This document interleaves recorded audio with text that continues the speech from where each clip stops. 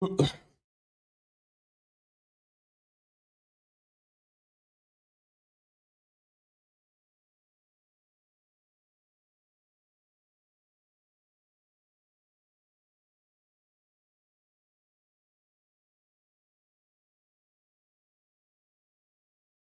guys, good evening, and welcome back again to your Unacademy NEET English channel. I hope all of you are great. So quickly, people, let me know in the chats if all of you can hear me, if I'm perfectly audible, visible to every one of you. Let me know quickly in the chats with some fire emojis if all of you can hear me, if I'm perfectly audible, visible to every one of you. Quickly in the chats. Good evening, guys. Good evening and welcome back. Good evening and welcome back. Good evening and welcome back. Yeah. So I believe everyone is super duper excited about this particular game of NEET 3.0. And today it's going to be the day one. It's going to be the first session of your game of NEET. All excited about it? All excited about it? I can see some fire in the chats. That's great. That's great, people. That's great. That's amazing. That's great. I would want you guys to call up all your friends so that we can start the session without any sort of delay. Yeah? I want you guys to call up all your friends so that we can start without any delay, people. Quickly. Amazing, amazing, amazing. Absolutely. This particular series is going to be enough. It's going to be more than enough when it comes to your NEET 2026 preparation. Okay? Don't worry. Don't worry, people. And you know, today we'll be doing our first chapter of our class 11th chemistry, which forms the basis, which forms the foundation of your complete physical chemistry, right? And you already know the name of the chapter. That's your epic mole concept. And you need not to worry about anything because I'll be starting all the things from the basics. I'll be starting all the things from the scratch, right? I'll be slowly scaling up all the things. Whatever questions can be asked from this particular chapter, I'll be showing all of them in the today's session itself. Okay? And at the same time, my dear students, at the same time, after completing this particular session, I'll be sharing a DPP with you as well, right? On my Telegram, which I've already given you. And you shall be solving that DPP tomorrow. Yeah? You shall be solving that DPP tomorrow. Now you must be thinking, what is going to be the duration of this particular session? Even I have no idea. See, I remember last year when I took this particular chapter, it got completed in 10.5 hours. So this time it might take a bit more. So I'll keep the rough duration as 10 to 12 hours. Yeah? I'll keep the rough duration as 10 to 12 hours. It's going to take for sure. But no need to worry. In between, I'll be giving you some breaks as well. I'll give you the break for the dinner, right? After that also, I'll be giving you certain breaks. So you need not to worry. All right? Okay, before starting this particular session, can you let me know in the chats from which part of the country you guys are watching me from? I just want to know from which state you guys are from. I just want to know that first. I just want to know that first.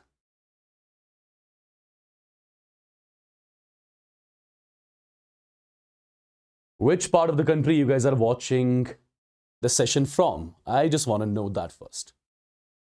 Quickly. All right.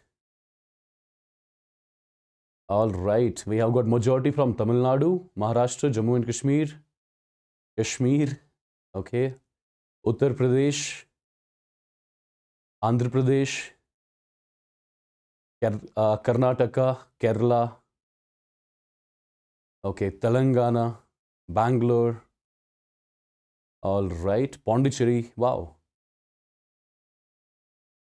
Okay. Bihar. Someone is watching us from USA. Do you know what is the time in USA right now? All right. So People across the country are watching this session. That's great. That's great. Okay, some are my offline students. That's again good.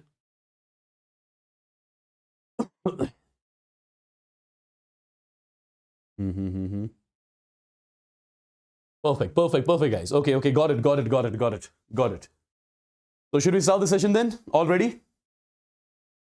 Should we start the session? Well, guys, first, one thing I'm going to tell you, the session is going to be very long.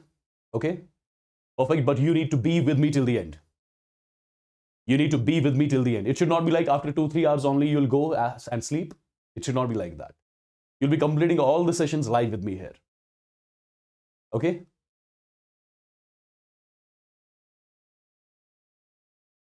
All right.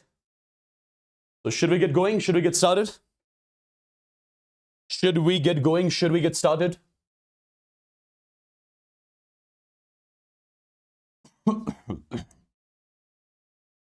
I hope the screen is completely visible to all of you. Yeah? Let me first of all check it.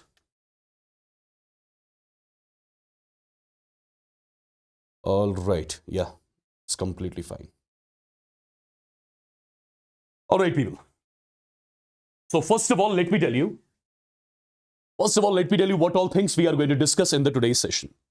So as you all must be familiar with the fact, today we are starting with the first chapter of your class 11th. That is your mole concept.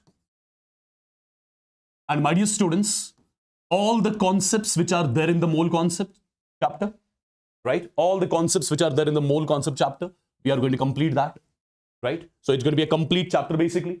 Whatever problem patterns can be asked from the chapter mole concept, I shall be discussing all the problem patterns in detail, right? And whatever PYQs have been asked in NEET as well as your JEE examination from this particular chapter, I shall be solving all of them over here in detail, okay? And as I promised you already, I shall be starting this particular chapter exactly from the basics, from the scratch. So I am planning to do that only, and let's start the chapter from the basic terminology. And what that basic terminology is, that is your atomic mass. Okay? So people, how do we first of all define the term atomic mass? How do we define the term atomic mass? Keep on making notes with me, okay? Keep on making notes with me. First of all, if I talk about the basic definition of the term atomic mass is nothing but, it is defined as the mass of one atom of an element. Atomic mass is defined as the mass of one atom of an element. What does that mean? Since you already know there are almost like 118 elements in your periodic table. Since all of you are familiar with the fact, there are in total 118 elements in your periodic table. Now, out of these 118 elements in the periodic table, if I select some elements here, for example, if I select oxygen, if I select nitrogen, if I select boron, so how many elements have I selected? I've selected 3 elements, oxygen, nitrogen, and at the same time, I've selected one more element, that is boron. My dear students, if I take one atom of oxygen, similarly, if I take one atom of nitrogen, and in the similar way, if I take one atom of boron, let me tell you, the mass of one atom of oxygen, is what you call as the atomic mass of oxygen. Similarly, the mass of one atom of nitrogen is what you call as the atomic mass of nitrogen.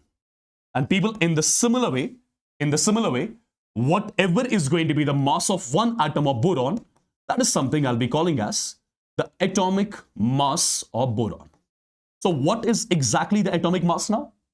Atomic mass is the term which I'm going to define for elements. And let me tell you, the mass of one atom of any element, the mass of one atom of any element is something which you call as the atomic mass of an element, right? Is what we call as the atomic mass of an element. Perfect. Now, in order to understand this atomic mass in a better way, in order to have the detailed understanding of this particular concept, there are a few things which I would want to share with you. And what are those things exactly? Have a look, my dear students. Have a look.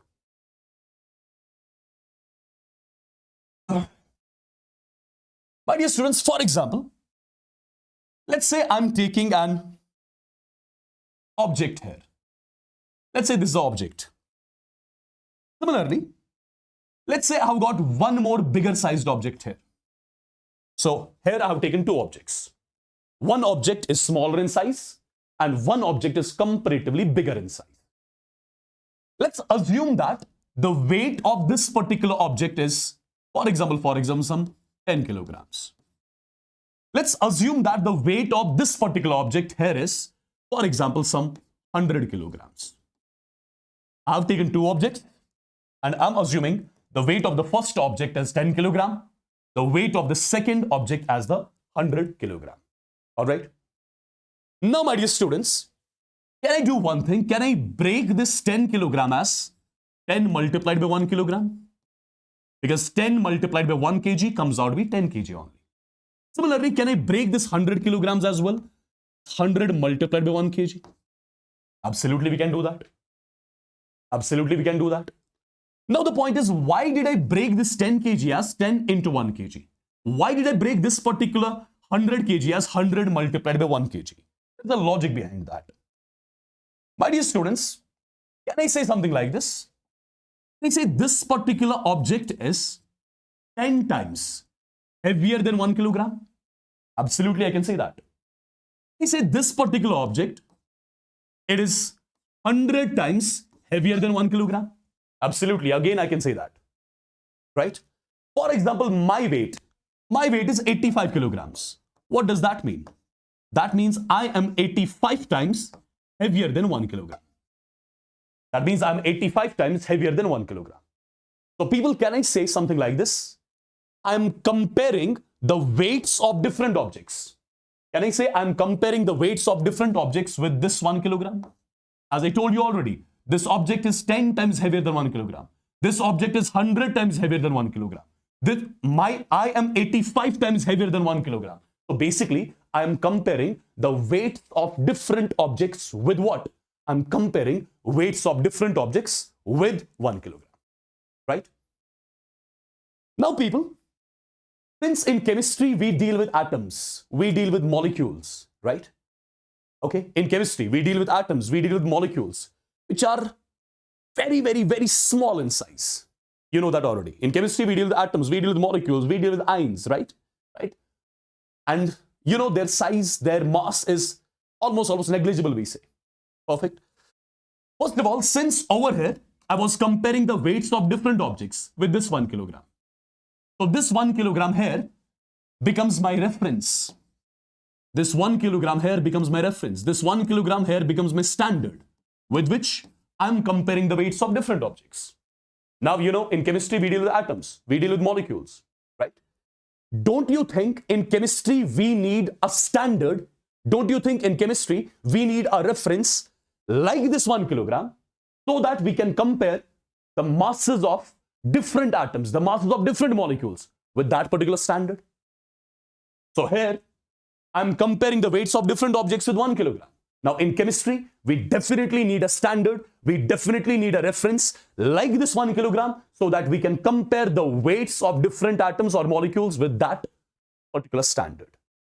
So what exactly are we going to do? We are going to make that standard in chemistry. We are going to make that standard in chemistry with which you guys are going to compare the weights of different atoms or molecules. Now, what do I do in order to make that particular standard? So, what we are planning to do? We are planning to make a standard in chemistry with which we are going to compare the weights of different atoms or molecules.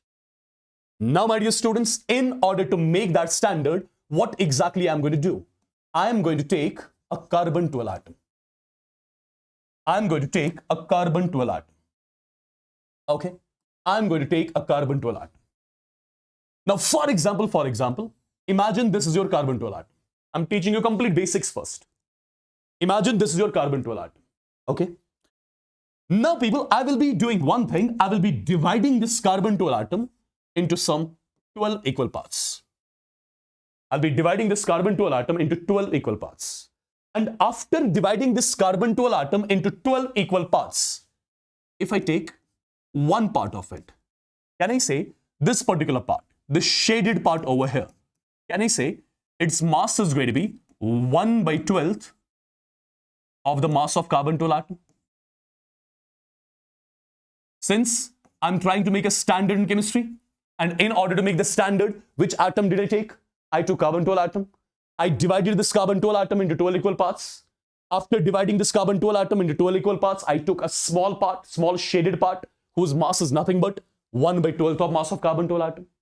Now, my dear students, this 1/12th of mass of carbon 12 atom, this 1/12th of mass of carbon 12 atom, from now onwards, you are going to call it either as 1 AMU, or you are going to call it as 1U, or you are going to call it as 1D. And let me tell you, this AMU, it stands for the atomic mass unit. This U over here, it stands for the unified mass. And this D over here, it stands for what? It stands for Dalton. It stands for Dalton, right?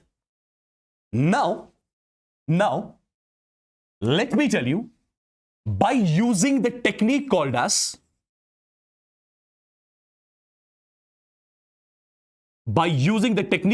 mass spectrometry. What happened?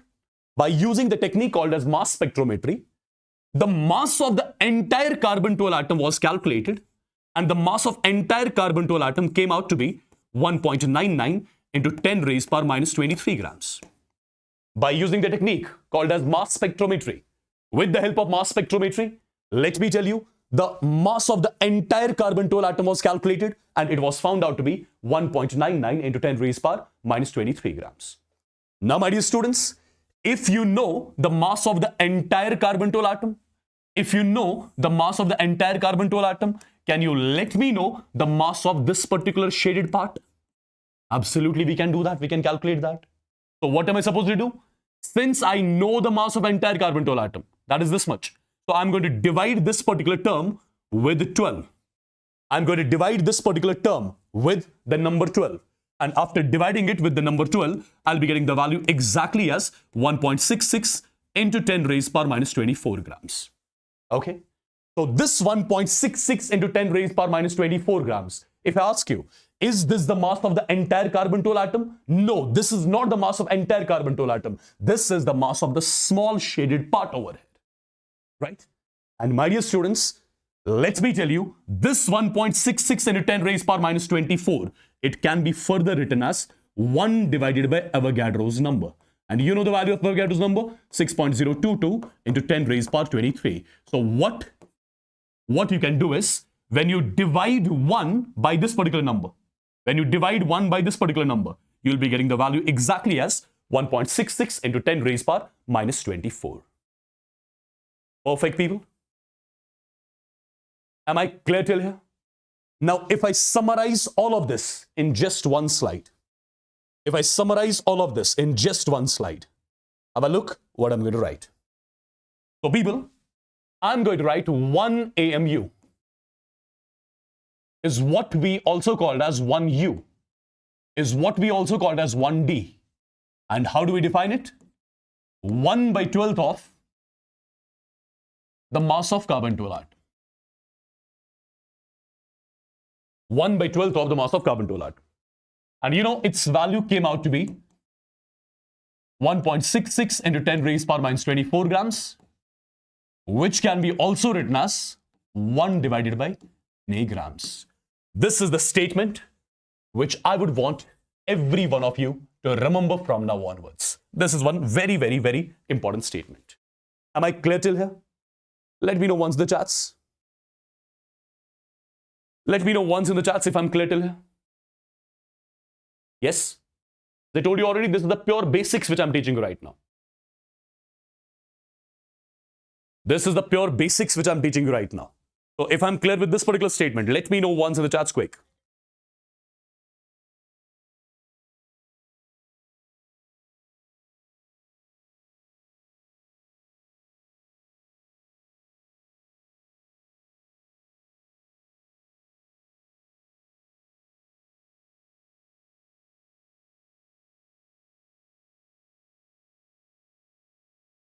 Perfect, guys.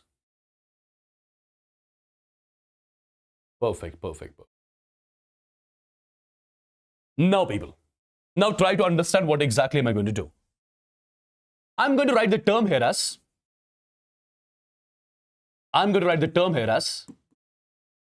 atomic mass of nitrogen. If I ask you what does that mean first? Atomic mass of nitrogen means nothing but it means that we are talking about the mass of one atom of nitrogen. It means that we are talking about the mass of one atom of nitrogen. And as you all must be familiar with the fact, atomic mass of nitrogen, that means the mass of one atom of nitrogen is nothing but that is 14 AMU. Now, can I just do one thing?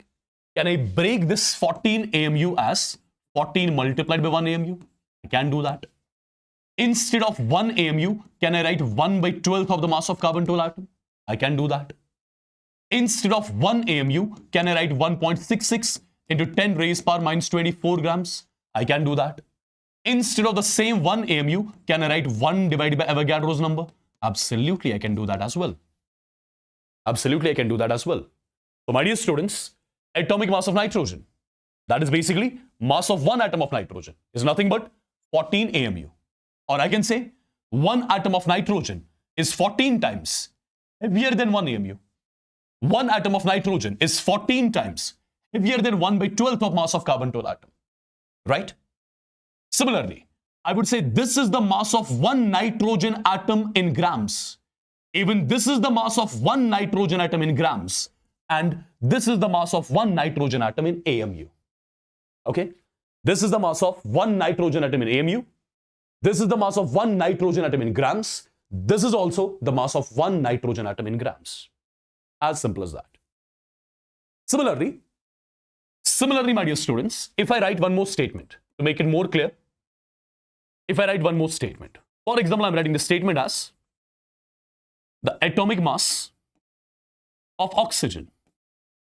Atomic mass of oxygen. What does that mean first? It means that we are talking about the mass of one oxygen atom. And let me tell you, as you all must be familiar with the fact, the mass of one oxygen atom is nothing but 16 AMU. Or you can break this 16 AMU as 16 multiplied by 1 AMU. Or instead of 1 AMU, you can write 1 by 12th of the mass of carbon-12 atom. Or instead of the same 1 AMU, you can write as 1.66 into 10 raised power minus 24 grams. Or instead of the same 1 AMU, you can write 1 divided by Avogadro's number. Now, my dear students, if I ask you, atomic mass of oxygen, that means I'm talking about the mass of one atom of oxygen. And the mass of one atom of oxygen is nothing but 16 AMU. It means that one atom of oxygen is 16 times heavier than 1 AMU. It means that one atom of oxygen is 16 times heavier than 1 by 12th of the mass of carbon-12 atom. It means that this is the mass of one oxygen atom in grams. Even this is the mass of one oxygen atom in grams. Perfect? All right, people. Now, if I try to define the term atomic mass, I can say atomic mass, what kind of information it gives us? I would say atomic mass gives an idea about. Atomic mass of an element, it gives an idea about how many times.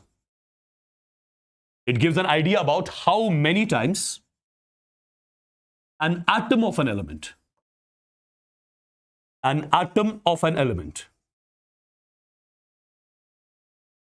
is heavier than 1 AMU. So atomic mass is nothing but what kind of information it's giving us? Atomic mass is simply gives an idea about how many times an atom of an element is heavier than what? Is heavier than 1 AMU. As you saw, oxygen is 16 times heavier than 1 AMU. Nitrogen is 14 times heavier than 1 AMU, right? Similarly, this atomic mass of an element, I can say it gives me an idea about how many times an atom of an element is heavier than 1 AMU. I believe I'm clear till here. And my dear students, if I am clear till here, then there are few more things which I would want you guys to know. And what are those things? Remember them as well. For example, I'm taking the element sodium. Let's say I'm taking the element sodium, right? My dear students, related to sodium, I'm going to write some 3 terms. First, I'm going to write as 23 AMU. Second, I'm just going to write 23 without any unit. Third, I'm going to write 23 multiplied by 1 AMU, and instead of that 1 AMU, I'm writing 1.66 into 10 raised power minus 24 grams. Now, let me tell you, this 23 AMU I'll be directly calling it as the atomic mass of sodium in AMU. Just this 23 without the unit. I'll be calling it as the relative atomic mass of sodium, and this particular term, 23 into this entire term, I'll be calling this as the actual mass of sodium. The actual mass of sodium. Okay? First term, with the unit AMU. Second, only the magnitude. Third, multiplied by 1.66. The first term I'm calling as the atomic mass of sodium in AMU. Second term is what we call as the relative atomic mass of sodium. The third term is what you call as the actual mass of sodium. Right? So if I quickly summarize this, for example, people, you have got the element X. Let's say this X is an element. Now I'm going to write few terminologies related to this X. The first term I'm writing as M AMU. The second term I'm just writing as M. And the third term I'm writing as M multiplied by 1.66 into 10 raised power minus 24 grams. Can you let me know the meaning of all these 3 terms here? Well, you should be in a position to let me know. So people, this MAMU, what do I call this as? This is what I call as the atomic mass of X in AMU. This is the mass of one atom of X in AMU. This is what I call as the relative atomic mass of X. And this is what I call as the actual mass of X. I believe I'm clear to everyone. Yeah? Am I clear, people? Yes or no in the chats? Quick, quick, quick. Quickly in the chats. Amazing. One more important statement, guys, which I would want you guys to remember. Remember, on changing the scale, the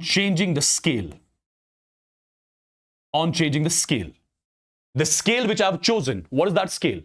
I defined 1 AMU as 1/12th of mass of carbon 12 atom.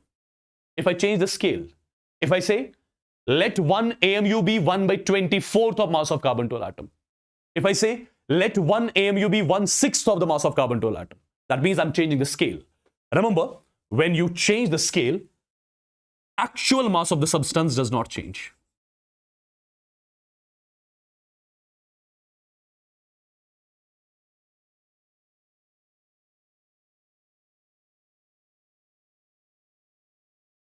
When we change the scale, actual mass of the substance does not change.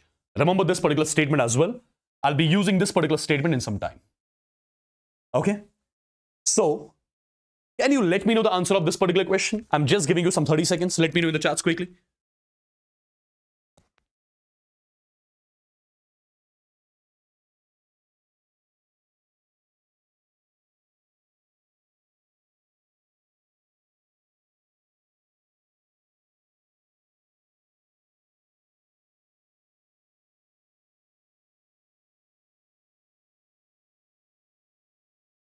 Are you guys done?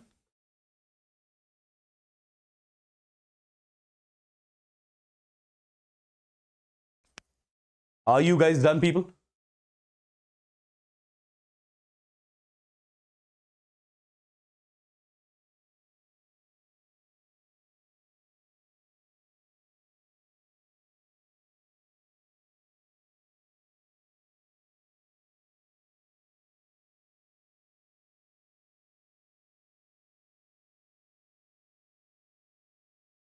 All right. So let's exactly get to know what is going to be the answer of this particular question. Yeah?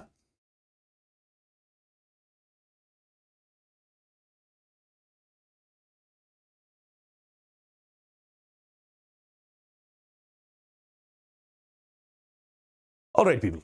See. So first of all, I'm supposed to calculate the mass of 10 carbon atoms. First of all, in AMU and second in grams. First of all, let's not talk about some 100 carbon atoms. Let's talk about one carbon atom.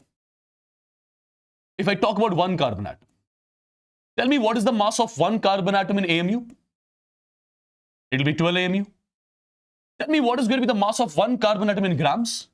It's going to be 12 multiplied by 1.66 into 10 raised power minus 24 grams. Correct?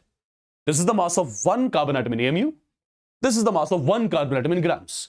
Now, am I supposed to calculate the mass of one carbon atom? No. I'm supposed to calculate the mass of 100 carbon atoms. So what do you think?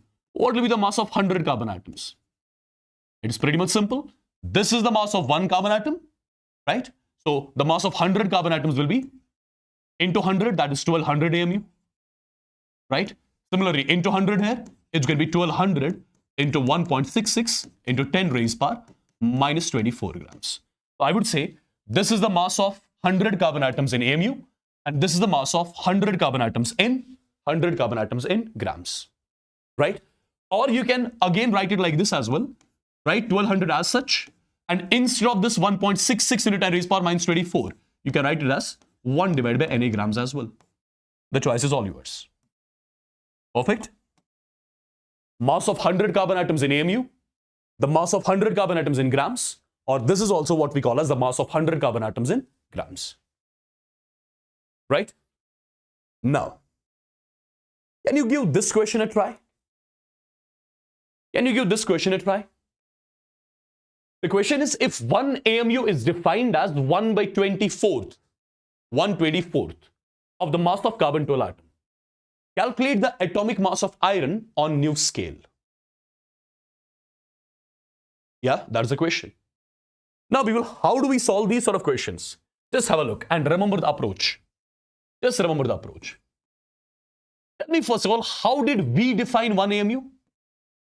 If you remember, we defined one AMU as 1 by 12th of mass of carbon-12 atom. 1 by 12th of mass of carbon-12 atom. This is how we defined one AMU. This is how we defined one AMU. Okay? Now, in the question, how they are defining one AMU, which I'm calling as 1 AMU dash, they are defining one AMU as 1 by 24th of the mass of carbon-12 atom. Calling this equation 2. Right? This is the scale which we have chosen, the conventional scale. This is the scale which is given to us as per the question. Now, what do we need to calculate? We need to calculate the atomic mass of iron on this new scale. What do I need to do? The first thing, my dear students, which you'll be doing in these sort of questions, you just need to divide these two equations. When you divide these two equations, what do you get? You'll be getting 1 AMU divided by 1 AMU dash is equal. Mass of carbon-12 cancels. So this is 1 by 12. This is 1 by 24. The value comes out to be 2. So I would say 1 AMU divided by 1 AMU dash is equal to 2. Or I can say 1 AMU is equal to 2 AMU dash. Just cross multiple things. 1 AMU is equal to 2 AMU dash. Right? So people, just tell me one thing. Just tell me one thing. Do we know the atomic mass of iron as per our scale? Do we know the atomic mass of iron as per our scale? Well, you should know that. Atomic mass of iron as per our scale. is basically 56 AMU. Correct? This is the atomic mass of iron as per our scale, as per AMU. But do I need to write the answer in terms of AMU or in terms of AMU dash? I need to write the answer in terms of AMU dash. So what do I need to do? Let me just break it. 56 multiplied by 1 AMU. And 1 AMU, we already know, is nothing but 2 times AMU dash. So it's 2 times AMU dash. So the value comes out to be 112 AMU dash. This is the new atomic mass of iron as per the new scale, which I was supposed to calculate. Did you understand how do we deal with these sort of questions? Yes or no in the chats?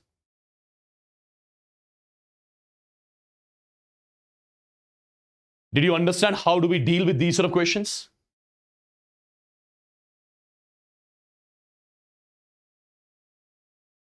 Perfect. But if you remember, I have given you already one statement on changing the scale. What happens to actual mass? On changing the scale, actual mass does not change. So tell me, what is going to be the actual mass? Actual mass of iron is always going to be 56 multiplied by 1.66 into 10 raised power minus 24 grams. This is going to be the actual mass of iron always, on changing the standard as well. Perfectly done? Amazing. Amazing, guys. Exactly, it does not change. 2 more questions of this sort of pattern I'll be showing after teaching you the term molecular mass, right?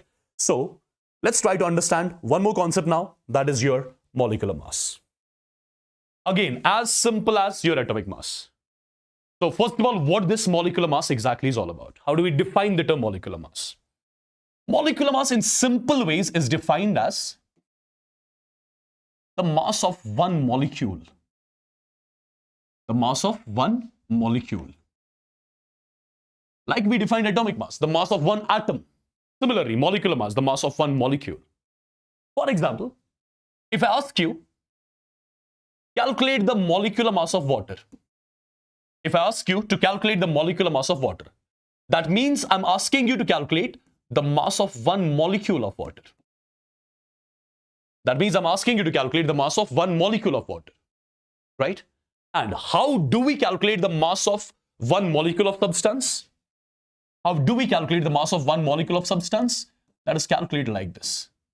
It is calculated as the sum of, atomic masses. It is defined as the sum of atomic masses of all the atoms present in a molecule. Present in a molecule. What does that mean? Let's try to understand. Let's try to understand, people. Let's try to understand. For example, I'm taking water into consideration. I want to calculate the molecular mass of water. I want to calculate molecular mass of water. That means I want to calculate the mass of one molecule of water. And how do I calculate the mass of one molecule of water? What do I have to do? Just the sum of atomic masses. Just the sum of atomic masses. So start with hydrogen. Tell me, what is the atomic mass of hydrogen? It's 1 AMU. How many hydrogen atoms do you see here? 2. What is the atomic mass of oxygen? 16 AMU. How many oxygen atoms do you see? 1. So the value comes out to be 18. You can write AMU or U or D. But in case of molecules, preferably we write the term U. In case of molecules, preferably we write the term U. You can write AMU as well. You can write D as well. No issues. But preferably, what do we write? Preferably we write U here. Okay. Now, can I break this 18U as 18 multiplied by 1U? We can do that. Instead of 1U, can I write 1 by 12th of the mass of carbon 12 atom? Again, we can do that. Instead of 1U, can I write 1.66 into 10 raised power minus 24 grams? Absolutely, I can do that. And instead of 1U, can I write 1 divided by Na grams? Yes, again, I can do this as well. Yeah, again, I can do this as well. Perfect.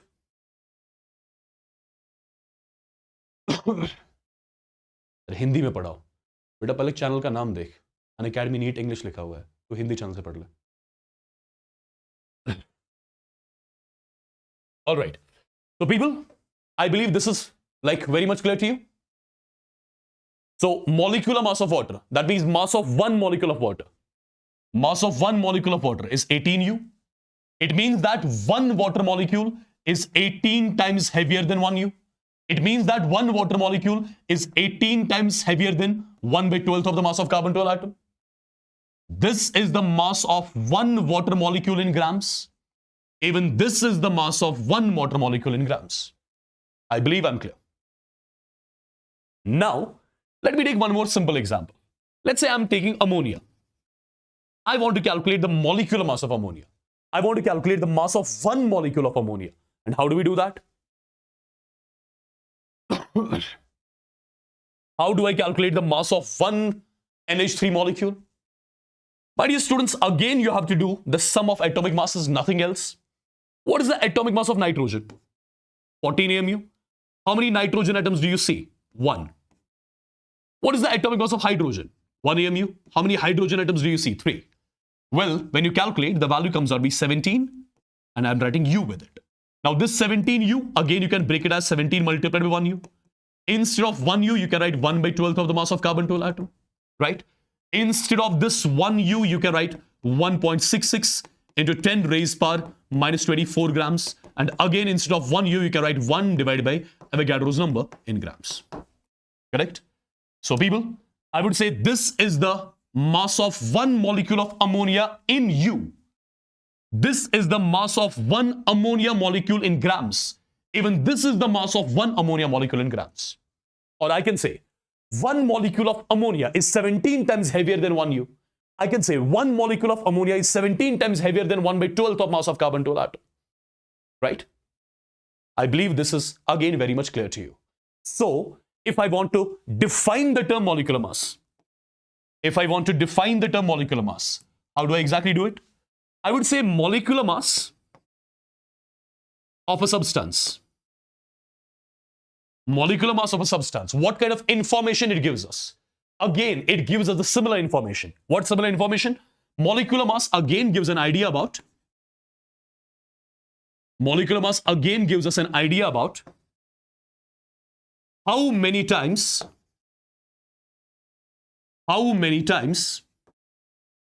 a molecule is heavier than. A molecule is heavier than. You can say 1 AMU or 1U or 1D. Right? This is the kind of information that molecular mass gives us. Right? And one thing that you already know, when you change the standard, on changing the standard, actual mass of the substance does not change. Right? So, let me first of all tell you a few more things over here so that it will be like properly clear to you. Okay? For example, as you saw, I took the molecule water. I took the water molecule in the beginning, right? Now, first of all, I'm writing the term 18U here. The second term which I'm writing, that's 18. The third term I'm writing, that is 18 multiplied by 1.66 into 10 raised power minus 24 grams. Now, if I ask you, what is the meaning of all these three terms? Your answer should be pretty much simple. 18U, it is nothing but, it is the molecular mass of water. It is the molecular mass of water. It is the mass of one water molecule in U. This 18, I will be calling this as the relative molecular mass of water. I'll be calling this as the relative molecular mass of water. And this particular term, this entire term here, is what I call as the actual mass of water. This is what I'll be calling as the actual mass of water. I believe this is super clear to you. And if this is clear, let me quickly summarize this in one single line. Right? Let me quickly summarize in this particular slide. And how do I summarize it? Have a look. I'm writing O here. And here I'm writing O2. What is the difference between the two? People, here I'm writing oxygen. In which form? Here I'm taking oxygen in atomic form. And here the same oxygen is taken in which form? It is taken in molecular form. I'm taking oxygen in atomic form as well as in the molecular form. Now just tell me one thing. Related to oxygen, how many terms I can write? I can write 16 AMU. I can write 16 multiplied by 1.66 into 10 raised power minus 24 grams. Now, related to this O2, how many terms I can write? I can write 16 into 2, that is 32U. Second term, 32, third term, 32 multiplied by 1.66 into 10 raised power minus 24 grams. Can you tell me the difference between all these 6 terms which I've written over here? You should be in a position to do that. The 16 AMU is nothing but, it is the atomic mass of oxygen. This is the mass of one atom of oxygen. Or I can say one atom of oxygen is 16 times heavier than 1 AMU. This 16, just 16, I'm calling this as the relative atomic mass of oxygen. Relative atomic mass of oxygen. And this entire term here is what we call as the actual mass of oxygen. The actual mass of O. Now, what about these 3 terms? This 32U, since here oxygen is in molecular form. So this is what I call as the molecular mass of oxygen. This is the mass of one oxygen molecule in U. This is what I call as the relative molecular mass of oxygen. And this is what I call as the actual mass. Is it the actual mass of O or actual mass of O2? This is the actual mass of O2. If I'm clear with all this, let me know once in the chats quickly, people. If you got the difference between all these terms over here, so quickly let me know in the chats. If you understood it properly.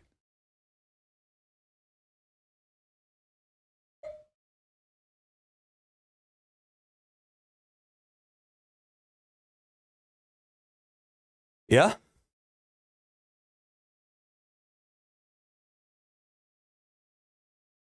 Perfectly done.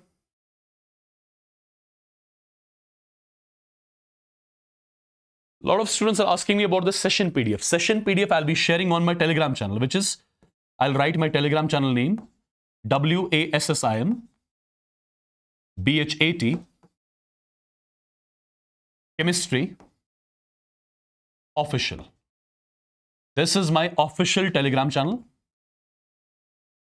This is my official Telegram channel, right? I'll be sharing the notes, the DPPs, as well as everything, right, on this particular Telegram channel. Yeah? Perfect.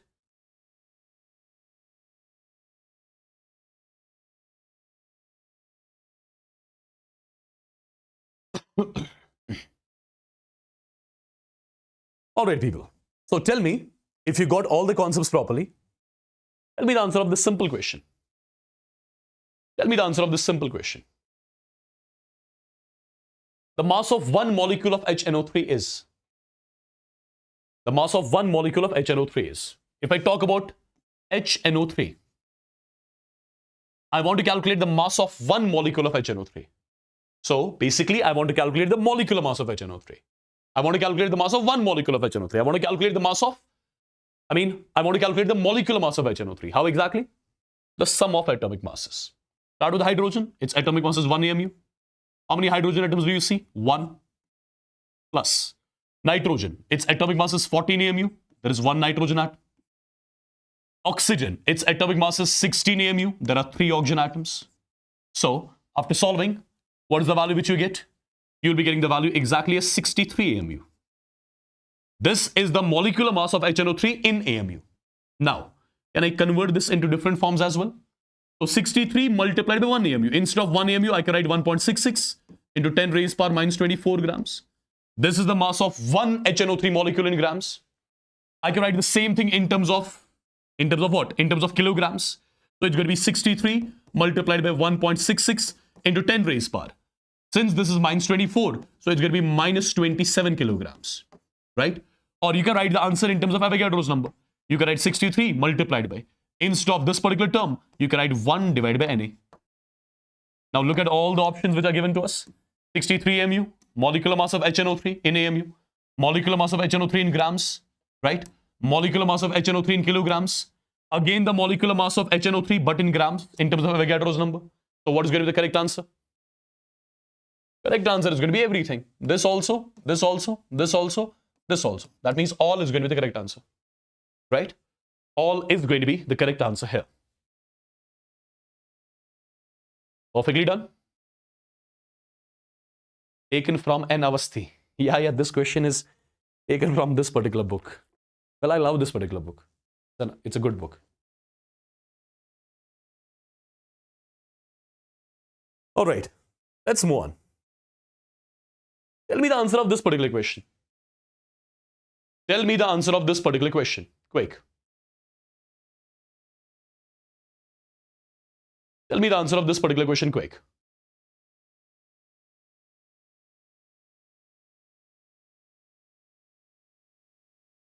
See guys, calculate the mass of 10 molecules of H2SO4 in AMU as well as in grams. Okay.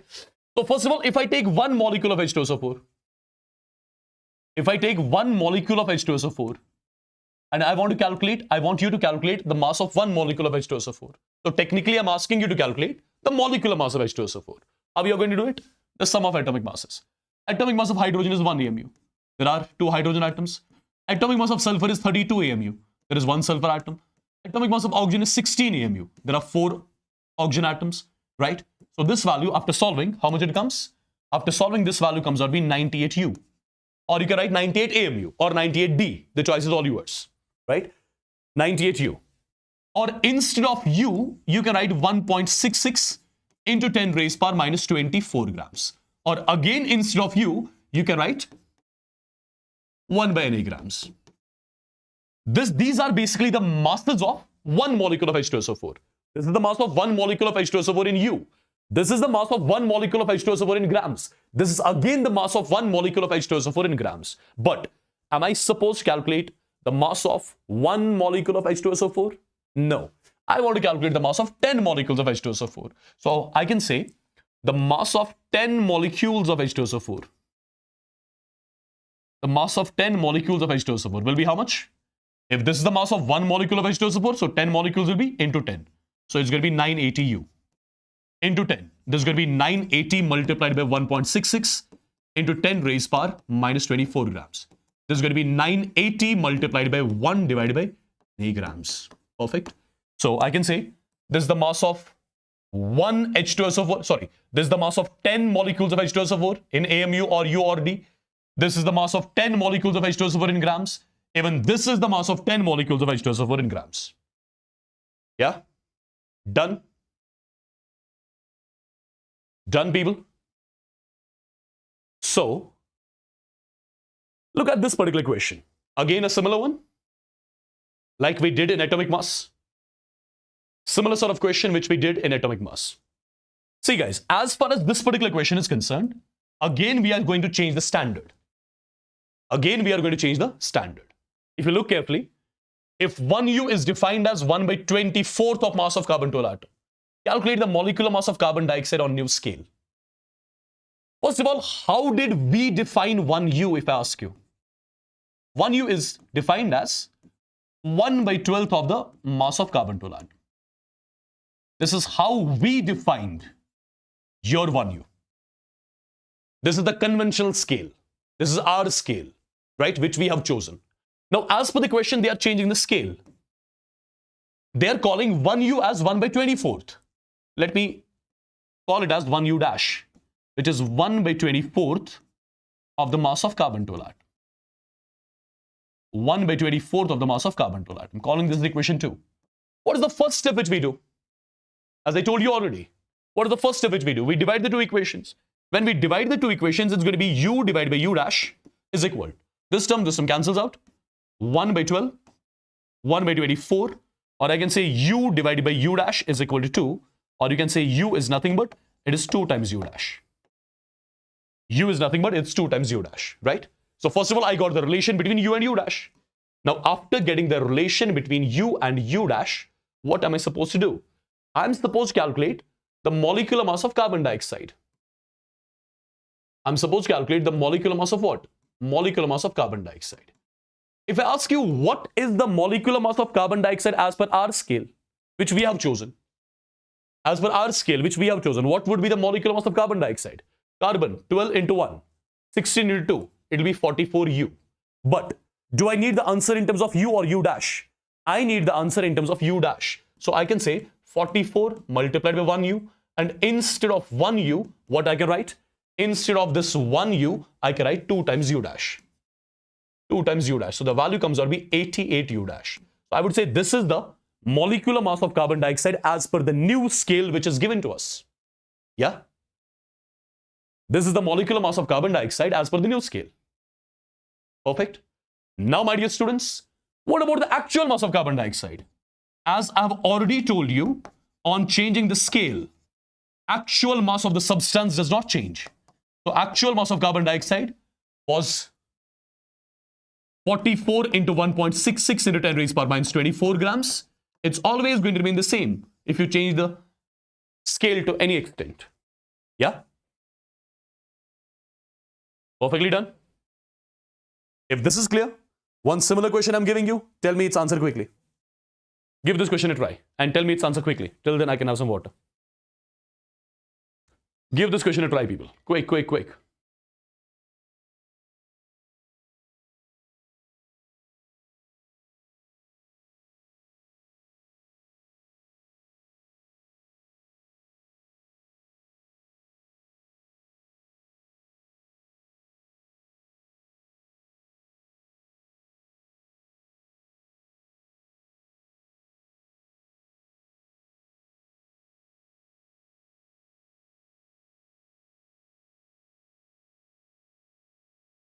Quickly, guys.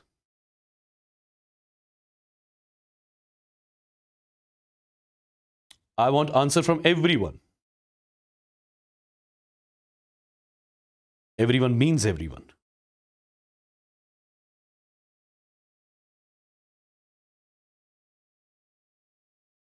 All right. All right. Amazing. I can see a lot of correct answers. So let's see exactly what is going to be the answer of this question. Again, a pretty simple question, guys. How do we tackle this sort of equation? First of all, tell me, how do we define 1U? We define it as 1/12 of the mass of carbon to an atom. 1/12 of the mass of carbon to an atom. Calling this as equation 1. As per the question, how they are defining U? They are defining U as 1/6 of the mass of carbon to an atom. This is how U is defined as per the question. This is how U is defined as per the question, right? What is the first thing which we do? What is the first thing which we do? I'm supposed to divide the two equations. When you divide the two equations, you'll be getting U by U dash is equal to 1/12, 1/6. So I can say U divided by U dash is nothing but 1/2, or you can say U is equal to U dash divided by 2. I got the relation between U and U dash. Now, what is the next thing? I want to calculate the molecular mass of NH3. So I can say molecular mass of NH3 as per our scale, as per U, as per old scale, as per conventional scale. How much it's going to be? It's going to be 14 into 1 plus 1 into 3. It's going to be 17U. But do I need the answer in terms of U or U dash? I need the answer in terms of U dash. I need the answer in terms of U dash. So it's going to be 17 multiplied by 1U, right? So 17 multiplied by, instead of 1U, you can write U dash divided by 2. And when you write U as U dash by 2, the answer is going to be how much? 8.5 U dash. This is the new molecular mass of NH3 as per the new scale, right? Perfect. Now, guys, if I ask you one more thing, what is going to be the actual mass of NH3? Actual mass of NH3 is still going to remain the same. Since you know that on changing the scale, nothing happens to actual mass.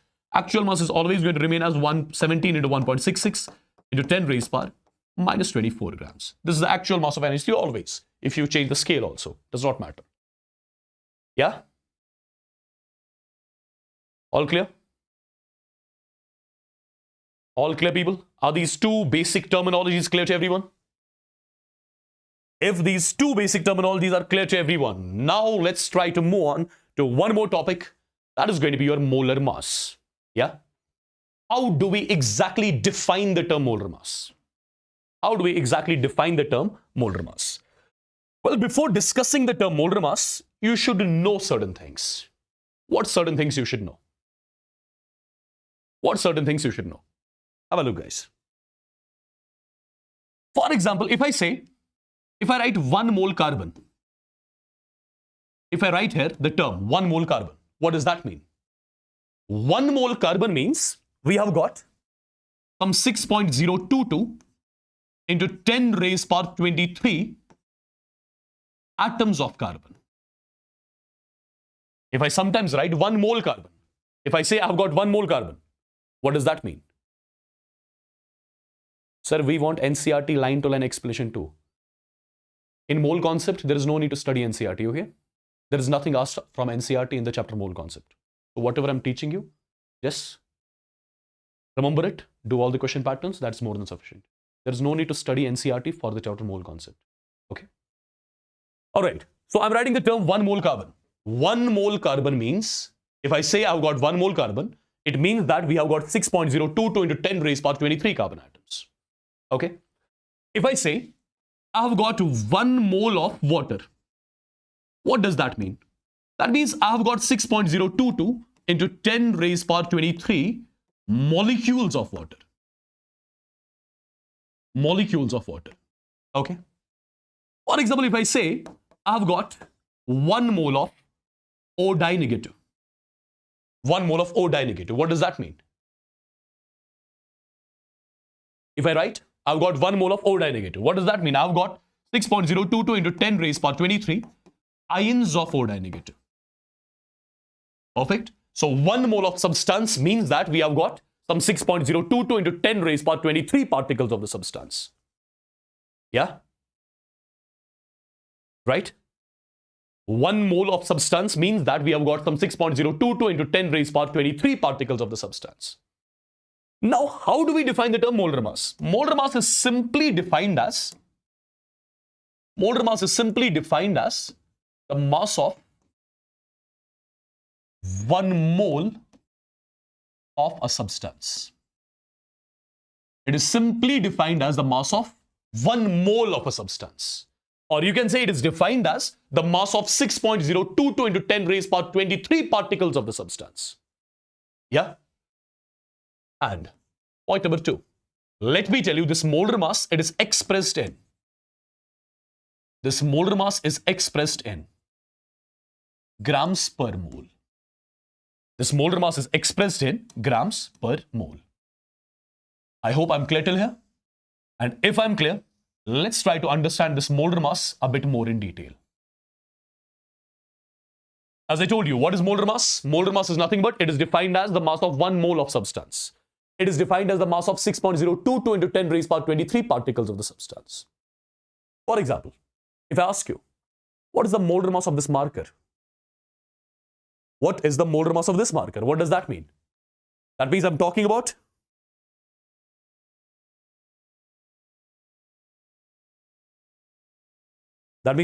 what? If I ask you what is the molar mass of this marker, that means I'm talking about the mass of 1 mole of marker.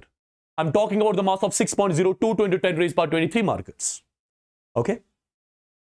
So people, let's try to understand this molar mass a bit more in detail now. Have a look. If I write the term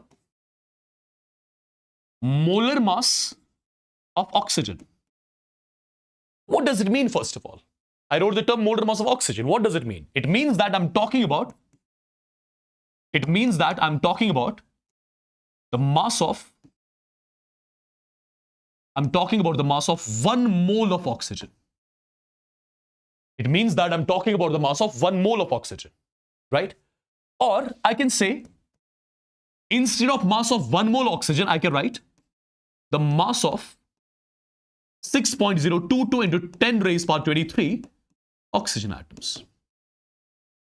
The mass of 6.022 into 10 raised power 23 oxygen atoms, right? Now the point is, how do we calculate the mass of 6.022 into 10 raised power 23 oxygen atoms? How come it's possible? One simple calculation we need to do. Instead of writing mass of 6.022 into 10 raised power 23 oxygen atoms, let's do one thing. Let's calculate the mass of 1 oxygen atom. Let's calculate the mass of 1 oxygen atom and multiply that with Avogadro's number.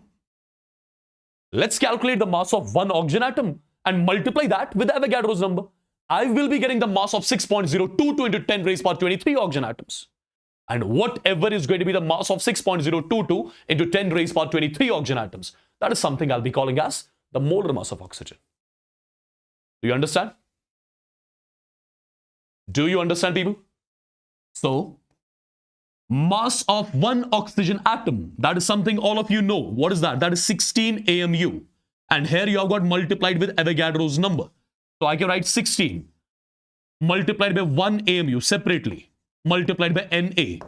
Or we can do one more thing, 16 multiplied by, instead of 1 AMU, can I write 1 divided by Na grams? Yes, I can do that. Multiplied by what? Multiplied by Na. So Na gets cancelled out. The value comes out to be exactly 16 grams. So what is the 16 grams? The 16 grams is basically the mass of 1 mole of oxygen. The 16 grams is basically the mass of 6.022 into 10 raised power 23 oxygen atoms. Right? Now guys, just understand one thing. What was the atomic mass of oxygen? 16 AMU. What is the molar mass of oxygen? 16 grams. What was the atomic mass of oxygen? 16 AMU. What is the molar mass of oxygen? 16 grams. Can I say, in order to convert atomic mass into molar mass, we are just supposed to change the units from AMU to grams. Yeah? Right? So people, for example, if the atomic mass of nitrogen is 14 AMU, that means molar mass of nitrogen will be 14 grams. If the atomic mass of sodium is 23 AMU, that means the molar mass of sodium will be 23 grams. Yeah? It will be 23 grams. Perfectly done. So you have to change the units from AMU to grams. That's it. Okay? Now try to understand a few things. And what are those few things? Have a look, guys. Just a second. Have a look. For example, here I'm writing N and here I'm writing N2. You should be in a position to answer me everything now. On one side, I wrote N. On the other side, I wrote N2. That means here I'm taking nitrogen in which form? Here I'm taking nitrogen in atomic form. And at the same time, here I'm taking nitrogen in which form? Here I'm taking nitrogen in molecular form. That is the difference. On one side, I took nitrogen in atomic form. On another side, I took nitrogen in molecular form. Okay. Now for nitrogen, till now, I was writing some 3 terms. Now I'm in a position to write 4 terms about N. And what are those 4 terms? The first term is 14 AMU. The second term is just 14. Third term is 14 multiplied by 1.66 into 10 raised power minus 24 grams. And the last term, instead of 14 AMU, I'm directly writing 14 grams. Yeah? Similarly, this is going to be 28 U in the beginning. Then it's just going to be 28. Then it's going to be 28 multiplied by 1.66 into 10 raised power minus 24 grams. And instead of 28 U, I'm directly writing 28 grams. Okay? Right? Now people, tell me the meaning of all these things. Well, this is something I'll be calling as the atomic mass of nitrogen. That means this is the mass of one atom of nitrogen in AMU. Or I can say one atom of nitrogen is 14 times heavier than 1 AMU. This is what you call as the relative atomic mass of nitrogen. This is what we call as actual mass of N. Actual mass of N. Or you can say this is the mass of one nitrogen atom in grams. What is this term? This is something which I call as the molar mass of N. This is something I'll be calling as the molar mass of N. What does that mean? That means this 14 grams is nothing but it is the mass of 1 mole of N. That means it is the mass of, that means this 14 grams is the mass of 6.022 into 10 raised power 23 atoms of N. Do you understand? Right? Right, people? Similarly, what about this 28U? This is what you call as, first of all, the molecular mass of N2. Molecular mass of nitrogen. This is what you call as the relative molecular mass of nitrogen. This is what you call as the actual mass of N2. Actual mass of N2. What do I call this as? This is your molar mass of N2.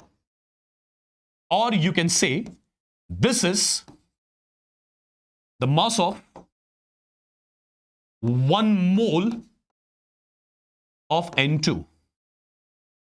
Or I can say this is the mass of 6.022 into 10 raised power 23 nitrogen molecules.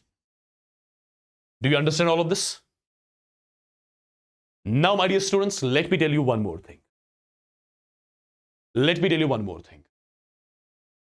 Nitrogen is in atomic form.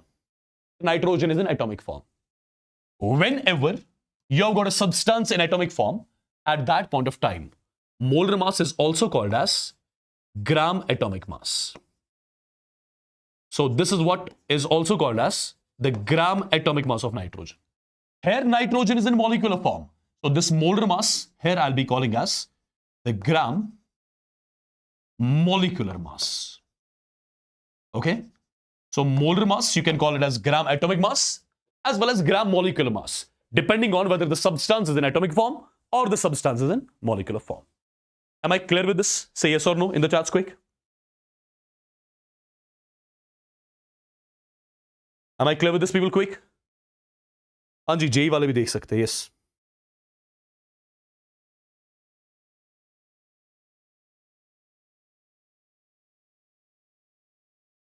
Done, people?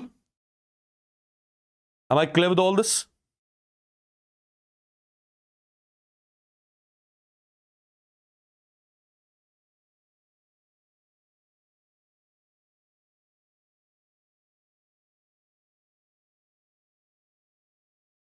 I want everyone to say it in the chats quick so that we can continue.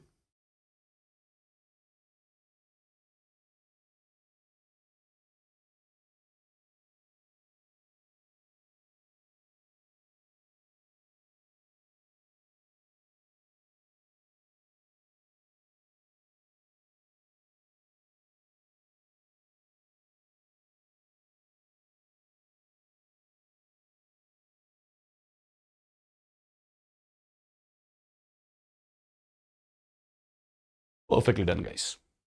Perfectly done. Okay. One formula I'm going to give you, one simple formula that's going to be used a lot of times in the chapter. And what is that formula? That's a simple formula. I can say molar mass of a substance. Molar mass of the substance. Or let me write it in simple ways. Molar mass of an element X. Molar mass of an element X can be written as, it can be written as the mass of one atom of X, the mass of one atom of X in grams multiplied by the Avogadro's number. Multiplied by the Avogadro's number. So basically, molar mass of an element X is nothing but it is the mass of one atom of X. So get the mass of one atom of X, multiply that with Avogadro's number. You'll be getting the mass of 6.022 into 10 raised power 23 atoms of X. And the mass of 6.022 into 10 raised power 23 atoms of X is what we call as the mass of 1 mole of X. And mass of 1 mole of X is what we call as the molar mass of X. Yeah? Okay. Perfect. Dinner break will be exactly at 9. At 9 p.m. I'll be giving the dinner break. Okay, or maybe at 8:30. Let's see. All right, guys. Have a look on these two questions. Look at the first question. Look at the first question. Look at the first question. Everybody. Look at the first question. Everybody. The mass of one atom of X is 4 into 10 raised power minus 23 grams. Calculate its molar mass. Isn't it a simple question? We are supposed to calculate the molar mass of X. As I told you a few minutes back, molar mass of X is nothing but it is the mass of one atom of X. It is the mass of one atom of X in grams. And you just need to multiply that with the Avogadro's number. Now, Is the mass of one atom of X given? Yes. 4 into 10 raised power minus 23 grams multiplied by Avogadro's number, which is approximately 6.02 into 10 raised power 23. So 10 power 23, 10 power minus 23 cancels out. The value comes out to be 24 grams. So this 24 grams is basically the molar mass of X. So if the molar mass of X is 24 grams, what does that mean? That means atomic mass of X will be 24 AMU. And which element do you see? Which element do you know whose atomic mass is 24 AMU? Is there any element whose atomic mass is 24 AMU? Yes, there is an element whose atomic mass is 24 AMU, and the element is magnesium. And the element is magnesium. So they can ask you the question, identify the element. They can ask you the question, identify the element. So the element has to be magnesium. I'm giving you the approximate values basically. Okay? Now, look at this one. The molar mass of X is 20 grams. Calculate the mass of 10 atoms of X in AMU. Okay? The molar mass of X is 20 grams. Calculate the mass of 10 atoms of X in AMU. So first of all, molar mass of X is 20 grams. If the molar mass of X is 20 grams, that means atomic mass of X. That means atomic mass of X will be how much? It will be 20 AMU. If the molar mass of X is equal to 20 grams, that means the atomic mass of X will be 20 AMU. Atomic mass of X means the mass of one atom of X. So this is the mass of one atom of X. This is the mass of one atom of X. What do I need to calculate? Mass of 10 atoms of X. Since we know the mass of one atom of X, since we know the mass of one atom of X is 20 AMU, so I can say the mass of 10 atoms of X. The mass of 10 atoms of X will be equal to 20 into 10, which will come out to be 200 AMU. This is something I was supposed to calculate. The mass of 10 atoms of X in AMU. Perfect, guys.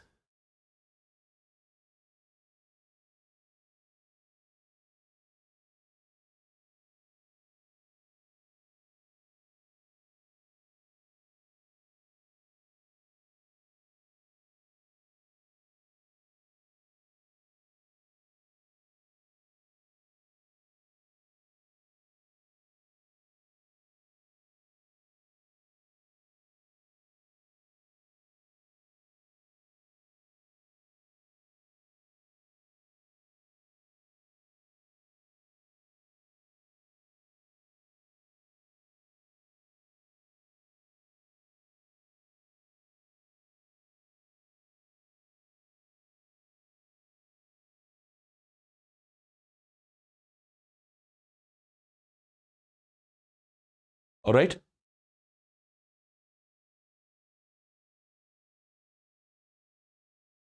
Perfect. Now, can you tell me the answer of this question?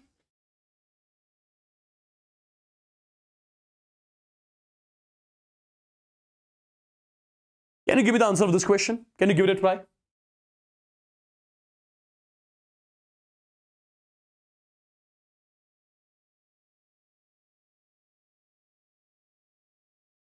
Can you give this question a try quick?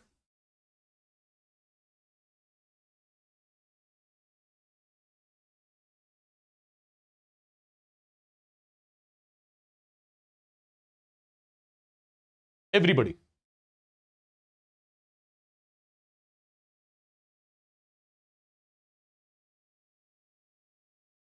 See guys, 3.011 into 10 raised power 23 atoms of element weighs 1.15 grams. So they're asking what is the atomic mass of the element? What is the atomic mass of element? Have a look how I'm going to solve this. As far as the question is concerned, we have got 3.011 into 10 raised power 22 atoms of X. And the mass of these many atoms of X is equal to 1.15 grams. The mass of these many atoms of X is equal to 1.15 grams. Now think logically. If the mass of these many atoms of X is equal to 1.15 grams, therefore I can say the mass of one atom of X will be equal to 1.15 divided by 3.011 into 10 raised power 22 grams. Correct? This will be the mass of one atom of X. And if this is the mass of one atom of X, I would say mass of 6.022 into 10 raised power 23 atoms of X will be how much?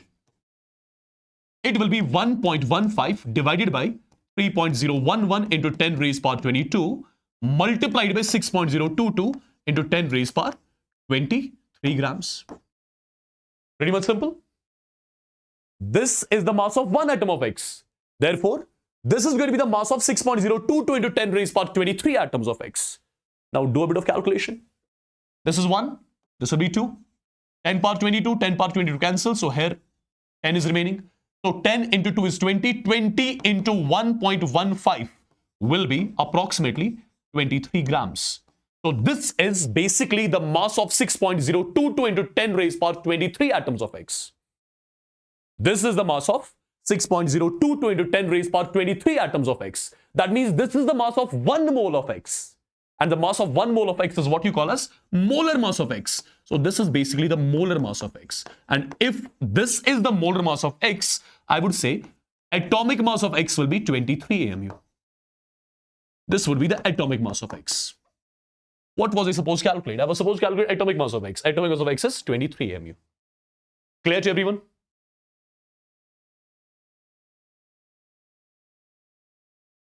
Yes. And if this is clear, then let's try to solve this particular question. What do you think about this one? What do you think about this one? Suppose element X and Y combines to form two compounds, XY2 and X3Y2. This is your asked question as well. This is your PYQ. This is your PYQ.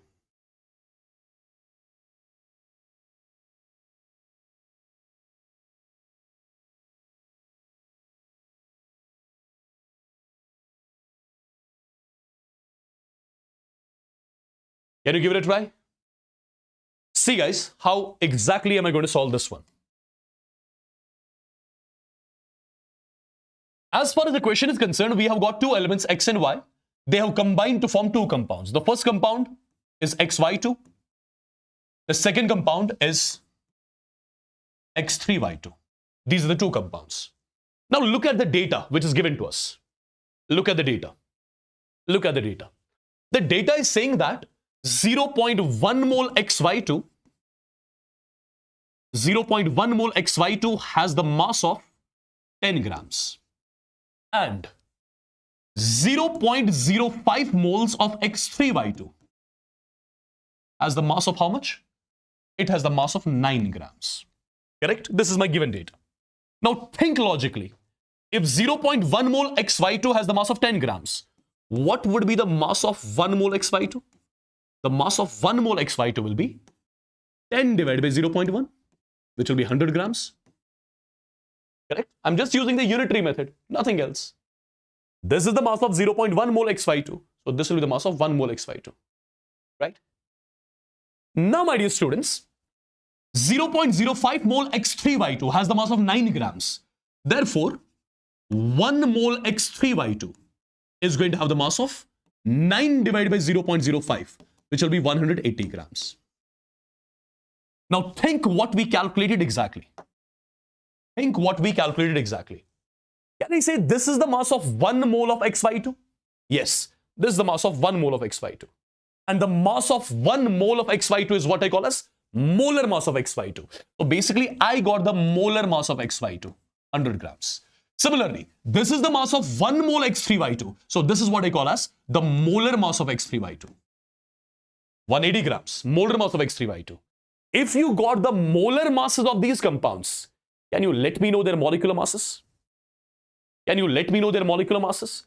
So molecular mass of XY2 will be equal to 100 AMU or 100 U. And molecular mass of X3Y2 will be 180 U or 180 AMU. Okay? So you got the molecular masses of these compounds. You got the molecular masses. Now, if you got the molecular masses, what am I supposed to calculate? Atomic mass of X and Y. Try to understand what I'll be doing. Let the atomic mass of X is equal to A and atomic mass of Y is equal to B. Let the atomic mass of X is equal to A and atomic mass of y is equal to b.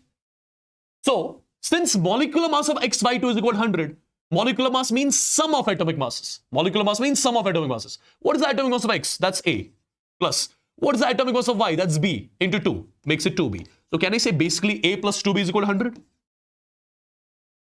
Sum of atomic masses means molecular mass, which has to be equal to 100.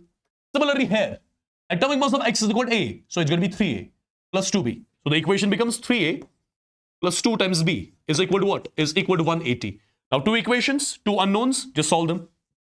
Subtract them. When you subtract them, 2b gets cancelled. 3a minus a makes it 2a. 180 minus 100 is equal to 80. So, a is nothing but a is 40 AMU. What was a? A was basically the atomic mass of x. A was basically the atomic mass of x. So, I first of all calculated the atomic mass of x. Now, if you got the value of a, put the value of a in any of these equations. For example, I'm putting the value of a in this first equation. So, a here is 40. A here is 40 plus 2 times b is equal to 100. So, 2 times b is equal to 60. So, b will be equal to 30 AMU. And what was this b? This b was the atomic mass of y. This b was the atomic mass of y. So, these were the two things which I was supposed to calculate as far as the question. These were the two things which I was supposed to calculate as far as this question is concerned. If I'm clear, let me know quickly in the chats. If I'm clear, let me know quickly in the chats. Yeah?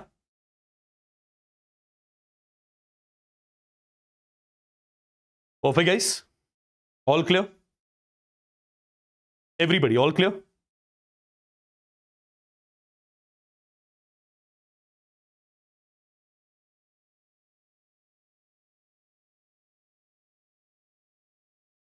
I'm giving you one more similar type of question. Let me see if you can solve that or not.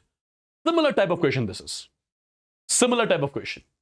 You have got two elements x and y. They are combining to form two compounds, xy2 and x2y3. 0.05 moles of xy2 have got the mass of 5 grams. 3.011 in 10 raised power 23 molecules of x2y3 weighs 85 grams. Calculate the atomic mass of x and y. Can we give it a try? Can we give it a try? Again, the similar sort of question. And see how exactly am I going to solve the similar sort of question. We have got two compounds. One is xy2 and one is x2y3. x2y3, okay? As far as the question is concerned, 0.05 moles of xy2 have got the mass of 5 grams. And similarly, 3.01 into 10 raised power 23. 3 into 3.011 in 10 raised power 23. Molecules of x2y3. Think over it logically. 6.022 into 10 raised power 23 means 1 mole. 6.022 into 10 raised power 23 means 1 mole. So 3.011 into 10 raised power 23 means half mole. Simple, right? So I can directly say 0.5 moles of x2y3. I've got the mass of what? I've got the mass of 85 grams. Correct? Simple. 6.022 into 10 raised power 23 means 1 mole. So 3.011 into 10 raised power 23 means half mole. Nothing else. Now do the same things which we did a few minutes back. If the mass of 0.05 moles of xy2 is equal to 5 grams, that means the mass of 1 mole xy2 will be 5 divided by 0.05. The value comes out to be 100 grams. Right?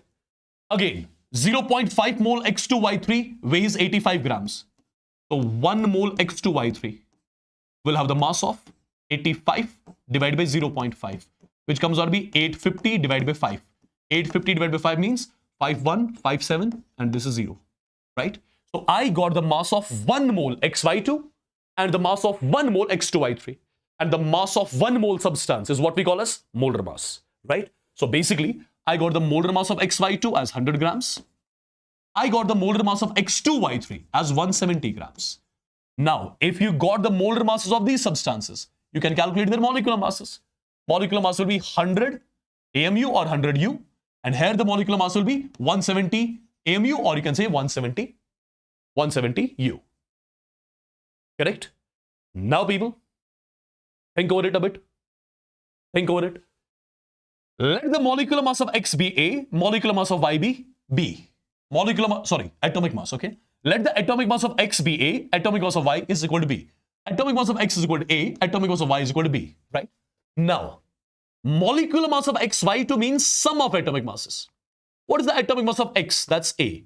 Atomic mass of Y is B, so it becomes 2 times B. And as per the equation, it's equal to 100U, right? And here, you'll get the equation as 2A plus 3B. You'll be getting the equation as 2A plus 3 times B is equal to how much? Is equal to 170. Perfect. Now, 2 equations, 2 unknowns. We need to solve them. So let's do one thing. Let's multiply first equation with number 2. It becomes 2 times. 2 2s are 4. And this becomes 100 into 2, that is 200. I multiplied first equation by number 2. When I multiplied first equation by number 2, or let me write it separately first. See, if I multiply first equation by number 2, it becomes 2A plus 4 times B is equal to 200. Perfectly done. Now, subtract this equation. What do I get? 2A gets cancelled. 4B minus 3B comes out to be B. 200 minus 170 comes out to be 30. So 30 AMU is the value of B, and the B was atomic mass of Y. So basically, I got the atomic mass of Y as 30 AMU. Now, if you got the atomic mass of Y as 30 AMU, therefore, atomic mass of X can be easily calculated. How exactly? Put the value of B in this equation. See, it is going to be equal to A plus 2 times 30. A plus 2 times B is equal to 100. So this is 60. 100 minus 60 is 40. So A is equal to 40 AMU. And what was this A? A was the atomic mass of what? Atomic mass of X. A was the atomic mass of X. So these were the 2 things I was supposed to calculate. Atomic mass of X and atomic mass of Y. Am I clear with this sort of equation? If this sort of equation comes in your exam, would you be able to solve it? Yeah? Everybody in the chats.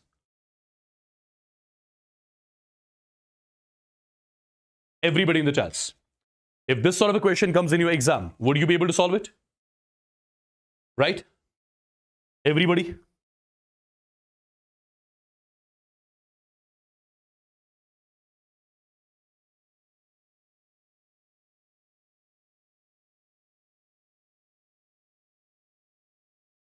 Done?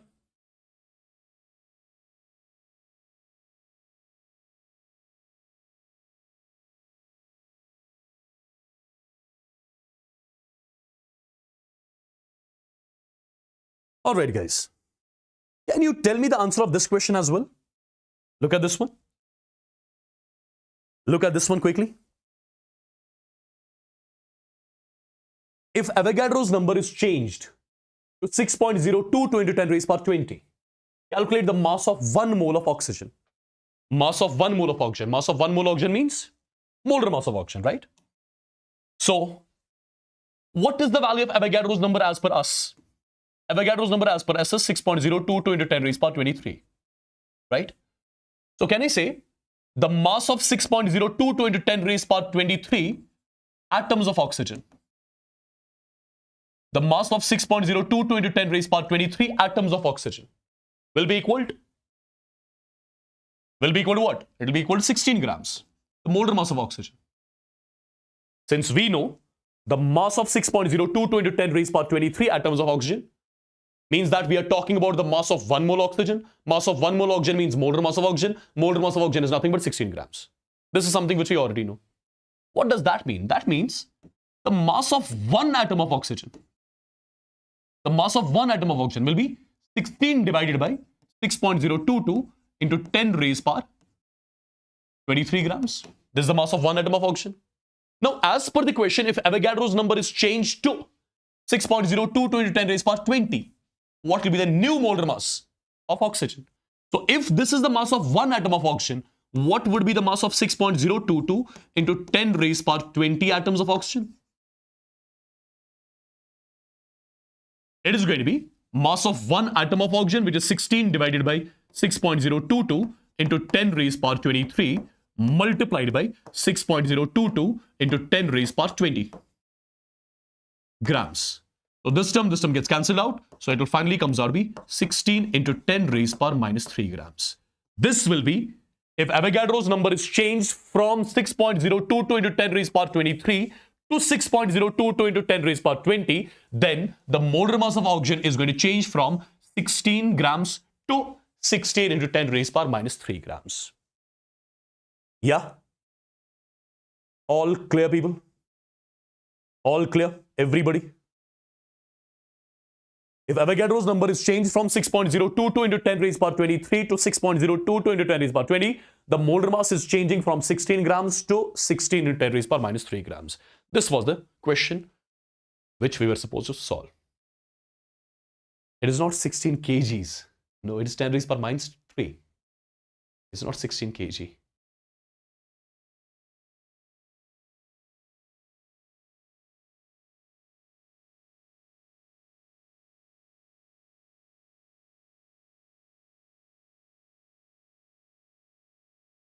(16 kg) means 16 into 10 raised power 3, but this is minus 3 here.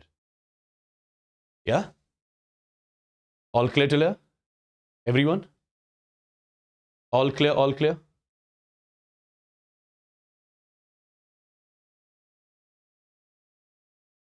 Perfect, guys. So I believe the term molar mass is absolutely clear to all of you. Now comes one more important topic, which is frequently asked in your examination. And what is that topic? Let's have a look, guys. The topic is average atomic mass of an isotopic mixture. And this is simple also. Before making you understand this particular topic, you should first of all know what isotopes are. So if I ask you what are isotopes, this is something which everyone should know already. What are isotopes? Isotopes are nothing but these are the atoms. These are the atoms of same element. These are the atoms of same element having same atomic number, but different atomic masses.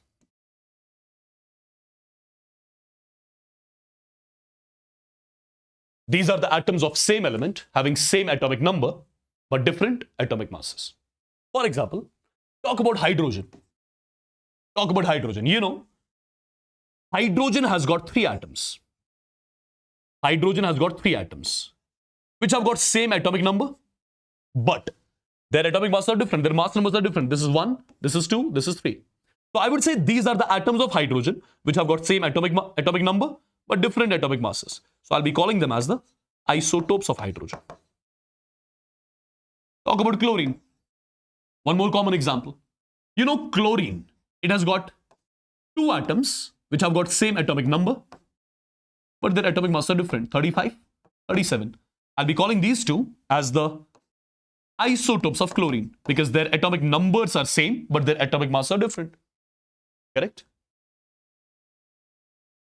Correct, people? Now, remember one simple thing. Whenever you see an element X having isotopes,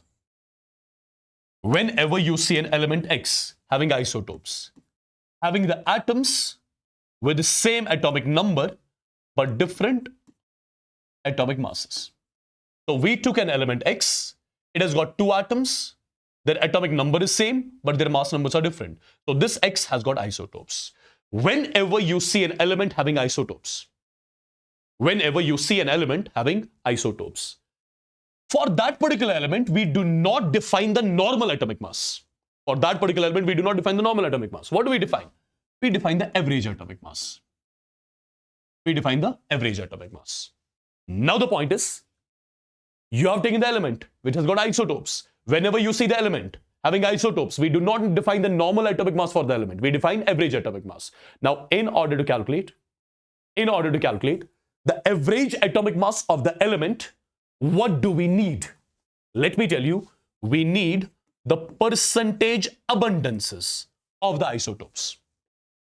In order to calculate the average atomic mass of an element, what do we need? We need the percentage abundances of these isotopes. What exactly is meant by the percentage abundances? You'll get the idea in some time. But first of all, remember what I'm saying. Whenever you see an element having isotopes, for that element, we do not define the normal atomic mass. What do we define? We define average atomic mass. In order to calculate average atomic mass, what do I need? I need the percentage abundance of the isotopes. And let me tell you, these percentage abundances of the isotopes are represented by A% and B% respectively.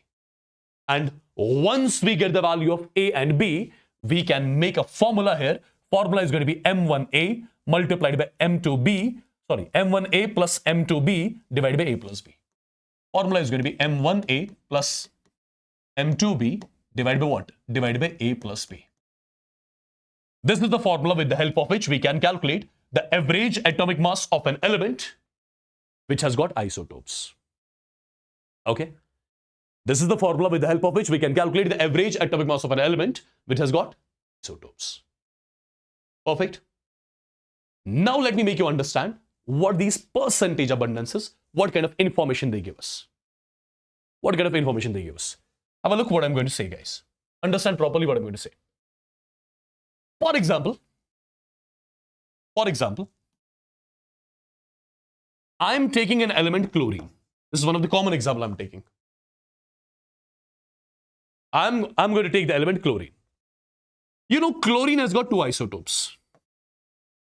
Cl35, Cl37. Chlorine has got two isotopes. If chlorine has got two isotopes, that means I'm going to define average atomic mass for chlorine.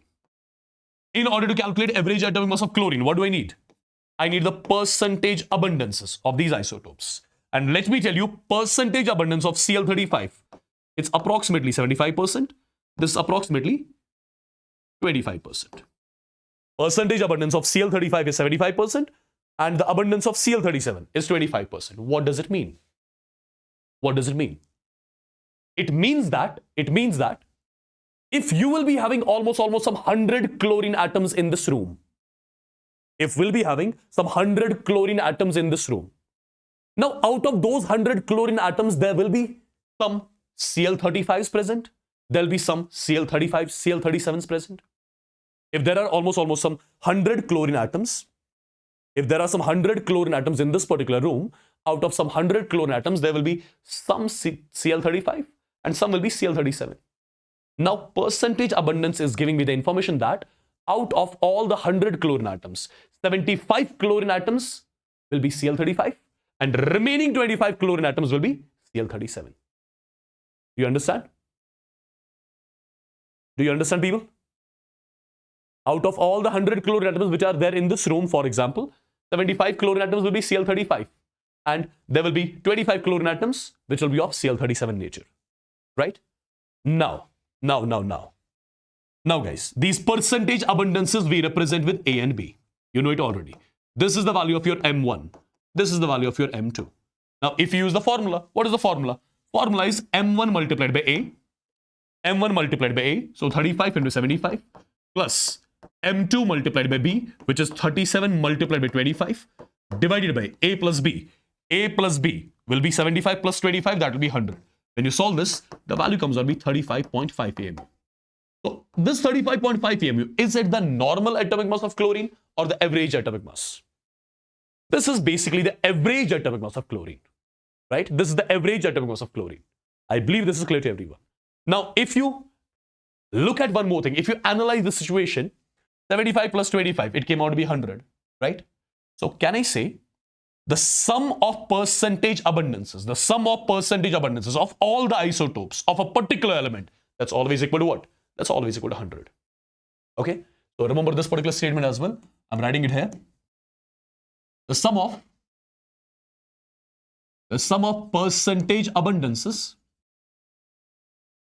of all the isotopes. The sum of percentage abundances of all the isotopes of a particular element. Of a particular element is always equal to what? Is always equal to 100. That means this A plus B here, this A plus B is going to be 100. Now, one more thing I'm going to tell you here. What is that? When you divide percentage abundances, by the number 100, when you divide percentage abundances by the number 100, Now, this A by 100 is what you call as fractional abundance. This B by 100 is also called as fractional abundance. When percentage abundances are divided with 100, when percentage abundances are divided with 100, okay, we call them as the fractional abundances. So this is the fractional abundance of first isotope. This is the fractional abundance of second isotope, right? This is the fractional abundance of second isotope. Now, if you look carefully, A plus B value is nothing but 100. A plus B value is nothing but 100. So I can say MAV is nothing but M1 into A divided by 100 plus M2B divided by 100 plus M2B divided by 100. Correct? So I can say average atomic mass is nothing but M1 multiplied by A by 100. A by 100 is called as the fractional abundance of first isotope plus M2 multiplied by B by 100 is called as the fractional abundance of second isotope. So you got one more result by means of which you can calculate the average atomic mass of an element which has isotopes. Okay? One result is in terms of percentage abundances and one result is in terms of fractional abundances. And remember one thing, the sum of fractional abundances of all the isotopes. The sum of fractional abundances of all the isotopes of a particular element. The sum of fractional abundances of all the isotopes of a particular element is equal to 1. Like I told you, the sum of percentage abundances of all the isotopes is equal to 100. In the similar way, the sum of fractional abundances. The sum of fractional abundances of all the isotopes of a particular element, that's always equal to 1. Okay? Yeah? Am I clear, people?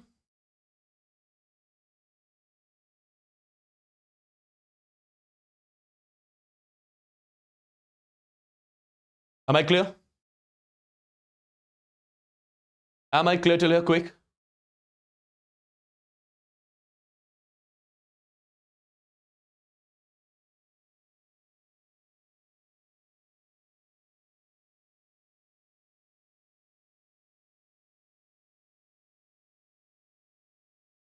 Molarity, that will be taught in the chapter solution.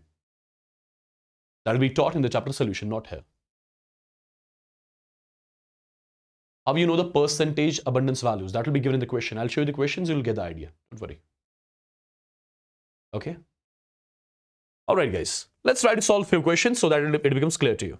For example, this is the question. This is your asked question in your JEE mains. Look at the question. I believe you will easily solve this question. The question is, boron has 2 stable isotopes. The element is given to us, namely boron. Boron has 2 stable isotopes. And what are these isotopes? One of the isotope is B10 and one of the isotope is B11.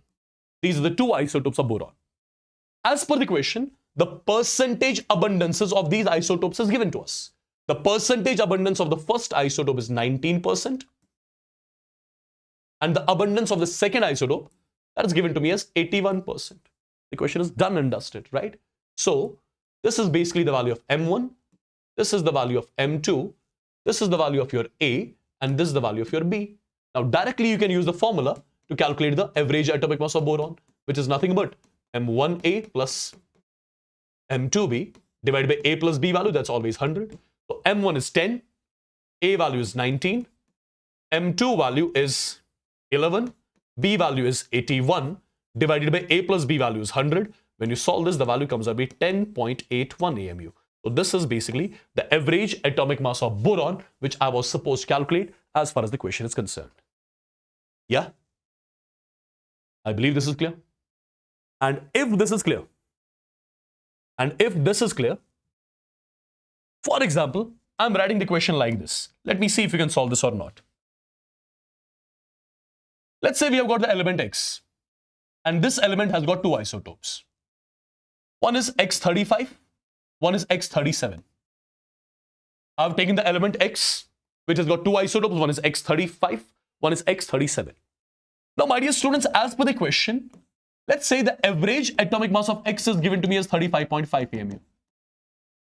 I'm asking you to calculate the percentage abundances of these isotopes. I'm asking you to calculate the percentage abundance of these isotopes. Well, I forgot to tell you one thing. you call them either as percentage abundances, or you can call them as the mole percentage as well. Okay? You call them as percentage abundance, or you call them as the mole percentage, this A and B. This A and B. All right. I'm asking you to calculate percentage abundance of these isotopes. And how you guys are going to do it? See, answer you already would be knowing, because it's a pretty much simple question. You would have understood it by now. This is basically your chlorine. One is Cl35, one is Cl37. Average atomic mass is 35.5. If average atomic mass is 35.5, what does that mean? If average atomic mass is 35.5, what does that mean? That means their abundance will be what? Abundance of this will be 75. Abundance of this will be 25. So 75-25 is going to be the correct answer. 75-25 is going to be the correct answer. But I would want you guys to solve this question and get the answer. And how exactly you're going to solve it? Let's assume the percentage abundance of this particular isotope is X. Therefore, the percentage abundance of this isotope is going to be 100 minus X. Because we already know the sum of percentage abundances of all the isotopes of a particular element, that's always 100. So if this is X, this is going to be 100 minus X. Simple. Yeah? Now, people, this is something we call as M1. This is something we call as M2. This is the value of your A. This is the value of your B. Now, instead of M average, I can say 35.5 is equal to M1A plus M2B divided by A plus B, which is always 100. So it's going to be 35.5 is equal to M1. M1 value is 35. A value is X. M2 value is 37. B value is 100 minus X. Divided by A plus B is 100. When you cross multiple, you get the value of X as 75. And what was this X? X was the percentage abundance of this particular isotope. So you got to know this as 75. And this will be 100 minus X. 100 minus 75, which will come out to be 25%. These were the two things I was supposed to calculate as far as the question is concerned. If I'm clear with this, let me know once in the chats. If I'm clear with this, let me know once in the chats.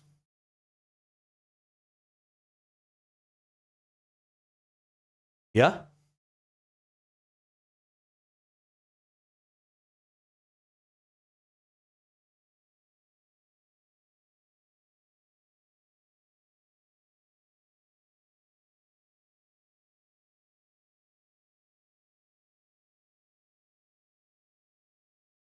Perfect.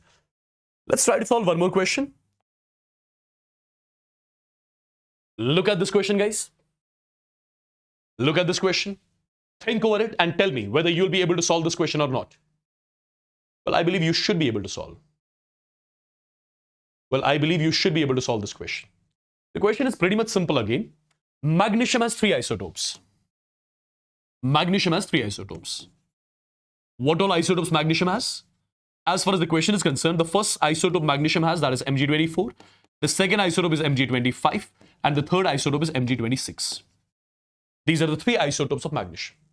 Now, as far as the question is concerned, the average atomic mass of magnesium is given to us as 24.31. The average atomic mass of magnesium is given to us, 24.31, right? And at the same time, the percentage abundance of Mg24 is also given to me, 79%. I want to calculate the percentage abundance of these 2 isotopes. I want to calculate the percentage abundance of Mg25 and Mg26. Yeah? I want to calculate the percentage abundance of Mg24 and Mg26. Now, how you guys are going to solve it? See, it's a very common question, but these sort of questions can be asked. Okay? How, guys? Understand. As I told you already, the sum of percentage abundances of all these isotopes will be 100. Out of 100, the percentage abundance of the first isotope is 79. Out of 100, the percentage abundance of the first isotope is 79. That means, how much is remaining? Out of 100, the first one has got the abundance of 79. So remaining is 21. So 21% is basically the abundance of these 2 combinedly. Now let's assume out of that 21, X is the percentage abundance of Mg25. Therefore, remaining will be 21 minus X. That will be the percentage abundance of Mg26. Clear with this? Clear with this? Yeah? Now, this is technically the value of your M1. This is the value of your M2. And this is the value of your M3. And this is the value of your A, this is the value of your B, and this is the value for C. We are done. Now M average. M average is 24.31, which has to be equal to M1A plus M2B. Right now it's going to be M3C as well, because there are 3 isotopes. Divided by A plus B plus C, that's 100. Correct? Now, cross multiplying. So this is going to be 2431 is equal to M1. M1 is 24. A value is 79. Plus M2 value. M2 value is 25. B value is X. Plus M3. M3 is 26. And C value is 21 minus X. Perfect. When you cross multiple now, when you solve this, you'll be getting the value of X exactly as 11%. And what was X? X was basically the percentage abundance of Mg25. So you got the percentage abundance of Mg25. Therefore, the percentage abundance of Mg26 has to be equal to. The percentage abundance of Mg26 has to be equal to 21 minus X. 21 minus 11, the value comes out to be 10%. These were the two things I was supposed to calculate as far as the question was concerned. Right? Is this particular one clear? Is this particular one clear? Everyone in the chats?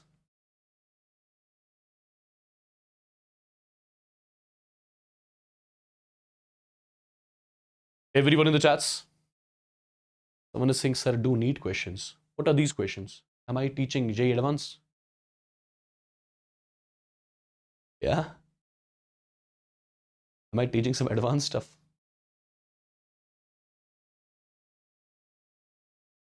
Let me know in the chats, guys. All clear till here?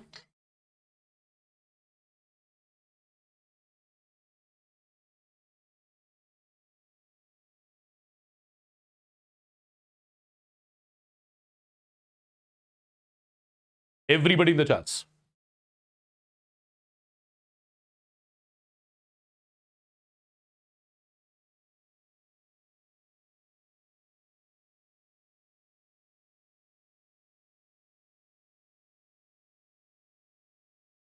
Perfect, perfect. Now let's exactly get to know how do we calculate the moles. How do we calculate moles of a substance? How do we calculate moles of a substance? Try to understand. Well, my dear students, there are few results which I'm going to give you directly by means of which you can calculate moles of any substance. There are going to be few results which I'm going to give you by means of which you can calculate moles of any substance, right? And what are exactly those results? Just give me a second. Just give me a second, guys, okay? Let me take it off for some time.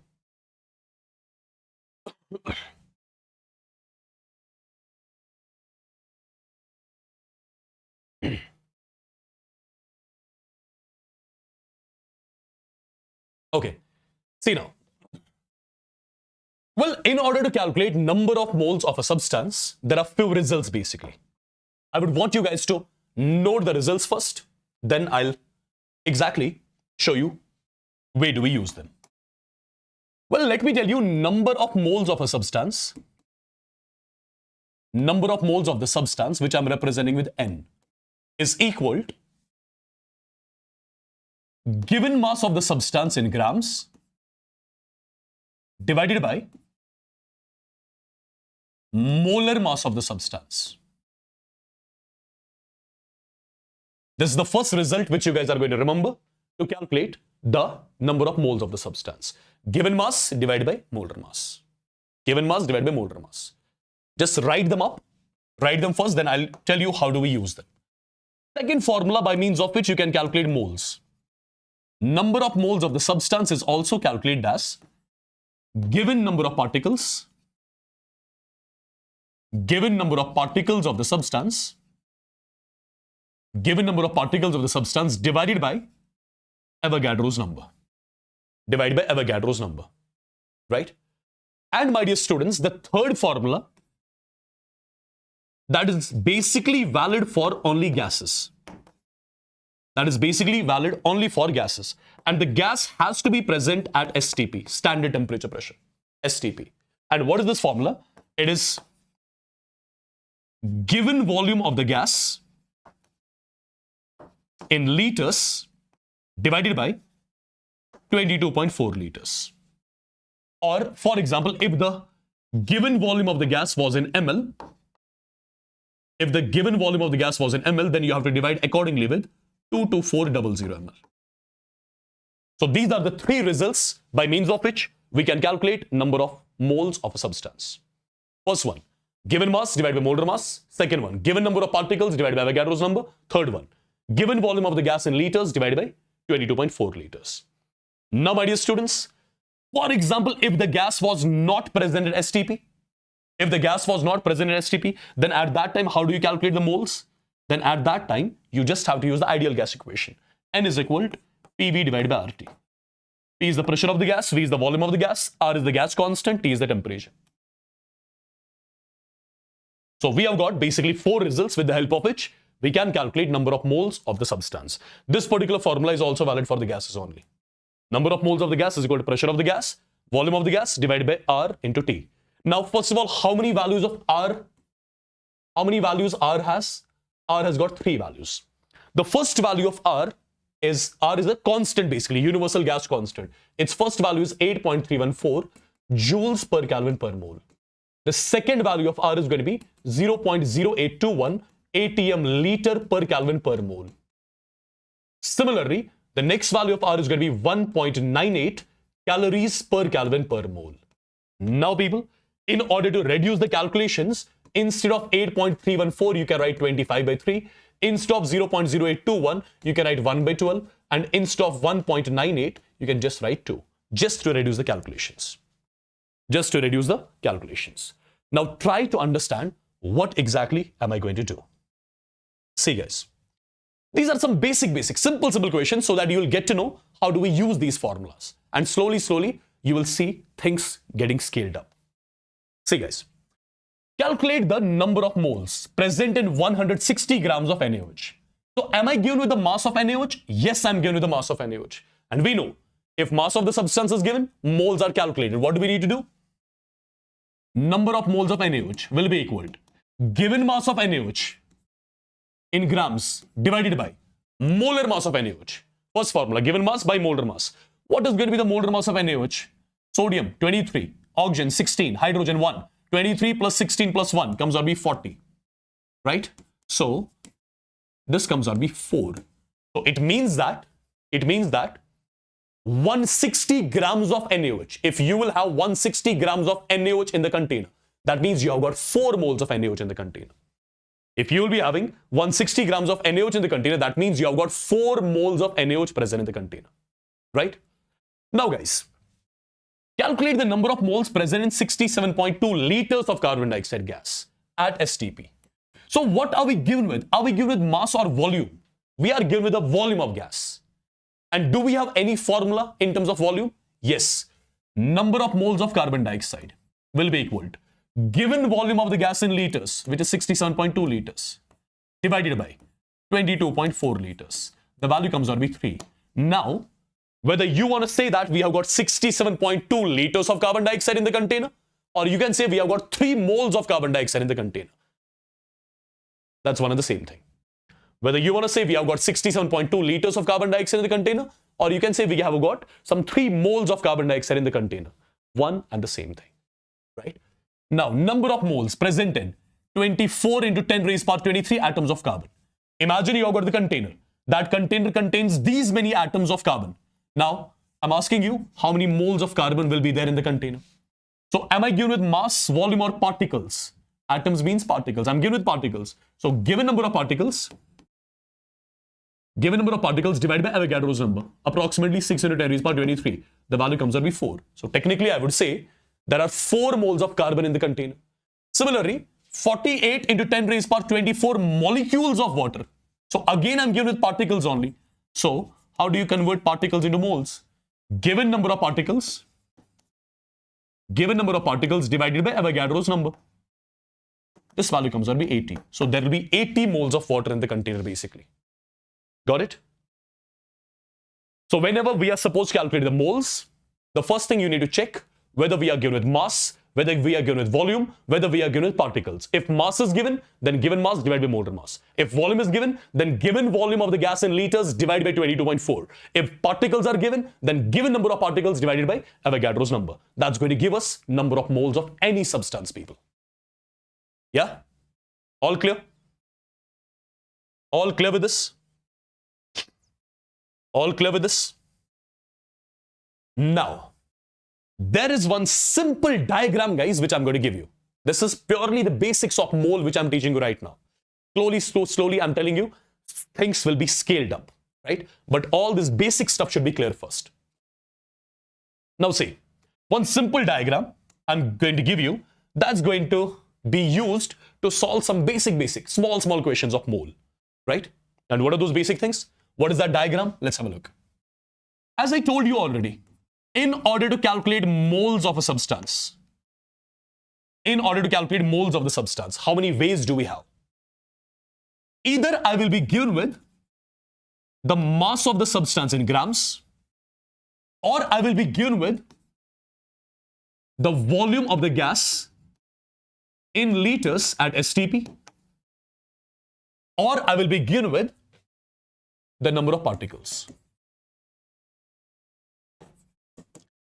In order to calculate moles of any substance, either I'll be given with the mass of the substance, or I will be given with the number of particles of the substance, or I'll be given with the volume of the gas at STP. Now, guys, what do we need to do? If mass is given and moles are to be calculated, then what are we supposed to do? Given mass of the substance divided by molar mass of the substance.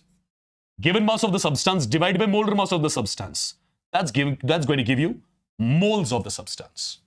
Or if you reverse it, can I say moles of the substance multiplied by molar mass of the substance?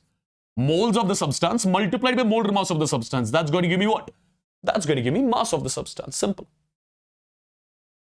Yeah? Now, people, given volume of the gas divided by 22.4 liters.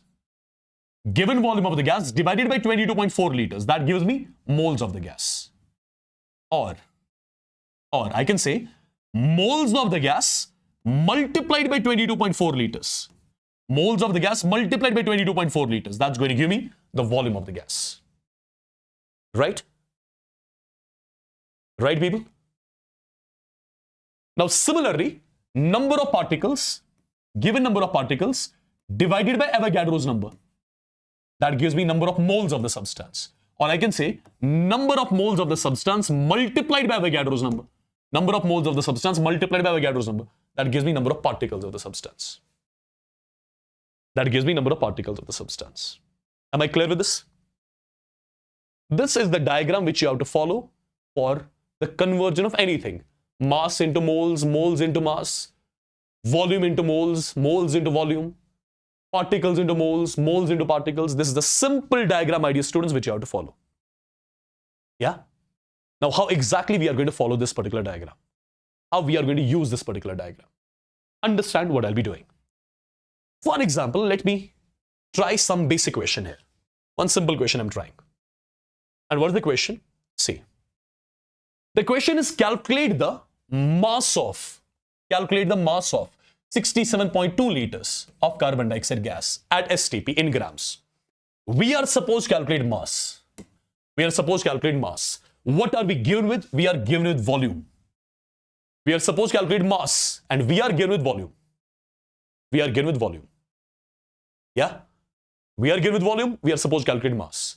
So what I'll be doing, in the diagram, I'll be starting with volume. And I have to reach till mass.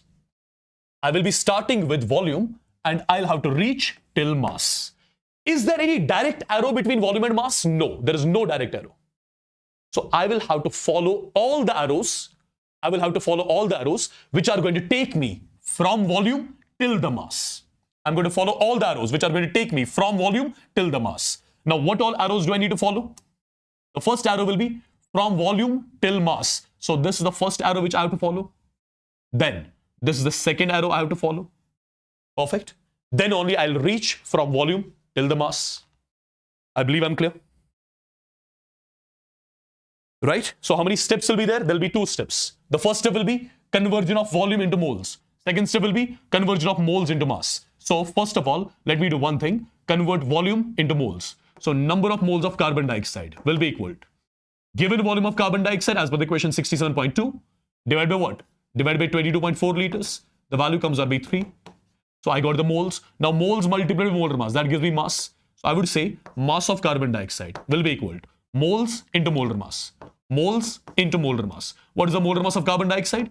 Molar mass of carbon dioxide is 44. The value simply comes out to be 132 grams. It means that 67.2 liters of carbon dioxide 67.2 liters of carbon dioxide at STP will have the mass of how much? 67.2 liters of carbon dioxide at STP will have the mass of 132 grams. Yeah? Right, guys? Right?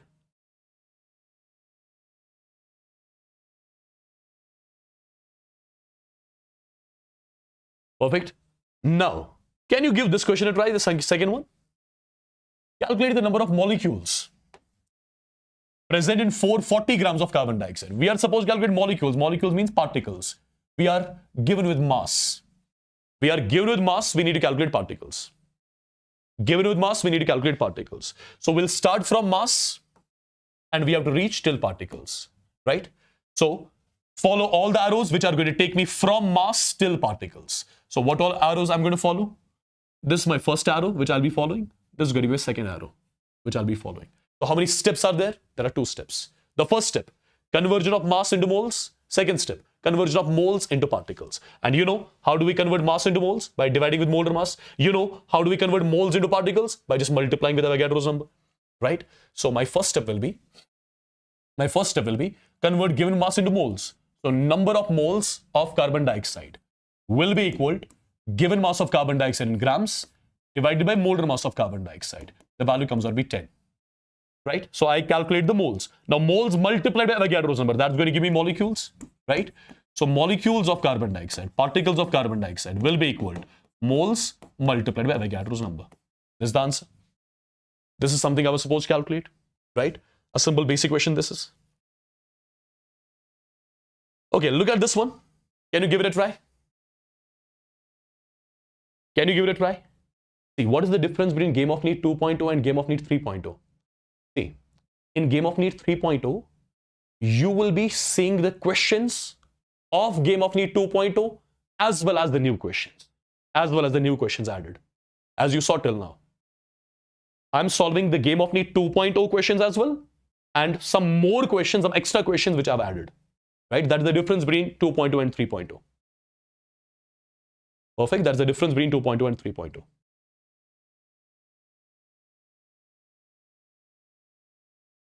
Okay. All right, look at this one. Look at this one, guys. See, as far as the question is concerned, calculate the number of moles present in 96 kg of X. So basically, imagine that you have got the container, and this container contains 96 kg of X. 96 kg means you have got some 96,000 grams of X in the container.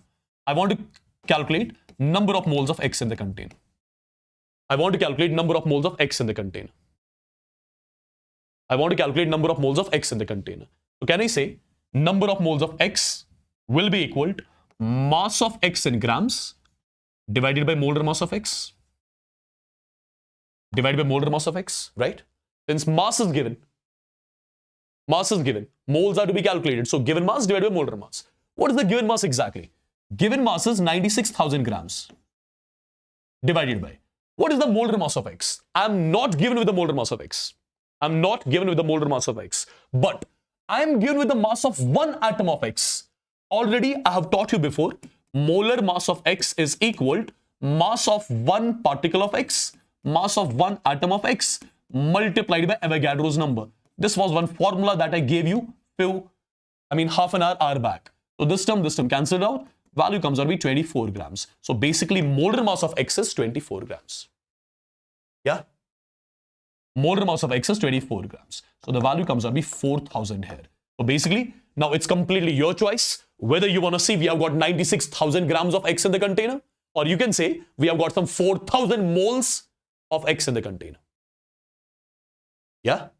Whether you want to say we have got some 96,000 grams of X in the container, or you can say we have got some 4,000 moles of X in the container.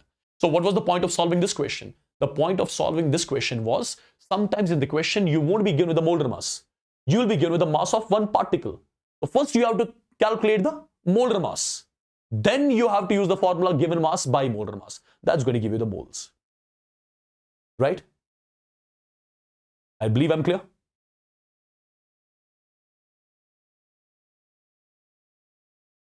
As I told you already, there's a separate Telegram group.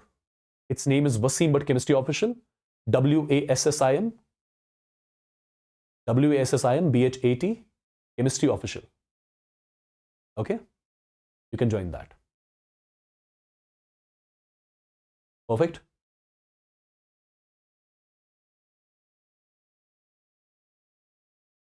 Hey, do you want to join PW? Don't worry, they're already after me from past 4 years. All clear, guys?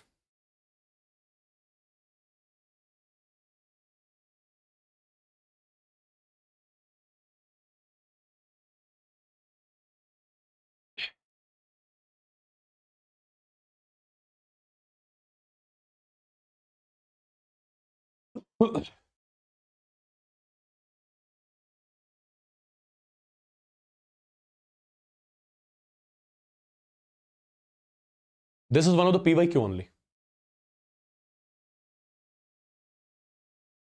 This is one of the PYQ only.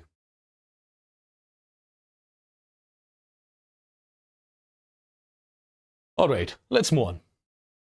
Let's move on. Can you try to solve this question? What do you think? Can you try to solve this question?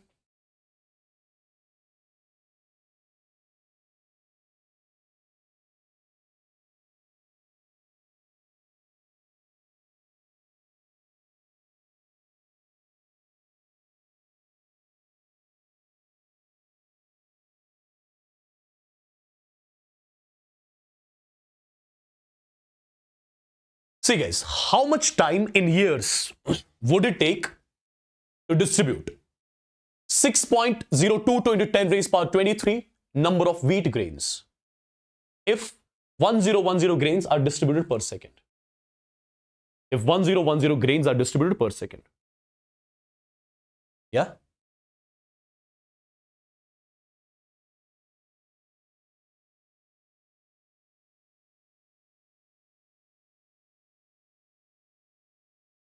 Will you be able to solve this? It's a simple one, guys. How much time would it take to distribute 6.022 into 10 raised power 23 wheat grains if 1010 grams are distributed per second? So as far as the question is concerned, how many grains are distributed per second? 1010 grains, 1010 wheat grains are distributed in 1 second, right? In 1 second. 1010 grains are distributed in 1 second. Therefore, 1 grain would be distributed in 1 divided by 1010 seconds. Correct? Therefore, 6.022 into 10 raised power 23 grains would be distributed in 1 divided by 1010 multiplied by 6.022 into 10 raised power 23 seconds. Right? So in order to distribute these many grains, right, it will take this much amount of time. But this time is in seconds. I do not need the time in seconds. I need the time in years. So if I divide this particular equation with 60, I'll be getting the time in minutes. Correct? If I divide this equation again with 60, I'll be getting the time in hours. Right? If I divide this equation with 24, I'll be getting the equation in days. I'll be getting this particular answer in days. And if I divide it with 365, since there are 365 days, I'll be getting the answer in years. You just need to solve this particular equation.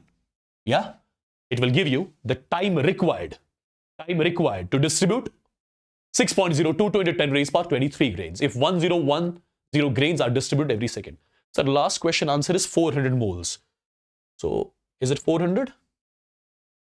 96,000 divided by 24. Is 96,000 by 24. Does it come as 400? Yeah. Does it come as 400?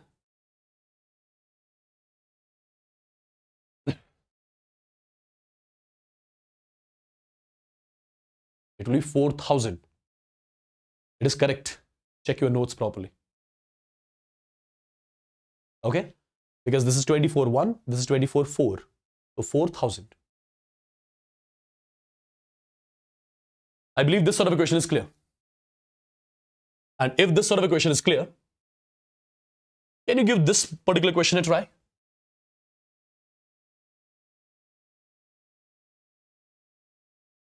Can you give this question a try? The question is how many moles of electrons weighs 1 kg? So as per the question is concerned, imagine that you have got a container. And in the container, you have got 1 kg of electron. 1 kg of electron. 1 kg electron means you have got some 1000 grams of electron in the container. Some 1000 grams of electrons you have in the container. Yeah, some 1000 grams of electrons you have got in the container. I'm supposed to calculate moles. How many moles of electrons are there in the container? So number of moles of electrons will be mass of electron in grams divided by molar mass of electron. Correct? Mass of electron in grams is how much? 1000 divided by molar mass of electron. I do not know. Molar mass of electron I do not know. Now how do I calculate molar mass of electron? Can I say molar mass of electron means molar mass of electron will be mass of 1 electron. Mass of 1 electron in grams multiplied by Avogadro's number. Right? What is the mass of 1 electron in grams? Which is 9.1 into 10 raised power minus 28 grams multiplied by Avogadro's number is 6.022 into 10 raised power 23. Can I say this is the mass of 6.022 into 10 raised power 23 electrons? Or I would say this is the mass of 1 mole electron, and mass of 1 mole electron is nothing but molar mass of electron. So this is the molar mass of electron we got, right? So number of moles of electron will be equal to mass of electron in grams, which is 1000, divided by molar mass of electron is 9.1 into 10 raised power minus 28 multiplied by 6.022 into 10 raised power 23. Right? This is the final answer of the question. This is the final answer of the question. Am I clear? Am I clear, people? Yeah? And if this is clear, can you let me know the answer of this one? Can you let me know the answer of this one? Calculate the total number of molecules present in 1.8 liters of H2O liquid. This is H2O liquid. This is not H2O gas. Right? This is not H2O gas. This is H2O liquid. So you cannot use the formula given volume divided by 22.4. That's for gases. Right? You are given with liquid. You are given with liquid. Now, how do I solve this question? Understand carefully. 1.8 liter water means, if I say I've got 1.8 liters of water, 1.8 liter water means that I've got 1.8 into 1000, which comes out to be 1800. Can I say I've got 1800 ml of water? It means that we have got 1800 ml of water. Since you would be knowing density of water. Density of water is equal to 1 gram per ml. If density of water is 1 gram per ml, can I say 1800 ml of water means 1800 grams of water? So basically we have got some 1800 grams of water. Yeah?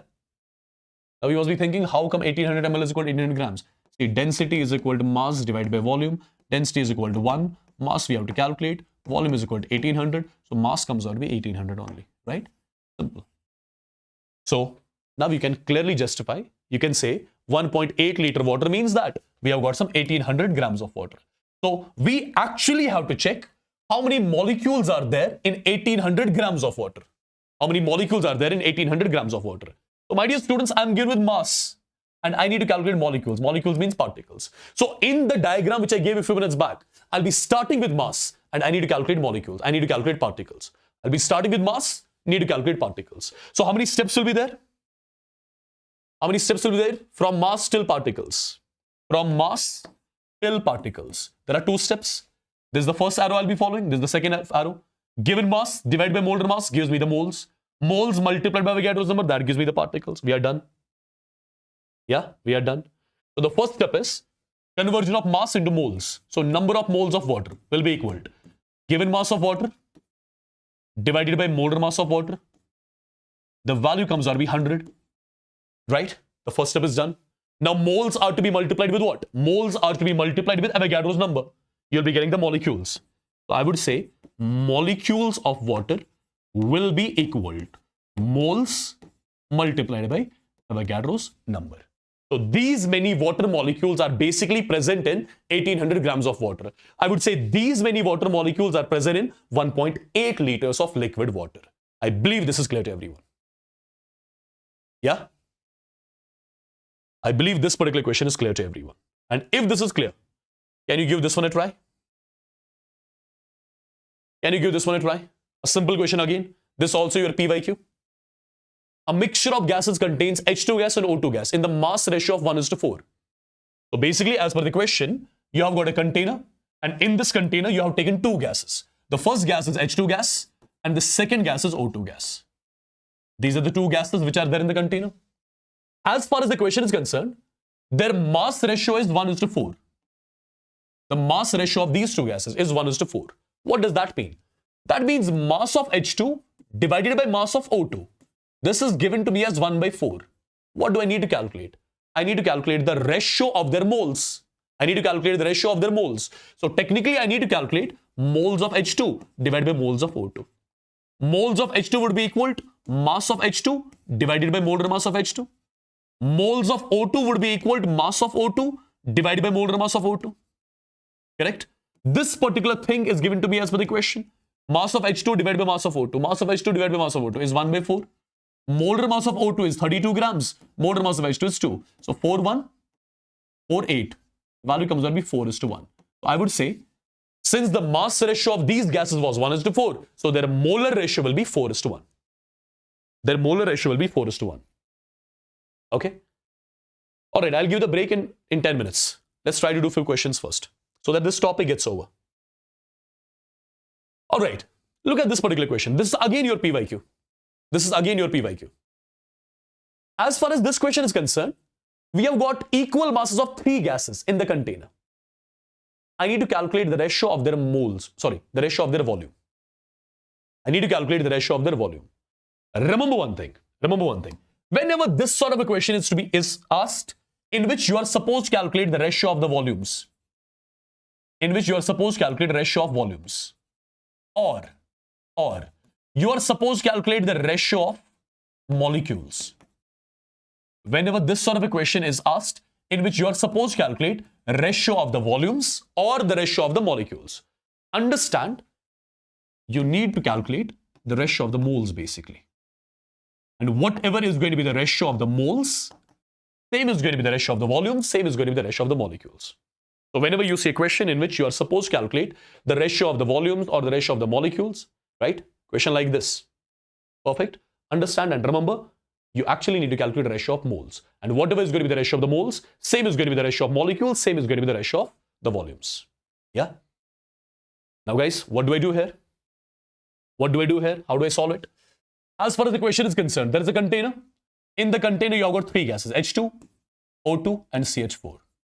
We have got equal masses of these 3 gases in the container. So let the mass of H2 be X grams. This will be also X grams. This will be also X grams. Right? Equal masses of all the gases. Now, if I divide this X with the molar mass of hydrogen, this X with the molar mass of oxygen, this X with the molar mass of methane, what do I get? I got the moles. I got the moles of all these gases in the container. I need to calculate the ratio of these moles. If I want to calculate the ratio of these moles, the ratio of these moles will be 1:2, 1/2, 1/32, and 1/16. Right? Now, since this is the ratio of the moles, this is the ratio of the moles. Perfect. Now, molar ratio, have you seen in fractions? We need to convert them into natural numbers. And how do I convert them into natural numbers? How do I convert them into natural numbers? Take the LCM of the denominators. If you take the LCM of the denominators, 2, 32 and 16, LCM will be 32. So multiply here with 32, multiply here with 32, as well as multiply here with 32. This value will come out to be 16, this value will come out to be 1, this value will be 2. So this is the ratio of the moles of the gases. And whatever is going to be the ratio of the moles of the gases, whatever is going to be the ratio of the moles of the gases, same is going to be the ratio of the molecules of the gases, same is going to be the ratio of the volume of the gases, right? Am I clear? Am I clear, people? If yes, let me know in the chats quick. Okay, this sort of a question I believe you should be easily solving. Tell me the answer of this one. The number of water molecules is maximum in. The number of water molecules are maximum in. Tell me. If you look at the first option, we have got 1.8 grams of water. So that means how many moles of water we have? Mass of water divided by molar mass of water, right? So we have got 0.1 moles of water. If moles are multiplied with Avogadro's number, what do I get? When moles are multiplied with Avogadro's number, we get molecules. So we have got these many water molecules in the first option. In the first one, we have got 0.1 Na molecules of water. In the second one, 18 gram water means 1 mole water. 1 mole water contains Na molecules. So in the second option, there will be Na molecules of water.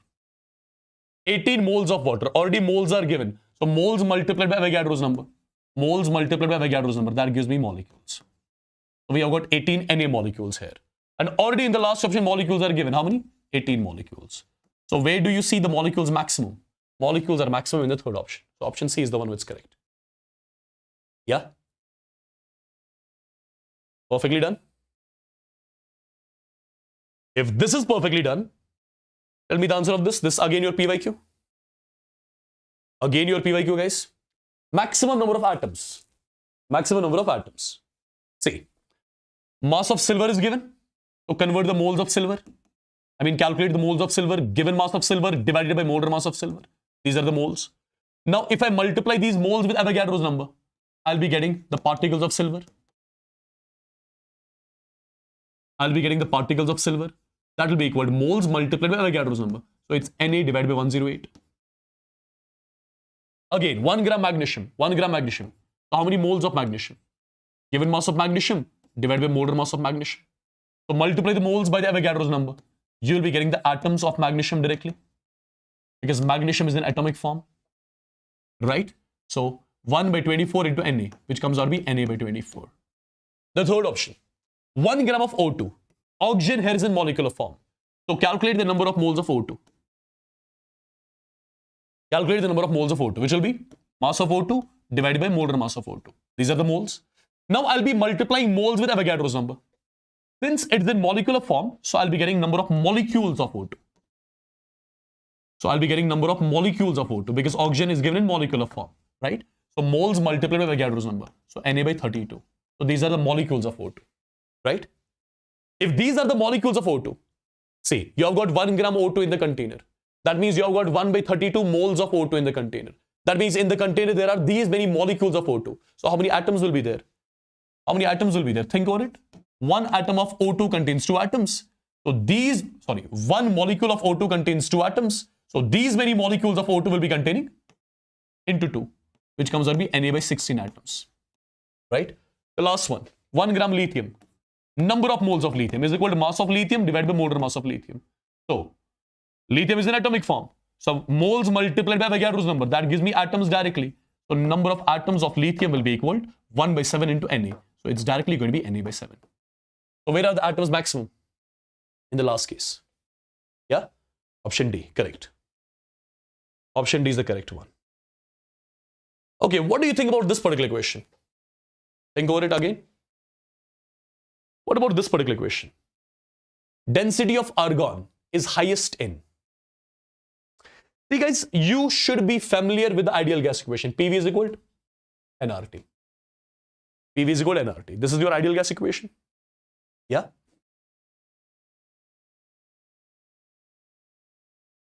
This is your ideal gas equation.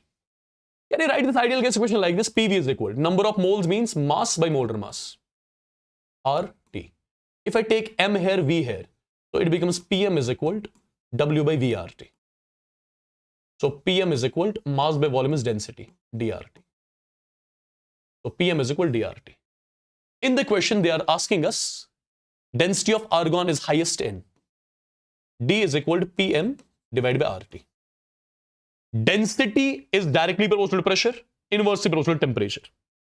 So density will be highest if pressure is maximum and temperature is minimum. Density will be highest if pressure is maximum and temperature will be minimum. Where is the pressure maximum? Pressure is maximum here in the last case. STP means 0 degree and 1 atm. STP means 0 degree, 1 atm. So pressure is maximum in the last two cases. Now look at the temperature. Temperature should be minimum. Among these two, where is the temperature minimum? 0 degree or 273 degree? 0 degree. So it's option C. Got it? Is it all clear, guys? Is it all clear? Let me know in the chats quick. So I believe this is all clear. So what we are going to do the next, let's take the dinner break. Let's take the dinner break and let's take the break till, what is the time? Guys, this is going to be your dinner break now, okay? The dinner break, which I was supposed to give you at 9 p.m. A lot of students are asking about the dinner break. Okay, so let me give you the break of how much duration?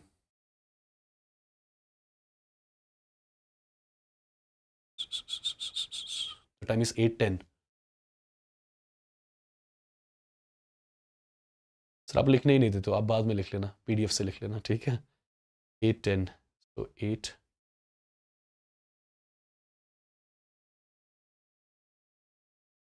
So this is your dinner break, guys, of 40 minutes, okay? I would want everyone to be back exactly at 8:50.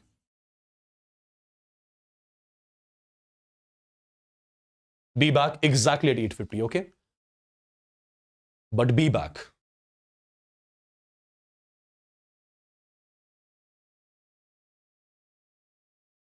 This is going to be your dinner break, okay? Don't ask me about the break afterwards. Finish your dinner and come back. Finish your dinner and come back. I'll also have my dinner till then. Okay? Chalo, see you in a while.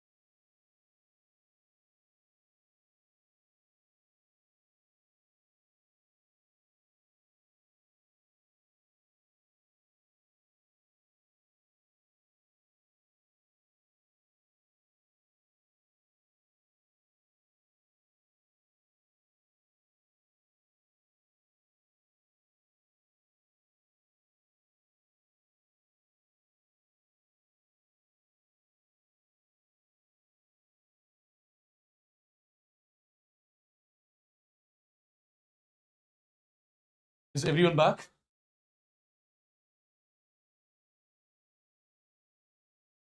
Yeah.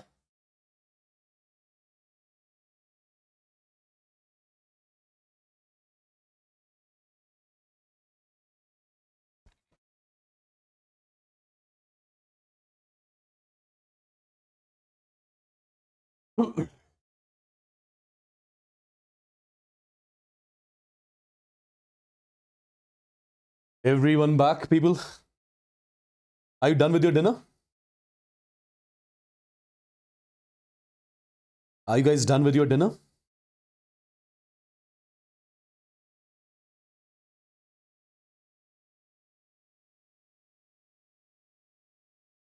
Took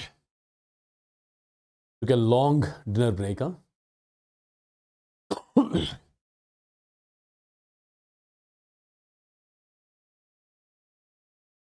Yes, I'm also done. I'm also done.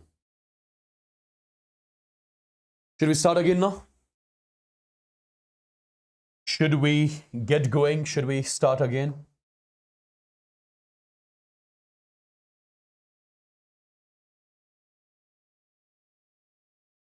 Yeah.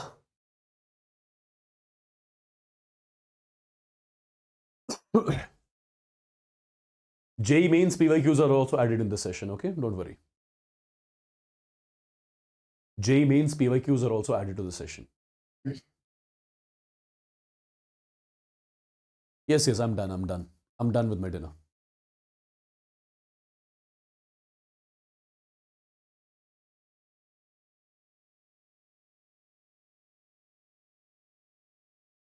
All right, guys. So let's get going then. Let's get started. Till now, we are done with the calculation of moles, etc., right? Now we are going to do one more important concept, that is the calculation of atoms, electrons, protons, neutrons, and ions. My dear students, let me tell you one simple thing. There will be a set of questions which will be asked. There is basically a set of questions which is asked, wherein you will be asked to calculate either atoms or electrons or protons or neutrons or even ions. There is a particular set of questions which is asked from this particular topic. That is calculation of atoms, electrons, protons, neutrons, ions. And whenever in a question, you will be supposed to calculate atoms, electrons, protons, neutrons, or ions, you just have to follow one more block diagram. And what is that block diagram? I'm going to make that block diagram first. My dear students, here I'm writing a term, given quantity. Here I'm writing a term, given quantity. Basically, whatever things will be given to us in the question, whatever things will be given to us in the question. It can be either mass of the substance, or it can be volume of the substance, it can be particles.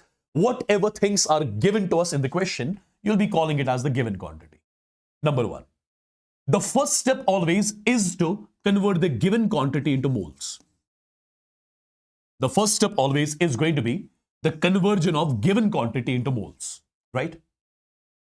Once we calculate moles, after that, moles are to be multiplied with Avogadro's number. After that, moles are to be multiplied with Avogadro's number. And remember, if the given substance is in atomic form, then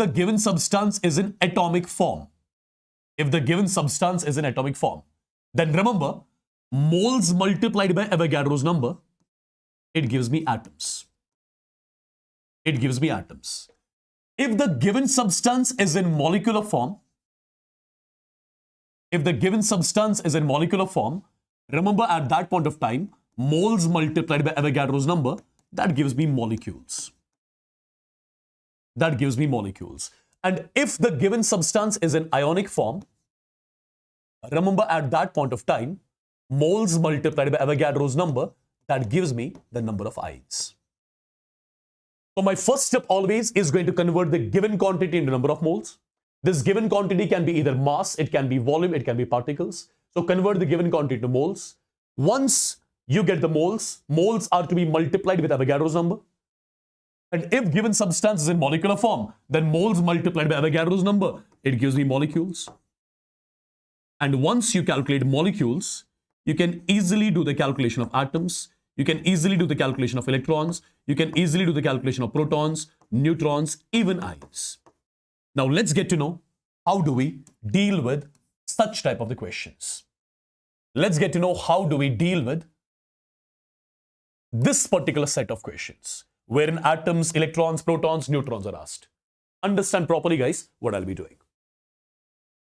For example, one simple question which is on your screen. Simple question, basic question. The question is calculate the total number of atoms, present in 448 liters of carbon dioxide gas at STP.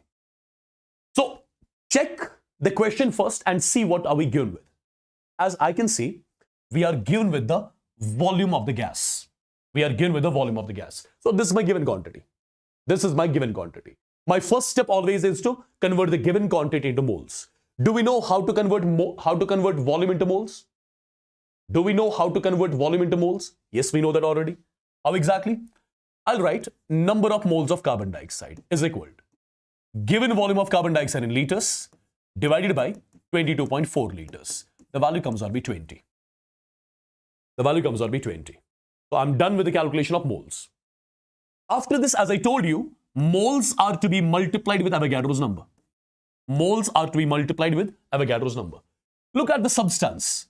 Is the substance in atomic form or molecular form? The substance is in molecular form. And when the substance is in molecular form, at that point of time, moles multiplied by Avogadro's number, that gives me the molecules. So I got the molecules of carbon dioxide. So how many molecules of carbon dioxide do we have? Imagine it like this. Imagine you have got a container. And in the container, we have got 448 liters of carbon dioxide. 448 liters of carbon dioxide means in the container, there are 20 moles of carbon dioxide. And in the container, there are 20 Na molecules of carbon dioxide. So till now, we are done with the calculation of molecules. We are done till here. Now, what do we have to calculate? We have to calculate atoms. So in the container, how many molecules do we have? We have got 20 Na molecules of carbon dioxide. Now, my dear students, tell me one thing. One general information. If I talk about one molecule of carbon dioxide, tell me, in one molecule of carbon dioxide, how many atoms do you see?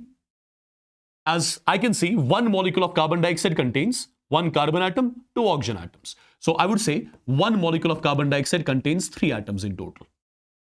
If one molecule carbon dioxide contains 3 atoms, 2 molecules will contain multiplied by 2. 3 molecules multiplied by 3. 4 molecules multiplied by 4.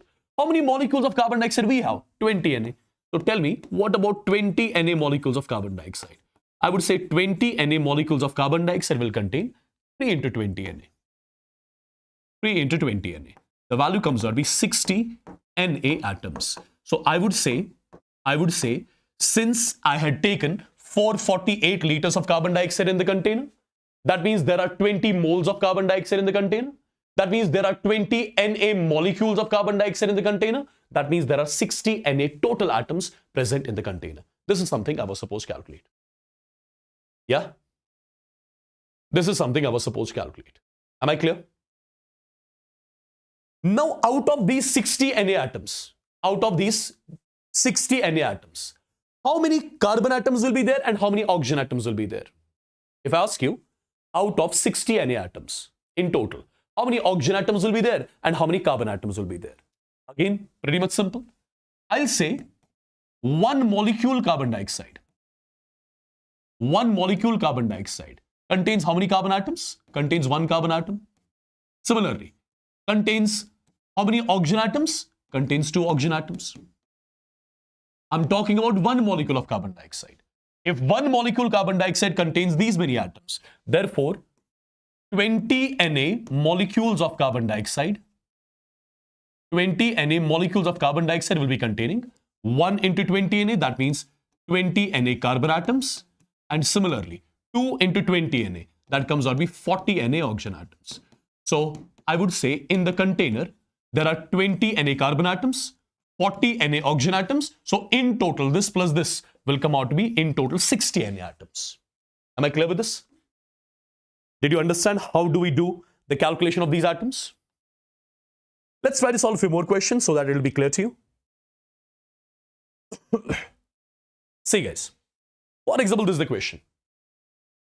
In this question, I'm supposed to calculate total number of atoms, electrons, protons, neutrons present in 44.8 liters of carbon dioxide gas at STP. Again, look at your given data. Look at your given quantity. What are we given with? If you look carefully, we are given with volume again. We are again given with volume. That's my given quantity. My first step is to convert the given quantity into moles. How do I convert volume into moles? So I'll write number of moles of carbon dioxide is equal to given volume of carbon dioxide in liters divided by 22.4 liters. The value comes out to be 2. So the container that contains 44.8 liter carbon dioxide, it means that there are 2 moles of carbon dioxide in the container. Yeah? It means that there are 2 moles of carbon dioxide present in the container. Yeah? Right? Now, my dear students, first step is done. What is the second step? Second step means moles multiplied by Avogadro's number. When we multiply moles with Avogadro's number, what do I get? I can either get atoms, I can either get molecules, I can either get ions. But look here carefully. The given substance is in molecular form. And when the given substance is in molecular form, at that point of time, moles multiplied by Avogadro's number, that gives me molecules. So basically, I got the molecules of carbon dioxide. So there are 2 Na molecules of carbon dioxide in the container. There are 2 Na molecules of carbon dioxide in the container. Now tell me one thing. If I talk about 1 molecule of carbon dioxide, in 1 molecule of carbon dioxide, how many total atoms do you see? 2 plus 1, 3. In 1 molecule carbon dioxide, there are in total 3 atoms. So, if 1 molecule carbon dioxide contains 3 atoms, therefore 2 Na molecules. Therefore, 2 Na molecules of carbon dioxide will be containing 3 multiplied by 2 Na. The value comes out to be 6 Na atoms. So, I would say in total there are 6 Na atoms present in the container. Right? Perfect. Perfect, people. Now, in the same question, I'm supposed to calculate electrons, I'm supposed to calculate protons, I'm supposed to calculate neutrons. Right? I've done the question till. See, I've calculated the molecules. After molecules, I've calculated the atoms also. Now it's the time for electrons, protons, and neutrons. Now, how do I do the calculation of electrons, protons, and neutrons? Look carefully, guys, what I'll be doing. If I talk about 1 molecule carbon dioxide, can you tell me in 1 molecule carbon dioxide how many electrons, protons, and neutrons will be there? Can you tell me in 1 molecule carbon dioxide how many electrons, protons, and neutrons will be there? Let's check it out. See, you have got 1 molecule carbon dioxide. Carbon dioxide means 1 carbon and 2 oxygen. What is the atomic number of carbon? 6. This is 8. This is 8. This is 12. This is 16. And this is 16. Something which you already know. If I ask you in this molecule of carbon dioxide, how many electrons will be there? Electrons in carbon will be 6. Electrons in oxygen will be 8. And other oxygen will be 8. So 8, 8, 16. 16 plus 6 is 22. So I would say in 1 molecule carbon dioxide, there are 22 electrons. Right? How many protons will be there? Protons. Again, look at the atomic number. 6 plus 8 plus 8. So I would say there are 22 protons as well. There are 22 protons as well. How many neutrons? How do we calculate neutrons? Neutrons means mass number minus atomic number. Neutrons means mass number minus atomic number. So 12 minus 6 comes out to be 6. Plus 16 minus 8 comes out to be 8. 16 minus 8 comes out to be 8. So there are 22 neutrons. There are 22 neutrons present in 1 molecule of carbon dioxide. Perfect. So I got to know in 1 molecule carbon dioxide all the data. I got to know all the data present in 1 molecule carbon dioxide.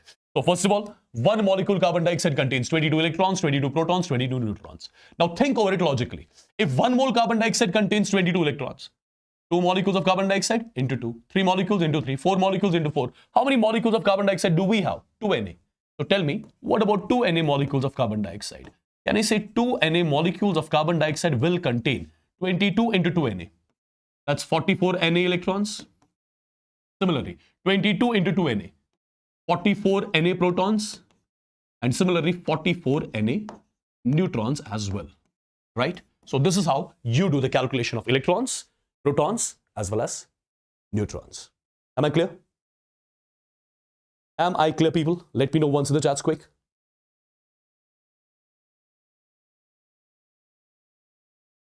Yes. I hope you got to know how do we do the calculation of atoms, electrons, protons, right? As well as your neutrons. Now, this is your PYQ. This is your PYQ. You can easily solve it now. My dear students, we are given with 4.2 grams of N3 negative. 4.2 grams of N3 negative. Right? So, I identified my given quantity. I'm given with mass. If mass is given, the first step is convert the given quantity into moles. So, let me calculate the number of moles of N3 negative first. That's going to be equal to given mass of N3 negative divided by molar mass of the nitrogen, that is 14. The value comes out to be 0.3. So basically, we have got 0.3 moles of N3 negative, right? So first step is done. Second step, moles multiplied by Avogadro's number. Moles multiplied by Avogadro's number. First of all, check it out. Is the given species, is the given substance in atomic form, molecular form, or ionic form? The given substance is in ionic form. And when the given substance is in ionic form, at that point of time, moles multiplied by Avogadro's number, that gives me ions. So we got the number of ions of N tri-negative present in the container. Right? We got the number of ions of N tri-negative present in the container. So basically we have got 4.2 grams of N3 negative in the container. That means we have got these many moles of N3 negative in the container. That means we have got these many ions of N3 negative in the container. Perfect. Now, my dear students, general information about N3 negative. General information about N3 negative. What is that? What is the atomic number of nitrogen? 7. What is the mass number of nitrogen? 14. Right? How many electrons will be there in nitrogen basically? In one atom of nitrogen, there are 7 electrons. In one atom of nitrogen, there are 7 electrons, right? But this is N tri-negative. So that means it has gained some 3 electrons. In one neutral nitrogen atom, there are in total 7 electrons. But there is tri-negative, so 7 plus 3 makes it 10. So in one N tri-negative, there are 10 electrons. In one N tri-negative, there are 10 electrons in total. Can I say out of these 10 electrons, 2 electrons would have gone into the first shell and 8 electrons would have gone into the second shell? And second shell here I'm calling as valence shell, and electrons present in the valence shell are called as valence electrons. So can I say one N tri-negative ion, contains 8 valence electrons? Now, if one N tri-negative ion contains 8 valence electrons, 2 ions will contain into 2, 3 ions into 3. How many ions do we have? 0.3 Na. So these many ions will be containing 8 multiplied by 0.3, which comes out to be 2.4 Na valence electrons. So these are the total number of valence electrons which are present in 4.2 grams of N3 negative. Am I clear with this as well? Yes or no in the chats? Yes, this is the first chapter of your chemistry, yes. Is that clear, people? Is it clear, everybody?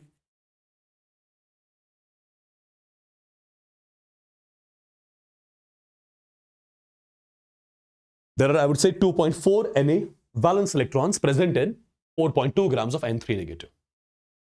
So this is how you do the calculation of valence electrons as well. Okay. Now, guys, for example, one more simple question. Calculate the charge of 96 AMU of S di negative. 96 AMU of S di negative, right? Of course, there's a live class going on. So see, guys, how do we solve this sort of equation? See, we are given 96 AMU of S di negative. 96 AMU of S di negative. Again, if you look at the given quantity, it is given in mass. But the mass is not in grams, mass is in AMU. Mass is in AMU. Now think logically. See, think logically. If I talk about sulfur, what is the mass of one atom of sulfur? What is the mass of one atom of sulfur? I would say 32 AMU is basically the mass of one atom of sulfur. But am I given with 32 AMU or 96 AMU? I'm given with 96 AMU. If 32 AMU means one atom, therefore 1 AMU means 1 by 32 atoms. Right? So I would say 96 AMU means 1 by 32 multiplied by 96 atoms, which comes out with 3 atoms. So technically, if you look carefully, we are given with 3. We are given with 3 atoms of, see, if I talk about S di-negative, so technically, how many ions of S di-negative are we given with? We are given with 3 ions. We are given with 3 ions of S di-negative. As far as the question is concerned, we are basically given with 3 ions of S di-negative, right? We are given with 3 ions of S di-negative. Yeah? Now, people, since we are given with 3 ions of S di-negative, tell me what will be the charge present on one S di-negative? The charge present on, the magnitude of charge present on one ion of S di-negative is going to be 2 into 1.6 into 10 raised power minus 19 coulomb. This is the charge present on one S di-negative, right? If this is the charge present on one S di-negative, am I given with one S di-negative or 3? 3. So 3 S di-negatives will have the charge of 3 2s are 6 into 1.6 into 10 raised power minus 19 coulomb. Right? This is the charge present on 96 AMU of S di-negative. This is the charge present on, I would say, 3 S di-negative ions. As simple as that. Got it? Got it, guys? Am I clear? Everybody?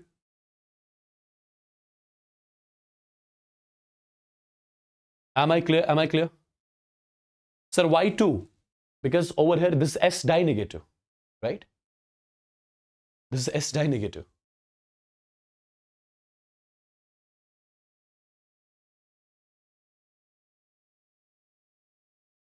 Perfect. Now let's move on. Look at these 3 questions. See, guys, calculate atoms in 16 grams of helium, atoms in 16 U of helium, molecules in 126 U of HNO3. 3 questions, basic questions, right? They'll make your basics strong. These sort of questions. These sort of questions are going to make your basics strong, basically. See, guys, if you look carefully, look at the first question. We are given with 16 grams of helium. Again, look at the given quantity. Mass is given, and mass is given in grams, right? And I'll follow the general procedure. The first step is convert the given quantity into moles. So number of moles of helium will be equal to given mass of helium divided by molar mass of helium. The value comes out to be 4, right? Now, moles are to be multiplied with Avogadro's number. Moles are to be multiplied with Avogadro's number. What do I get? Look at the given substance. It's in atomic form. So if the given substance is in atomic form, moles multiplied by Avogadro's number gives me atoms directly. So I got the atoms of helium, right? So there are 4 Na atoms of helium in 16 grams of it. Correct? Now, look at the second one. Atoms in 16 U of helium. Again, mass is given, but mass is given in U. Few minutes back only, I told you how to convert it. See, guys, if I talk about one helium atom, what is the mass of one helium atom? I would say the mass of one helium atom is 4U. 4U is basically the mass of one helium atom, which is what you call as atomic mass of helium. So I would say if 4U is the mass of one atom of helium, that means 1U would be the mass of 1 by 4 atoms of helium. 1U would be the mass of 1 by 4 atoms of helium. But am I given with 1U or 16U? I'm given with 16U. So 16U would be 1 by 4 into 16, which comes out to be 4 atoms. So basically, 16U of helium means 4 atoms of helium. Right? Look at the third one. Molecules present in 126U of HNO3. Again, the given quantity is in terms of mass, but the mass is not in terms of grams. The mass is in terms of U. The mass is in terms of U. Now, look at it carefully. If you talk about HNO3, what is the mass of one molecule of HNO3? Can you let me know? What is the mass of one molecule of HNO3? That means I'm talking about molecular mass of HNO3. When you calculate the molecular mass of HNO3, it will be 63U. So 63U is basically the mass of one molecule of HNO3. If 63U is the mass of one molecule of HNO3, that means 1U would be the mass of 1 by 63 molecules of HNO3. Right? But am I given with 1U or 126U? I'm given with 126U. So 126U would be the mass of 1 by 63 into 126. The value comes out to be 2 molecules of HNO3. Right? So you got to know that 126U means we have got 2 molecules of HNO3. Right? Am I clear, people? Am I clear? So when mass is given in U or AMU, this is the procedure which you are going to follow. And when the mass is given in grams, this is the procedure which you are supposed to follow, the block diagram.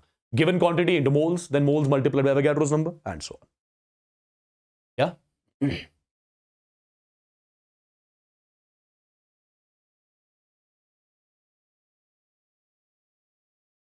Perfect? All right. Now, guys, comes one more topic. One more important topic. Right? From this also questions are frequently asked. Questions used to be asked from this topic in JEE examination. Right? They can be asked in your NEET examination as well.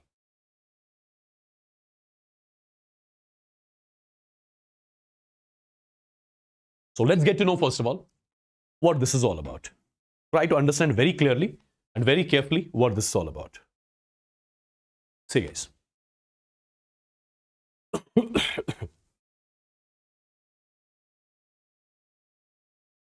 My dear students, I'm going to write one statement which will make things clear to us. Like, if I write 1 mole of glucose, C6H12O6, imagine that we have got 1 mole of glucose. Can you let me know in 1 mole of glucose, how many moles of carbon do you see? I would say 1 mole of glucose contains 6 moles of carbon. 1 mole of glucose contains 12 moles of H.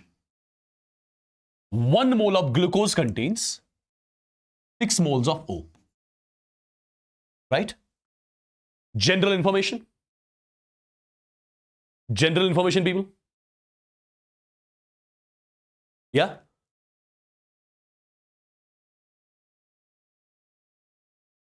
Is this clear to everyone?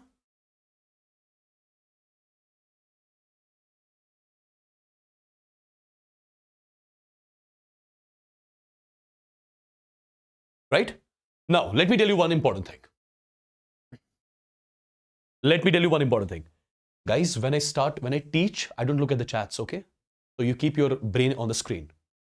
Perfect? If I start reading your chats and all, the class will go like that. Okay? So have your complete attention on the screen. I'm not going to answer all these like whatever silly questions you're asking. If I find some genuine question, I'm going to answer that. Okay? Look here now. Now, guys, there is one more thing. What is that? If I talk about the term moles, moles are sometimes instead of moles, you can write gram atoms. Instead of moles, sometimes we write gram atoms. For example, there will be a question in which you'll be asked to calculate the number of gram atoms. Number of gram atoms means we are supposed to calculate moles. Sometimes in the question, they'll ask you to calculate the number of gram molecules. And when they'll ask you to calculate the number of gram molecules, that means you are supposed to calculate moles. So basically, there is a name for moles as well, right? Gram atoms or gram molecules. Or sometimes they'll directly ask you to calculate gram ions. If they even ask you about the gram ions means moles. So there are different names given to moles as well, right? So either they'll ask you directly calculate the moles, or sometimes they might ask you to calculate the gram atoms. Sometimes they might ask you to calculate the gram molecules or even the gram ions. Whenever gram atoms, gram molecules, or gram ions are to be calculated in the question, that means you're supposed to calculate moles. Okay? That means you're supposed to calculate moles. Yeah? Now, try to understand what I'm going to say. My dear students, did I take hydrogen here in atomic form or molecular form? If you look carefully, hydrogen is in atomic form.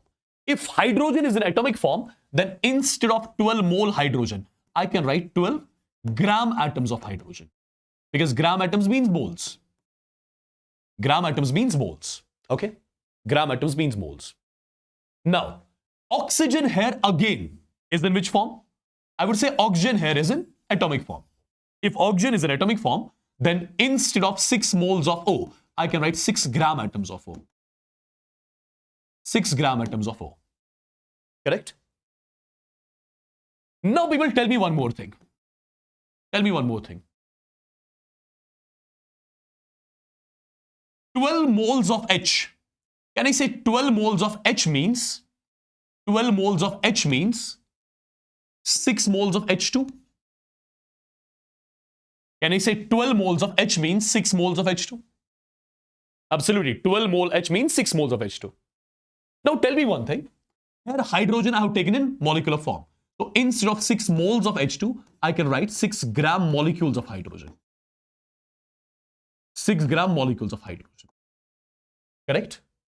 Similarly, instead of 6 moles of O, what can I write? Instead of 6 moles of O, I can write 3 moles of O2. Because 6 mole O means 3 mole O2. And here I've taken oxygen in molecular form. So I can write 3. Instead of moles, I can write gram molecules of oxygen. Is this particular statement clear to everyone? Say it once in the chats. Say it once in the chats, people. Say it once in the chats.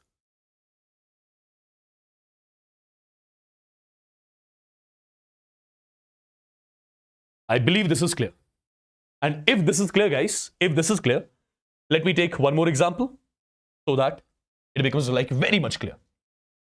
For example, I'm writing a statement, 1 mole H2SO4. Now, first of all, can I say 1 mole H2SO4 contains 2 moles of H? 1 mole H2SO4 contains 1 mole of S. 1 mole H2SO4 contains 4 moles of O. 4 moles of O.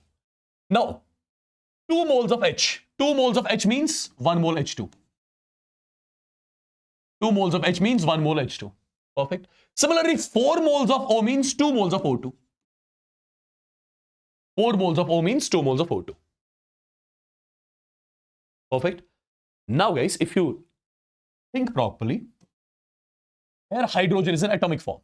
If hydrogen is in atomic form, then instead of 2 mole H, I can write 2 gram atoms of hydrogen. 2 gram atoms of hydrogen. 1 mole S, sulfur is in atomic form, so I can write 1 gram atom of sulfur. 1 gram atom of sulfur. 4 moles of O, oxygen is in atomic form, I can write 4 gram atoms of oxygen. 1 mole H2, 1 mole H2, hydrogen is in molecular form, I can write 1 gram molecule of hydrogen. 2 moles of O2, oxygen is in molecular form, I can again write 2 gram molecules of oxygen. I believe this sort of a statement you can write for every substance from now on. If yes, let me know once quickly in the chats so that I can directly move on to the questions. Yeah? All clear? All clear, people?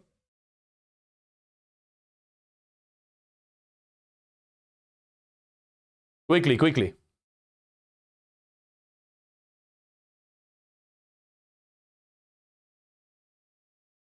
There is no atom limit. There is no atom limit in NEET. Sir, JK Bose के लिए enough होगा? This is not for JK Bose. This is for NEET. Okay? This is for NEET as well as JEE Mains. Not for JK Bose. All right. So I believe this sort of a step is clear. And if this is clear, let's try to solve a few questions. Like, look at this question. One basic question. Calculate the moles of O. Calculate the moles of O. I mean, read the question line by line, basically. Moles of O, oxygen in atomic form. Okay, moles of O in 196 grams of H2SO4. 196 grams of H2SO4. My dear students, always remember one thing. Convert the given quantity into number of moles. This is my given quantity. I'm given with mass of H2SO4. So convert it into moles first of all. So how many moles of H2SO4 do we have? I would say number of moles of H2SO4 will be equal to given mass of H2SO4 divided by molar mass of H2SO4. The value comes out to be 2. I would say we are basically given with 2 moles of H2SO4. 196 grams of H2SO4 means 2 moles of H2SO4. Now tell me one thing, general information. If I talk about 1 mole H2SO4, can you tell me in 1 mole H2SO4, how many moles of O do you see? I can see 4 moles of O. In 1 mole H2SO4, I can see 4 moles of O. Now think logically. Think logically. Think logically. If in 1 mole H2SO4 there are 4 moles of O, how many moles of H2SO4 do we have? We have 2 moles. I'll directly say 2 moles of H2SO4. 2 moles of H2SO4 will contain 4 into 2. That means 8 moles of O. Is this something I was supposed to calculate? I would say these are the moles of O which are present in 2 moles of H2SO4. Or I would say these are the moles of O which are present in 196 grams of H2SO4. That is something I was supposed to calculate. Yeah? That is something I was supposed to calculate. Clear? Okay, one more thing, which you are going to remember. What is that? In this question, whose data I was supposed to calculate? Was I supposed to calculate the data for O? Or was I supposed to calculate the data for H2SO4? I was supposed to calculate the data for O. I was supposed to calculate the data for O, right? Now, remember, the one whose data is to be calculated, that has to be on the right side of the statement. Look at this statement. In this statement, I kept O on the right side. The one whose data is to be calculated, that has to be on the right side of the statement. Perfect. Now, one more question which I'm going to solve. With that, you'll understand basically how to deal with these sort of questions. Look at this, guys. Calculate the mass of H3PO4. That contains 0.25 moles of O. This is my given quantity. People. Now, given quantity is already in terms of moles, so I need not to convert it. I told you already, convert the given quantity into number of moles. But given quantity is already in terms of moles, so no need to convert. I mean, it's already in moles. Perfect. Now, calculate the mass of H3PO4 that contains 0.25 moles of O. If I talk about some general information about H3PO4, can I say 1 mole of H3PO4 contains how many moles of O? Contains 4 moles of O. This is the general information which we already know. 1 mole H3PO4 contains 4 moles of O. Whose data I'm supposed to calculate? I'm supposed to calculate the data for H3PO4. If I'm supposed to calculate the data of H3PO4, that means H3PO4 has to be on the right side of the statement. So, shouldn't I be reversing the statement? Yes, I should be reversing the statement. And after reversing the statement, I can say 4 moles of O. 4 moles of O are present in 1 mole of H3PO4. Yeah? 4 moles of O are present in 1 mole of H3PO4. Now, if 4 moles of O are present in 1 mole of H3PO4, what about 1 mole of O? I say 1 mole of O will be present in 1 by 4 moles of H3PO4 as per unitary method. Yeah? Now, if 1 mole of O is present in 1 by 4 moles of H3PO4, am I given with 1 mole of O in the equation or 0.25? 0.25. I would say 0.25 moles of O would be present in 1 divided by 4 multiplied by 0.25 moles of H3PO4. So this will come out to be 1 divided by 16 moles of H3PO4. So can I say these are basically the moles of H3PO4. These are the moles of H3PO4 which will be containing 0.25 moles of O. These are the moles of H3PO4, which will be containing 0.25 moles of O. But in the question, am I supposed to calculate moles of H3PO4? No. I'm supposed to calculate mass of H3PO4. Now think, how do you convert moles into mass? Moles multiplied by molar mass. That gives me the mass. So I would say mass of H3PO4 would be equal to moles of H3PO4 multiplied by the molar mass of H3PO4. The molar mass of H3PO4. Moles of H3PO4 we have already calculated, 1 by 16, and molar mass of H3PO4 is 98 grams. The value comes out to be 6.125 grams. So can you understand the meaning of this 6.125 grams? I would say this is the mass of H3PO4. This is the mass of H3PO4 that contains 0.25 moles of O. In the question, I was supposed to check this only. What mass of H3PO4 contains 0.25 moles of O? I would say 6.125 grams of H3PO4 would be containing 0.25 moles of O. Clear with this? Yes or no? Clear with this, people?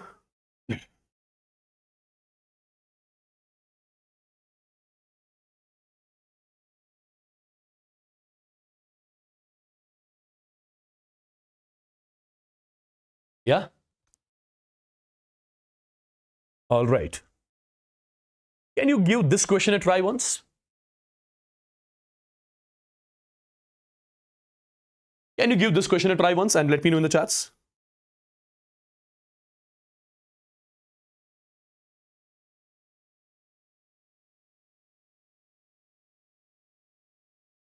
Yeah?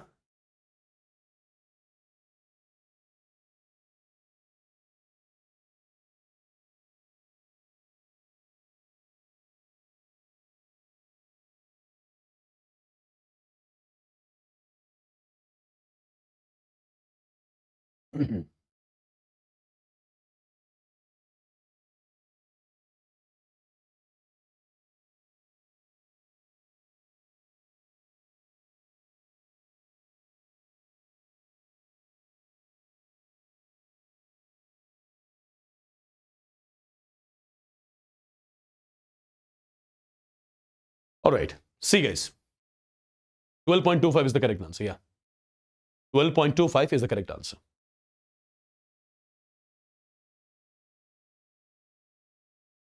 See, guys, how do we do it?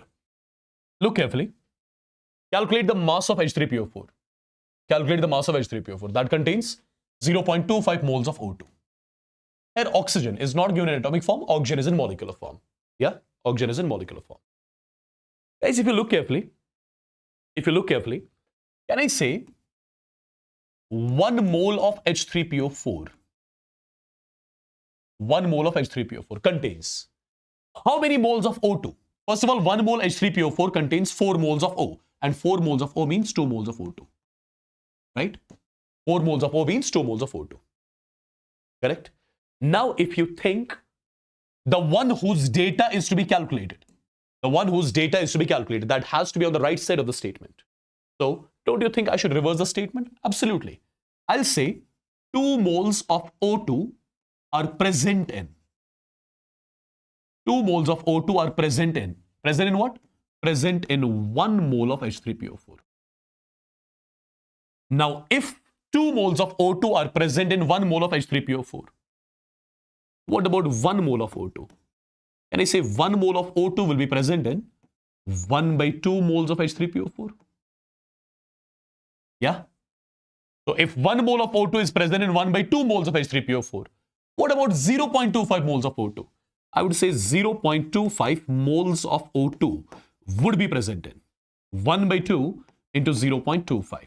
The value comes out to be 1 by 8 moles of H3PO4. Now, what is this particular term? What is this? Can I say these are the moles of H3PO4? Absolutely, these are the moles of H3PO4 that contains 0.25 moles of O2. But am I supposed to calculate moles of H3PO4? No. I'm supposed to calculate the mass of H3PO4.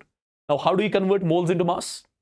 I'll write mass of H3PO4 will be equal to moles of H3PO4 multiplied by molar mass of H3PO4.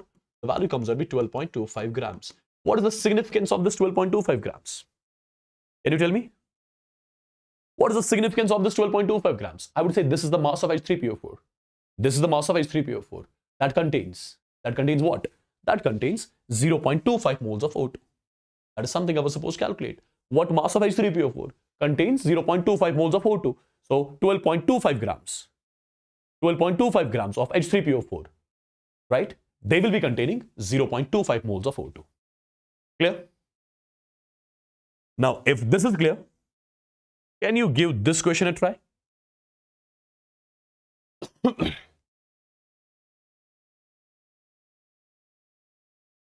I'm showing you all the types of the questions that can be asked. Quick, guys, quick.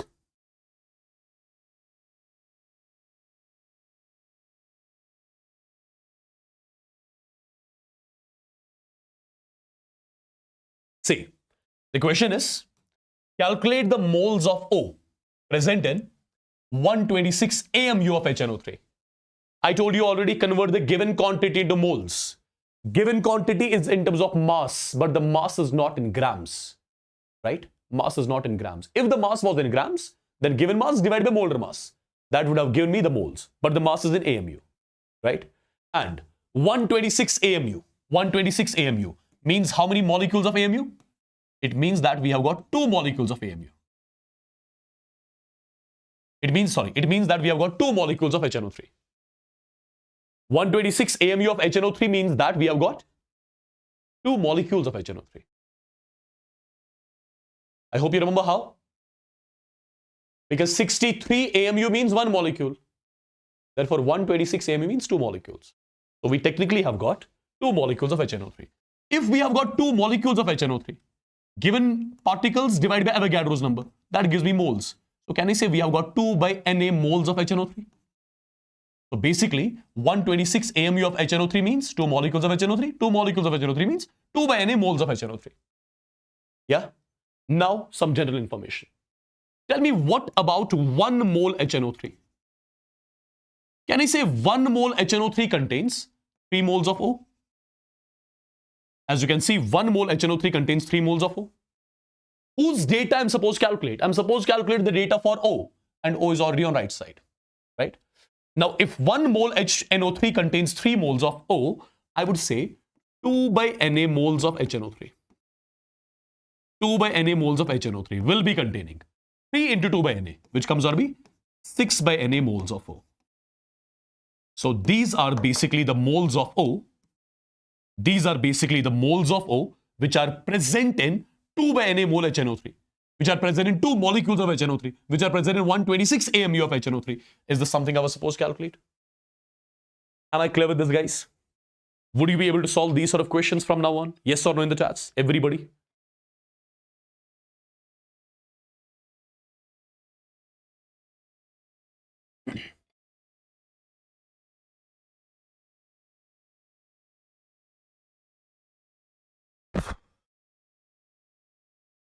Yeah?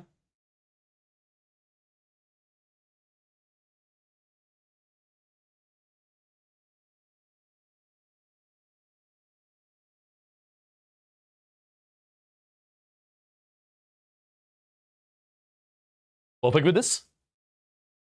I think this sort of a question you will be able to solve. All right. All right, people. Got it.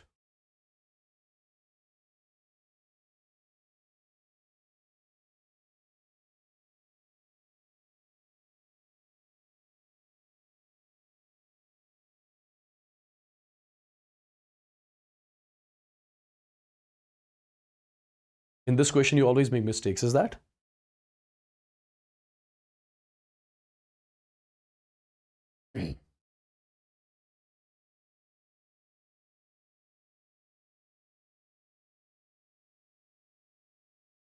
What are standing waves and how they are formed in string and organ pipes?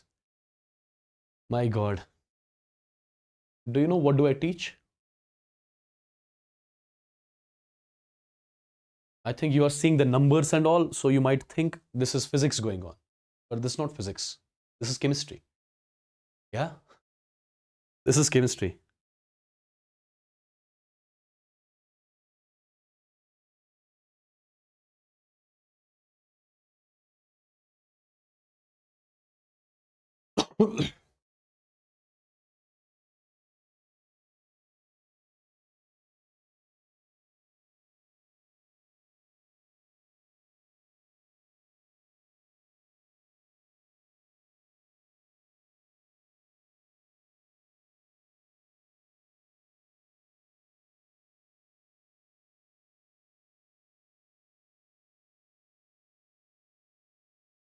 One is saying moles and molecules are same. What should I answer? Moles and molecules are same, huh?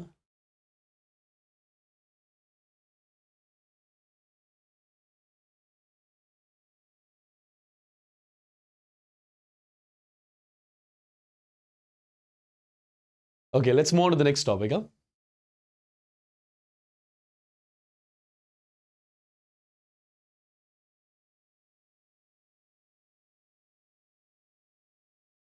This is fun to look at the chats sometimes.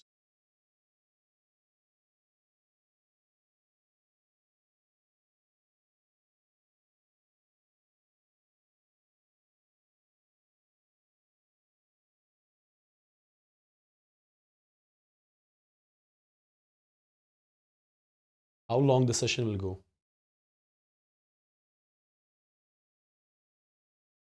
Session will go till 5 a.m.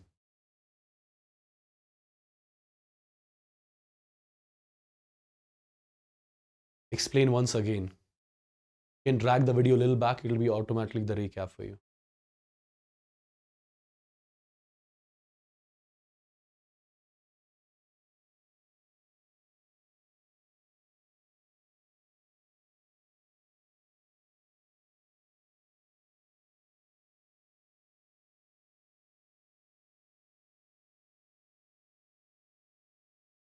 Okay, let's move on. Let's move on. The next topic which we are going to do is average molar mass of a gaseous mixture. Again, one important topic. Average molar mass of a gaseous mixture. So first of all, how do we define the term average molar mass of a gaseous mixture? Let me write its definition first, then I'll make you understand what this topic exactly is all about. Average molar mass of the gaseous mixture, which we represent with MAV. Average molar mass of the gaseous mixture, which we represent with MAV. How do we define it? How do we define it? It is defined as the mass of, it is defined as the mass of 1 mole of a gaseous mixture.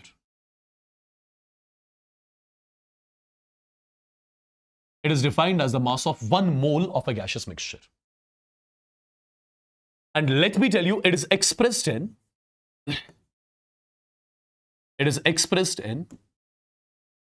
grams per mole. Now, what does it mean? Let's try to understand this. Let's try to understand. The mass of 1 mole gaseous mixture is what you call as average molar mass. Okay, before explaining this, let me write one more thing. Gases in the mixture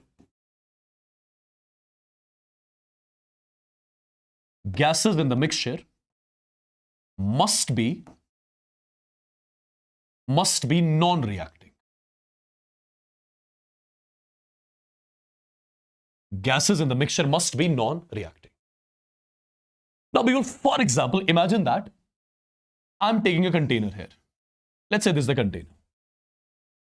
For example, in this container, we have got, let's say, ozone. And with ozone, we have got N2 gas as well.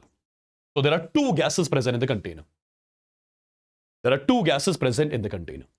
Okay. So first of all, can I say we have got a gaseous mixture?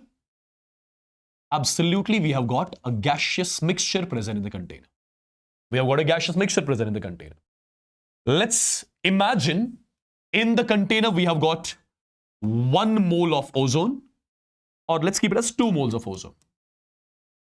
Let's say in the container we have got 2 moles of ozone gas as well as 2 moles of N2 gas. Let's say in the container we have got 2 moles of ozone gas and 2 moles of O2 gas. So first of all, my first question to you, how many total moles are there in the mixture? Total moles present in the mixture is equal to 2 plus 2, 4. So the mixture contains total 4 moles, right? Now, people, can you tell me what is the molar mass of O3? Molar mass of O3 is basically 16 into 3, 48 grams. That means mass of 1 mole of O3 is 48 grams. If the mass of 1 mole of O3 is 48 grams, mass of 2 moles of O3 will be 48 into 2, 96 grams. So the mass of 2 moles of O3 is nothing but 96 grams. What is the molar mass of N2? Molar mass of N2 is 28 grams. So 28 grams is the mass of 1 mole N2. But do I have 1 mole N2 or 2 mole? I have 2 moles of N2. If 1 mole N2 has the mass of 28 grams, so 2 moles of N2 will have the mass of 28 into 2, which comes out to be 56 grams. So I would say the mass of 2 moles of ozone is 96 grams. The mass of 2 moles of N2 is 56 grams. Yeah. Now, if I ask you, what is the mass of the gaseous mixture in the container? The mass of this complete mixture. The mass of this complete mixture will be 96 plus 56, right? Which comes out to be 152 grams. This is the mass of the gaseous mixture. This is the mass of the gaseous mixture. Now, people, if I write a statement, can I say 4 mole of the gaseous mixture? 4 moles of the gaseous mixture. 4 moles of the gaseous mixture has got the mass of 152 grams. Yes, 4 moles of the gaseous mixture has the mass of 152 grams. Now, if 4 moles of the gaseous mixture has got the mass of 152 grams, what about the mass of 1 mole of the gaseous mixture? What about the mass of 1 mole of the gaseous mixture? If 4 mole mixture has the mass of 152 grams, therefore 1 mole mixture has got the mass of 152 divided by 4, right? Perfect. Now, if I ask you, what is this particular term? Can I say this is basically the mass of 1 mole of gaseous mixture? And as per the definition, the mass of 1 mole of the gaseous mixture is what you call as average molar mass. So average molar mass of the mixture, which means that the mass of 1 mole of the gaseous mixture, is equal to 152 divided by 4 grams. Got it? Yeah?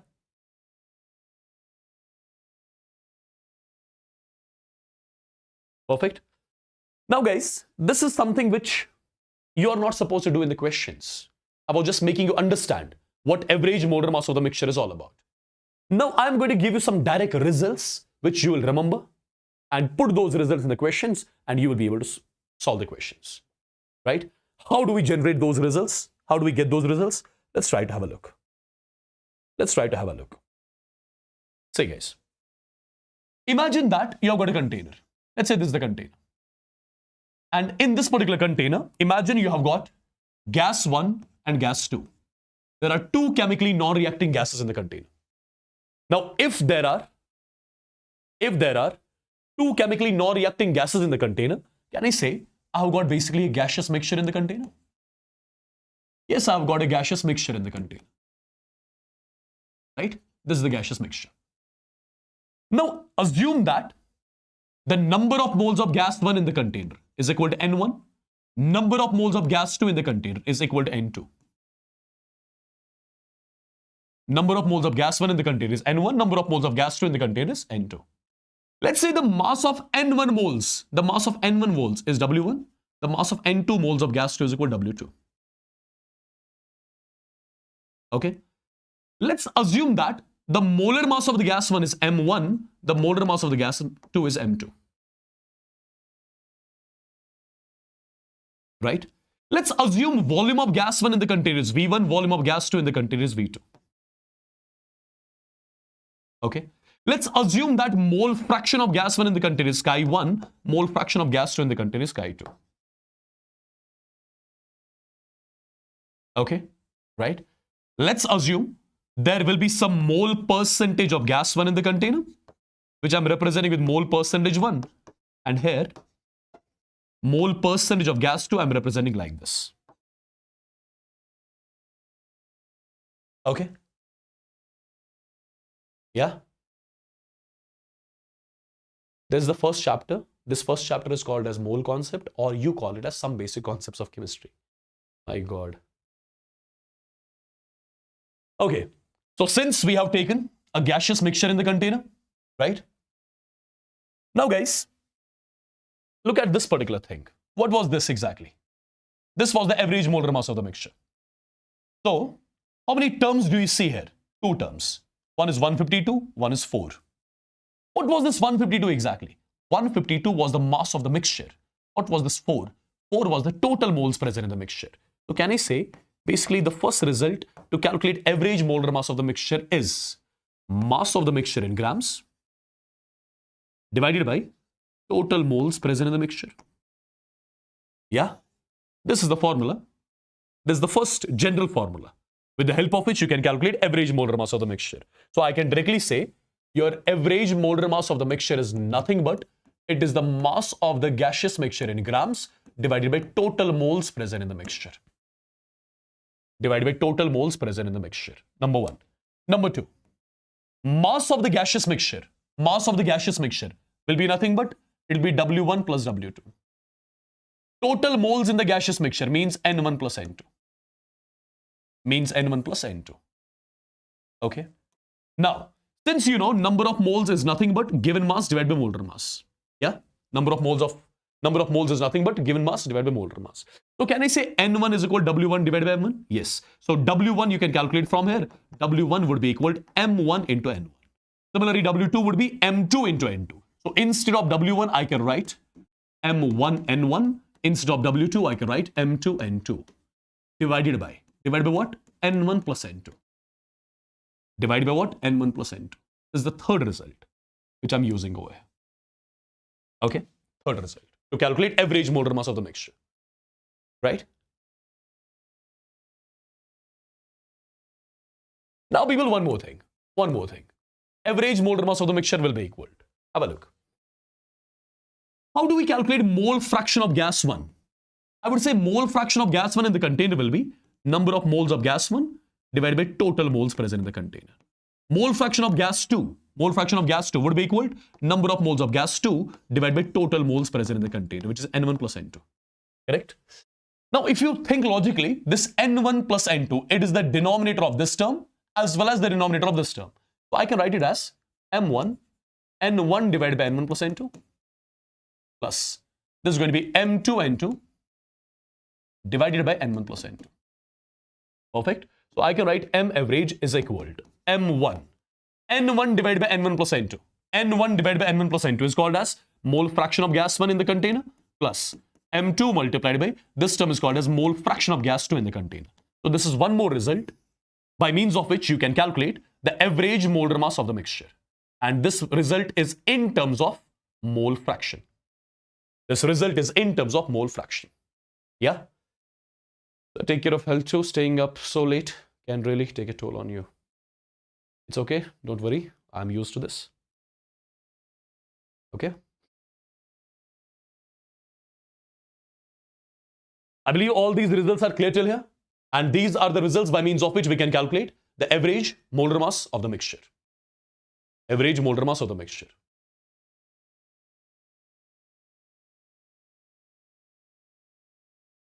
Okay. Now guys, one more thing. As you mentioned here, the term mole percentage. What is mole percentage basically? See, it is just a fancy terminology, nothing else.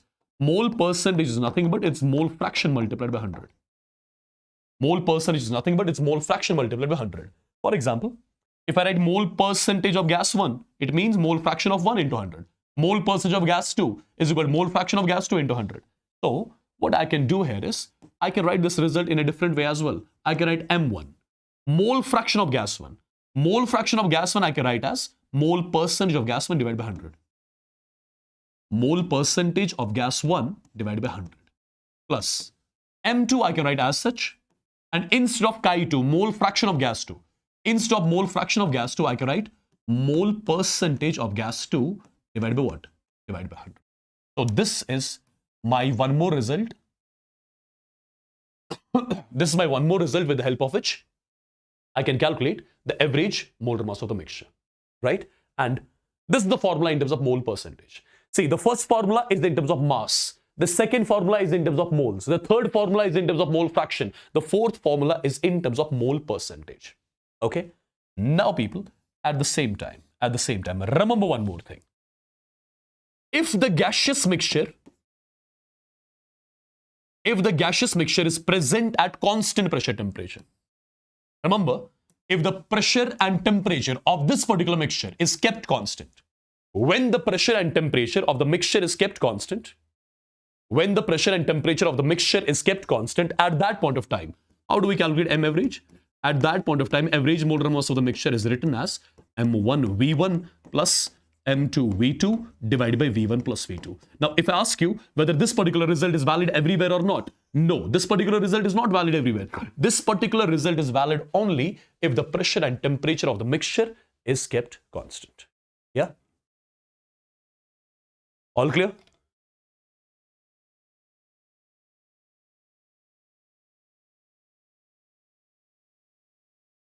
So there are basically these many results by means of which we can calculate the average molar mass of the mixture.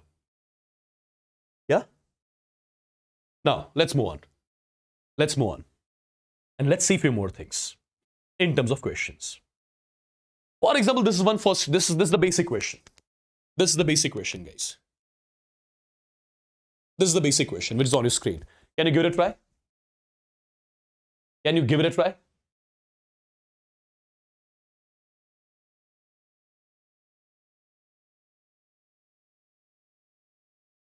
Can you give this question a try?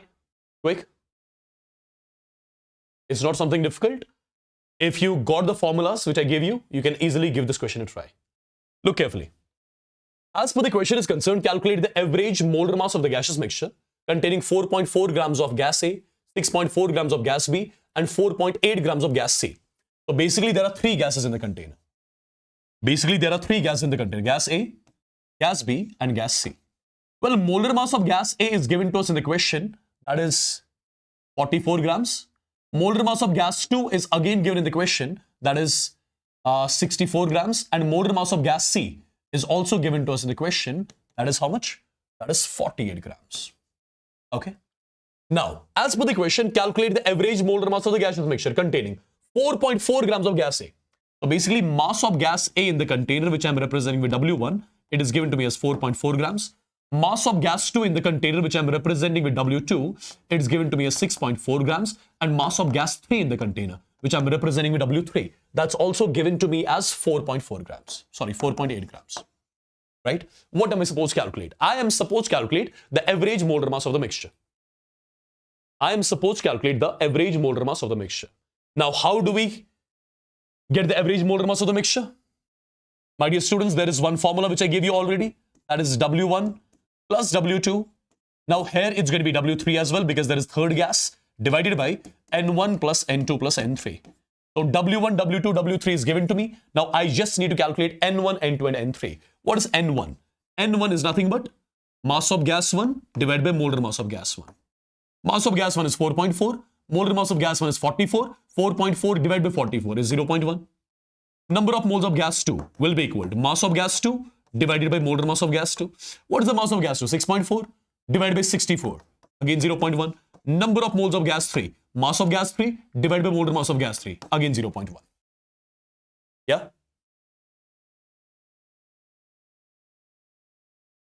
Perfect. Now, my dear students, W1 plus W2 plus W3. W1 is 4.4 plus W2 is 6.4. W3 is 4.8. Divided by N1 plus N2 plus N3. 0.1 plus 0.1 plus 0.1. You can solve it. You can get the answer in grams per mole. Right? Perfectly done. So people are saying the answer is coming out to be 52. So the answer is 52 grams per mole. This is basically the average molar mass of the mixture. Or I can say 1 mole of the mixture has got the mass of what? 1 mole of the mixture has got the mass of 52 grams. The mass of 1 mole of the gaseous mixture is 52 grams, which is what you call as average molar mass of the mixture. I believe this is clear. And if this is clear, let's try to solve one more question. Look at this question, guys. Look at this question carefully. The question is, a mixture of O2 and gas Y are in the molar ratio of A is to B, has the mean molecular weight of 40. Calculate the mean molecular weight if the gases are mixed in the molar ratio B is to A. Okay, let's see how this sort of a question is to be solved. See guys, as far as the question is concerned, let me write it over here. Let's say this is the container. And in this particular container, what do we have? We have got O2 gas and we have got some gas Y. These are the two gases. First of all, what is the molar mass of O2? That is 32 grams. What is the molar mass of gas Y? Molar mass of gas Y is given to me as 80 grams. Okay. Now, as per the first statement is concerned, when the molar ratio of O2 and Y was A is to B, when the molar ratio of O2 and Y was A is to B, at that point of time, the average molar mass of the mixture was 40 grams. At that point of time, the average molar mass of the mixture was 40 grams. This is the question. So basically, when the molar ratio of the mixture was A is to B, at that point of time, the average molar mass of the mixture was 40 grams. Okay. Now, if we change the molar ratio of the mixture from A is to B to B is to A, what will be the molar mass of the mixture? How I'm going to deal with this sort of equation? Understand. Molar ratio is A is to B. So let me call this as N1. Let me call this as N2. Okay.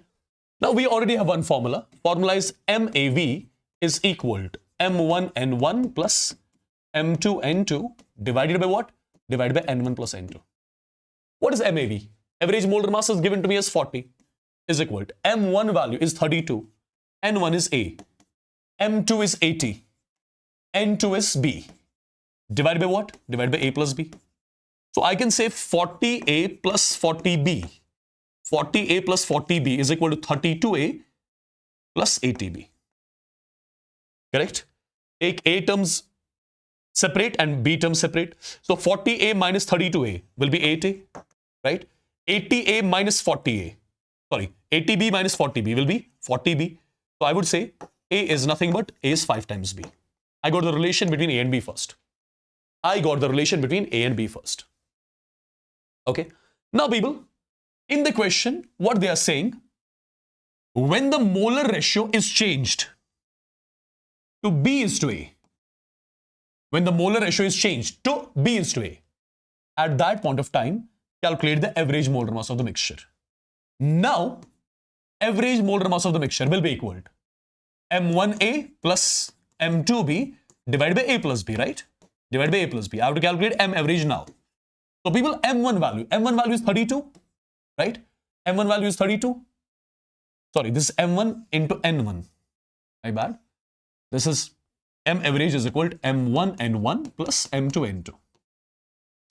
Okay. So M1 is basically 32. N1 here is B now plus M2 is 80. N2 is A divided by what? Divided by A plus B. Right? Divided by N1 plus N2. N1 plus N2 is A plus B basically. So this was here N1 plus N2. This was here N1 plus N2, and instead of this N1 plus N2, I'm writing A plus B. Yeah? Or let me write it N1 plus N2 here. Perfectly done. Now let's do one thing. MAV is equal to 32B, I'm writing as such, plus 80 times A. What is A? A is nothing but 5 times B. Already checked. Divided by A plus B. A is 5B. 5B plus B makes it 6B. Perfectly done. So 32B plus this is going to be 400B divided by 6B.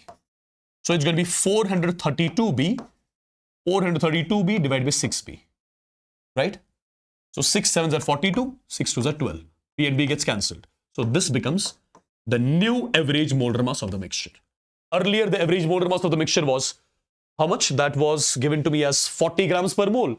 Now, when the molar ratio is changed, average molar mass of the mixture now comes out to be 72 grams per mole. Is it clear? Is it clear, guys? This lecture is enough. Don't spam now.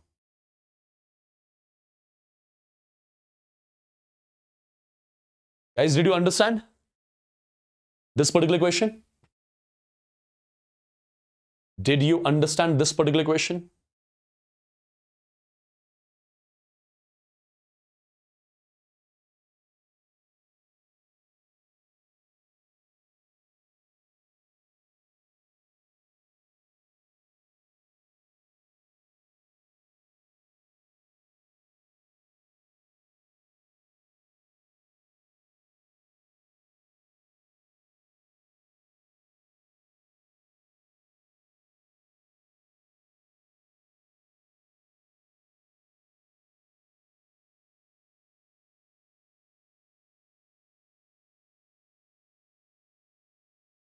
All right. Let's move on to one more question then. Let's move on to one more question. Look at this one. The question says at 27 degrees centigrade and 1 atm. Do you understand why these terms are given? 27 degrees centigrade, 1 atm. That means pressure temperature has been kept constant, right? Now, one thing that is striking my mind, since pressure temperature has been kept constant, and I have told you already, when pressure and temperature is constant, at that point of time, there is only one formula to calculate average molar mass. Which formula is that? That is m1 v1 plus m2 v2 divided by v1 plus v2. So by chance, if I was supposed to calculate average molar mass somewhere, I'll be using that particular formula. This is something which is striking my mind right now after just looking at these two things. Yeah. So at 27 degrees centigrade and 1 atm pressure, a given mixture of O2 and SO2. So basically, you have got a container, and in this particular container, you have got two gases. One is O2 gas and one is SO2 gas. Yeah. These are the two gases present in the container. Now, as far as the question is concerned, if you look carefully, what is the molar mass of O2 first of all? Molar mass of O2 is nothing, that is 32 grams per mole. Molar mass of SO2 you should be knowing, that is 64 grams per mole when you calculate. Now, as per the question, volume ratio of these gases is given to us as 2:1. Volume ratio of these gases is given to us as 2:1. Volume ratio of these gases is given to me as 2:1.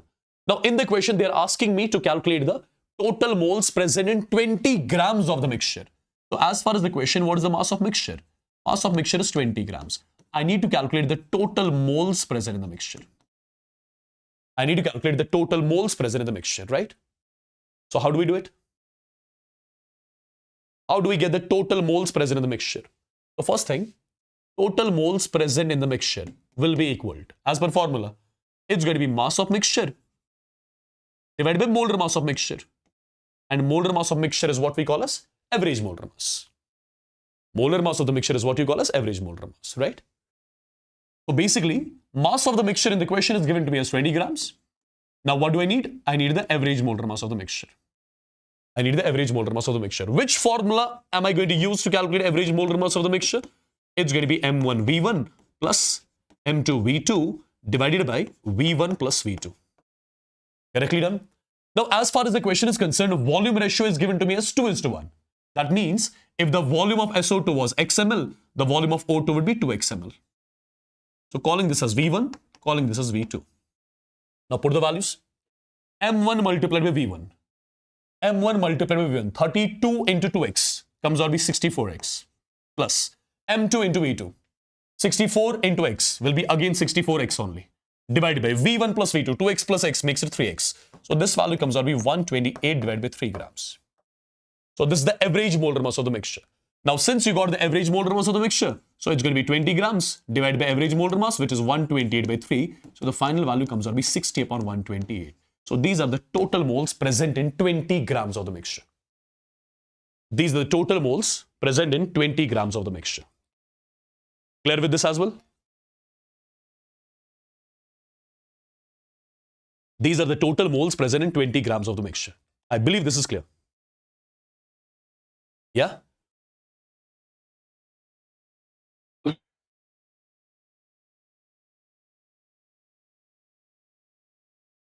Now guys, you could have solved it in a different way as well. You could have solved the same question in a different way as well. If you look carefully, average molar mass of the mixture came out to be 128 by 3 grams per mole. That means 1 mole of the mixture has got the mass of 128 by 3 grams. Or I can say 128 divided by 3 grams is basically the mass of 1 mole of the mixture. Is the mass of 1 mole of the mixture, correct? Yeah? Is this clear till here?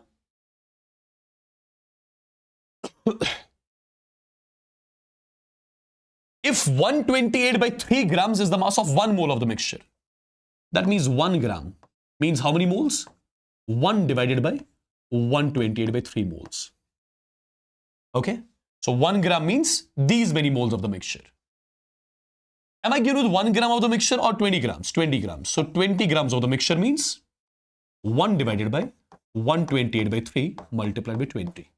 This value will come out to be 60 upon 128 moles. Okay, you can solve the question like this as well. Whether you want to use the formula, if you are using the formula, done.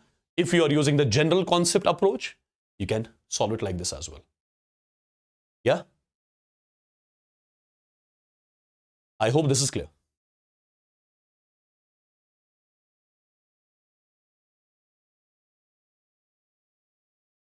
I hope this is clear.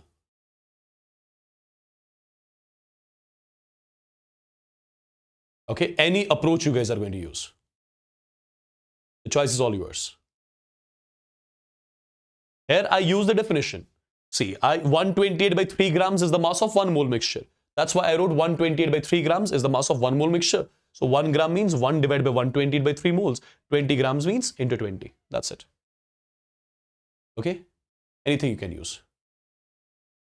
I believe it's clear.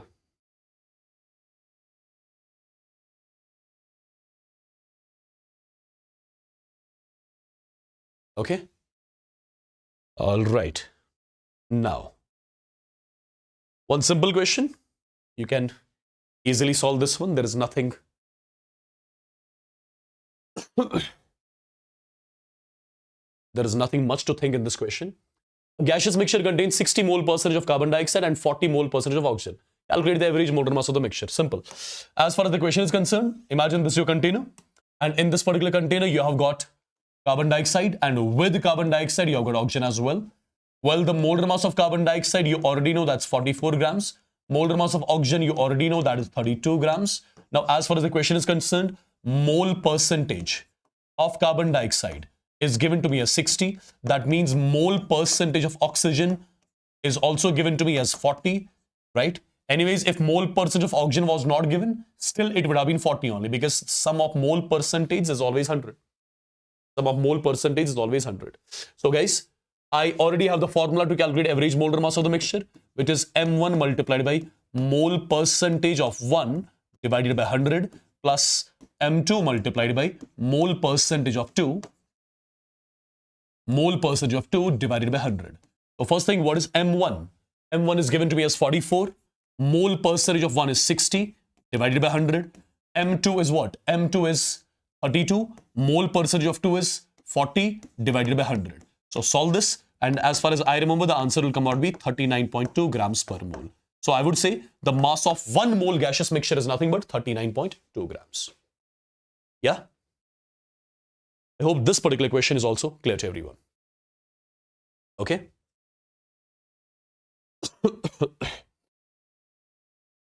Right, people?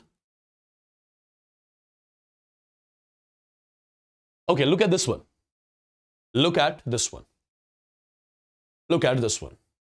600 ml mixture of O2 and O3 at STP weighs 1 gram. Okay? Calculate the volume of ozone in the mixture. There are many ways of solving the question. There are many ways of solving this sort of equation. One approach which I always use in the question, which I always use in the class, I'm not going to solve this question through that approach. Let's solve this question with a different approach today. See guys. This is your container. And in this container, you have got 600 ml of O2 and O3. So there is O2 gas as well as O3 gas in the container. Perfect. How many ml? So we have got 600 ml of the mixture. 600 ml of the mixture. 600 ml mixture has got the mass of what? It has got the mass of 1 gram. 600 ml mixture has got the mass of 1 gram. Okay. Now, this mixture, as per the question, is present at STP. Perfect. Now, this 600 ml, this is the mass of entire mixture. Let's assume out of 600 ml, we have got some X ml of ozone in the container. So, this is going to be 600 minus X ml. Okay. Let's say in the container, we have got some X ml of ozone and oxygen will be 600 minus X ml. Right? The mass of the entire mixture is 1 gram. Now, if you think logically, can I say mass of O2 plus mass of O3 as per the question is equal to 1 gram. Agreed? Mass of O2 plus mass of O3 is equal to what? Mass of O2 plus mass of O3 is equal to 1 gram. Yeah. Now, mass of O2 is, volume of O2 is how much? Volume of O2 is 600 minus X ml. Volume of O2 is 600 minus X ml. If I divide it with 22400, given volume in ml, divide by 22400, this term is what I call as moles of O2 in the container.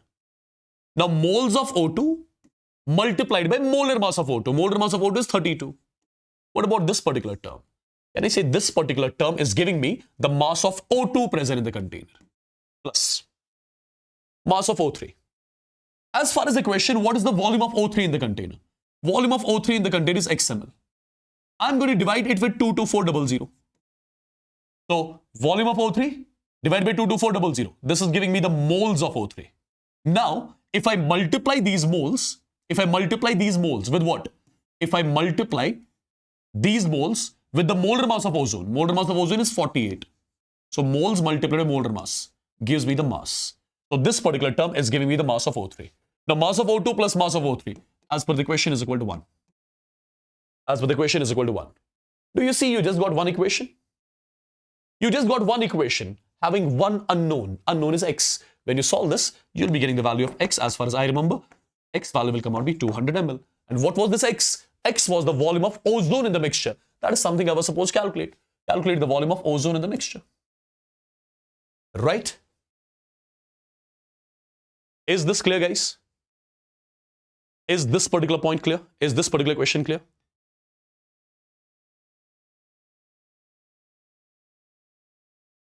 I believe yes. Okay?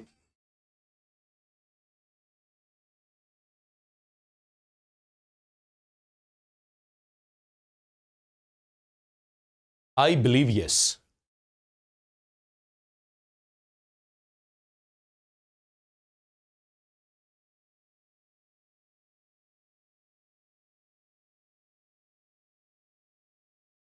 This particular method is easy. The second method will be lengthy. Let's not do that. This is better. Mass of O2 plus mass of O3 is equal to 1 gram. I was given with volume. I converted volume into moles. Then moles multiplied by molar mass. This is what I call as mass of O2. Same for this, mass of O3 is equal to 1. One equation, one unknown, and we're done. Okay?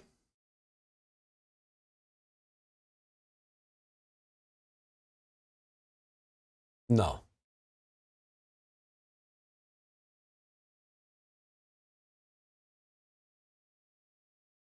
let's discuss one more topic here. That's what you call as vapor density.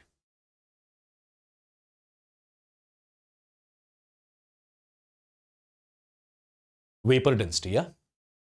Let's discuss this topic, and after that, we'll take a small break of 10 to 15 minutes. Okay? But first of all, let's discuss this particular topic. This is also important, and you do not get to learn these topics in your batches, offline, online, right? These are mostly skipped.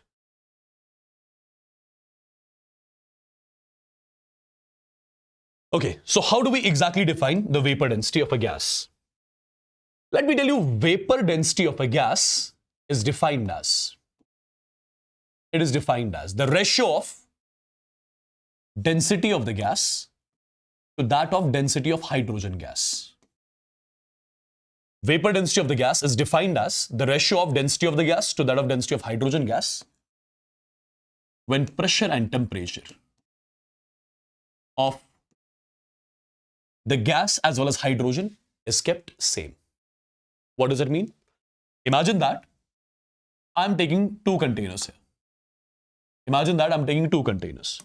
The first container is, for example, containing some random gas. The second container is containing some hydrogen gas. Whatever is the pressure of this gas in the container, same is the pressure of hydrogen. Whatever is the temperature of this gas in the container, same is the temperature of hydrogen. So pressure, temperature of both the gases is same. Pressure, temperature of both the gases will be same. At same pressure, temperature, I would say this gas will be having certain density. Even this hydrogen will be having some density. This hydrogen will be also having some density, right? This hydrogen will be also having some density. Now, if I take the ratio, density of the gas divided by density of hydrogen gas, density of gas divided by density of hydrogen gas, provided pressure temperature of both is same, that is going to give you what? That's going to give you the vapor density of the gas. So vapor density of the gas is nothing but it is the density of the gas divided by density of the hydrogen gas provided pressure and temperature of both the gases is kept same. Okay, number one. Second thing, guys, which I would want you guys to remember, a direct formula. Or before the formula, let's get to know what kind of information this vapor density of the gas gives us. For example, let's say this particular gas has got the vapor density of 2. For example, let's say this gas has got the vapor density of 2. If vapor density of the gas is 2, that means density of the gas divided by density of hydrogen gas at same pressure temperature, that's 2, which means that density of the gas is 2 times the density of hydrogen gas. Right? I took a gas whose vapor density is, for example, 2. It means density of this gas is 2 times that of density of hydrogen. Or I would say the gas whose vapor density is 2, the gas is 2 times denser than what? The gas is 2 times denser than hydrogen gas. The gas is 2 times denser than hydrogen gas. Okay? For example, you have got a gas whose vapor density is 5. That means the gas would be 5 times denser than hydrogen gas. You have got a gas whose vapor density is 10.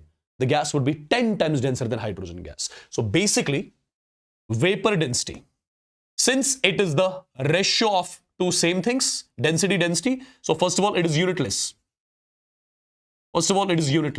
Number one. Number two, vapor density of a gas gives an idea about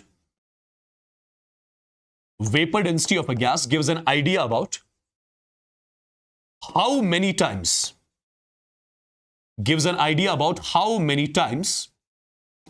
a gas is denser than what? Hydrogen gas at same pressure temperature. I believe this is clear. And if this is clear, guys, there is one more result which I'm not going to derive. I'm just going to give you the result which will be used in the questions. Now see what I'll be writing. Remember, molar mass of the gas is always equal to 2 times vapor density of the gas. An important result which you'll remember directly. It has got the derivation as well, but that's of no use to us. Molar mass of the gas is always equal to 2 times vapor density of the gas. There will be some questions. Wherein you will be given with the vapor density of the gas. For example, you have got a gas whose vapor density is 5. What does that mean? That means molar mass of the gas will be 5 into 2, 10 grams. There will be a gas whose vapor density is, for example, 20. That means molar mass of the gas is 20 into 2, 40 grams. So from vapor density, you can calculate molar mass of the gas. Now, people, at the same time, if the same equation is to be written for a gaseous mixture,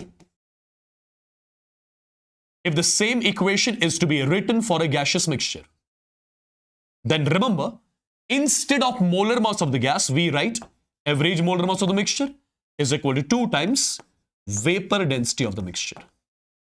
This particular result is valid for a gaseous mixture. Okay? This particular result is valid for a gaseous mixture. Now, let's get to know, first of all, what kind of questions can be asked here.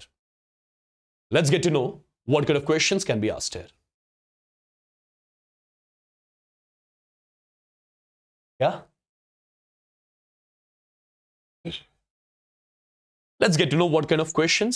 asked here. The first question which I am giving you, simple question. Vapor density of the gas is 5. Calculate the mass of 20 moles of the gas. Pretty much simple, guys. Vapor density of the gas is equal to 5, right? What we can conclude from vapor density? First thing I can conclude is the gas is 5 times denser than hydrogen at same pressure temperature. The gas is 5 times denser than hydrogen. But apart from that, I can calculate the molar mass of the gas. And you know, molar mass of the gas is nothing but that is 2 times vapor density of the gas. The value comes out to be 10 grams. So molar mass of the gas is 10 grams. Molar mass of the gas is 10 grams. What does that mean? That means the mass of 1 mole of the gas is equal to 10 grams.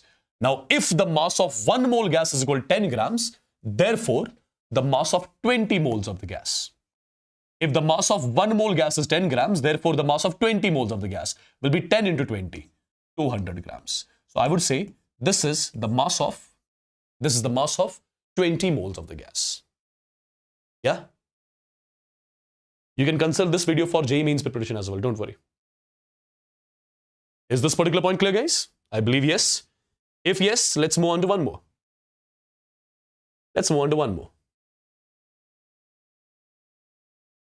Look at this particular question. Calculate the vapor density of the gaseous mixture containing O2 and O3 in 4:3 molar ratio. This is the question. 4:3 molar ratio. Now see what I'll be doing. As far as the question is concerned, you have got a container. And in this container, we have got two gases. What all? We have got O2 gas. And at the same time, we have got ozone gas, O3 gas. Well, molar mass of O2, you know already that is 32 grams.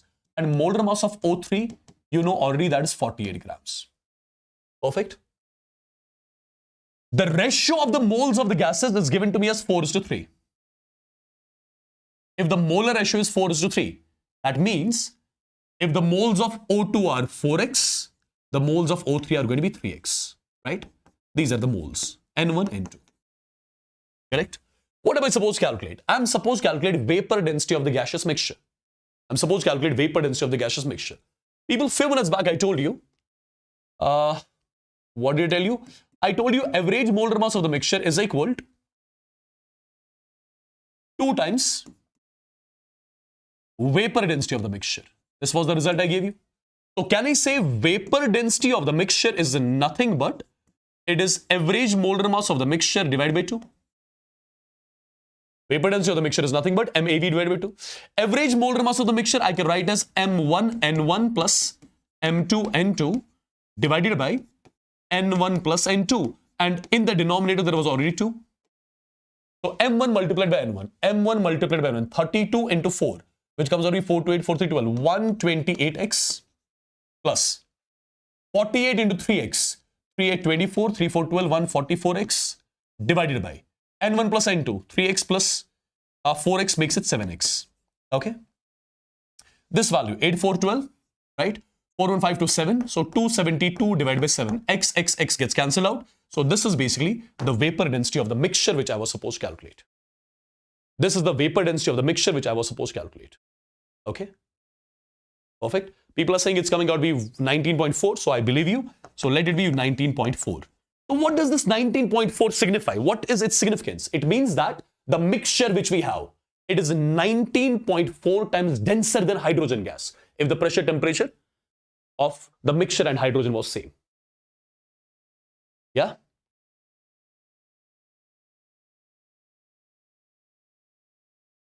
Perfect.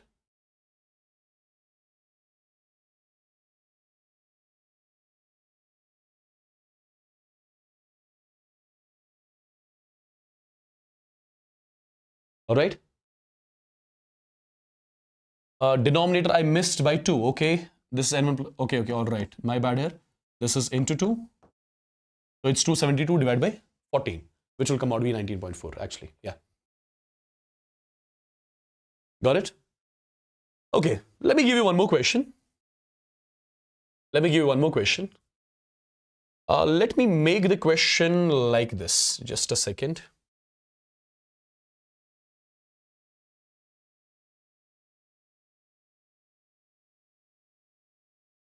Let me make the question like this.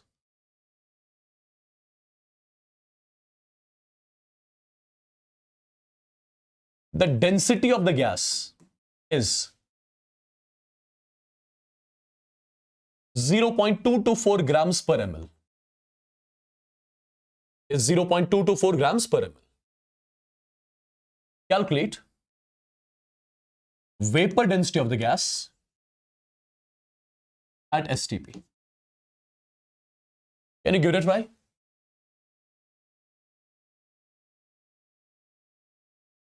Can you give this question a try? The density of the gas is 0.224 grams per ml. Calculate vapor density of the gas at STP. Now, a lot of students will be using the formula. Vapor density of the gas is equal to density of the gas divided by density of hydrogen. Density of the gas is given, but density of hydrogen is not given. So what do we do in this sort of equation? See, You have to use your brain a bit. As per the question, the density of the gas is 0.224 grams per ml. Grams per ml. That means 1 ml of the gas, 1 ml of the gas has got the mass of 0.224 grams. If 1 ml of the gas has the mass of 0.224 grams, I would say 22400 ml of the gas. 22400 ml of the gas, which means 22.4 liters of the gas. 22400 ml of the gas will have the mass of 0.224 into 22400, right? This is the mass of 22400 ml of the gas. 22400 ml of the gas means 1 mole of the gas at STP. It means we have got 1 mole gas at STP. So this is basically the mass of 1 mole gas at STP. And mass of 1 mole gas is what I call as molar mass of the gas. So I basically got the molar mass of the gas. I basically got the molar mass of the gas. If we got the molar mass of the gas, then, you know, molar mass of the gas is nothing but, that is 2 times the vapor density of the gas. So can we calculate vapor density of the gas from here? Yes. Vapor density of the gas is molar mass of the gas divided by 2. Molar mass of the gas is how much? 0.224 multiplied by 22400 divided by 2. Solve this equation and get the vapor density of the gas. If I'm clear with this question, you need to let me know in the chats quickly. If I'm clear with this question, let me know quickly in the chats.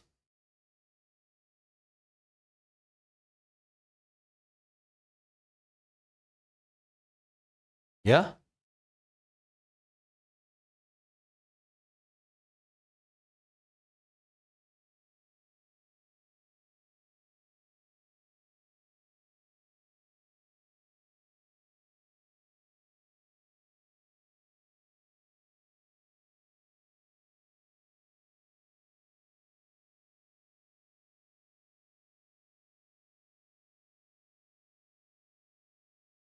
Got it? One more question and after that we'll take a break, okay? One more question and after that we'll take a break.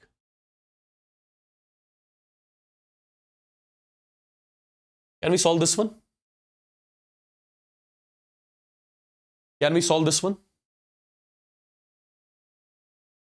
Vapor density of the mixture is given. All right, we have got a mixture. Perfect. See, let me make the complete scenario first of all. You have got a container and the container is having what all things? It is having NO2 and N2O4. These are the two gases. Now what would be the molar mass of NO2 first of all? 32 plus 14 is 46. Molar mass of N2O4 would be, it would be 92 grams. Okay, when you calculate it. All right. Let its mole fraction is chi1, let's mole fraction is chi2. Now chi1 plus chi2 is always 1. Sum of mole fraction is always 1. The vapor density of the mixture. As far as the question is concerned, vapor density of the mixture is given to me as 27.6. Now, if vapor density of the mixture is 27.6, so instead of vapor density of the mixture, I can write average molar mass of the mixture divided by 2, right, is equal to 27.6. So we can calculate average molar mass of the mixture from here. So this will be 55.2 grams per mole. This is the average molar mass of the mixture. Now, average molar mass of the mixture I can write as M1 chi1 plus M2 chi2. As per the question, it is equal to 55.2. Now, M1 I'm writing as such. I have to calculate mole fraction of N2O4. So, chi2 value I have to calculate, okay?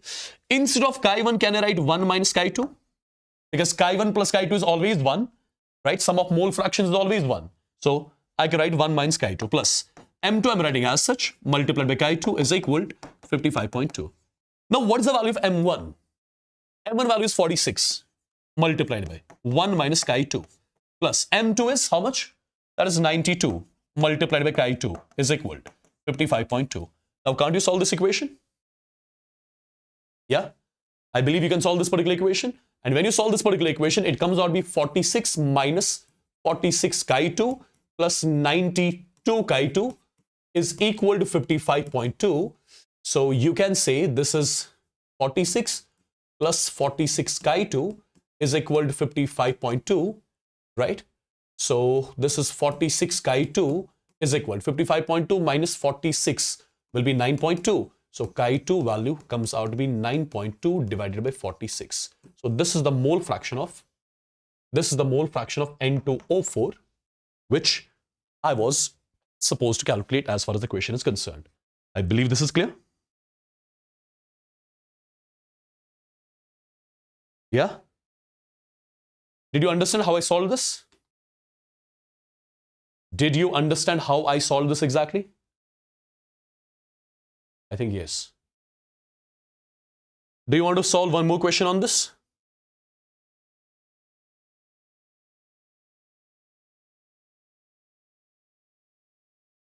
Why 1 minus chi2? Because sum of mole fractions is always equal to 1. Sum of mole fractions is always equal to 1. Okay, chi1 plus chi2 is always 1. If chi1 plus chi2 is equal to 1, that means chi2 is equal to 1 minus chi1.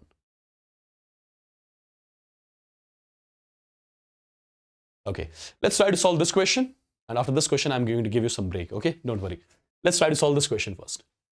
The question is calculate the molar composition of a mixture containing SO2 and SO3. Vapor density of the mixture is given. First of all, in the container, there are two gases. These are the two gases. What all? SO2 and SO3. These two gases. Okay. Molar mass of SO2, how much that will be? 64 grams. Molar mass of SO3 would be how much? It would be 80 grams. Correct? 48 plus, yeah. It will be 80 grams. Let the moles of SO2 in the container is N1, moles of SO3 in the container is N2. Vapor density of the mixture is given. Now we know one thing, that average molar mass of the mixture is equal to 2 times vapor density of the mixture. Since vapor density of the mixture is 36, so 36 multiplied by 2 is 72 grams. So I got to know the average molar mass of the mixture. Yeah? Now people, if average molar mass of the mixture is 72 grams, instead of average molar mass, can I write M1 N1 plus M2 N2 divided by N1 plus N2? This is equal to 72, absolutely. M1 is how much? 64. N1 is N1 as such. M2 is 80, N2. Divided by N1 plus N2 is equal to 72. It can be written as 72 N1 plus 72 N2. Correct? So, exchange the terms. N2 on one side, N1 on one side. So, this is going to be 80 N2 minus 72 N2. It's going to be 8 N2 is equal to 72 N1 minus 64 N1. 8 N1, 8 it cancel. N2 is equal to N1. Right? So whatever moles of SO2 are there in the container, same number of moles of SO3 will be there in the container. Right? Right, people? All clear? All clear? If the moles of SO2, SO3 are equal, that means the molar ratio is 1:1. Right? Molar ratio is 1:1 because N1 and N2 is equal. Molar ratio is 1:1. Or if I talk about the mole fraction of SO2 will be 1/2. This will be also 1/2. Molar ratio 1:1. Molar ratio will be 1:2, 1:2. Perfect. I think this is also clear to everyone. All right.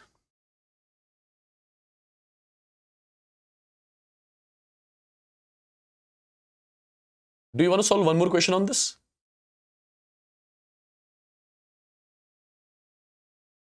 Yeah? Okay, tell me one thing. If in this question, for example, you were not given with the molar ratio. For example, you were given with the mass ratio, not the molar ratio. Then what you were supposed to do first? You were supposed to convert mass ratio into molar ratio. First, you were supposed to calculate mass ratio, convert mass ratio into molar ratio. Then, you were supposed to follow the same process. Yeah?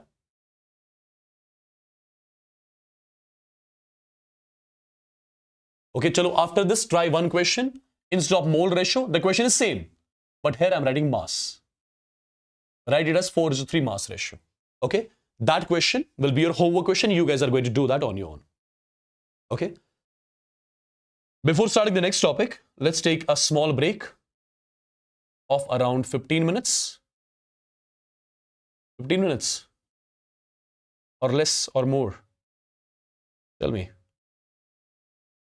Then I'm going to start the most important topic of the chapter, that is stoichiometry. What's the time now? It's 10. Let's catch up at 11, huh? Okay.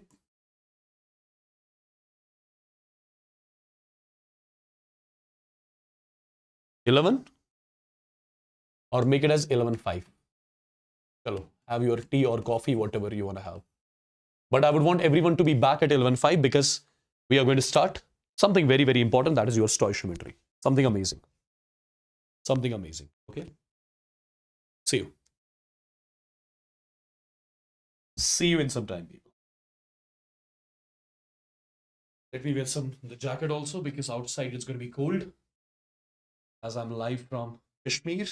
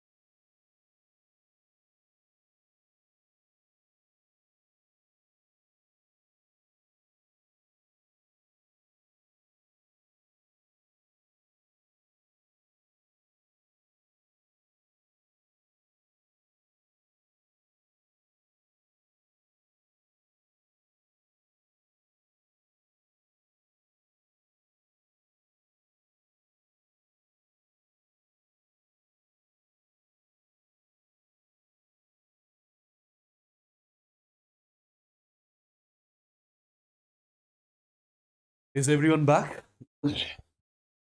Yeah. Is everyone back?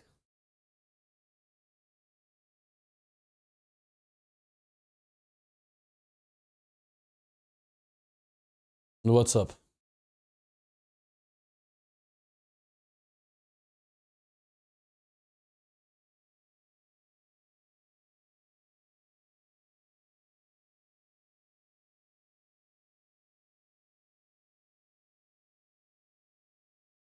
Naresh, check the questions again. I think you are dragging the video faster. There are a lot of new questions that are added and a lot of new questions which will be solving now.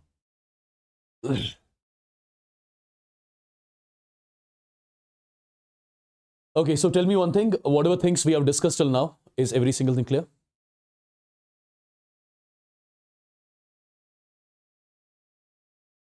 Whatever things we have discussed till now, is every single thing clear?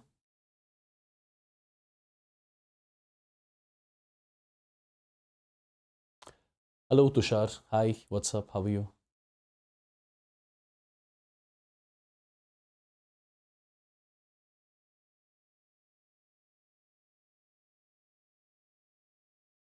Yeah, late OP, late OP. Correct.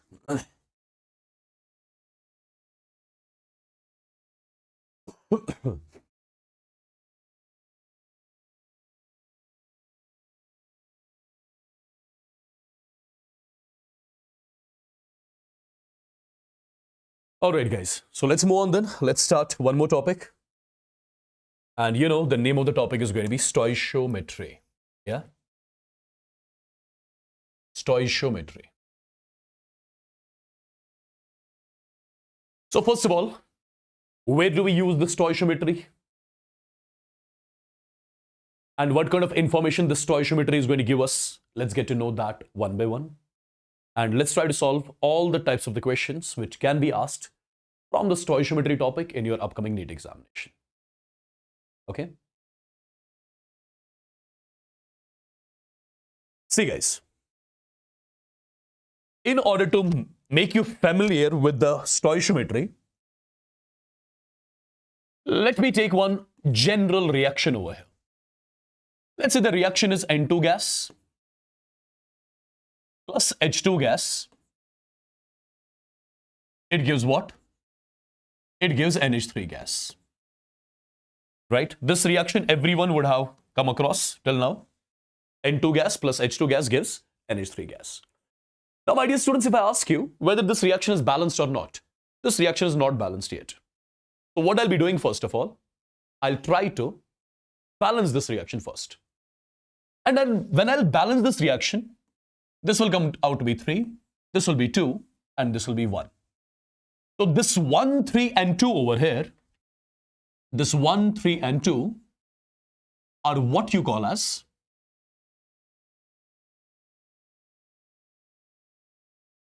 stoichiometric coefficients.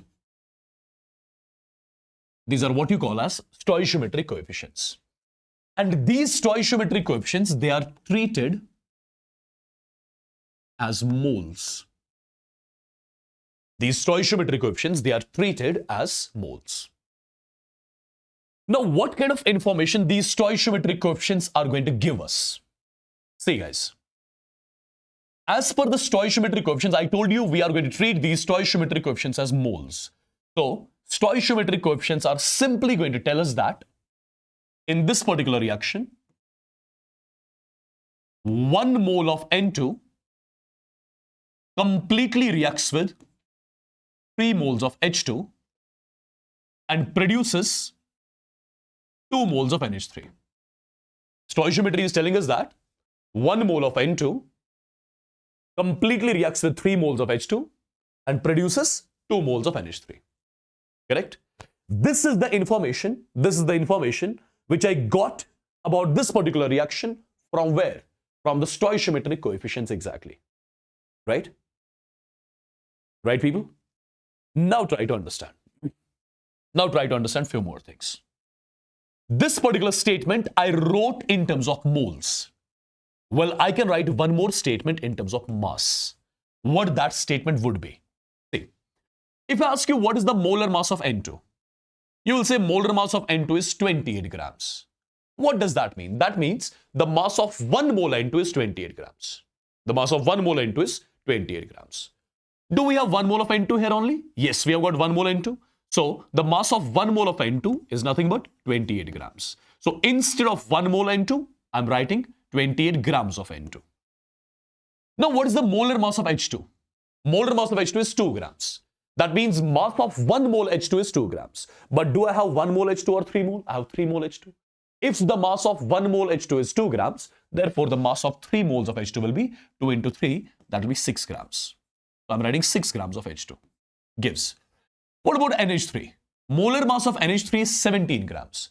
That means the mass of 1 mole NH3 is 17 grams. Do I have 1 mole NH3 here or 2 moles? I have 2 moles of NH3. If the mass of 1 mole NH3 is 17 grams, the mass of 2 moles of NH3 will be simply 34 grams. So I wrote 34 grams of NH3. Well, this particular statement I wrote in terms of mass. The first statement I wrote in terms of moles. Second statement I wrote in terms of mass. Now, my dear students, I can write one more statement as well. That will be in terms of volume. I can say 1 volume of N2. 1 volume of N2 completely reacts with 3 volume of H2 and produces 2 volume of NH3.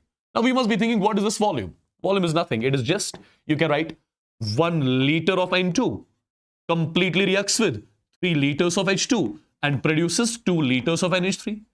Or you can take this volume in ml as well. You can say 1 ml of N2 completely reacts with 3 ml of H2 and gives 2 ml of NH3. Right? I can say 1 ml of N2. I can say 1 ml of N2 completely reacts with 3 ml of H2 and produces what? Produces 2 ml of NH3. Well, all these particular statements you can write about a reaction if you just know the stoichiometry coefficients of reactants and products. Okay? The first statement was in terms of moles, second statement in terms of mass, third statement in terms of volume, and so on. Well, you can write one more thing. You can write 1 molecule of N2. You can write 1 molecule of N2 reacts with 3 molecules of H2 and produces 2 molecules of NH3. Well, all of this you can write. All of these statements, all of this data, all of this information, we can only write if we have the reaction in the balanced format. Okay? If we have the reaction in the balanced format. Now, how do we exactly deal? First of all, I believe you can write these sort of statements for every reaction. If you have the reaction in the balanced format, you should be in a position to write all these things about a reaction. All these things about a reaction you can easily write from now on. Okay? Now, my dear students, before doing the questions of stoichiometry, there are some important reactions which you must remember. Some important reactions which you must remember, because those reactions will be involved in the questions. Those reactions will be involved in the questions. Okay? And what are those reactions exactly? First reaction is, remember when KClO3 solid is heated. When KClO3 solid is heated, it gets converted into KCl solid, and with that, you get O2 gas as well. This is the first reaction which you should know. You'll frequently see this reaction in the questions. For example, calcium carbonate. Calcium carbonate solid upon heating gives what? It gives calcium oxide, and with calcium oxide, you get carbon dioxide gas as well. One more reaction which you'll frequently see in the questions. Okay? Similarly, my dear students, imagine you have got a hydrocarbon CXHY. CXHY. When you do its combustion, it will always lead to the formation of carbon dioxide, and with carbon dioxide, you'll be getting water as well. With carbon dioxide, you'll be getting water as well. Now, there's a way to balance this particular reaction. What is that way to balance the reaction? How many carbon atoms do you see here? X. That X will always be the stoichiometric coefficient here. How many hydrogen atoms do you see here? Y. This Y you will take and make Y by 2 as the stoichiometric coefficient of water. Now, what is going to be the stoichiometric coefficient of this O2 here? stoichiometric coefficient of O2 is going to be x plus y divided by 4. X plus y divided by 4. And the stoichiometric coefficient of this CXHY is going to be 1. This is how you guys are going to balance this sort of a reaction. Okay? For example, let's say you are taking CH4 plus O2. Hydrocarbon, you are doing its combustion. It will always lead to the formation of carbon dioxide, and with carbon dioxide, you have got water as well. Correct? Now, my dear students, tell me one thing. When you compare, what is the value of X you have? X value here is 1. So that 1 goes to the stoichiometric coefficient here. What is the value of Y here? 4. 4 by 2 is 2. This is X plus Y by 4. So X is 1 plus Y is 4 divided by 4. So 1 plus 1 comes out to be 2. This is the stoichiometric coefficient. Perfect. Now you need not to balance it. The reaction is already balanced.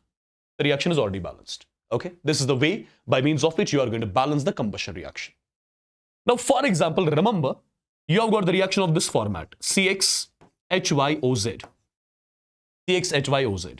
Right? This is the organic compound containing carbon, hydrogen, oxygen. And you are doing its combustion. When you will be doing its combustion, it will also lead to the formation of carbon dioxide. And with carbon dioxide, you will be getting water as well. With carbon dioxide, you will be getting water as well. Now, my dear students, how many carbon atoms do you see here? X. Take this X as the stoichiometric coefficient here. How many hydrogen atoms? Y. Y by 2 will be the stoichiometric coefficient here.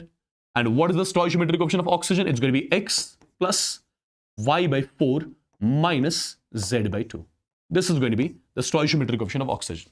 And the stoichiometric coefficient of this organic compound, I'll be taking X here. Well, you can check it out as well. You can check it out as well.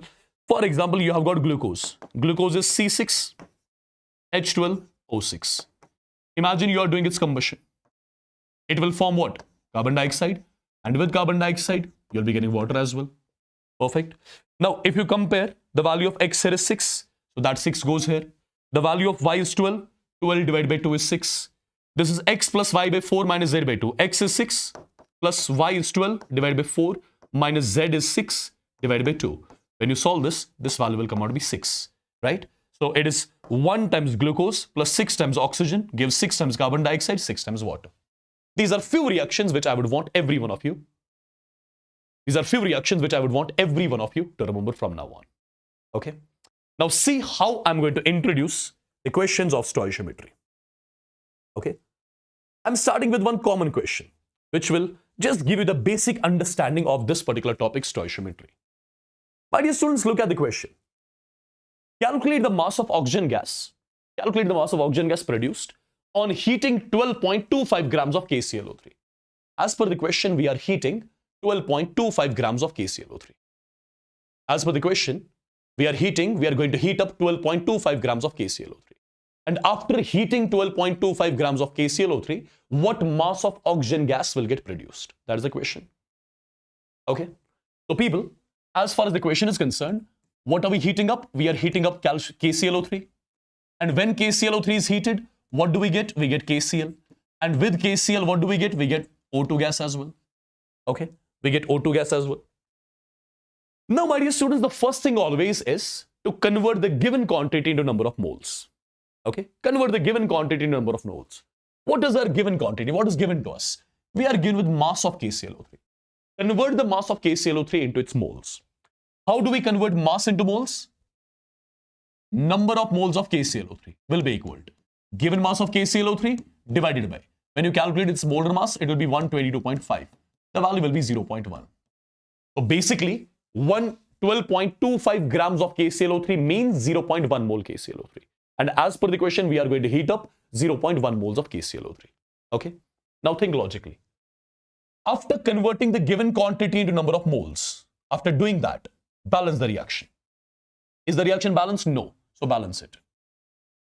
Now the reaction is balanced. Okay. After balancing the reaction, my dear students, what you need to do? Look at the reaction. Look at the reaction. Okay. What exactly you will be doing here? In the reaction, you will be relating two components. In the reaction, you will be relating two components. Component number 1, the one whose data is given. Whose data is given in the question? KClO3 is the one whose data is given. Second, the one whose data is to be calculated. whose data is to be calculated? Oxygen. Its data is to be calculated. You just have to relate two components. The one whose data is given, the one whose data is to be calculated. Nothing else. You've got nothing to do with KCl right now. Okay? Now, these stoichiometry coefficients, we treat them as moles, as I told you already. So can I say stoichiometry is telling me that 2 moles of KClO3, 2 moles of KClO3 upon heating produces 3 moles of O2? 2 moles of KClO3 upon heating produces 3 moles of O2. Correct? Now, my dear students, if 2 moles of KClO3 on heating produces 3 moles of O2, think over it and tell me, what about 1 mole of KClO3? Can I say 1 mole of KClO3 on heating produces 3/2 moles of O2? So if 1 mole of KClO3 on heating produces 3/2 moles of O2, how many moles of KClO3 do we have, which we are going to heat up? We are going to heat up 0.1 moles of KClO3. So can I say 0.1 moles of KClO3 on heating produces 3/2 multiplied by 0.1? The value will be 0.15 moles of O2. So what did I calculate?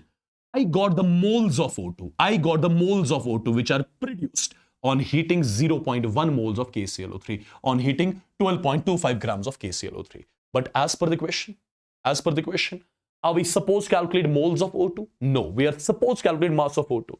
So can I say mass of O2 produced will be equal to moles of O2 produced multiplied by molar mass of O2. Molar mass of O2 is 32 grams. When you solve this, the value comes out to be 4.8 grams. So I believe you got to know that 4.8 grams of O2 are produced on heating 0.1 moles of KClO3, on heating 12.25 grams of KClO3. Is this clear to everyone? Let me know once in the chats quickly.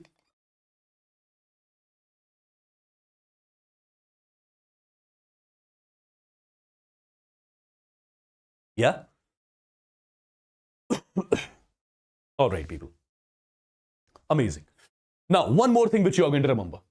As I told you already, the one whose data is to be calculated, that has to be on the right side of the statement. Told you already long back. In this question, we were supposed to calculate the data for O2. That's why O2 is on the right side. The one whose data is to be calculated, that has to be on the right side of the statement. Okay? Now, if I revert the same question, the same question becomes like this. Calculate the mass of KClO3. Calculate the mass of KClO3. Calculate the mass of KClO3 required to produce 4.8 grams of O2. Okay. So first of all, my reaction is going to be KClO3 solid. It gives what? It gives KCl solid plus O2 gas. This is something which we already know. Now, calculate the mass of KClO3. Calculate the mass of KClO3, which is required to produce what? To produce 4.8 grams of O2. In order to produce 4.8 grams of O2, what mass of KClO3 is required? That is the question. What is the first thing which we do? We convert the given quantity into moles. We convert the given quantity into moles. What is my given quantity here? I'm given with mass. Mass of what? Mass of O2. So convert the given quantity into moles. So number of moles of O2 will be equal to given mass of O2 in grams divided by, what is the molar mass of O2? 32. The value comes out to be 0.15. So basically we are supposed to produce 0.15 moles of O2. Yeah? Basically we are supposed to produce 0.15 moles of O2. Now in the reaction, is the reaction balanced? No. What are we supposed to do first? We are supposed to balance the reaction. So make it 2 times, make it 2 times, make it 3 times. Correct? After balancing the reaction, we just have to consider 2 components in the reaction. The one whose data is given and the one whose data is to be calculated. And the one whose data is to be calculated, that has to be on the right side of the statement. Okay? Right, people? So, the statement is 2 mole KClO3 on heating. On heating gives 3 moles of O2. Correct? Stoichiometry is telling me that 2 moles of KClO3 on heating gives 3 moles of O2. But, as I told you already, the one whose data is to be calculated, that has to be on the right side of the statement. Whose data are we supposed to calculate? KClO3? So should I write the statement in the same way, or I have to reverse the statement? I just have to reverse the statement. I'll say 3 moles of O2. Stoichiometry is telling us 3 moles of O2 are produced 3 moles of O2 are produced from 2 moles of KClO3. 3 moles of O2 are produced from 2 moles of KClO3. Therefore, if 3 moles of O2 are produced from 2 moles of KClO3, I can say 1 mole of O2 is produced from 2 by 3 moles of KClO3. Was I supposed to produce 1 mole of O2? No, I was supposed to produce 0.15 moles of O2. So I can say 0.15 moles of O2 will be produced from 2 by 3 into 0.15. The value comes out to be 0.1 moles of KClO3. So these are the moles of KClO3 which are required to produce 0.15 moles of O2. But as per the question, was I supposed to calculate moles of KClO3? No, I was supposed to calculate mass of KClO3. Now tell me, how do you convert moles into mass? So it's going to be moles multiplied by molar mass of KClO3, which is 122.5. The value will be 12.25 grams. So 12.25 grams of KClO3 are required. 12.25 grams of KClO3 are required to produce what? To produce 0.15 moles of O2. To produce 4.8 grams of O2. Am I clear with this?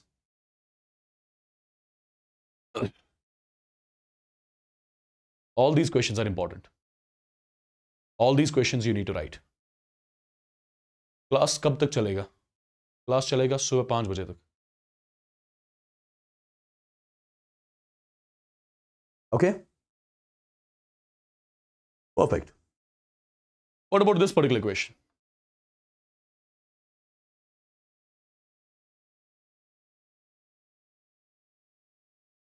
What about this particular question?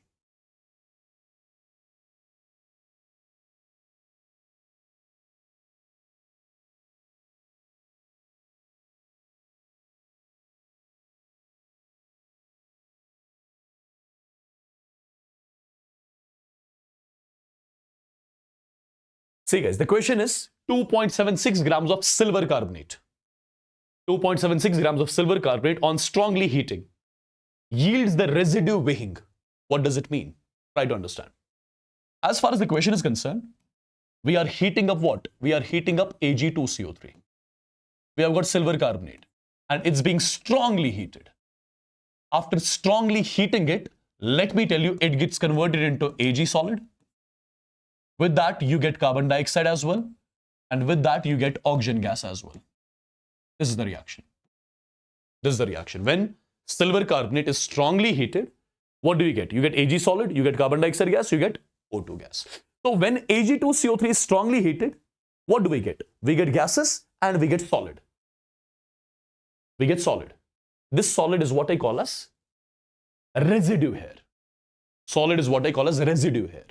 Basically, it's pretty much simple. Imagine you have got a container and in the container you have taken Ag2CO3. This is your Ag2CO3 solid. Ag2CO3 solid. Now you are heating it up. It is getting converted into carbon dioxide gas, which will evolve. It is getting converted into O2 gas, which will also evolve. It will get converted into Ag solid. That Ag solid will settle at the bottom of the container. That Ag solid will settle at the bottom of the container in the form of a residue. You call that as residue. So we have to calculate the weight of residue formed. So basically, if you look carefully, we have to calculate the mass of silver formed. We have to calculate the mass of silver formed. Okay? We have to calculate the mass of silver formed. So guys, if you look carefully, what is the first thing which I'm supposed to do? I'm supposed to convert the given quantity into number of moles. I am given with the mass of silver carbonate. So convert the given mass of silver carbonate into moles. So number of moles of Ag2CO3 will be equal to given mass of Ag2CO3, which is 2.76 grams, divided by its molar mass is 276. The value comes out to be 0.01. So technically, we are heating 0.01 moles of silver carbonate. Technically, we are heating 0.01 moles of silver carbonate. Now, use the stoichiometry properly. Use the stoichiometry properly. See guys, stoichiometry coefficient here is 1. Here it's 2. Stoichiometry is telling me that 1 mole Ag2CO3 on strongly heating gives 2 moles of silver. 1 mole of Ag2CO3, when it is heated, it gives 2 moles of silver. This is something stoichiometry is telling me. But am I heating 1 mole of Ag2CO3 or 0.01? I'm heating 0.01 moles of Ag2CO3. So when 0.01 1 moles of Ag2CO3 will be heated.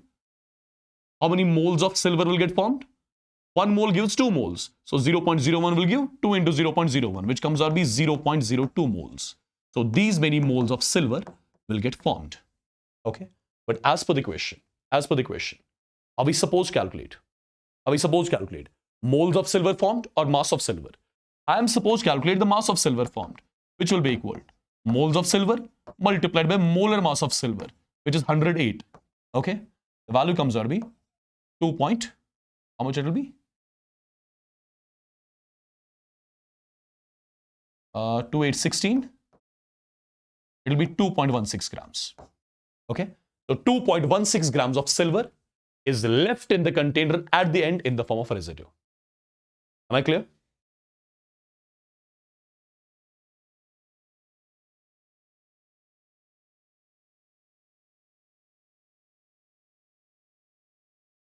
Am I clear, guys?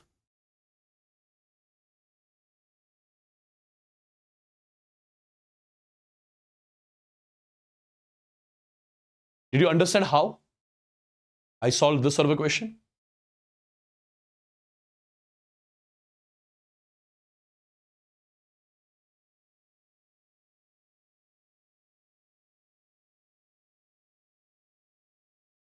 Is it clear, guys?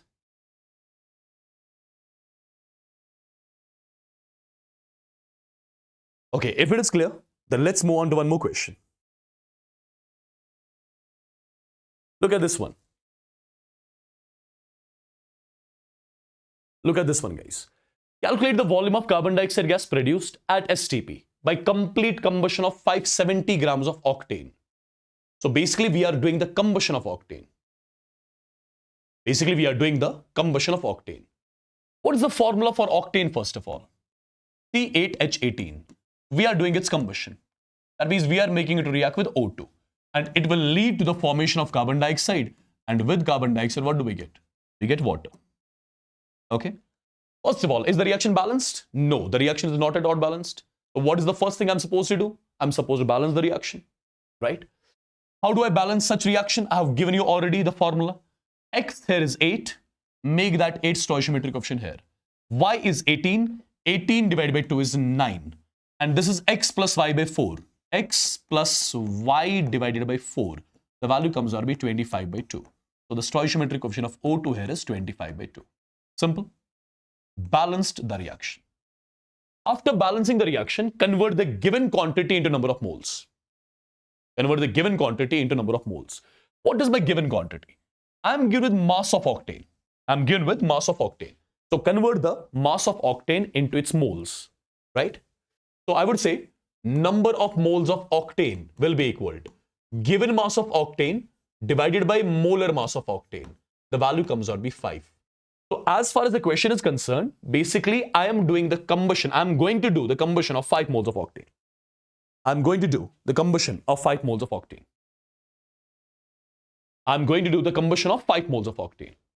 Now look carefully. In the reaction, I have to deal with two things. The one whose data is given and the one whose data is to be calculated. The one whose data is given and the one whose data is to be calculated. These are the two things which I have to deal with in this question. Now, if you look carefully, the stoichiometric coefficient here is 1. The stoichiometric coefficient here is 8. So can I say 1 mole octane, stoichiometry is telling us that 1 mole octane on combustion gives 8 moles of carbon dioxide. This is something which stoichiometry is telling me. 1 mole octane on combustion gives 8 moles of carbon dioxide. But as per the question, are we doing the combustion of 1 mole octane or we are doing the combustion of 5 moles octane? We are going to do the combustion of 5 moles of octane. Now we got to know when 1 mole octane undergoes combustion, 8 moles carbon dioxide are produced. So I would say when 5 moles of octane will undergo combustion, 8, 5, 40. 40 moles of carbon dioxide gas will get produced. These many moles of carbon dioxide gas will get produced. But as per the question, am I supposed to calculate moles of carbon dioxide produced? No. I'm supposed to calculate volume of carbon dioxide produced. How do I convert moles into volume? You know it already. Volume of carbon dioxide produced will be equal to moles of carbon dioxide produced multiplied by 22.4 liters. The value comes out to be 896 liters. So I would say 896 liters of carbon dioxide gas will be produced during the combustion of 570 grams of octane, during the combustion of 8 moles of octane. Yeah.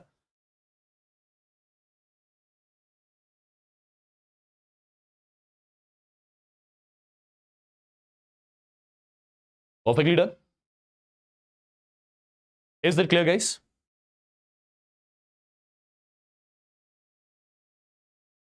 Is it clear?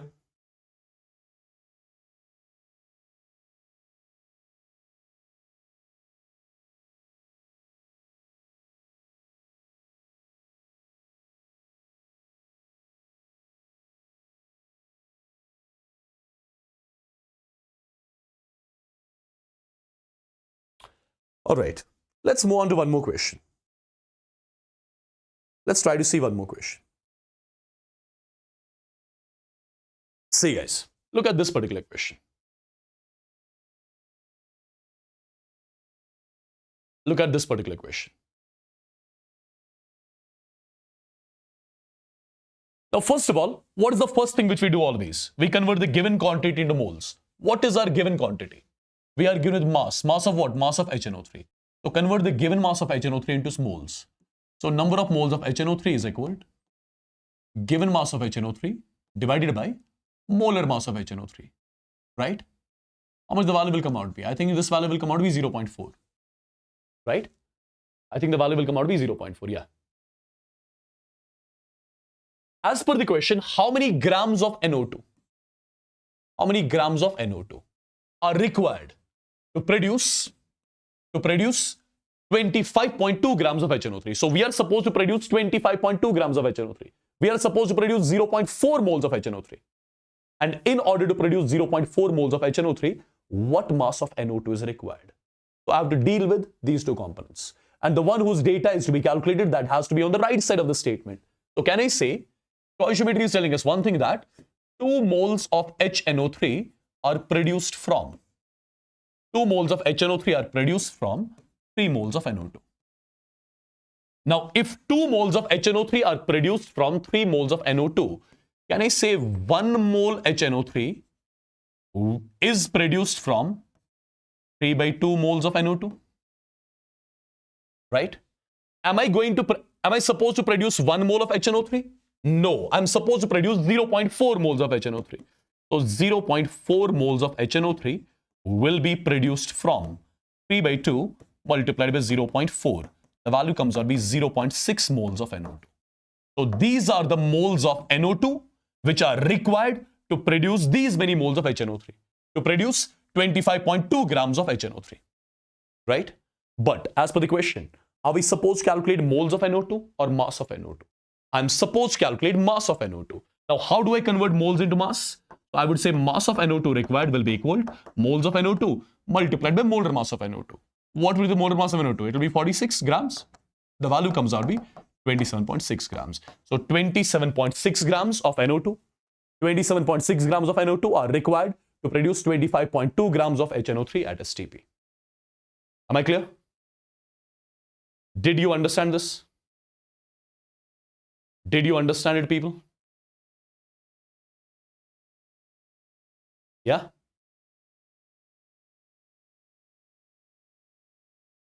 I believe this sort of a question is clear to everyone, yeah?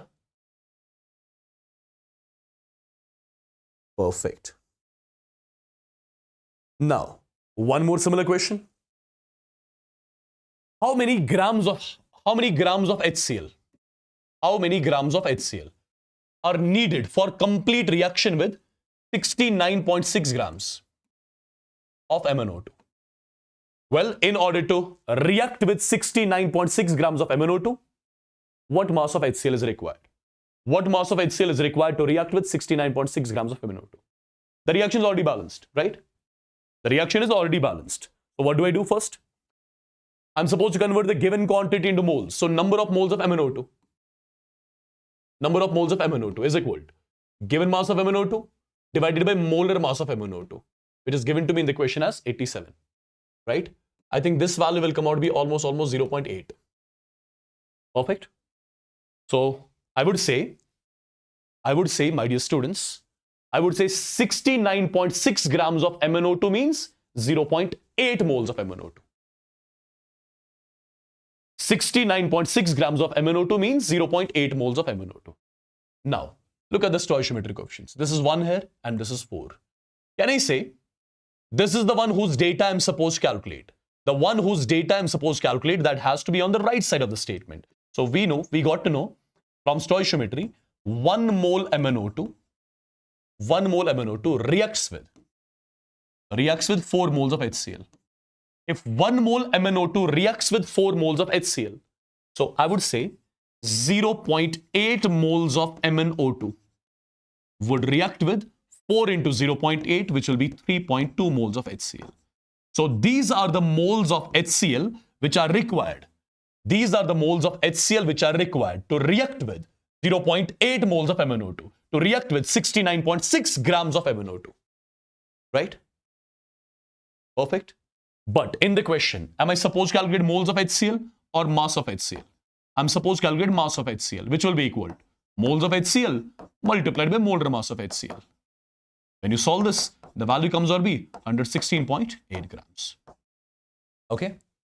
So 116.8 grams of HCl is required to react with what? To react with 69.6 grams of MnO2. I believe I'm clear with this.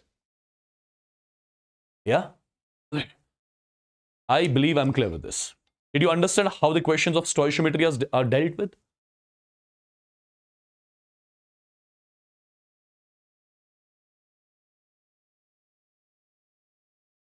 Is it clear, guys? Okay. Now let's get to know how the stoichiometry is applied in sequential reactions. First of all, what are sequential reactions? What are sequential reactions? Try to understand what exactly I'm going to say. Try to understand very properly.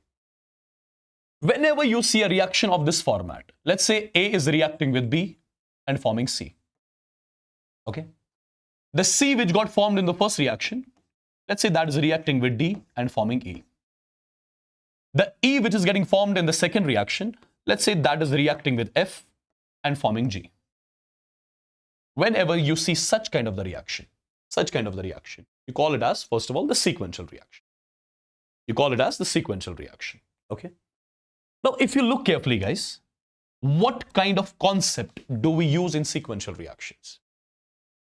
In the first reaction, C is the product. And products, they get formed with time. Products, they get formed with time. Reactants get consumed with time and products get formed with time. C is the product of the first reaction. So C here would be getting formed. C would be getting formed. Whatever C would be getting formed here, all the C would be utilized here. Why? Because here C is the reactant. It will be getting consumed with time. So whatever C is getting formed in the first reaction, all that C is being utilized here. All that C is being consumed here. And through this reaction, what is getting formed? E is getting formed. And whatever E will be getting formed here, all that E would be getting utilized here because this E is a reactant here. And finally, what do we get? Finally, G gets formed. Finally, this G gets formed. Okay, finally, this G gets formed. Did you understand what I'm telling you? Whatever amount of C will be getting formed in the first reaction, right? All that amount of C would be utilized here. Whatever amount of E will be formed here, all that E will be utilized here. And finally, what will be getting formed? G will be getting formed. Correct? This is the kind of thing which you have to remember. Now, let's try to apply it in the questions. Let's try to apply it in the questions so that you'll understand what is happening exactly. We are given with a sequential reaction. Series of reactions are given to us. Series of reactions are given to us. Calculate the mass of KClO4. Calculate the mass of KClO4 formed on starting with 568 grams of Cl2. So we are starting with 568 grams of Cl2. We are starting with 568 grams of Cl2. So first thing I'm supposed to do is, that is conversion of given quantity into moles. I'm given with mass of Cl2. So convert the given mass of Cl2 into moles. So I would say moles of Cl2 is mass of Cl2 divided by molar mass of Cl2. The value comes out to be almost 8, right? So we are starting with 8 moles of Cl2 basically. We are starting with 8 moles of Cl2. Now, my dear students, let's do one thing. Let's see the common component in first and the second reaction. The common component, as I can see, is KClO. What is the common component in second and third reaction? The common component in second and third reaction is KClO3. This KClO, it is the product in the first reaction. It is the product in the first reaction. So, it is getting formed in the first reaction. In the second reaction, same KClO is reactant. So, KClO is being utilized. It is getting consumed here. Right? KClO3 is getting formed here. And same KClO3 is getting utilized here. That's the concept I'll be using. That's the concept I'll be using. Now, try to understand what I'll be doing. First of all, stoichiometry is telling me that 1 mole Cl2 gives me 1 mole KClO. Now think about it. If 1 mole Cl2 gives 1 mole KClO, 1 mole Cl2 gives 1 mole KClO. Therefore, 8 moles of Cl2 will give us 8 moles of KClO. So I would say in the first reaction, 8 moles of KClO are being formed. In the first reaction, 8 moles of KClO are being formed. 1 mole Cl2 gives 1 mole KClO. So I would say 8 moles of Cl2 would be giving us 8 moles of KClO. Correct? 8 moles of KClO. Now guys, whatever moles of KClO are being formed here, all those moles of KClO would be utilized here. Whatever moles of KClO would be formed here, all those moles of KClO would be utilized here. See, stoichiometry coefficient 3, and the stoichiometry coefficient is 1. So stoichiometry is telling us that 3 moles of KClO, 3 moles of KClO reduces 1 mole KClO3. Reduces 1 mole KClO3. Therefore, 1 mole KClO will be producing 1 by 3 moles of KClO3.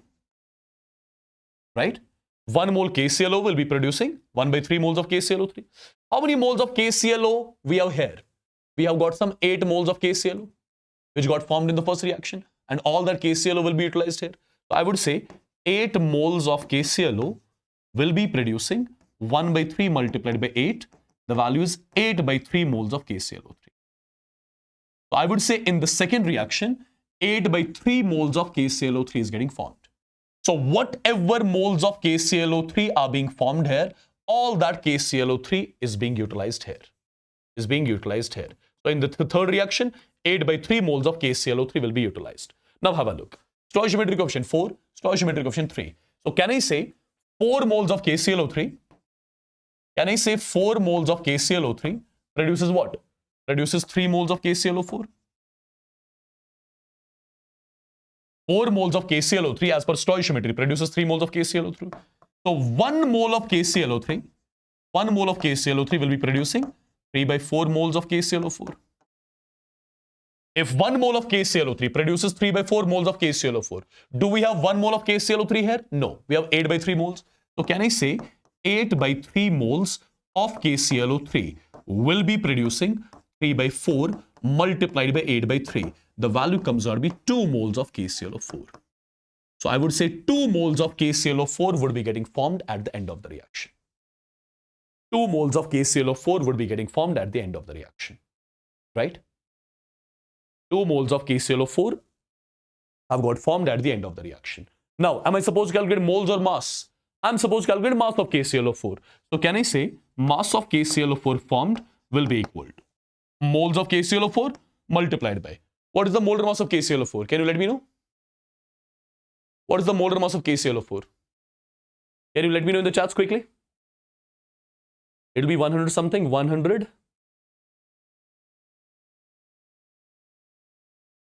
130 something it will be.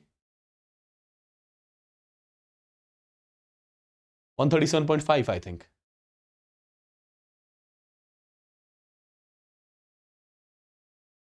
138.5, huh? Molar mass of KClO3. Sorry, molar mass of KClO, 138.5. Okay. So multiplied by 138.5, the value comes out to be how much? It will be approximately 277 grams. So 277 grams of KClO4 has got formed at the end of the reaction. Okay. That is something I was supposed to calculate. Is it clear now? Is it clear? Did you understand how I'm dealing with these questions? Okay. Let's try to solve one more question which will make this concept clear to us. Look at this one. Calculate the mass of HNO3. Calculate the mass of HNO3 formed. On starting with, let's make the calculation a little easy. On starting with 224 liters of NH3. So basically we are starting with 224 liters of NH3. And we have to check what mass of HNO3 has got formed at the end of the reaction. Okay. Now guys, see what we are supposed to do. Try to understand. First thing which we always do, convert the given quantity into number of moles. So number of moles of NH3 will be equal to given volume of NH3 divided by 22.4. The value comes out to be 10. So we are starting basically with 10 moles of NH3. We are starting with 10 moles of NH3. Okay. Now, do you see any common component in the first reaction and the second reaction? The common component is NO. So whatever NO would be formed in the first reaction, all that NO will be utilized here in the second reaction. What is the common component in second and third? NO2 is common in second and third. So whatever NO2 would be formed in the second reaction, all that NO2 will be utilized in this reaction. And finally, HNO3 will get formed. Okay. So guys, how will I be solving this sort of equation?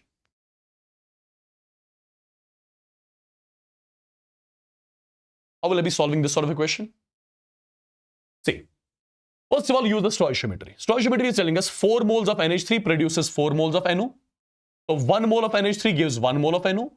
10 moles of NH3 gives us 10 moles of NO. So in the first reaction, I would say 10 moles of NO are produced. In the first reaction, I would say 10 moles of NO are produced. So whatever moles of NO are produced in the first reaction, all those moles of NO will be utilized here. So in the second reaction, 10 moles of NO will be getting utilized. See, stoichiometry is telling 2 moles of NO gives 2 moles of NO2. 1 mole of NO gives 1 mole of NO2. 10 moles of NO would be giving us 10 moles of NO2. So in the second reaction, 10 moles of NO2 would be getting produced. Okay. Now, whatever NO2 has got produced in the second reaction, all that NO2 would be utilized here. Use the stoichiometry again. 3 moles of NO2, stoichiometry is telling us 3 moles of NO2 produces 2 moles of HNO3. Produces 2 moles of HNO3. So I would say 1 mole of NO2 would be producing 2/3 moles of HNO3. Therefore, how many moles of NO2 we have? In the third reaction, we have 10 moles of NO2. I would say 10 moles of NO2 would be producing 2/3 multiplied by 10. The value comes out to be 6.66 moles of HNO3. So these are the moles of HNO3 which are produced at the end of the reaction.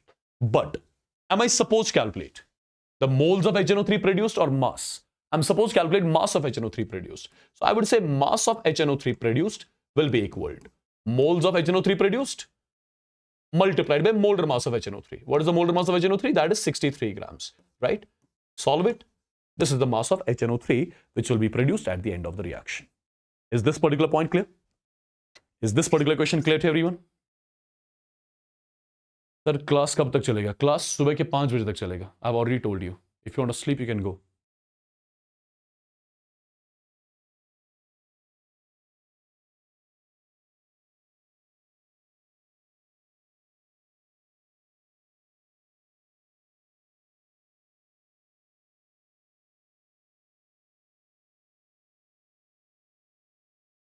So how much it's coming? 420 grams. Is that? All right.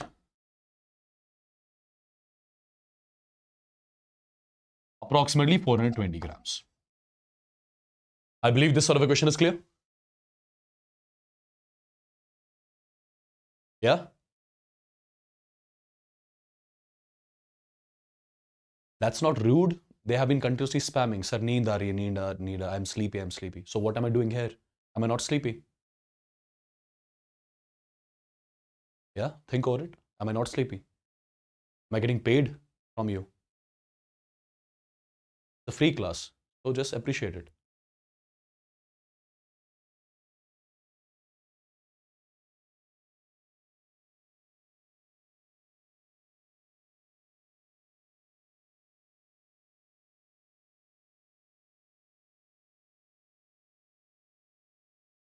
Is it clear, guys?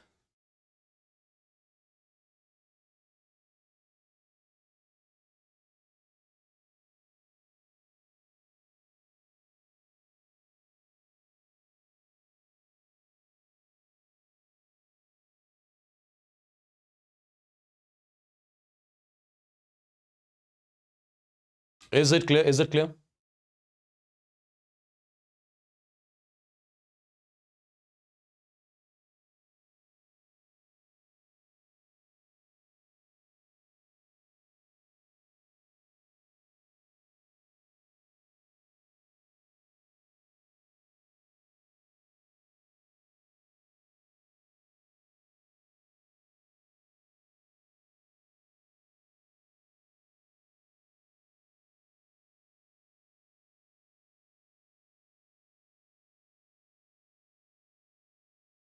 All right.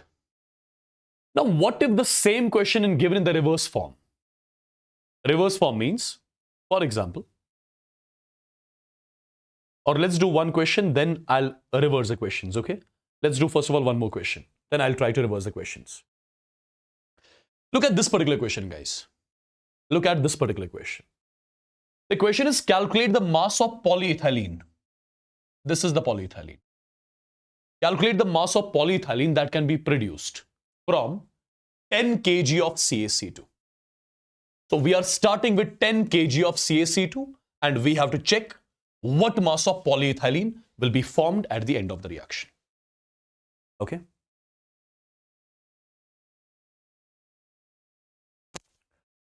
Now, my dear students, try to understand one simple thing, which I'm going to tell you now. What is the first thing which we do in these sort of questions? We convert the given quantity into number of moles. So first of all, number of moles of CaC2 will be equal to given mass of CaC2 in grams, which is 10,000 grams, divided by molar mass of CaC2. When you calculate molar mass of CaC2, that will be 64. Okay, that will be 64. Perfect. So I converted the given quantity into number of moles. Now, after converting the given quantity into number of moles, what are the common components in first and the second reaction? Common components are this C2H2 and C2H2 here. These are the common components in the first and the second. What are the common components in second and third? Common component in second and third is C2H4. And finally, what is being formed? Polyethylene is getting formed at the end of the reaction. Polyethylene is getting formed at the end of the reaction. Now, guys, have a look what I'll be doing. Stoichiometry coefficient here is 1, here it's 1. So stoichiometry is telling us 1 mole of CaC2 gives 1 mole of C2H2. Therefore, 10,000 by 64 moles of CaC2 will give us 10,000 by 64 moles of C2H2. So in the first reaction, 10,000 by 64 moles of C2H2 are being formed. Correct? Whatever C2H2 is getting formed here, all that C2H2 would be used here.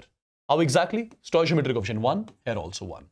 1 mole of C2H2 gives 1 mole of C2H4. So 10,000 by 64 moles of C2H2 would give us 10,000 by 64.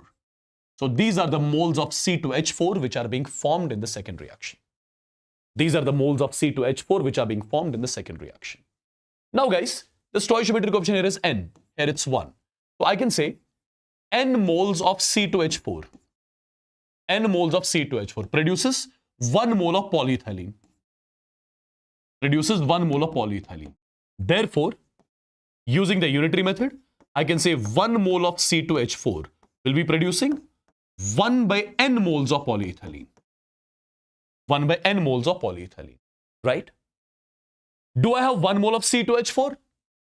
No, I do not have 1 mole of C2H4. I have 10,000 by 64. So 10,000 divided by 64 moles of C2H4 will be producing 1 by N into 10,000 divided by 64 moles of polyethylene. So what did I get here? I got the moles of polyethylene formed. I got the moles of polyethylene formed, right? I got the moles of polyethylene formed. But am I supposed to calculate moles of polyethylene formed or mass? I need to calculate mass of polyethylene. So I would say mass of polyethylene would be equal to moles of polyethylene, which is 10,000 divided by 64N, moles of polyethylene multiplied by molar mass of this polyethylene. How much will be the molar mass of polyethylene? 12 into 2 is 24. 24 plus 4 is 28. Is it just going to be 28 or 28N? Its molar mass is going to be 28N, right? 28N. So N gets cancelled. The value finally comes out to be 28, 1, 2, 3, 4 divided by 64. So this is basically the mass of polyethylene that is being formed at the end of the reaction. Am I clear with this? Am I clear with this, guys? Did you understand how I solved this particular one?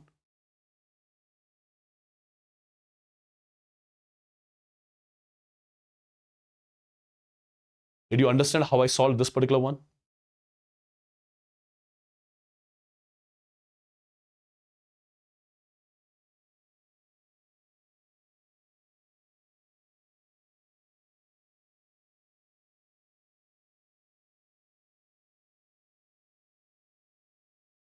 Perfect.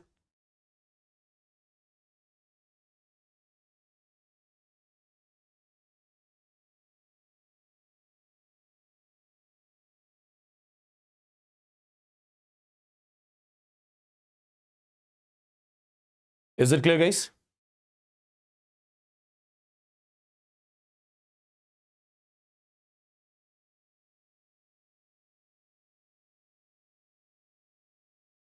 Is it clear? Is it clear?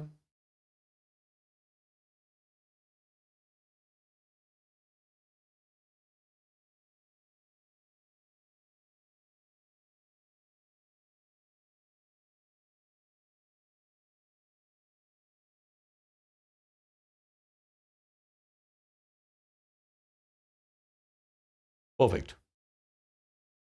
So let's do one thing. Let's try to modify the questions a bit. Let's try to modify the question a bit. For example, this is the question, okay? Let's say this is the question, and slightly I'm changing the question parameters. Just a second. Slightly I'll be changing the parameters of the question.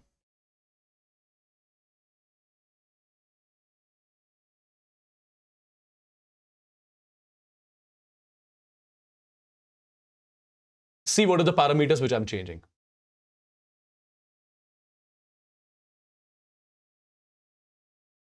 Nothing to do with this line. Let's say the question is calculate the volume of NH3 at STP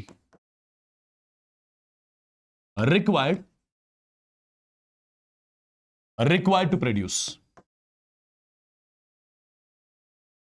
630 grams of HNO3. Now this is the question. This is the question, guys.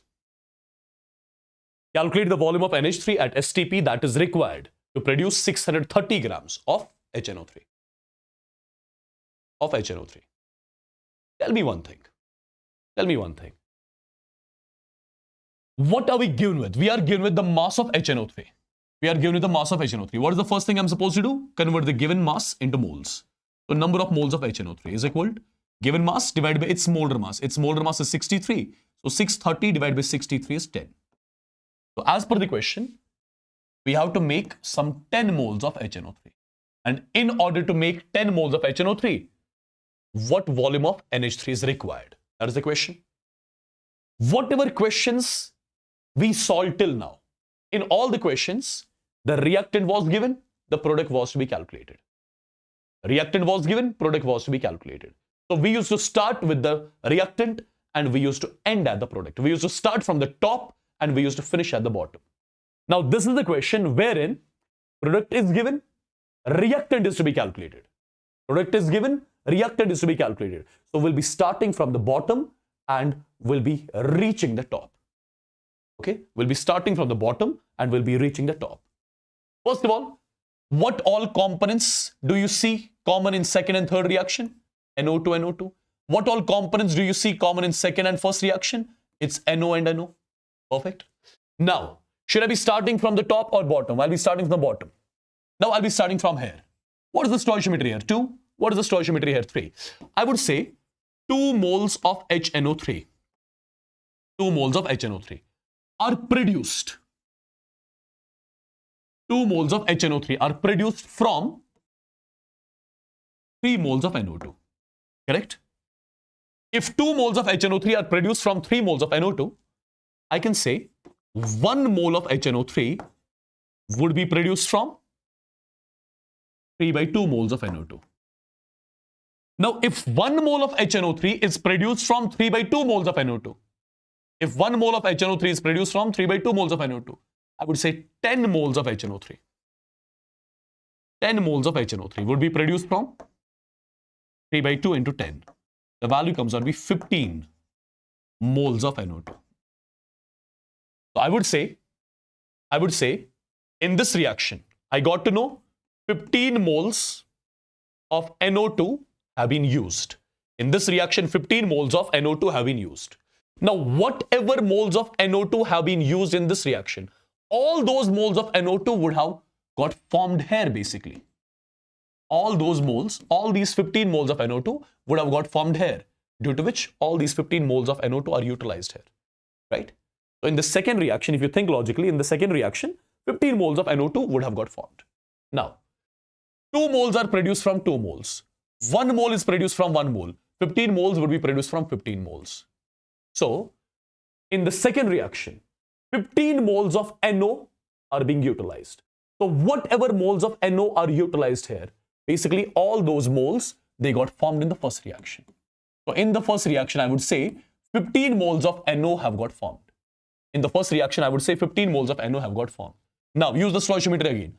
4 moles of NO are produced from 4 moles. 1 mole NO is produced from 1 mole. 15 moles are produced from 15 moles. So, basically, 15 moles of NH3 have been utilized, then only 10 moles of HNO3 have got formed. Yeah? Perfect. But in the question, was I supposed to calculate moles of NH3 or volume of NH3? I was supposed to calculate the volume of NH3. And volume of NH3 would be equal to moles of NH3 multiplied by 22.4 liters. So this is basically the volume of NH3. This is the volume of NH3 that is required. That is required to produce what? That is required to produce 630 grams of HNO3. That is required to produce 10 moles of HNO3. If I'm clear, let me know once in the chats. Let me know once in the chats. Okay? Is it clear?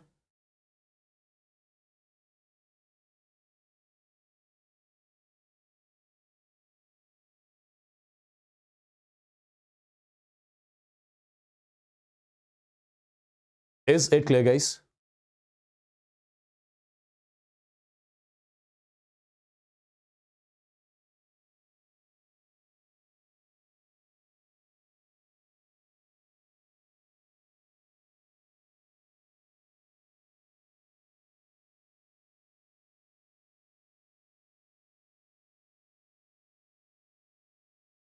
Okay.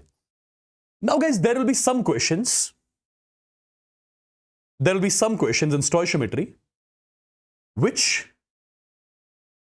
there will be some questions wherein you won't be able to balance the reaction. There will be some questions in the stoichiometry wherein you won't be able to balance the reaction. Then how you guys are going to use stoichiometry in those reactions which you will be unable to balance? For those reactions, we are going to use the concept of POAC. Basically, POAC is used everywhere. But since we are solving the questions by mole method, this POAC, when do we use this? I'll be using this POAC when I'll find difficulty in balancing the reaction. When I'll find difficulty in balancing the reaction, at that point of time, I'll be using the principle of atom conservation. POAC, principle of atom conservation.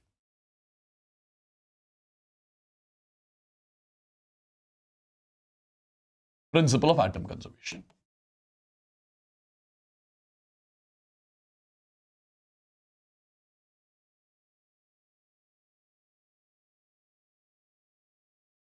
So first of all, when do I use this?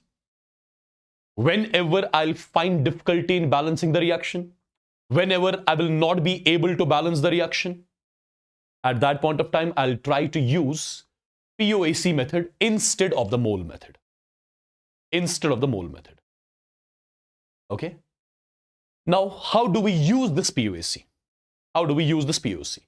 See guys, one thing which you have to do. One thing you have to do. What is that? Have a look. For example, let's say I've got the reaction like this. A2B3 plus B2C5. Let's say it gives A4C3 plus B2D3. Let's say this is the reaction. Let's say this is the reaction. Will you be able to balance this reaction if I ask you? If I ask you to balance this reaction, will you be able to do that? I don't think. You won't be able to balance this reaction.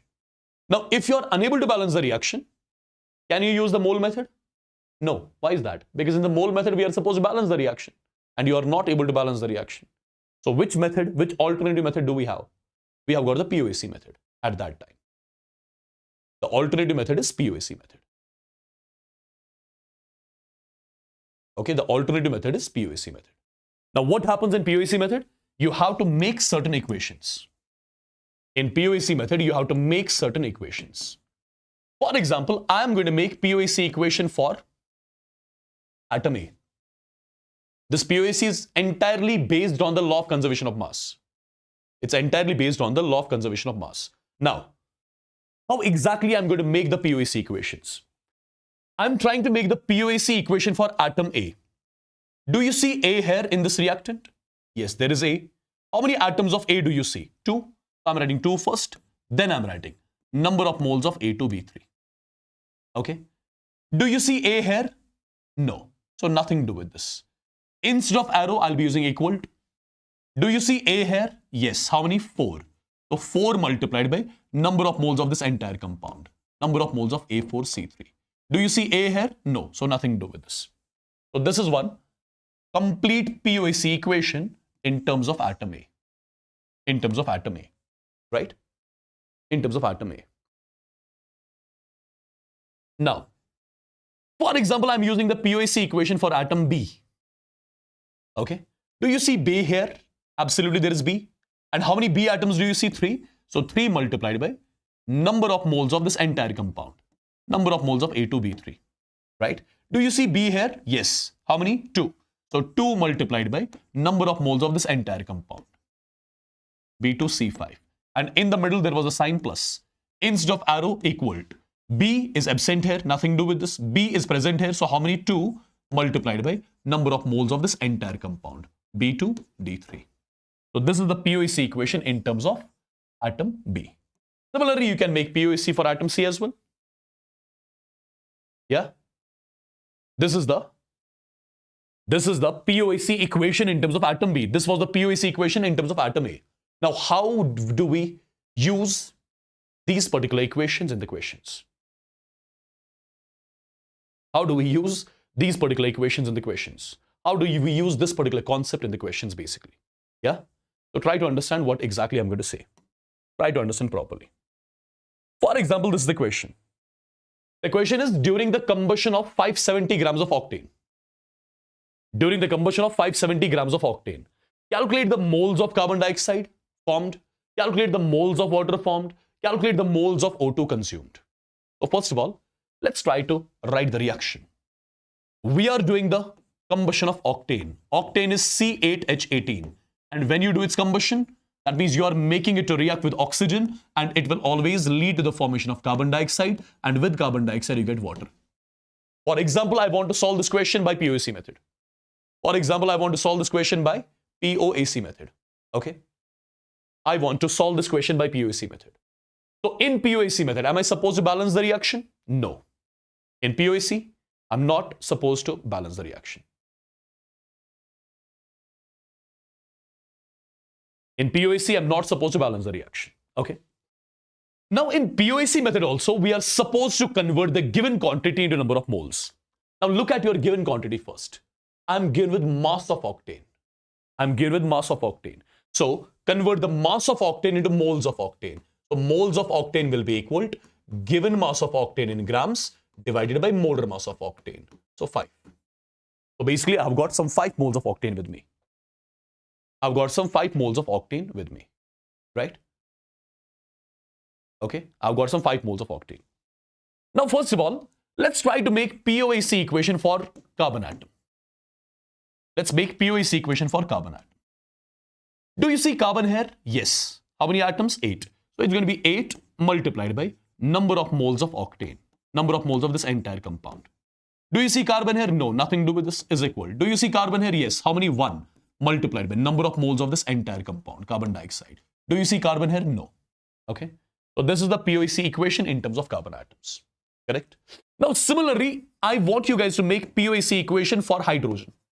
When you make POAC for hydrogen, how many hydrogen atoms do you see here? 18 multiplied by number of moles of this entire compound, number of moles of this C8H18. Do you see hydrogen here? No. Instead of arrow, equaled. Hydrogen here? No. Hydrogen here? Yes. How many? 2 multiplied by number of moles of water, number of moles of this entire compound. Yeah? Right? Perfect. Now, guys, let's try to make POAC equation for oxygen. There is no oxygen here. Oxygen is present here. 2 oxygen atoms. So 2 multiplied by number of moles of this entire compound, O2. Instead of arrow, equaled. Oxygen again 2 multiplied by number of moles of this entire compound, carbon dioxide, plus oxygen here 1. So with multiplied by number of moles of the entire compound is water. Now, since you have made the POAC equations, you just have to put the values now. You just have to put the values in these equations. So in the equation number 1, I can say 8 multiplied by number of moles of octane, we have already calculated 5, is equal to number of moles of carbon dioxide. So you got to know your number of moles of carbon dioxide is equal to 40. What is carbon dioxide? Reactant or product? Product. And product gets formed with time. So basically, I would say 40 moles of carbon dioxide are formed. 40 moles of carbon dioxide are formed. Now, put the values here in this particular expression.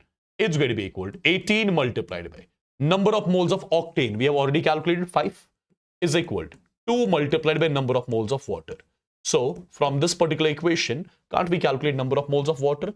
I would say number of moles of water is 18 into 5 is 90. 90 by 2 is 45. So number of moles of water is 45. And water is being formed here basically. Water is being formed. So number of moles of water formed is equal to 45. Right? Now, again, put the values in this particular expression. It is 2 multiplied by number of moles of O2 is equal to 2 multiplied by number of moles of carbon dioxide. How many moles of carbon dioxide are being formed? 40. Plus 1 multiplied by number of moles of water. How many moles of water are formed? 45. So 45 plus 80 is 125. It's going to be 125 by 2. So number of moles of O2 is going to be equal to, number of moles of O2 is going to be equal to 125 divided by 2, which is 62.5. So 62.5 moles of O2. And since O2 is reactant, it is consumed with time. It is utilized. So number of moles of O2 utilized came out to be 62.5. Okay? Right? I'm just showing you how to use the POAC. In this question, you can easily use the this one, the mole method, because you know how to balance the combustion reactions. I'm just showing you how to use the POAC method. Okay? All clear till now? Yes, this method is applicable to all the questions, but prefer mole concept first. Okay? Prefer mole method first. Let's try to solve one more question. With that, things will get more clear. Look at this one. 27.6 grams of K2CO3. 27.6 grams of K2CO3 was treated by a series of reagents. so as to convert all of its carbon to K2ZN3, FeCN6 twice. This is what I'm calling as product here. And in the question, they're asking us to calculate the mass of product formed. To calculate the mass of product formed. Okay? To calculate the mass of product formed. Now guys, see how I'm going to solve this. In the question, first of all, 27.6 grams of K2CO3 are treated with a series of reagents. Do you know what these reagents are? No, I do not know. If you do not know what the reagents are, can you balance the reaction? You cannot. If you cannot balance the reaction, can you use the mole method? No. Right? So what is my left out option? My left out option is POAC. Because in POAC, I'm not supposed to balance the reaction. In POAC, I'm not supposed to balance the reaction. Right? So I'll be using the POAC method here. And in the POAC method, what am I supposed to do? First of all, convert the given quantity into number of moles. What is my given quantity? I'm given with mass of K2CO3. So convert the mass of K2CO3 into moles of K2CO3. So it's going to be given mass of K2CO3 divided by molar mass of K2CO3. So these are the moles of K2CO3 which we have. And as far as I remember, this will be approximately 0.02, I think. I'm not sure. You keep it like this only. It's okay. So I converted the given quantity into moles. Okay. I converted the given quantity into moles. Now guys, in the question, they have given you one hint. They have told you one thing. Whatever carbon is present in K2CO3, whatever carbon was present in K2CO3, all that carbon is finally reaching into the product. So basically, they are giving you one hint.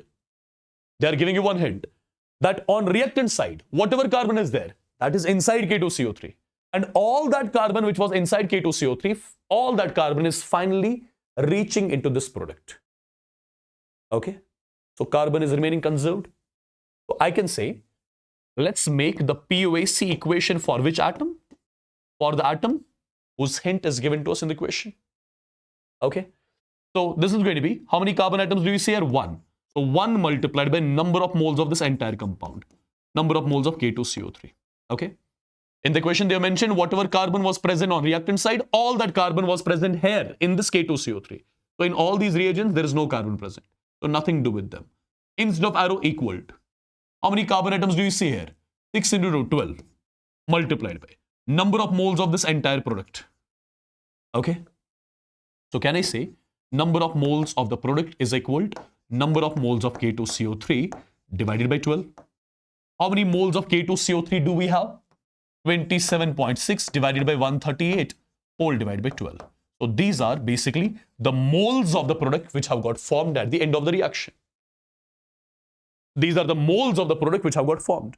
But am I supposed to calculate moles of product or mass of product? I'm supposed to calculate mass of product. I would say mass of product will be equal to moles of product multiplied by molar mass of this product. And molar mass of this product is 698 grams. Okay? Moles of product we have already calculated. So multiply this term with 698, you'll be getting the mass of product formed at the end of the reaction. Are you clear with this? Did you understand where do we use this POAC method? Did you understand where do we use this POAC method? Okay, let's take a small break here. It's 12:27. I'll see you exactly at 12:45.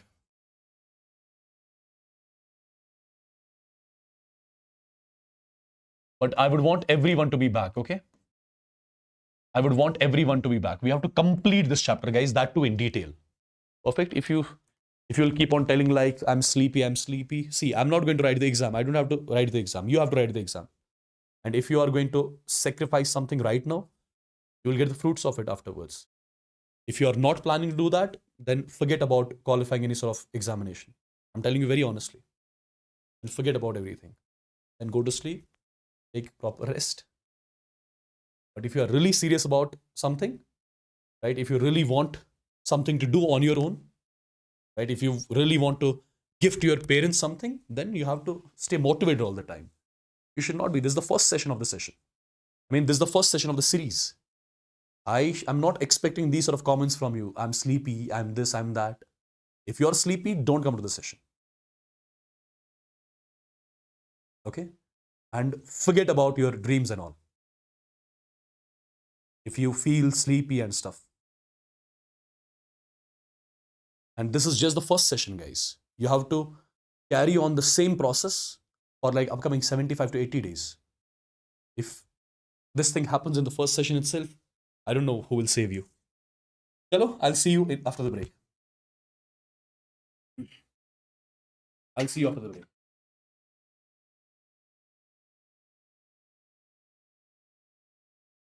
Go wash your face, get up and come back. Okay? See you.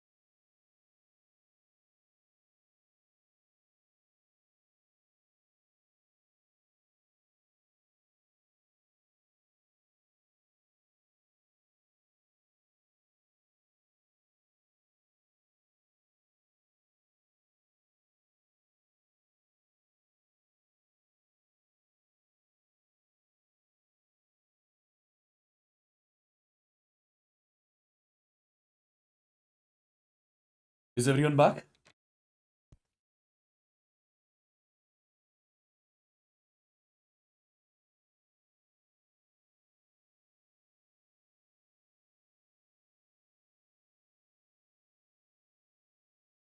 Is everyone back?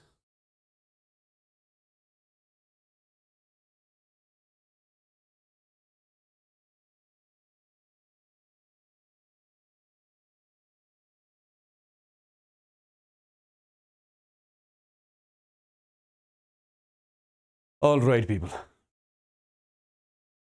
So tell me one thing. If all the things are clear till now, just let me know once in the chats whether all the things till now are clear or not. Tell me once in the chats if all the things discussed till now are clear or not.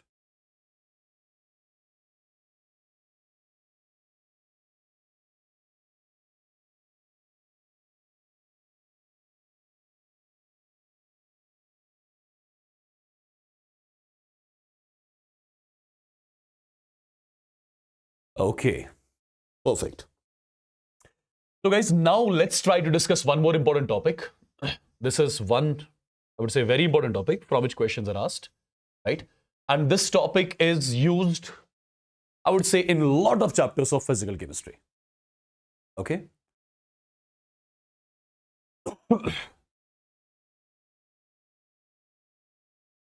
This topic is used almost, I would say, in every chapter of physical chemistry. Yeah?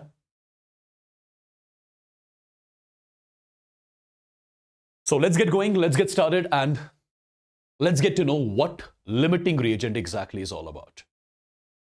First of all, I'm going to write its definition, and then I'll make you understand what the concept of limiting reagent is all about. My dear students, limiting reagent, I would say it is that reactant in a chemical reaction.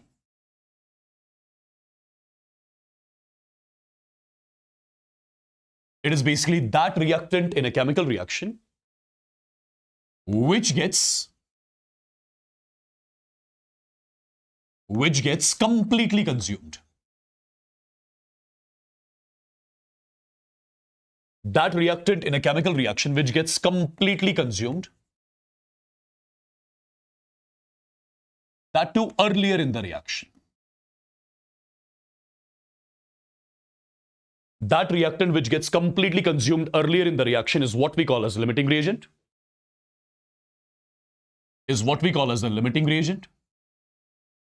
Next point, the other reactant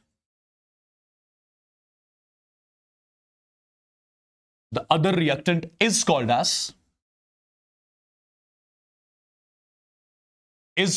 the excessive reagent.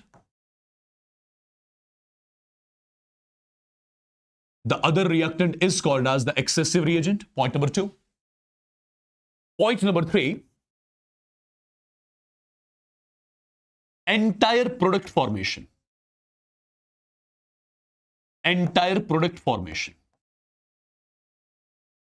is decided by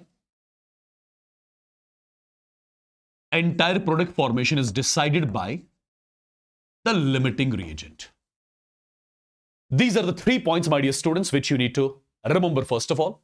Now let's try to understand one by one what these points are and how we can utilize these points in the questions. See, let's first of all understand what limiting reagent is all about. Just to make you understand, for example, I have got a balanced chemical equation like this. A plus B, it gives C. Let's say it's one balanced chemical equation. Okay? Let's say it is one balanced chemical equation. Now, my dear students, let's say at time t is equal to 0. At time t is equal to 0. Time t is equal to 0 means the reaction has not started yet. Time t is equal to 0 means the reaction has not started yet. And if the reaction has not started yet, that means in the container in which the reaction has to take place, in that container, At time t is equal to 0, there will be only reactant present. There will be no product present at time t is equal to 0. Let's assume that at time t is equal to 0, we have got some 10 moles of A and 10 moles of B present in the container. At time t is equal to 0, when the reaction has not started, let's assume we have got some 10 moles of A, or let's keep it as 5 moles of B. Let's keep it as 5 moles of B present in the container initially at time t is equal to 0 when the reaction has not started. Now, my dear students, what's going to happen? When the reaction will start, when A will start reacting with B, when A starts reacting with B, what is going to happen? When the moles of A will start reacting with moles of B, what is going to happen? I would say the number of moles of A as well as the number of moles of B, they are going to decrease with time. And the number of moles of C in the container, they are going to increase with time. When the reaction will start, when A will start reacting with B, when the moles of A and moles of B will start to react, what's going to happen? Product formation is going to take place. So I would say as the reaction starts, number of moles of reactants, they will keep on decreasing and number of moles of product will keep on increasing. Okay. Now, can I say out of these two reactants, there will be one reactant which will be completely consumed? Can I say out of these two reactants, there will be one reactant which will be completely consumed? Which reactant is that going to be as per you? That's going to be B, which will be completely consumed in the reaction. So after some time, you won't find any mole of B in the container. You will find 0 moles of B in the container because B would have got completely consumed. Yeah? B would have got completely consumed. And that particular reactant which gets completely consumed is what we call as the limiting reagent. So B here works like the limiting reagent. If B is the limiting reagent, A is something which I'll be calling as the excessive reagent. What does that mean? That means when B got completely consumed, at that point of time itself, there will be some moles of A left in the container. And there would have been some moles of B which would have got formed in the container as well. And at this particular point of time, when B got completely consumed, I would say the reaction would have stopped. Because B has got completely consumed. The reaction would have stopped. Okay? Did you understand what limiting reagent is? At time t is equal to 0, there will be only reactants in the container. As the reaction starts, number of moles of reactants will keep on decreasing. There will be one reactant which would be completely consumed in the reaction. And that reactant is what you call as limiting reagent. If one is limiting, the other one is going to be excessive reagent. Excessive reagent will be still left in the container, right? And eventually there are some moles of product also which would have got formed at the end of the reaction. Yeah? Right? Now, my dear students, how do we use this sort of a concept in the questions? Remember one thing. Whenever in a question, whenever in a chemical reaction, you will be given with the amounts of all the reactants. Whenever in a chemical reaction, you will be given with the amounts of all the reactants. Amounts can be in terms of moles. Amounts can be in terms of mass, amounts can be in terms of volume, amounts can be in terms of particles. Whenever in a reaction, you will be given with the amounts of all the reactants. At that point of time, you will use the concept of limiting reagent.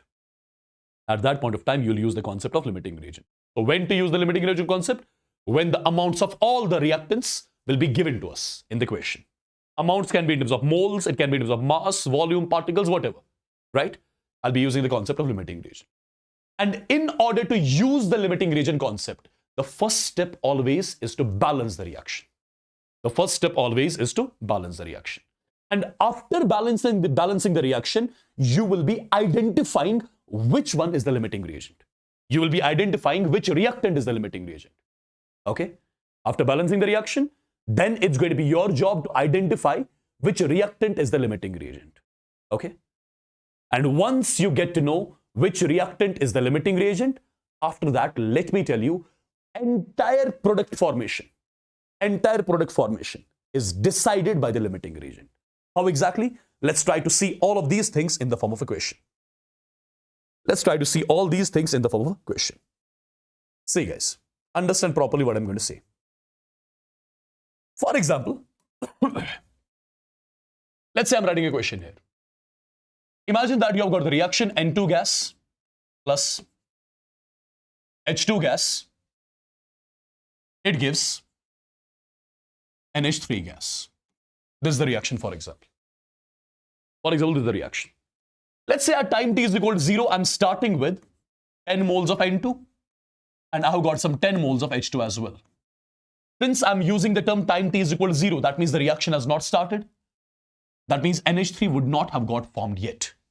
Okay? Now people, try to understand one thing. Whenever in a reaction we are given with the amounts of all the reactants, at that point of time, we use the concept of limiting reagent. What is the first thing which we do in the limiting reagent concept? We balance the reaction first. Is this reaction balanced? No. So just balance the reaction first. Now, after balancing the reaction, it is the time to identify which one is the limiting reagent. It is the time to identify which one is the limiting reagent. How do we identify the limiting reagent? There is a simple trick for that. Divide the given moles of reactants by the respective stoichiometric coefficients. Divide the given moles of reactants by the respective stoichiometric coefficients. So 10 divided by 1. Similarly, 10 divided by 3. 10 divided by 1 comes out to be 10. 10 divided by 3 comes out to be 3.33. So which one is getting the lesser value? Is 10 or 3.33? Which one is lesser? 3.33 is lesser. The one that gets the lesser value, that is going to be your limiting reagent. So in this reaction, it's going to be H2, which is our limiting reagent. So if we got to know H2 is the limiting reagent, that means if H2 is the limiting reagent, that means it would have got completely consumed. There will be 0 moles of H2 left in the container at the end of the reaction. Okay. Now, since H2 is the limiting reagent, so this one is going to be the excessive reagent. That means there will be some moles of N2 still present in the container at the end of the reaction, and some moles of NH3 would have got formed at the end of the reaction. Now, how will we get to know? How will we get to know how many moles of NH3 have got formed at the end of the reaction? How many moles of N2 are left in the container at the end of the reaction? All that information is given by the limiting reagent. How exactly? Have a look. Let me first of all relate limiting reagent with the product. Let me relate stoichiometry of limiting reagent with the product. So stoichiometry is telling me that 3 moles of H2, 3 moles of limiting reagent produces 2 moles of NH3. Why did I start with H2? Because H2 is the limiting reagent. It is going to decide everything in the reaction. That's why I started with H2. Yeah? So people, stoichiometry is telling me that 3 moles of H2 produces 2 moles of NH3. Now think logically. If 3 moles of H2 are producing 2 moles of NH3, can I say 1 mole of H2 would be producing 2 divided by 3 moles of NH3? Yeah? 1 mole of H2 would be producing 2 by 3 moles of NH3. But do we have 1 mole of H2 or we had some 10 moles of H2? We had some 10 moles of H2. So can I say 10 moles of H2 would have produced 2 by 3 multiplied by 10. The value comes out to be 6.66 moles of NH3. So I got to know 6.66 moles of NH3 would have got formed at the end of the reaction. 6.66 moles of NH3 would have got formed at the end of the reaction. Now, it's not necessary that you'll be asked to calculate moles of NH3. What if they ask you to calculate the mass of NH3 formed? Since you calculate moles, moles multiplied by its molar mass gives you the mass. Moles multiplied by 22.4 gives you the volume of NH3. Moles multiplied by Avogadro's number gives you the molecules of NH3. So anything can be asked here. Anything can be asked here. Now, people, what about this N2? N2 is the excessive reagent. So out of 10 moles of N2, there will be some moles of N2 still left in the container. Who is going to give me the information about that? Again, limiting reagent is going to decide that. How exactly? Let me relate the stoichiometry of limiting reagent with N2. Can I say, from the stoichiometry, I can say 3 moles of limiting reagent reacts with. Stoichiometry is telling me that 3 moles of limiting reagent reacts with 1 mole of N2. Now, if 3 moles of limiting reagent reacts with 1 mole of N2, can I say 1 mole limiting reagent would have reacted with 1 by 3 moles of N2? Absolutely. 1 mole of limiting reagent would have reacted with 1 by 3 moles of N2. But did we have 1 mole of limiting reagent? No, we had 10 moles of limiting reagent. So I'll say 10 moles of limiting reagent would have reacted with 1 by 3 into 10, which is 3.33 moles of N2. So 10 moles of limiting reagent would have reacted with 3.33 moles of N2. 10 moles of limiting reagent would have reacted with 3.33 moles of N2. How many moles of N2 I had in the beginning? 10. Out of 10, how many moles of N2 are reacting? 3.33. How many moles of N2 will be still left? 10 minus 3.33. The value comes out to be 6.66. So these are the moles of N2 still left in the container at the end of the reaction. Now, it's not necessary you'll be asked to calculate moles of N2 left. They'll ask you to calculate mass of N2 left. Moles of N2 left multiplied by molar mass. Mass of N2 left. Moles of N2 left multiplied by 22.4. Volume of N2 left. Moles of N2 left multiplied by Avogadro's number. Molecules of N2 left. Anything can be asked. Yeah? Perfect. I believe you understood how do we use this particular concept. Yes or no in the chats quick? Everybody? Yes or no in the chats quick? Everyone?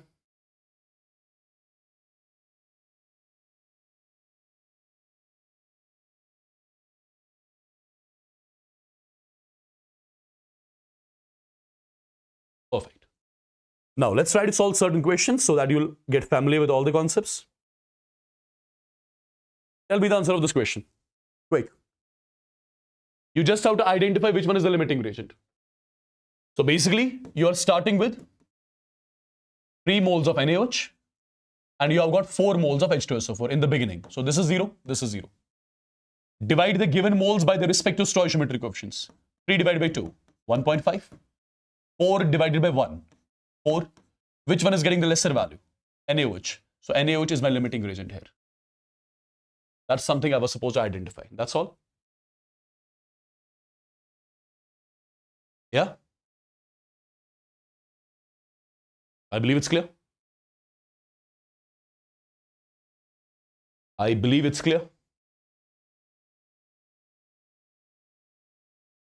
All right. Tell me the answer of this question. We are given with the reaction already, that too in the balanced format. 6 times LiH plus 8 times BF3. It gives us what? It gives us 6 times LiBF4 plus B2H6. This was the reaction. On starting with 2 moles each of reactants. So we are starting with 2 moles each of reactants. 2 moles of this, 2 moles of this. In the beginning, this is going to be 0, this is going to be 0. Because the reaction has not started yet. Yeah? Now, in the reaction, the amounts of all the reactants are given to us. So I'll be using the concept of limiting reagent. In the limiting reagent concept, I'm supposed to balance the reaction first. And the reaction is already balanced. Reaction is already balanced. Now, identify the limiting reagent. How do we identify? Given moles by the respective stoichiometric coefficients.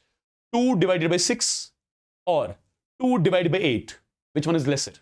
2 by 6 or 2 by 8? I would say 2 by 8 is lesser. The one that gets the lesser value, that is the limiting reagent. So BF3 is my limiting reagent here. If BF3 is the limiting reagent, I would say out of 2 moles of BF3, nothing will be left. 0 moles of BF3 will be left. Right? 0 moles of BF3 will be left at the end of the reaction. Now, entire product formation will be decided by this limiting reagent. What are we supposed to calculate? How many moles of B2H6 can be produced? How many moles of B2H6 can be produced? Entire product formation is decided by what? The limiting reagent. So just do one thing. Relate the stoichiometry of BF3 with B2H6. Relate the stoichiometry of this limiting reagent with B2H6. So stoichiometry is telling me that 8 moles of BF3. 8 moles of BF3 gives 1 mole B2H6. If 8 moles of BF3 gives 1 mole B2H6, I can say 1 mole BF3 gives us what? It gives us 1 by 8 moles of B2H6. Right? 1 mole BF3 gives us 1 by 8 moles of B2H6. But I had some 2 moles of BF3. So I can say 2 moles of BF3 is going to give us 1 by 8 multiplied by 2. The value is 0.25 moles of B2H6. So I got to know these many moles, 0.25 moles of B2H6 would have got formed at the end of the reaction. That's something I was supposed to calculate. So moles of B2H6 formed are nothing but 0.25. Clear? All clear? Yeah?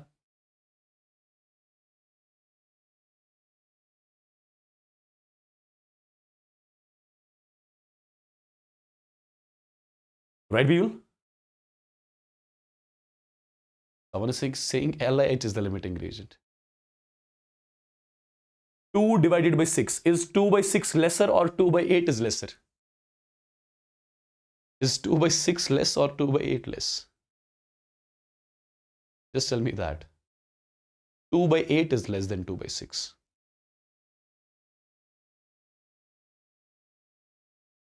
Yeah?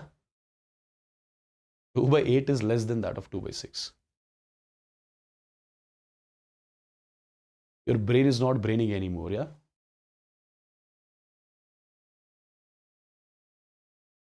Your brain has stopped braining, I think. Okay, let's move on to one more. Look at this one. On starting with 10 moles each of BaCl2 and Na3PO4, calculate the moles of barium phosphate formed. Well, this should be easily done. At time t is equal to 0, we are starting with 10 moles each of reactants. 10 moles of this, 10 moles of this. This would be 0, this would be 0. Now identify the limiting reagent. 10 by 3, 10 by 2, which is lesser. 10 by 3 is lesser. So this is my limiting reagent. If BaCl2 is the limiting reagent, completely consumed. Entire product formation is decided by BaCl2. I have to calculate how many moles of barium phosphate have got formed. I am just going to relate the stoichiometry of BaCl2 with this barium phosphate. So can I say 3 moles of BaCl2? 3 moles of BaCl2 gives 1 mole of barium phosphate. This is something which stoichiometry is telling me. 3 moles of BaCl2 gives me 1 mole of barium phosphate. Therefore, 1 mole of BaCl2, 1 mole of BaCl2 gives me 1 by 3 moles of barium phosphate. But did we have 1 mole of BaCl2 or 10? We had some 10 moles of BaCl2. So 10 mole BaCl2 would have formed 1 by 3 into 10. The value is 3.33 moles of barium phosphate. So I got to know there are some 3.33 moles of barium phosphate which would have got formed at the end of the reaction. This is something I was supposed to calculate. Done? Yeah? And if this is done, what do you think is the answer of this question? This is your PYQ, your NEET PYQ. When 22.4 liters of H2 is mixed with 11.2 liters of Cl2 at STP, calculate the moles of HCl formed. Again, a pretty simple question. You should be able to solve this within 10 seconds. First of all, H2 is reacting with Cl2. H2 gas is reacting with what? It's reacting with Cl2 gas. And definitely it will lead to the formation of HCl gas. So if I balance the reaction, this should be 2 times. Correct? The reaction is balanced. Now, at time t is equal to 0, we start with moles. We start with moles. Correct? We start with moles. But we are given with volume. We are given with volume. So first of all, I'll be converting the volume into moles. How do we convert volume into moles? Given volume divided by 22.4. Given volume divided by 22.4. Right? So 22.4 divided by 22.4 is 1 mole. Right? 11.2 divided by 22.4 is 0.5 moles. And this would be 0. Now check which one is the limiting reagent quickly.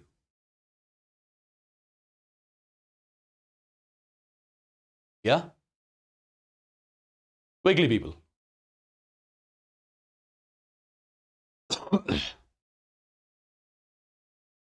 Which one is the limiting reagent?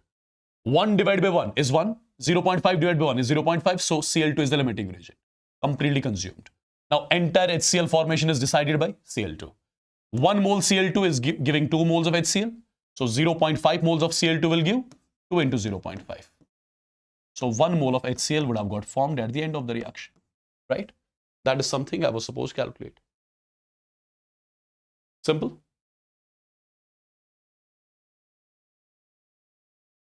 Yeah? Perfectly done.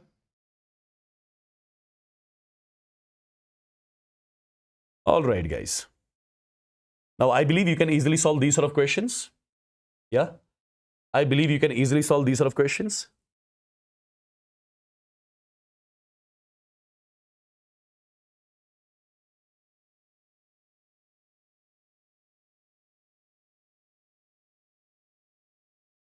I'm giving you the reaction here. H2SO4 plus 2 times NaOH gives Na2SO4 plus 2 times water. I'm asking you to calculate everything about the reaction. Can we do that? Yeah?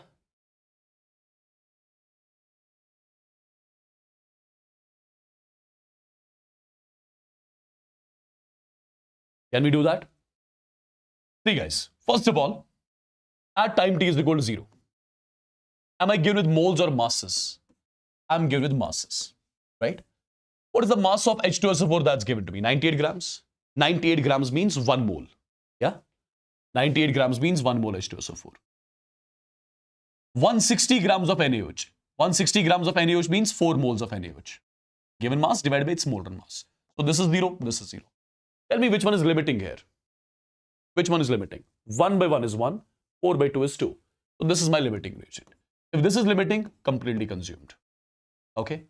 Now, whatever things are left and whatever things are formed, entire thing is decided by H2SO4. Now, 1 mole gives 1 mole. And 1 mole gives 1 mole only. Perfect. 1 mole gives 2 moles as per stoichiometry. 1 mole will give? It gives 2 moles. 1 mole reacts with 2 moles. 1 mole reacts with 2 moles. Right? I had taken 4. Out of 4, 2 are reacting. So I'll be still left with 2 moles. 4 minus 2 is 2. So I got the moles of everything. I got the moles of everything. Now, if they ask you to calculate the mass of water formed, you got the moles, just multiply these moles by the molar mass of water. So 2 into 18 comes out to be 36 grams. So 36 grams of water is formed. Similarly, calculate its mass. Moles multiplied by its molar mass. Moles multiplied by its molar mass. You can get the masses of all the reactants products here. Yeah?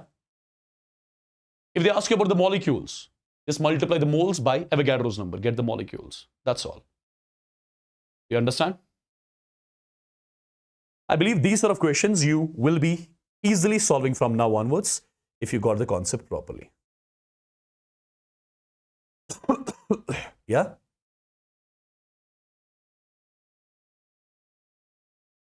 Now comes again one very important topic, that is mixture analysis. And from this particular topic, guys, I would say some lengthy questions can be framed. From this particular topic, some lengthy questions can be framed. Why do you find mole concept tough? Sometimes because of the questions of limiting reagent. Sorry, because of the questions of this mixture analysis. So there are few things which I would want you guys to remember first of all. There are few things which I would want you guys to remember. And what are those things? Those things are about your group 1 and group 2 elements. Those things are about your group 1 and group 2 elements. Group 1 elements means your alkali metals, lithium, sodium, potassium, rubidium, cesium, right? And group 2 elements means your alkaline earth metals. My dear students, remember certain things for now. Anyways, these things will be discussed in this one. I mean, in inorganic chemistry as well. Okay? See, except lithium, leave lithium aside. All the carbonates of all the alkali metals, leaving lithium aside, the carbonates of all the alkali metals, like sodium carbonate, potassium carbonate, right? They are thermally stable and they do not decompose upon heating. When we heat them up, they do not decompose. Except lithium carbonate. All the other carbonates of alkali metals like sodium carbonate, potassium carbonate, rubidium carbonate, cesium carbonate, right? They are thermally stable. When you heat them up, they do not show any sort of reaction. Point number 1, which is to be remembered. But when you talk about lithium carbonate, when you heat it up, it gets converted into lithium oxide, and with that, carbon dioxide is produced. Okay. Number one. Number two, all the carbonates of group second. Group second means your alkaline earth metals, beryllium, magnesium, calcium, strontium. Okay. The carbonates of group second elements, they are thermally stable. And if they are thermally stable, when you heat them up, there'll be no reaction. There'll be no reaction. One more point. Okay. Third point. Bicarbonates of group 1 and group 2. Bicarbonates of group 1 and group 2. Bicarbonate means, for example, I'm writing NaHCO3. This is what you call a sodium bicarbonate. If I write Na2CO3, this was sodium carbonate.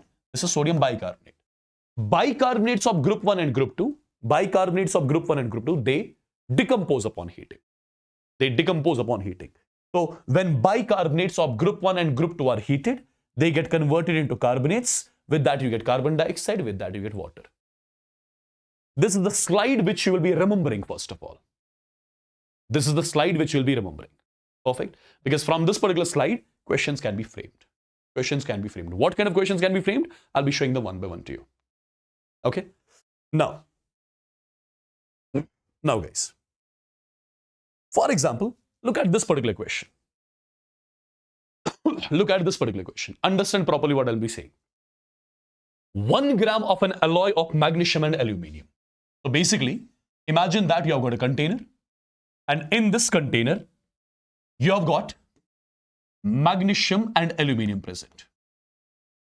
What is the mass of this complete mixture? The mass of this complete mixture is 1 gram.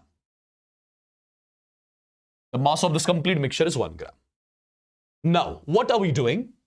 In this mixture of magnesium and aluminium, we are introducing what? We are introducing HCl.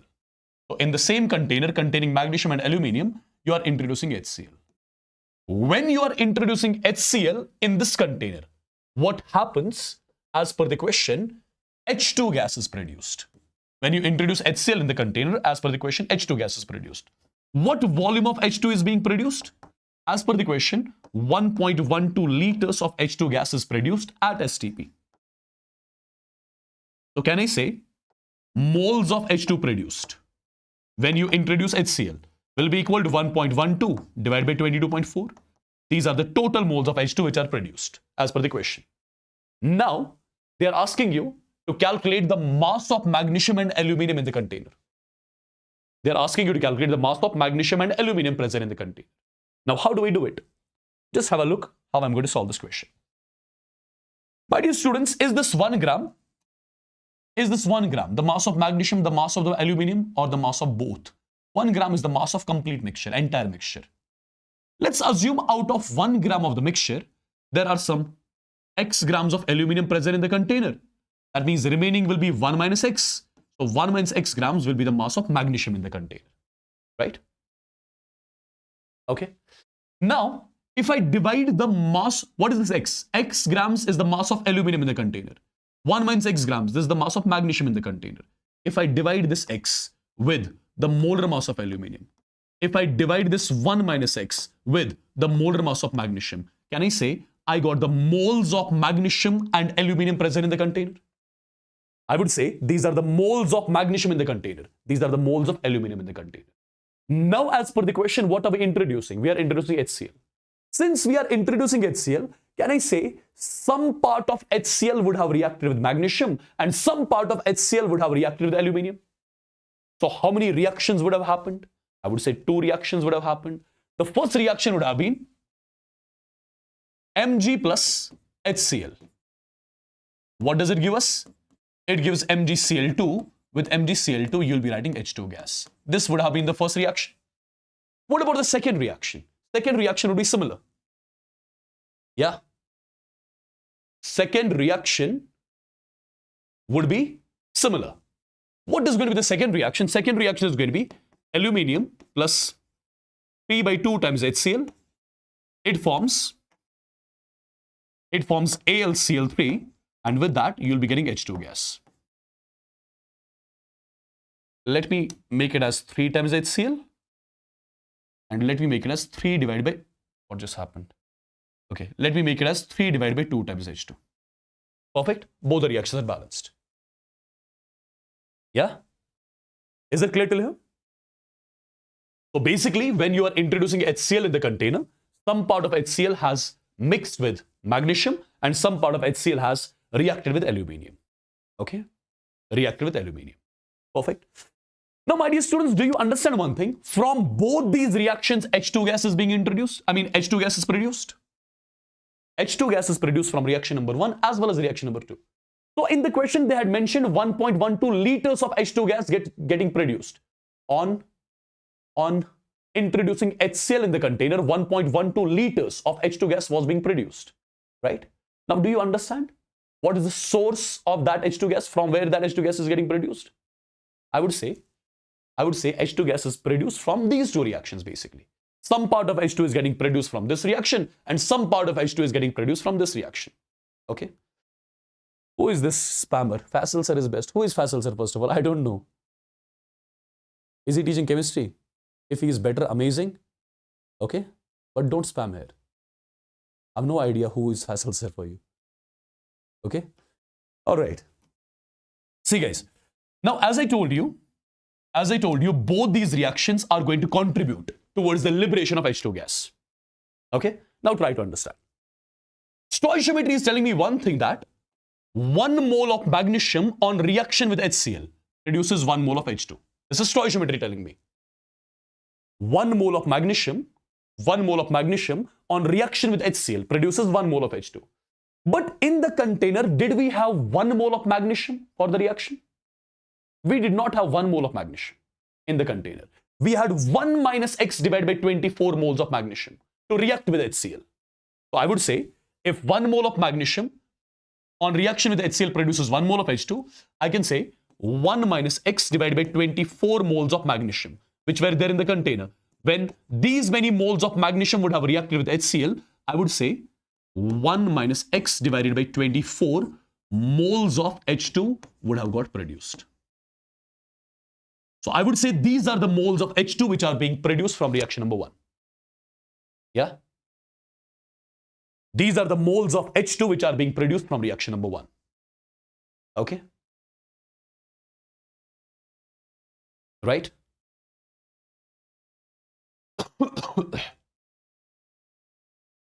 Perfect.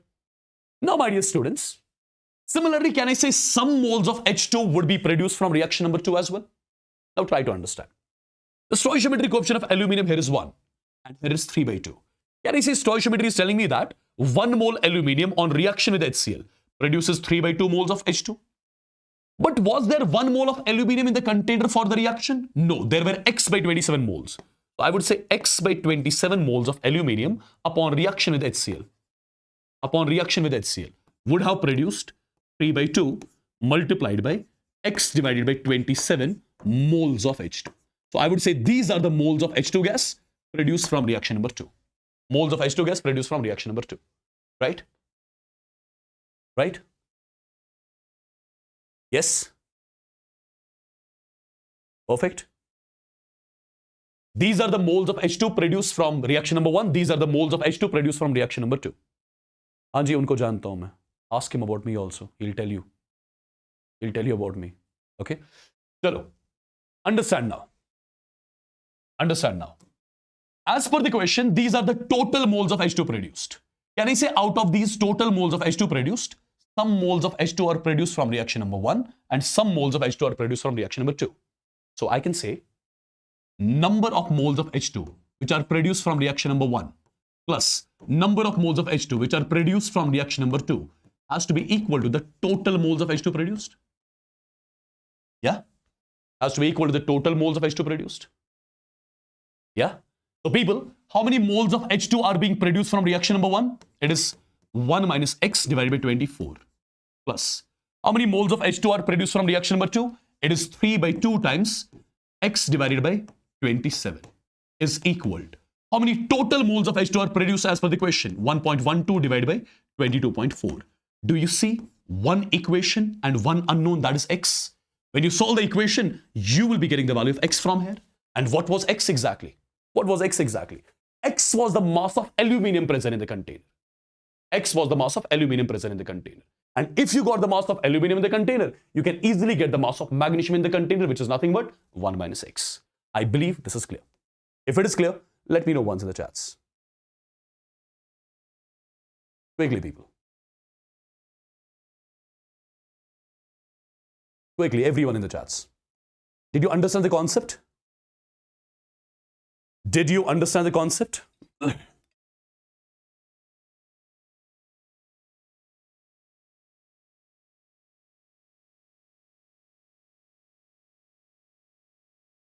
Did you understand the concept, guys? Everyone? Okay, let me solve one more question of the same type so that it will be like properly clear to you. Okay, similar type question I'm going to solve so that you can analyze it in a better way.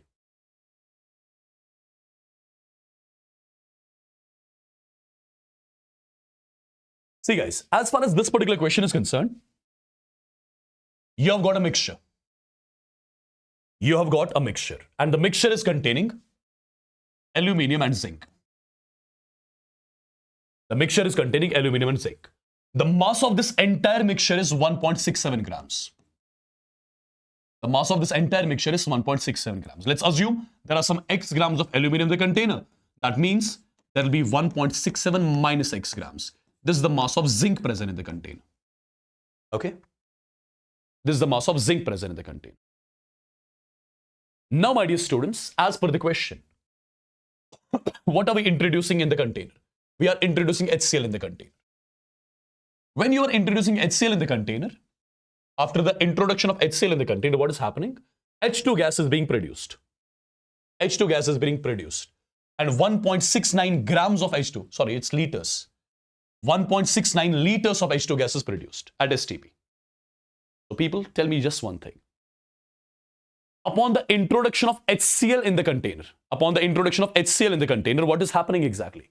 1.69 liters of H2 gas is getting produced, right?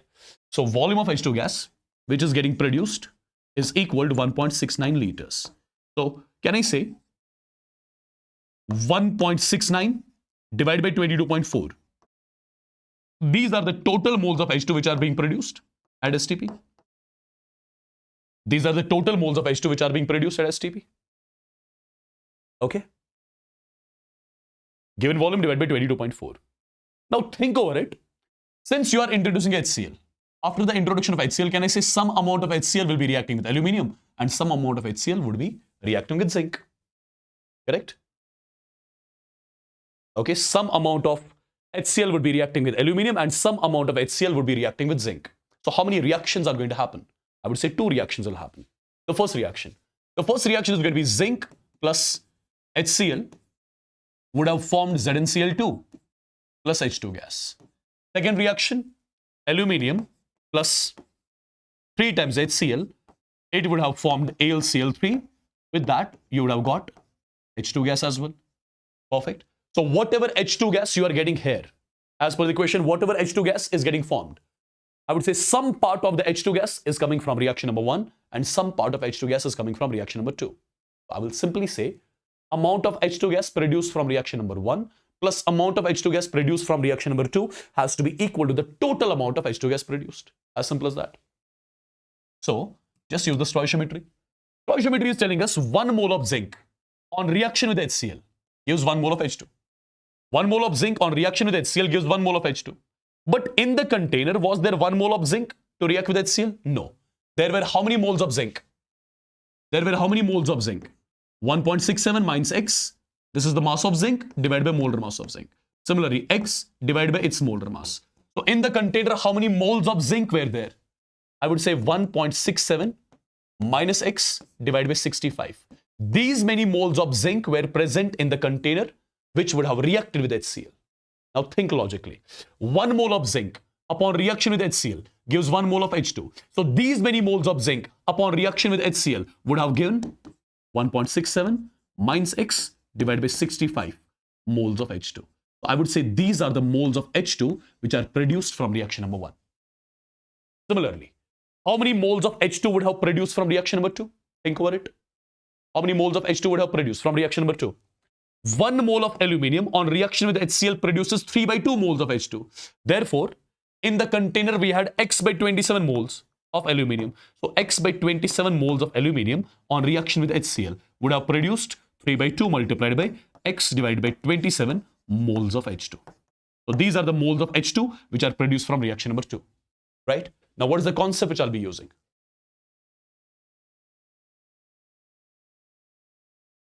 What is the concept I'll be using? Concept is going to be pretty much simple. Number of moles of H2 which are produced from reaction number 1 plus number of moles of H2 which are produced from reaction number 2 has to be equal to total moles of H2 produced. Okay? Now guys, how many moles of H2 are produced from reaction number 1? 1.67 minus x divided by 65. How many moles of H2 are produced from reaction number 2? 3 by 2 multiplied by x by 27. How many total moles of H2 are produced? 1.69 divided by 22.4.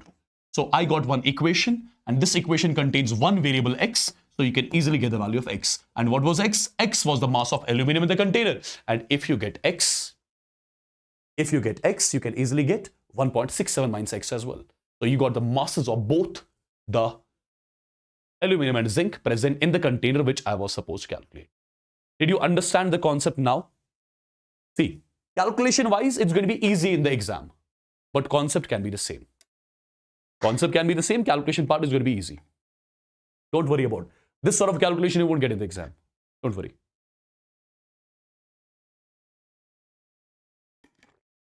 Tell me, all the things are clear till here?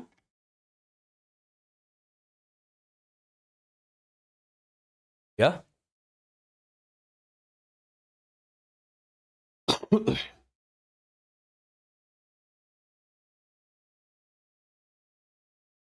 Okay. Now guys, if you look at one more question, have a look. Understand properly what I'll be saying.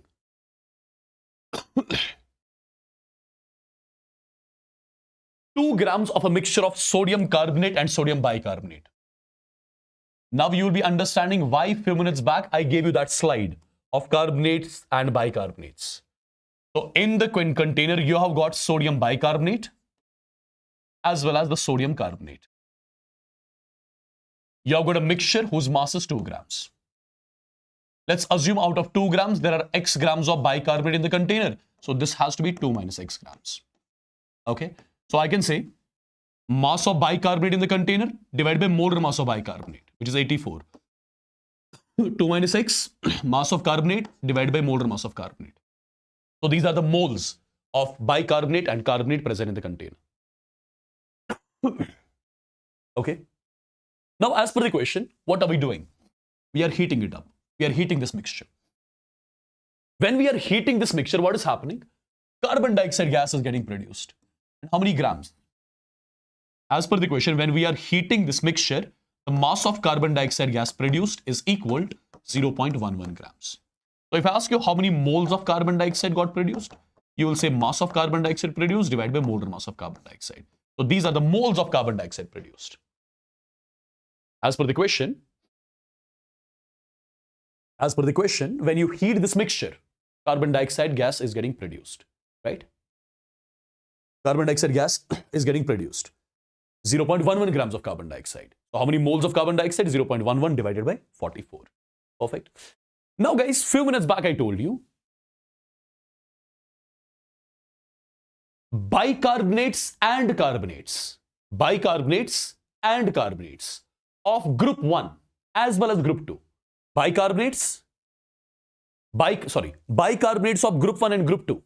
Bicarbonates of group 1 and group 2. When you heat them up, they decompose upon heating. Bicarbonates of group 1 and group 2. When you heat them up, they decompose upon heating. So when you are heating this mixture, this sodium bicarbonate is going to decompose. But this sodium carbonate is not going to decompose. It is not going to break. I already told you one point, except lithium. Right? I hope you remember what I said. I hope you remember this particular slide. Let me show it again. This particular slide. Except lithium, carbonates of all alkali metals are thermally stable, do not decompose upon heating. So you have got sodium carbonate in the container. If you have got sodium carbonate in the container, so when this mixture is heated up, sodium carbonate won't break down. So no reaction for carbonate, only reaction from bicarbonate. So basically, when you are heating this mixture up, this sodium bicarbonate gets converted into what? It gets converted into sodium carbonate, and with sodium carbonate, you'll be getting water, and with water, you'll be getting carbon dioxide as well. If you write the reaction in the balanced format, you have to write 2. And this sodium carbonate, it does not decompose upon heating. So how many reactions will be there in the container? There will be only one reaction. There will be only one reaction. So can I say, whatever carbon dioxide is produced as per the question, all that carbon dioxide has come from this reaction? Whatever carbon dioxide is produced as per the question, all this carbon dioxide has come from where? Has come from sodium bicarbonate. Okay? Perfect. This is the concept here. Now, let's use the stoichiometry. I'll say 2 moles of sodium bicarbonate. 2 moles of sodium bicarbonate upon heating gives 1 mole of carbon dioxide. 2 moles of sodium bicarbonate upon heating gives 1 mole of carbon dioxide. Therefore, 1 mole of sodium bicarbonate upon heating, 1 mole of sodium bicarbonate upon heating gives 1/2 moles of carbon dioxide. 1/2 moles of carbon dioxide. How many moles of sodium bicarbonate were there in the container? I'll say x/84. So x/84 moles of sodium bicarbonate upon heating would have given 1/2 into x/84 moles of carbon dioxide. Perfect. Now what concept I'll be using? I'll be using one simple concept. Whatever carbon dioxide is produced as per the question, all that carbon dioxide is coming from sodium bicarbonate, right?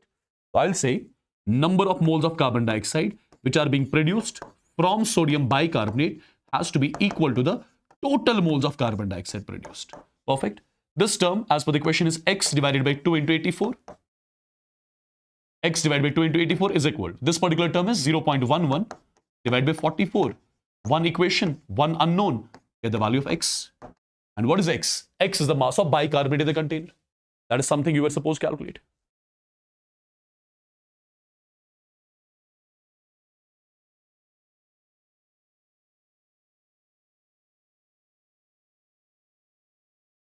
Okay?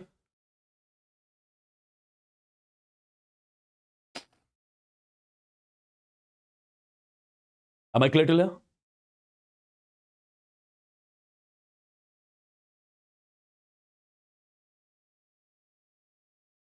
All clear till here, guys?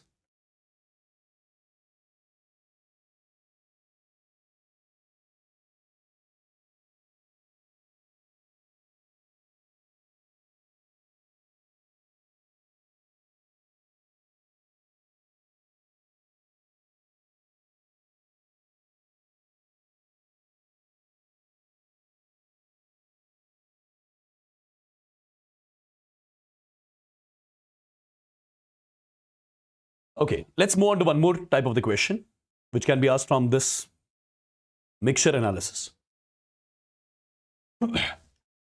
As far as this question is concerned, a gaseous mixture of propane and butane. Imagine this is your container, and in this container you have got propane and butane. C3H8 gas, which is propane, and your butane, C4H10 gas. You have got a container containing a mixture of propane and butane of volume 3 liters. The volume of the mixture is 3 liters. For example, out of 3 liters, let's say x liter is the volume of propane. That means 3 minus x liter will be the volume of butane. Now, this mixture is undergoing combustion. This mixture is undergoing combustion. Okay, what does that mean? That means you are introducing basically oxygen in the container. And when you'll be introducing oxygen in the container, propane as well as butane will be undergoing combustion, due to which 10 liters of carbon dioxide is produced. As per the question, volume of carbon dioxide produced is equal to 10 liters. Volume of carbon dioxide produced is equal to 10 liters. First of all, tell me just one thing. Since this mixture is undergoing combustion, okay? Since you are adding O2 in the container, so the mixture is undergoing combustion, due to which 10 liters of carbon dioxide is being produced. So first of all, when the mixture will be undergoing combustion, how many reactions will be happening in the container? Can I say there will be 2 reactions happening? The first reaction is going to be C3H8 plus O2 would be giving carbon dioxide and water. Second reaction again is going to be C4H10 plus O2. It gives carbon dioxide, and with carbon dioxide you'll be getting water. These will be the two reactions which will be taking place. Yeah, these will be the two reactions which will be taking place. Now, are these reactions balanced? Check them out. This is 3, so make it 3. This is 8, so make it 4. And this is 5. This is 4, so make it 4. I've already told you how to balance the combustion reactions, if you remember. This is 10, this is going to be 5.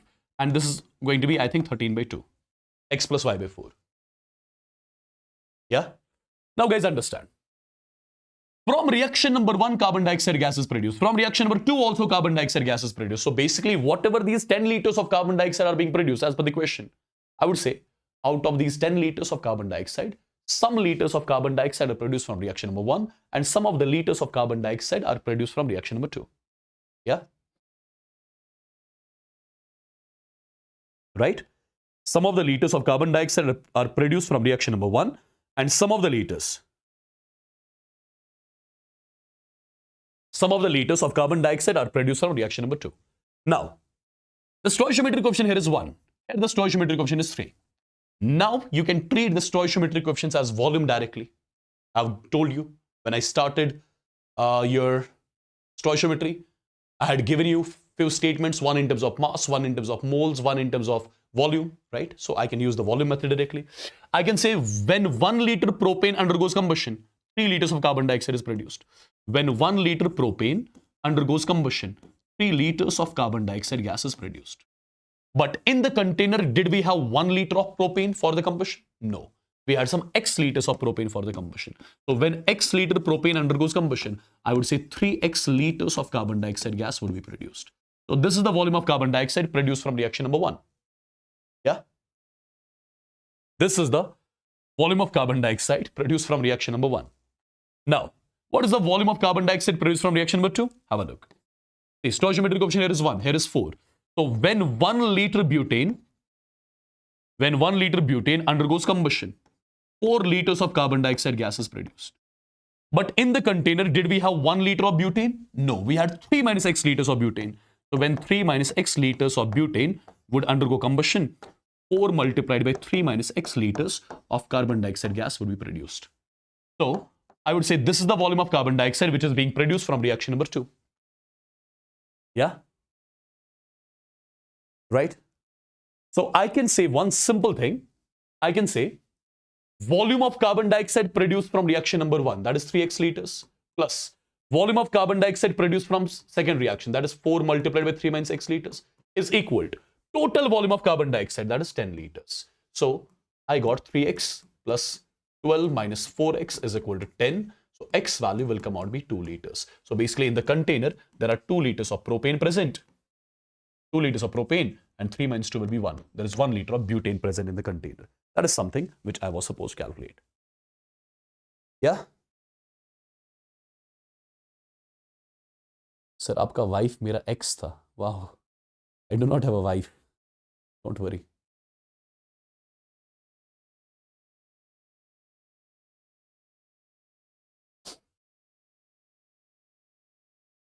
All clear, people?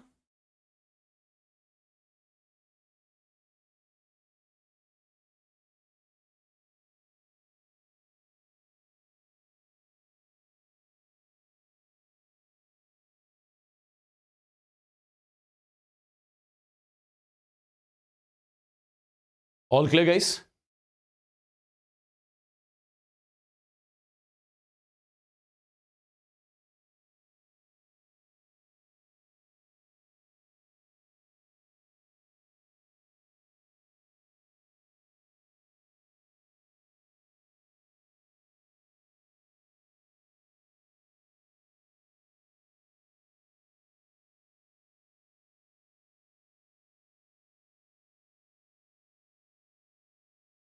All right.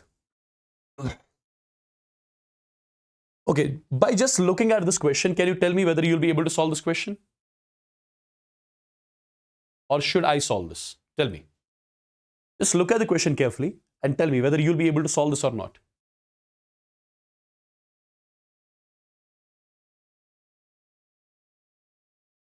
You've got a mixture of NO and N2O, which reacted with hydrogen. 38 ml of N2 was formed. Calculate the composition of the mixture.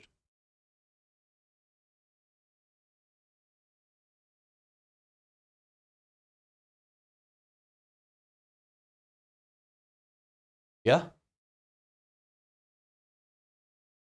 Will you be able to solve this, or should I solve this? Quick.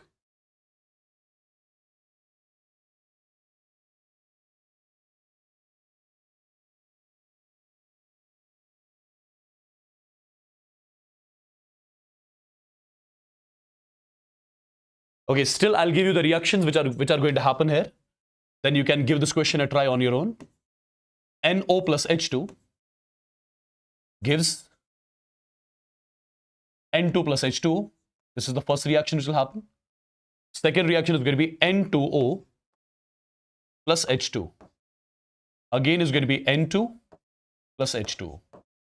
These are the two reactions which will be happening in this question. This particular question you can give a try on your own.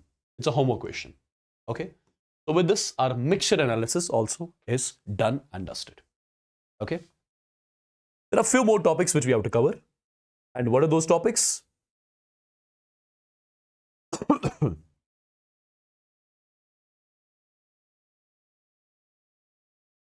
Let's first of all do the empirical and molecular formula.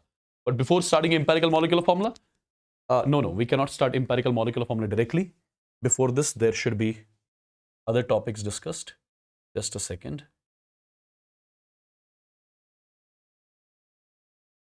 Yeah, we have to discuss percentage yield first. Okay, percentage yield, percentage purity, then empirical molecular formula. So there are technically 3 topics left. Okay, so I think 2 more hours, 2.5 hours, that's it. 2.5 hours more, that's it.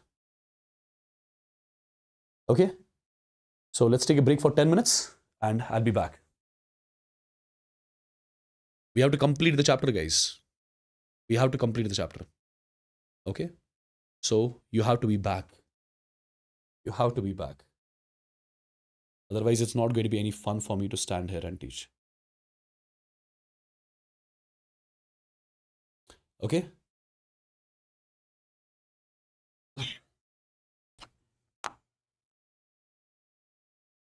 The time right now is 1:53.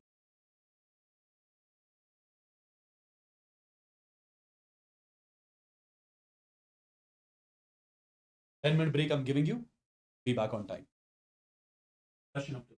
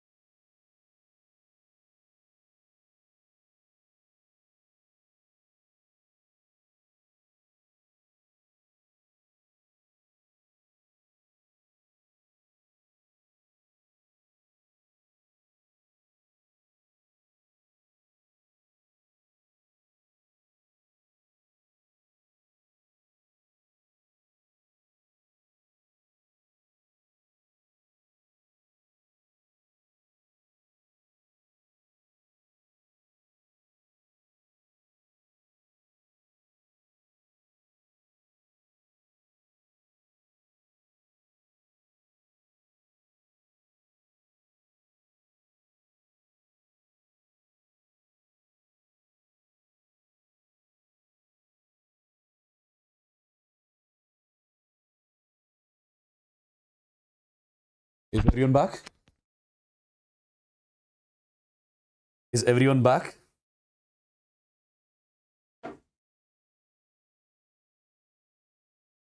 Yeah?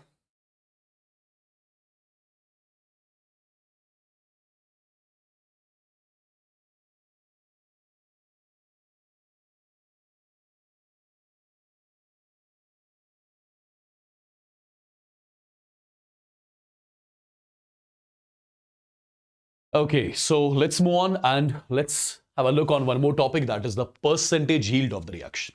Okay, again, this is important and I'll be relating this concept with stoichiometry in some time. So first of all, in order to make you understand what this percentage yield is all about, okay, I need to first of all write its formula, right? Then with the help of the questions, you will exactly understand what this percentage yield is all about. Okay, have a look, guys. Let me first of all tell you the percentage yield of the reaction. Percentage yield of the reaction is equal to experimental or what you call as the actual amount, experimental or the actual amount divided by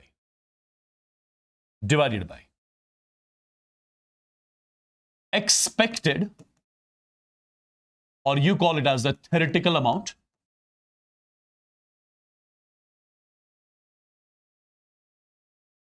multiplied by 100. This is first of all the formula by means of which we calculate percentage yield of the reaction. Okay. So percentage yield of the reaction is equal to experimental amount divided by expected amount multiplied by 100. Now what it means exactly, let's try to understand that in the form of a question. Okay, let's try to understand that in the form of a question. Well, till now I had not blocked anyone. Well, this is the first guy who I'm going to block because I have the option of blocking as well. Okay, see you. Okay, look at this particular question. On heating 40 grams of calcium carbonate, the question says that on heating 40 grams of calcium carbonate, 20 grams of calcium oxide was produced. The question says that on heating 40 grams of calcium carbonate, 20 grams of calcium oxide was produced. Remember, whatever data will be given to us in the question, that will be experimentally verified data. That will be always experimentally verified data. So in the question, they are mentioning that 40 gram calcium carbonate, when it is heated, 20 grams of calcium oxide is produced. So this would have been seen in the lab itself. This would have been experimentally checked. On heating 40 gram calcium carbonate, 20 grams of calcium oxide was produced. So whatever calcium oxide was produced, is it the experimental amount or expected amount? As I told you already, in the question, you'll be always given with the experimentally verified data. So this is the experimental amount. In order to calculate the percentage yield, how many amounts do I need? Two. One is experimental, one is expected. How do we get the expected amount? Expected amount we get with the help of stoichiometry. How exactly? Have a look. If I ask you, what is the mass of 1 mole calcium carbonate? That means the molar mass of calcium carbonate is nothing but 100 grams. Okay. What is the mass of 1 mole calcium oxide? It's 40 plus 16, that comes out to be 56 grams. So can I say stoichiometry is telling me that when 100 grams of calcium carbonate are heated, on heating 100 grams of calcium carbonate, 56 grams of calcium oxide should be produced. 56 grams of calcium oxide should be produced. This is something stoichiometry is telling us. Stoichiometry is telling us that on heating 100 grams of calcium carbonate, 56 grams of calcium oxide should be produced, right? Should be produced. Therefore, 1 gram calcium carbonate on heating, 1 gram calcium carbonate on heating should produce 56 divided by 100 grams of calcium oxide. Yeah. So I can say 40 grams of calcium carbonate on heating 40 grams of calcium carbonate on heating should produce how much? 56 divided by 100 multiplied by 40 grams of calcium oxide. When you solve it, the value comes out to be 22.4 grams. So as per stoichiometry, on heating 40 gram calcium carbonate, 22.4 grams of calcium oxide should have got produced. Right? Stoichiometry is telling us that when we heat up 40 grams of calcium carbonate, 22.4 grams of calcium oxide should be produced. But in reality, how much calcium oxide is getting produced? 20 grams. So is this the amount which I was expecting to get formed as per stoichiometry? Yes, this was the amount.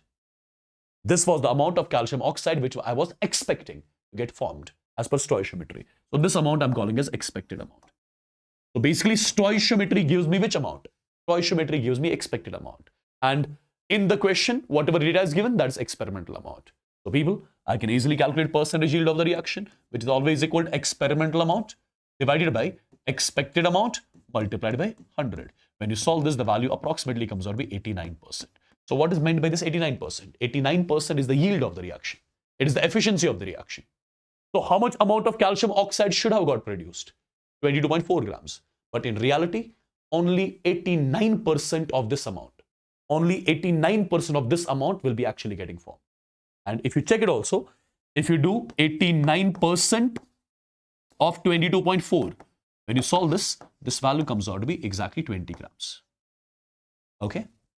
So this is the amount which should have got formed. But in reality, only 89% of this amount would be getting formed. Got it? Did you understand how do we deal with this sort of equation? Yeah? Yes or no in the chats quick? All right. Moving on to one more. Moving on to one more. Look at this question, guys.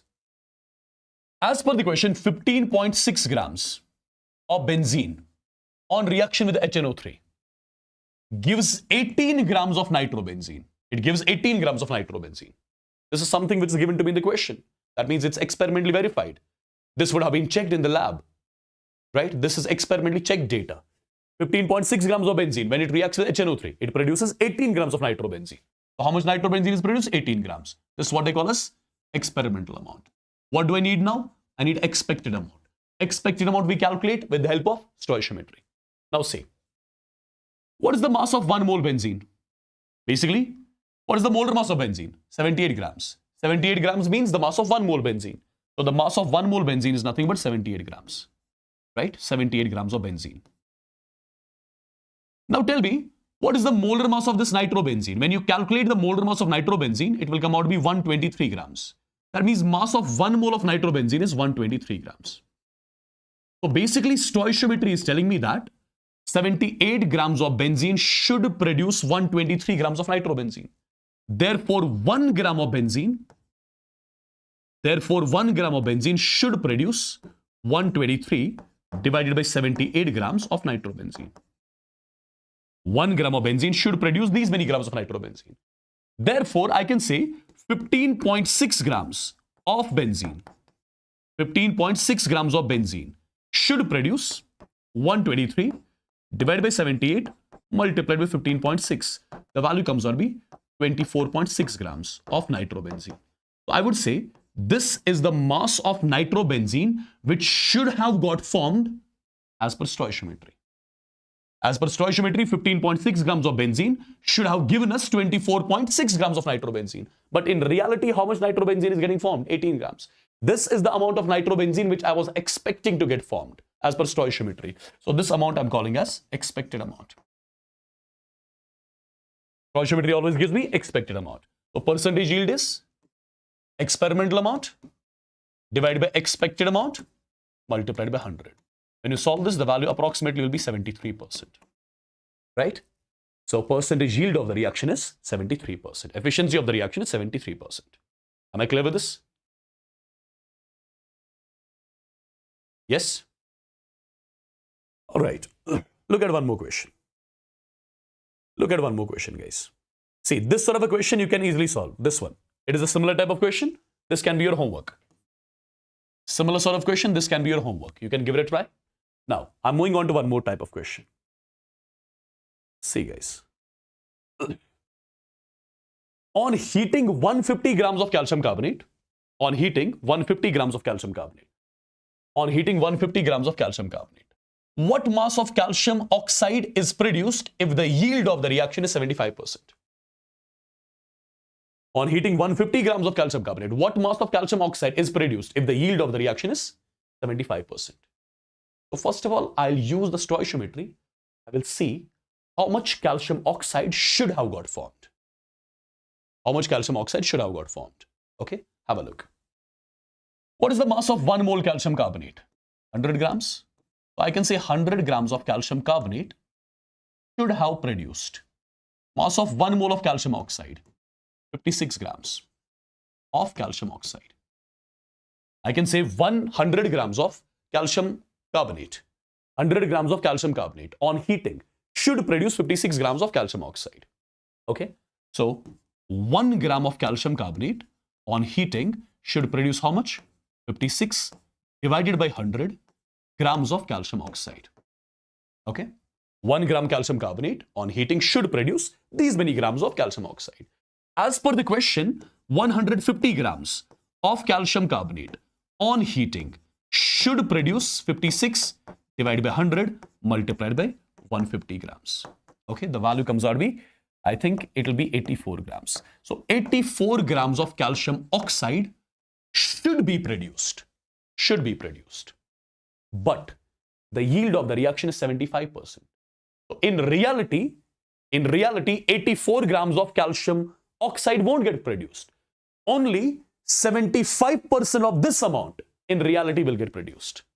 So if I ask you, what is the actual mass of calcium oxide which will be getting produced? It will be 75% of 84.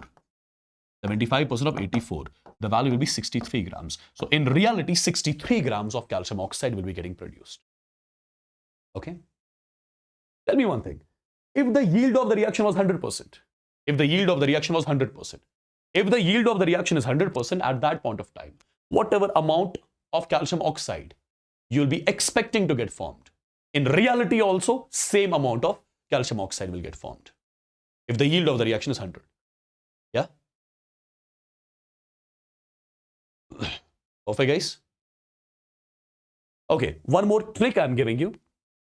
See, in this particular question, reactant was given on heating 150 grams of calcium carbonate.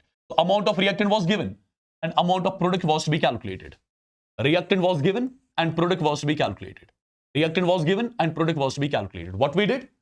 We first of all calculated the expected amount of product.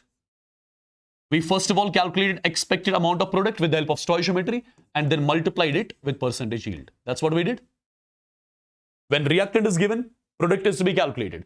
Get the expected amount of product first and then multiply it with the percentage yield. Now, reverse. If product is given, if the amount of product is given, reactant is to be calculated. If amount of product is given, reactant is to be calculated. First, use the stoichiometry and get the expected amount of reactant. And once you get the expected amount of reactant as per stoichiometry, then divide with that, then divide it with the percentage yield. Okay? Remember these two things, it will help you a lot. When reactant is given, product is to be calculated. Get the expected amount of product first, then multiply that with the percentage yield. If product is given, reactant is to be calculated. Get the expected amount of reactant, then divide it with the percentage yield. Okay? Now, guys, what about this particular question? What about this particular question? Calculate the mass of calcium carbonate.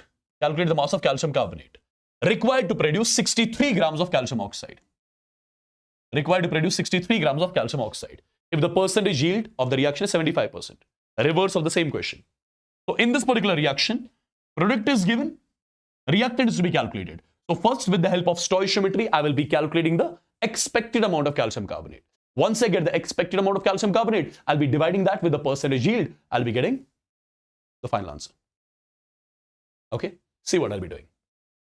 First of all, the one whose data is to be calculated, that has to be on the right side of the statement. What is the mass of 1 mole calcium oxide? That is 56 grams.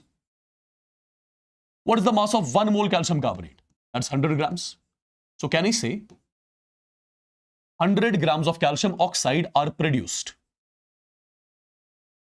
56 grams of calcium oxide should be produced from 100 grams of calcium carbonate. So 1 gram calcium oxide should be produced from 100 divided by 56 grams of calcium carbonate. Perfect. So I would say 63 grams of calcium oxide should be produced from 100 divided by 56 multiplied by 63 grams of calcium carbonate. So what is this amount? Is this expected amount of calcium carbonate or experimental? This is the amount of calcium carbonate which we got from stoichiometry. So this is expected. Stoichiometry gives us expected amount, right? What do we need? We need the mass of calcium, actual mass of calcium carbonate. Percentage yield is 75. So I would say the actual mass of calcium carbonate would be equal to expected amount 100 divided by 56 multiplied by 63 divided by percentage yield, that is 0.75. Okay, solve this and this is going to give you the final answer. Right? I just used this particular technique, nothing else. Reactant given, product calculated. Calculate the expected amount of product, multiply that with the percentage yield. If product is given, reactant is to be calculated. Calculate the expected amount of reactant, then divide that with percentage yield. Basically, you are supposed to multiply with percentage yield by 100. And here you are supposed to divide with percentage yield by 100. That's what I did. I multiplied with percentage yield, which is 75%, divided by 100, which is 0.75. Okay? Clear with these sort of questions? I believe you can easily solve them from now on.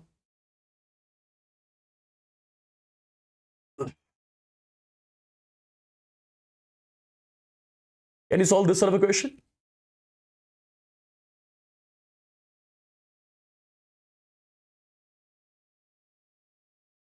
As far as the question is concerned, PCl5 combines with water. When PCl5 combines with water, it gives H3PO4, and with H3PO4 you get water as well. Okay, with H3PO4 you'll be getting water as well. Now, can you solve this question? Give it a try quick. Just tell me whether you will be able to solve this question or not. Just tell me that. I want to know that only. If not, then I'll solve it.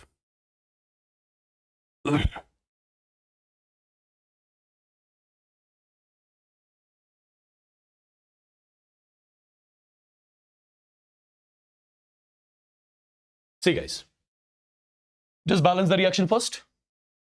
1, this should be 4 times, this should be 5 times. Check it out.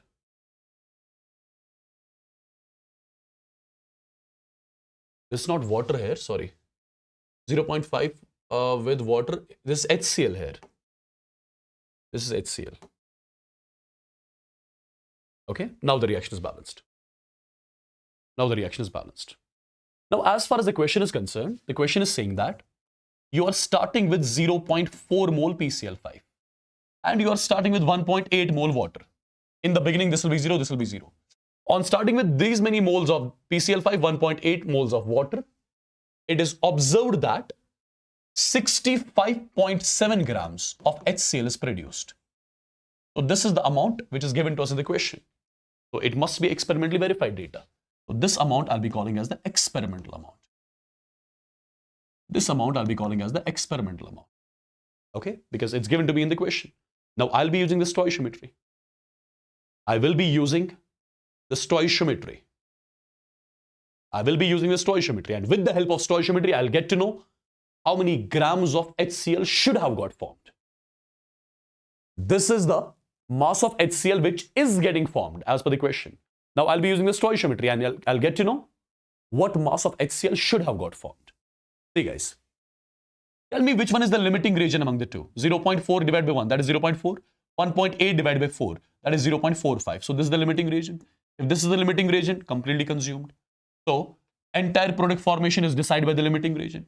Now 1 mole limiting reagent gives 5 moles of HCl. So 0.54 moles of limiting reagent should be giving me 5 into 0.4. That means 2 moles of HCl should have got formed. 2 moles of HCl should have got formed, right? 2 moles of HCl should have got formed. So what is the mass of HCl that should have got formed? 2 multiplied by molar mass of HCl. Molar mass of HCl is 36.5. The value comes out to be 73 grams.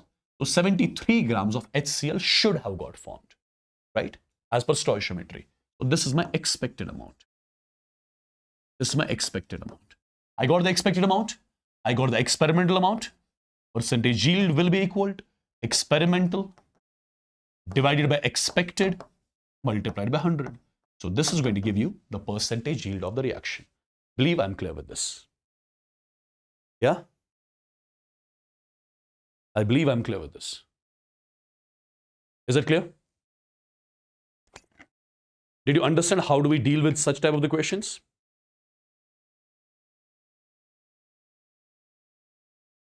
So in the question, the experimental data was given. Now I just used stoichiometry, and with the help of stoichiometry, I got to know how much HCl should have got formed. Then that gave me the expected amount. Experimental divided by expected multiplied by 100. That gave me the yield of the reaction. Yeah? Now guys, do you remember we solved this particular question long back in the sequential reactions? We have solved this question, right? But in that question, the percentage yields were not given. But here, percentage yields are given. So what do we need to do? What do we need to do? Try to understand. Calculate the mass of KClO4 formed on starting with 568 grams of Cl2. So first of all, convert the given quantity into moles. The number of moles of Cl2 will be equal to given mass of Cl2 divided by molar mass of Cl2. Value comes out to be 8. So we are starting basically with 8 moles of Cl2. We are starting with 8 moles of Cl2. Now, what is the common component in first and second? It's KClO, which is common. What is the common component in second and third? It's KClO3. Now we use the stoichiometry. 1 mole Cl2 gives 1 mole KClO. 1 mole Cl2 should give 1 mole KClO. So 8 moles of Cl2 should give 8 moles of KClO. So as per stoichiometry, 8 moles of KClO should get formed in the first reaction, right? 8 moles of KClO should get formed in the first reaction. Now, whatever KClO should get formed in the first reaction, all that KClO should be utilized here, the second reaction. So in the second reaction, 8 moles of KClO should be utilized. Now, again use the stoichiometry. 3 moles of KClO should give me 1 mole of KClO3. 3 moles of KClO should give me 1 mole of KClO3. Therefore, 1 mole of KClO should give me 1 by 3 moles of KClO3. So I can say 8 moles of KClO. 8 moles of KClO should give me 8 by 3 moles of KClO3. So these are the moles of KClO3 which should be formed in the second reaction. And whatever KClO3 should be formed in the second reaction, all that KClO3 should be utilized here. So 8 by 3 moles of KClO3 should be utilized here.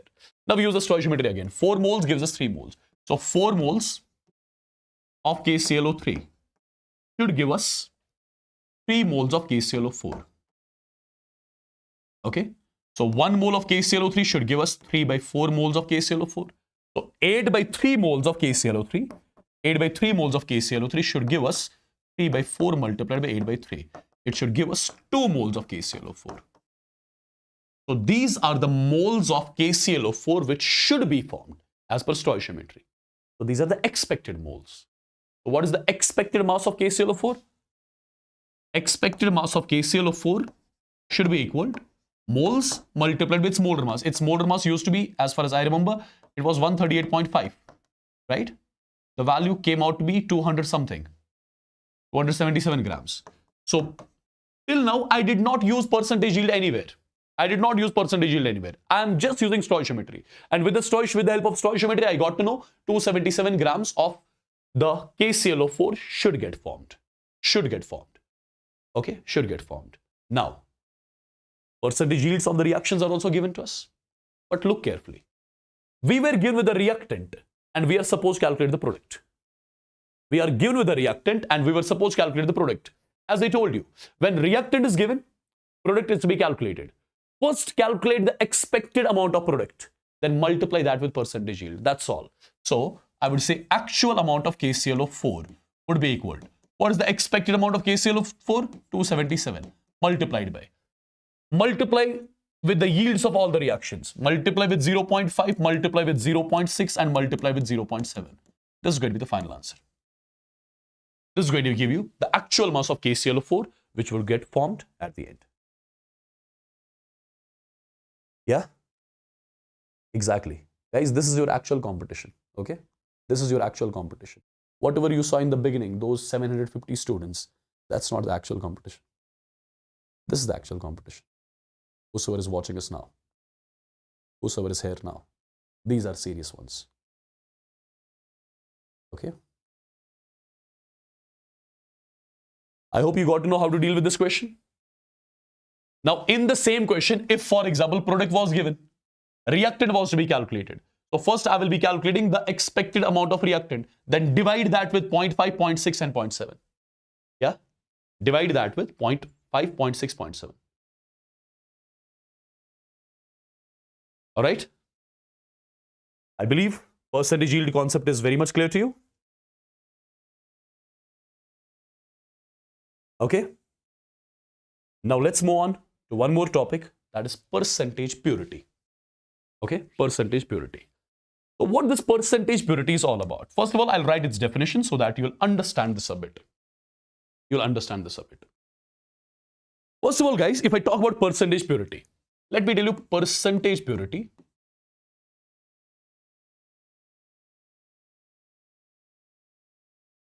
of a compound. Percentage purity of a compound in a sample, or let me write in an impure sample. In an impure sample is defined as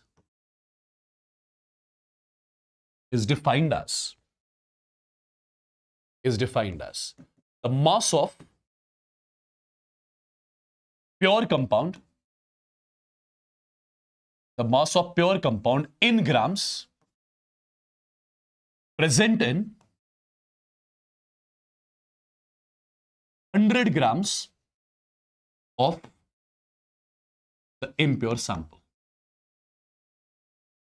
Present in 100 grams of impure sample. Look at the definition and try to analyze it. Percentage purity of a compound in an impure sample is defined as the mass of pure compound in grams which is present in 100 grams of impure sample. Now understand what I'm going to say. For example, this is the container. Let's say this container contains NaCl, and with NaCl, there are some impurities as well, which I'm denoting with ABC. Let's say in the container you have got NaCl, and with NaCl there are some impurities as well, ABC. ABC, I'm calling as impurities. Okay. Let's assume the mass of the entire. First of all, tell me, should I be calling this as the pure sample of NaCl or impure sample? I'll be calling this entire sample as the impure sample of NaCl. Let the mass of the entire impure sample be 50 grams. And out of 50 grams of the sample, let there be 20 grams of pure NaCl present. Let there be 20 grams of pure NaCl present. Okay? Let there be 20 grams of pure NaCl present. Can I say 50 grams of the impure sample contains 20 grams of pure NaCl? Yes. 50 grams of the impure sample contains what?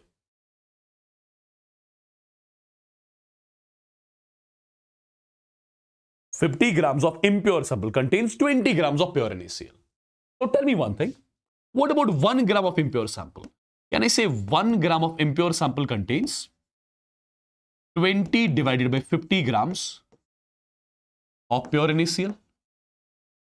Therefore, 100 grams of impure sample will contain 20 divided by 50 multiplied by 100 grams of pure NaCl.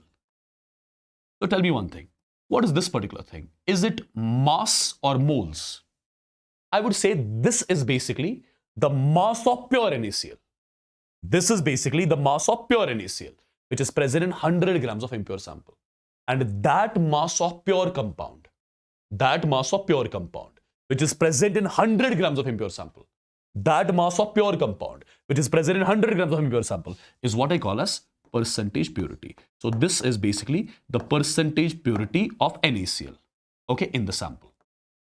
This is the percentage purity of NaCl in the sample. So basically you have calculated the percentage purity of NaCl in the sample. You have calculated that mass of pure NaCl which is present in 100 grams of 100 grams of impure sample. This is basically that mass of pure NaCl which is present in 100 grams of impure sample. Okay. Now, if you think logically, how many terms are here in the box? 3 terms, 20, 50 and 100. What is 20? 20 was the mass of pure compound, pure NaCl. What was 50? That was the mass of impure sample multiplied by 100. So, I can directly make one formula.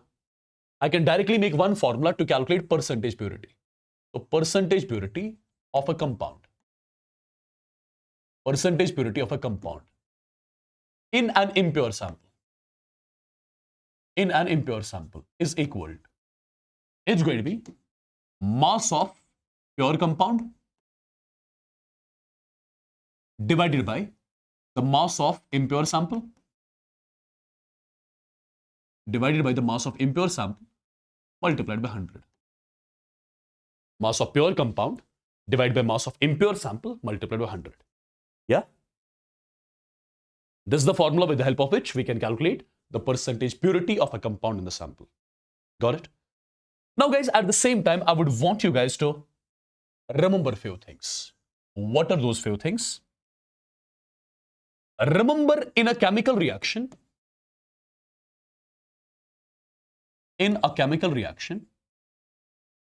only pure substance. In a chemical reaction, only the pure substance participates. In the chemical reaction, only the pure substance participates. Impurities are not going to take part in the reaction. Okay? In a chemical reaction, it's only going to be the pure substance that is going to participate. Impurities are not going to participate in the reaction. Okay? Now, one more important thing. Sometimes in the questions, you'll get a statement like this. For example, 50 grams of 80% pure calcium carbonate. You'll be getting this sort of a statement. 50 grams of 80% pure calcium carbonate.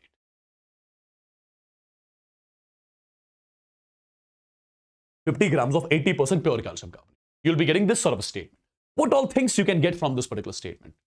It means that 50 grams of 80% pure calcium carbonate. So it means that you have got a sample. You have got a sample that contains calcium carbonate plus some impurities. You have got a sample containing calcium carbonate. With calcium carbonate, there are some impurities.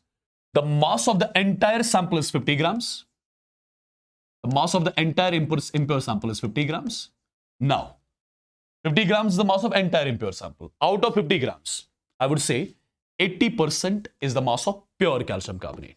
So what is the mass of pure calcium carbonate? Mass of pure calcium carbonate is 80% of 50. So 80% of 50 comes out to be what? It comes out to be 40 grams. So basically, if the mass of the entire impure sample is 50 grams, out of 50 grams, there will be 40 grams of pure calcium carbonate present in the container. Okay? Right, people?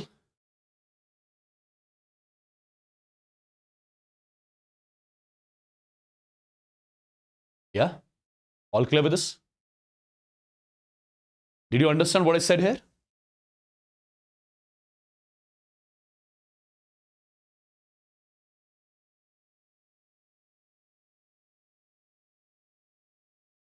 Guys, just focus on the session, okay? We are left with 2 more topics. That's it.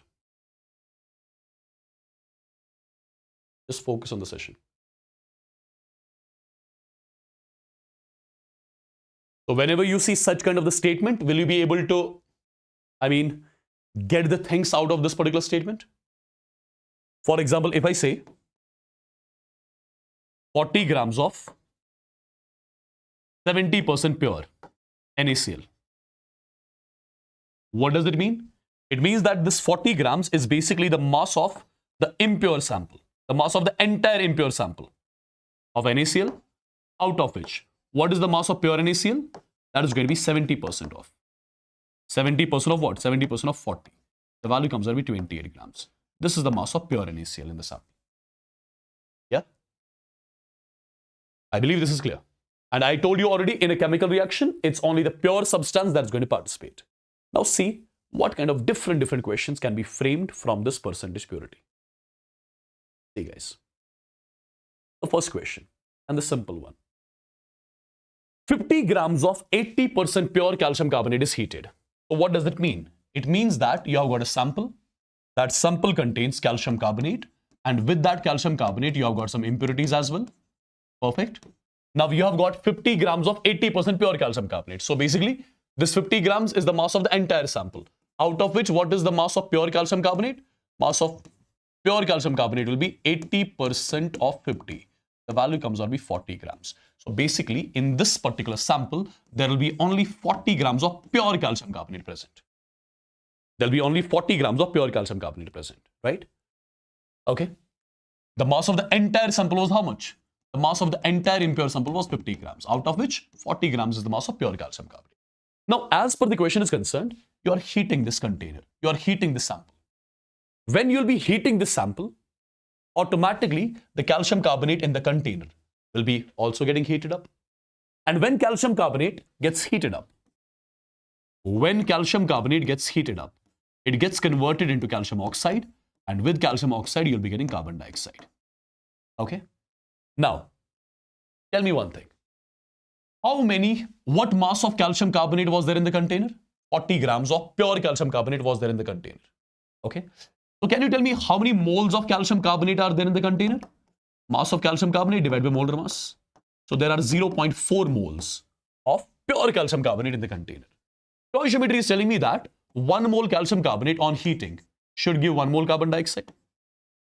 Stoichiometry is telling me that 1 mole calcium carbonate on heating should give us 1 mole carbon dioxide. Therefore, I would say 0.4 moles of calcium carbonate on heating should give us 0.4 moles of carbon dioxide. So these are the moles of carbon dioxide which will be produced. But as per the question, am I supposed to calculate moles of carbon dioxide produced or volume? I'm supposed to calculate volume of carbon dioxide produced. And volume of carbon dioxide produced will be moles of carbon dioxide multiplied by 22.4 liters. It will be 8.96 liters. So I would say 8.96 liters of carbon dioxide will be produced at the end, which I was supposed to calculate. Am I clear with this? Yeah?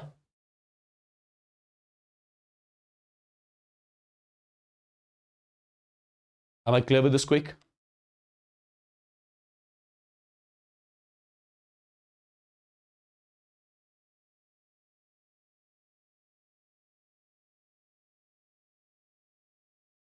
Right? Okay. Check one more question. Check one more question. See guys, try to understand this particular question as well. The question says 410 grams of limestone. Limestone means impure sample of calcium carbonate. Limestone means impure sample of calcium carbonate, okay? Impure sample of calcium carbonate. So basically, what is the mass of the impure sample of calcium carbonate? The mass of impure sample of calcium carbonate, which is basically the mass of limestone, is 410 grams. Is treated with oxalic acid to produce 512 grams of calcium oxalate. To produce 512 grams of calcium oxalate. Calculate the percentage purity of calcium carbonate in the sample.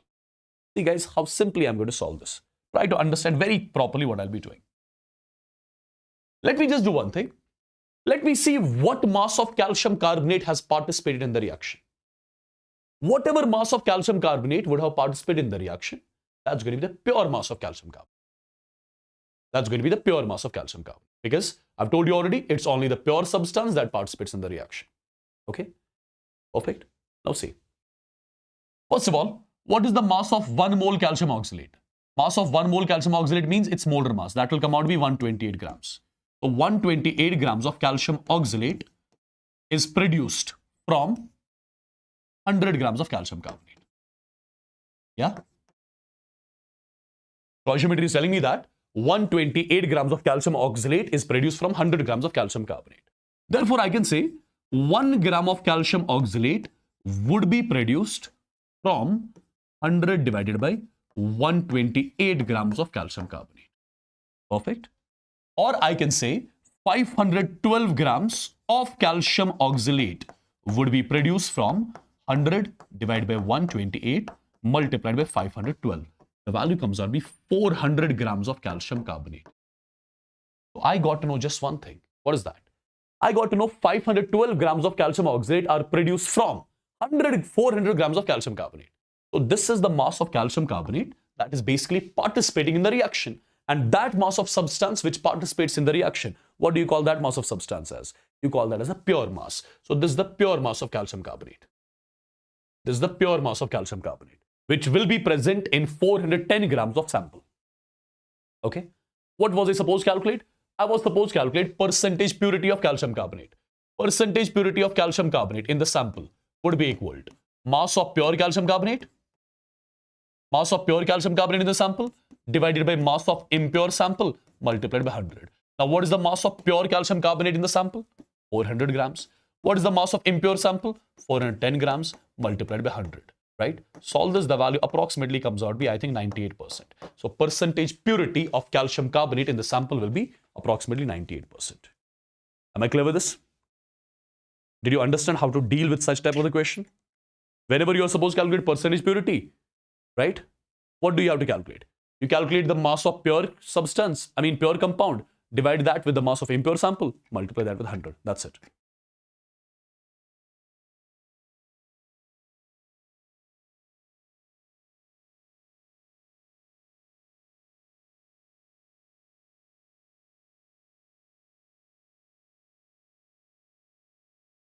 Yeah? Is it clear? Everyone? Is it clear? Perfectly done. Let's move on to one more question of this similar pattern and let me see if we can solve this or not. Okay. Look at this, guys. 5 grams of H2SO4 sample. Basically, we have got 5 grams of H2SO4 sample. What does that mean? It is H2SO4 sample. That means this 5 grams, it is basically the mass of impure sample. It is the mass of impure sample of H2SO4, which is 5 grams. Correct? Exactly requires 4 grams of NaOH. Exactly requires 4 grams of NaOH for the complete neutralization. Calculate the percentage purity of H2SO4 in the sample. Let me make you understand this question first. For example, this is a sample of H2SO4. It contains pure H2SO4. With pure H2SO4, there are some impurities as well. Now, you are adding what? You are adding 4 grams of NaOH. Now, NaOH is a base. Base is definitely going to react with acid. Right? Whatever NaOH you are introducing here, all that NaOH would be reacting with what? Will be reacting with H2SO4. So what we'll be doing?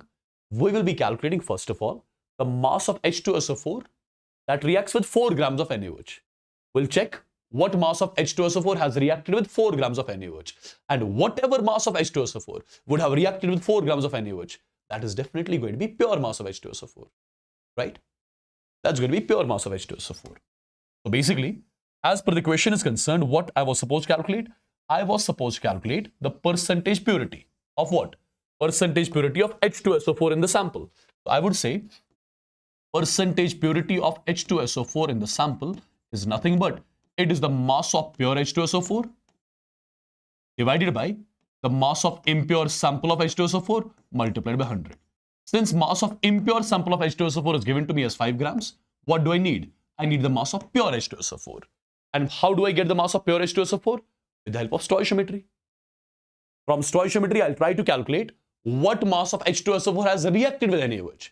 And whatever mass of H2SO4 would have reacted with NaOH, that's going to be the pure mass of H2SO4. Now, how do I check it out? If I ask you what is the mass of 2 moles of NaOH? First of all, what is the molar mass of NaOH? That is 40 grams. That means mass of 1 mole NaOH is 40 grams. Therefore, mass of 2 moles of NaOH will be 80 grams. So I would say 80 grams of NaOH react with. What is the mass of 1 mole H2SO4? 98 grams. Yeah? I can say 80 grams of NaOH reacts with 80 grams of NaOH react with 98 grams of H2SO4. Therefore, 1 gram NaOH reacts with 98 divided by 80 grams of H2SO4. So I would say If 1 gram NaOH reacts with these many grams of H2SO4, that means 4 grams of NaOH as per the question, 4 grams of NaOH as per the question would have reacted with 98 divided by 80 multiplied by 4. The value comes out to be 4.9 grams of H2SO4. So this is basically the mass of H2SO4 that has reacted with 4 grams of NaOH. And whatever mass of H2SO4 would have reacted with 4 grams of NaOH, that's going to be the pure mass of H2SO4, because in the chemical reaction, pure substance participates. So it's going to be mass of pure H2SO4, 4.9 grams, divided by mass of impure sample is 5 grams, multiplied by 100. The value comes out to be 98%. So this is the percentage purity of H2SO4 in the sample. Yeah? Right?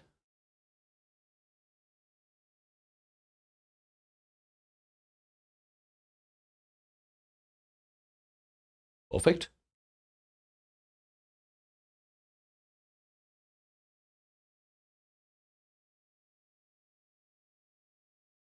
Alright, guys?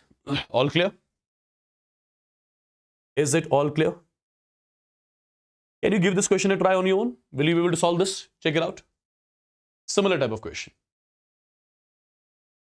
Similar type of question.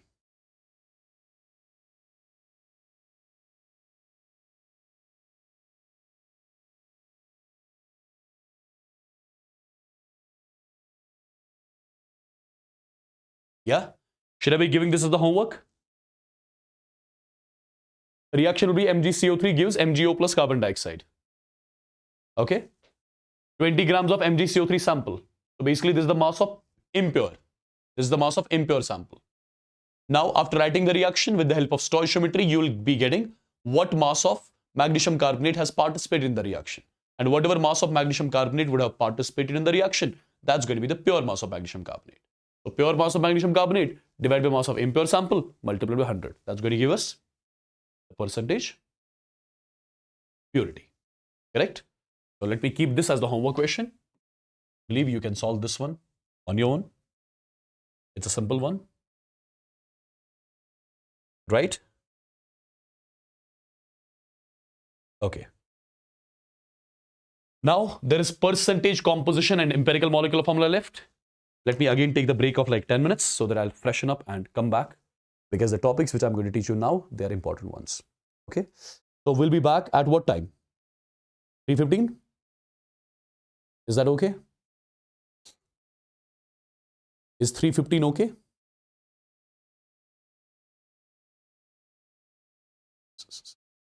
Yeah, but everyone has to solve. Everyone has to come back, okay?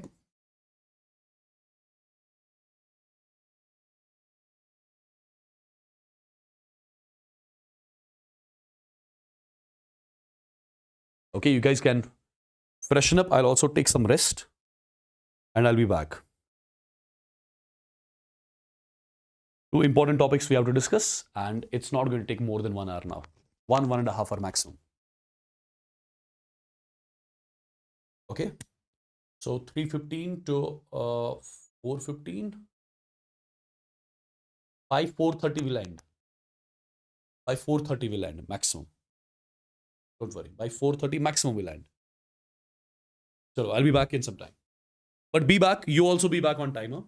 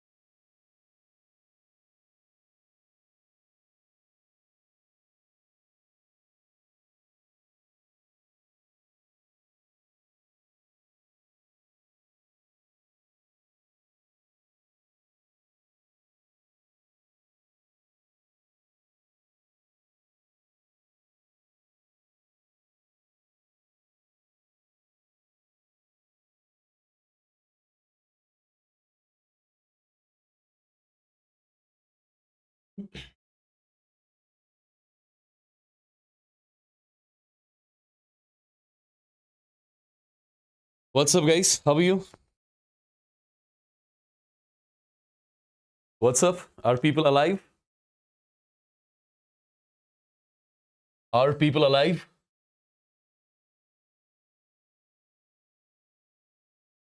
Yeah? Wow. Great.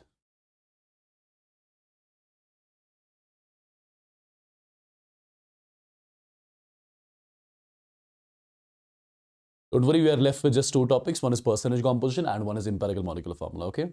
It's not going to take a lot of time. All right? So let's move on then. Let's get going. Yes, I'm completely fine. I'm all okay.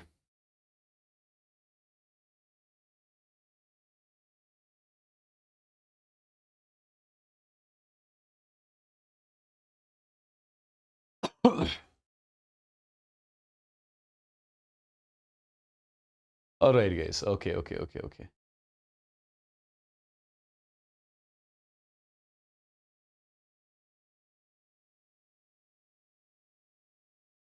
Perfect. So let's start this particular topic, the percentage composition. And in the percentage composition, let's get to know about the mass percentage of an element in a compound. Mass percentage of an element in a compound. What is meant by this? First of all, I'm going to write its definition, then I'll make you understand what it means exactly. Okay? See, guys, mass percentage of an element in a compound. It is defined as the mass of an element in grams present in 100 grams of compound. The mass of an element in grams present in 100 grams of compound. Mass of an element in grams present in 100 grams of compound. Now let's get to know what it means exactly. How to understand this. See, guys. For example, imagine that I have got 1 mole of glucose, C6H12O6. Can I say in 1 mole of glucose, there are basically 6 moles of carbon? There are some 12 moles of hydrogen. And there are some 6 moles of oxygen. In 1 mole glucose, there are some 6 moles of carbon, 12 moles of hydrogen, and 6 moles of oxygen. Right? First of all, what is the molar mass of glucose? Molar mass of glucose is 180 grams. That means the mass of 1 mole of glucose. That means the mass of 1 mole of glucose is 180 grams. So instead of 1 mole of glucose, I'm writing 180 grams of glucose. Instead of 1 mole of glucose, I'm writing 180 grams of glucose. Now, if I ask you what is the molar mass of carbon? Molar mass of carbon is 12 grams. That means mass of 1 mole carbon is 12 grams. But do we have 1 mole carbon or 6 moles carbon? I have 6 moles of carbon. So the mass of 6 moles of carbon will be 12 multiplied by 6 grams. Right? 12 multiplied by 6 grams of carbon. Similarly, molar mass of hydrogen is 1 gram. That means mass of 1 mole hydrogen is 1 gram. So the mass of 12 moles of hydrogen will be 1 multiplied by 12 grams of hydrogen. Molar mass of oxygen is 16 grams. So mass of 1 mole oxygen is 16 grams. I do not have only 1 mole, I have 6 moles. So mass of 6 moles of oxygen will be 16 grams multiplied by 6. Okay, 16 multiplied by 6 grams of oxygen. Now, my dear students, how do I read this statement? I'll say 180 grams of glucose contains these many grams of carbon, these many grams of hydrogen, these many grams of oxygen. Can I say 1 gram of glucose? What about 1 gram of glucose? 1 gram of glucose will contain 12 multiplied by 6 divided by 180 grams of carbon. Similarly, 1 multiplied by 12 divided by 180 grams of hydrogen. Similarly, 16 multiplied by 6 divided by 180 grams of oxygen. Okay? So 1 gram of glucose contains these many grams of carbon, these many grams of hydrogen, and these many grams of oxygen. Therefore, I can say 100 grams of glucose. Therefore, I can say 100 grams of glucose will contain 12 multiplied by 6 divided by 180 multiplied by 100 grams of carbon. Similarly, 1 multiplied by 12 divided by 180 multiplied by 100 grams of hydrogen. And similarly, it's going to be 16 multiplied by 6 divided by 180 multiplied by 100 grams of oxygen. Now, people, if you look carefully, what is this particular term? What is this particular term? Can I say this is basically the mass of carbon which is present in 100 grams of glucose? Can I say this is the mass of hydrogen which is present in 100 grams of glucose? Can I say this is the mass of oxygen present in 100 grams of glucose? And as per the definition, that mass of element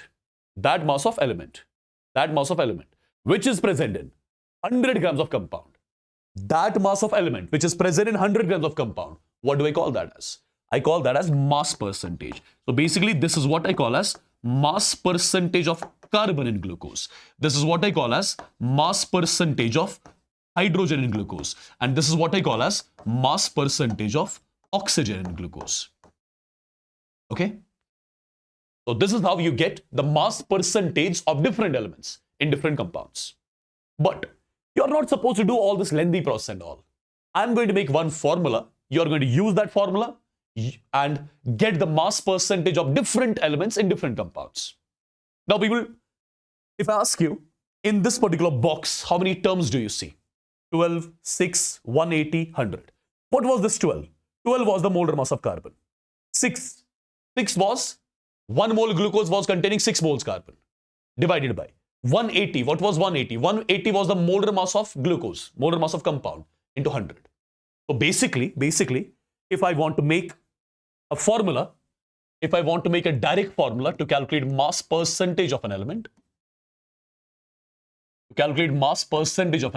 in a compound, the formula is going to be molar mass of element multiplied by Z divided by molar mass of compound multiplied by 100. This is the direct result by means of which you can calculate the mass percentage of an element in a compound. Okay? Now, what are these terminologies which are mentioned over here? Me represents molar mass of element. Me represents the molar mass of element. Mc represents the molar mass of compound. The molar mass of compound. Z represents number of atoms, or let me write it as number of moles of atoms of an element. Number of moles of atoms of an element present in 1 mole of compound. Okay? Now, people, try to understand what I'm going to do. For example, I'm taking a compound NH3. This is your compound. I want to calculate the mass percentage of nitrogen in NH3. Mass percentage of nitrogen. It is going to be equal to molar mass of nitrogen multiplied by 1 mole NH3 contains 1 mole nitrogen divided by molar mass of compound is 17 multiplied by 100. This will give me the mass percentage of nitrogen in the compound. For example, I want to calculate mass percentage of hydrogen in ammonia. It's going to be molar mass of hydrogen multiplied by 1 mole NH3 contains 3 moles of hydrogen divided by molar mass of compound multiplied by 100. This is going to give me the mass percentage of hydrogen in ammonia. Perfect. For example, I have got the compound CH3COOH.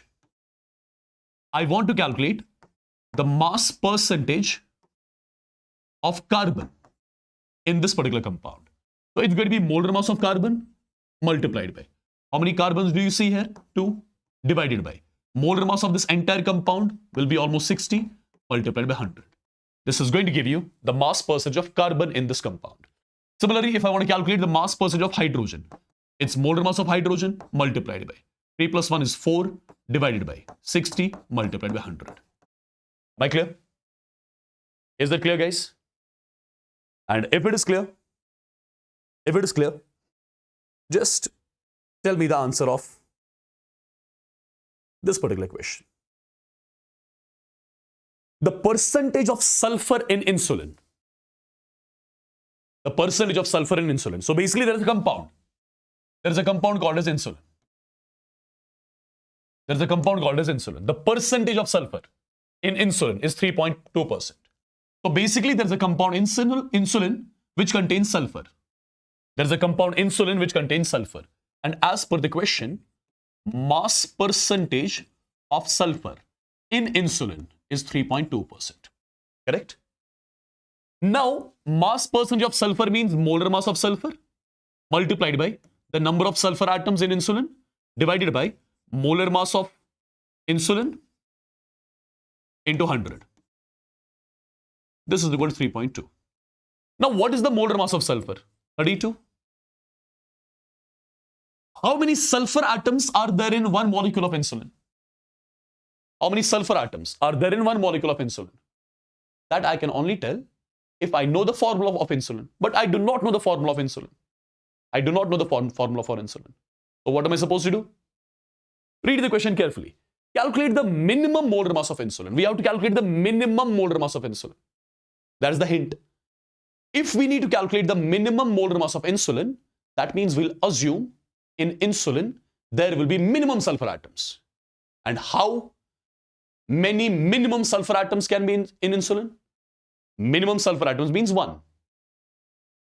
Right? In order to calculate the minimum molar mass of insulin, I'll be assuming there are minimum sulfur atoms. Minimum sulfur atom can be 1 only. Right? Okay, so I'll be taking the value of Z as 1 divided by minimum molar mass of insulin multiplied by 100. This value is equal to 3.2. If you solve this, the minimum molar mass of insulin will come out to be 1000 grams. So what you have to remember in this sort of equation, wherever in a question you are supposed to calculate the minimum molar mass, at that point of time, you have to take the Z value as 1. You have to take the Z value as 1. I believe this is clear. Yeah, you have to take the Z value as 1.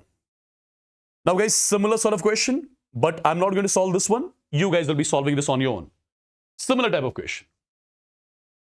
Caffeine has the molecular weight of 194. Okay. Caffeine, its molecular weight is given 194. It contains 28.9% by mass of nitrogen. Calculate the number of nitrogen atoms in one molecule. Calculate the number of nitrogen atoms in one molecule. So basically there is a compound called as caffeine. Right? There is a compound called as caffeine, and caffeine contains nitrogen. And as per the question, mass percentage of nitrogen in caffeine is given to us as 28.9%. Now mass percentage of nitrogen will be equal to molar mass of nitrogen multiplied by number of nitrogen atoms divided by molar mass of caffeine multiplied by 100 is equal to 28.9. Molar mass of nitrogen, you already know, that's 14 multiplied by Z. Molar mass of caffeine is given to us as how much? 194 multiplied by 100. This value is equal to 28.9. Matter of calculation, get the value of Z. And Z represents the number of nitrogen atoms in caffeine. That's all. Yeah? Clear with this? Clear with this, guys?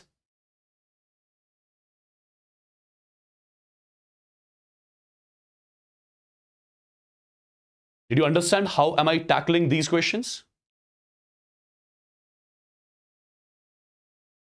Now, in the mass percentage, there is one more thing. In the mass percentage, there is one more thing. And what is that one more thing? Let me show that to you as well. Let me show that too over here. What is that? That is going to be mass percentage of a compound in a sample. Mass percentage of compound in a sample. So earlier we discussed mass percentage of element in a compound. Now I'm writing mass percentage of compound in a sample. So instead of element, I'm writing compound. Instead of compound, I'm writing sample. Rest everything is same. So how do I define it first of all? Mass percentage of compound in a sample is defined as the mass of compound in grams, which is present in 100 grams of sample. Can you tell me directly its formula, what its formula will be? Its formula will be, if I write mass percentage of a compound in a sample is equal, it is going to be molar mass of compound multiplied by Z divided by molar mass of sample multiplied by 100. So basically, in place of element, I'm mentioning compound, and in place of compound, I'm mentioning sample. Now let's try to understand what it is exactly. For example, let's say I've got the sample as Na2SO3.5 times water. This is the sample, for example.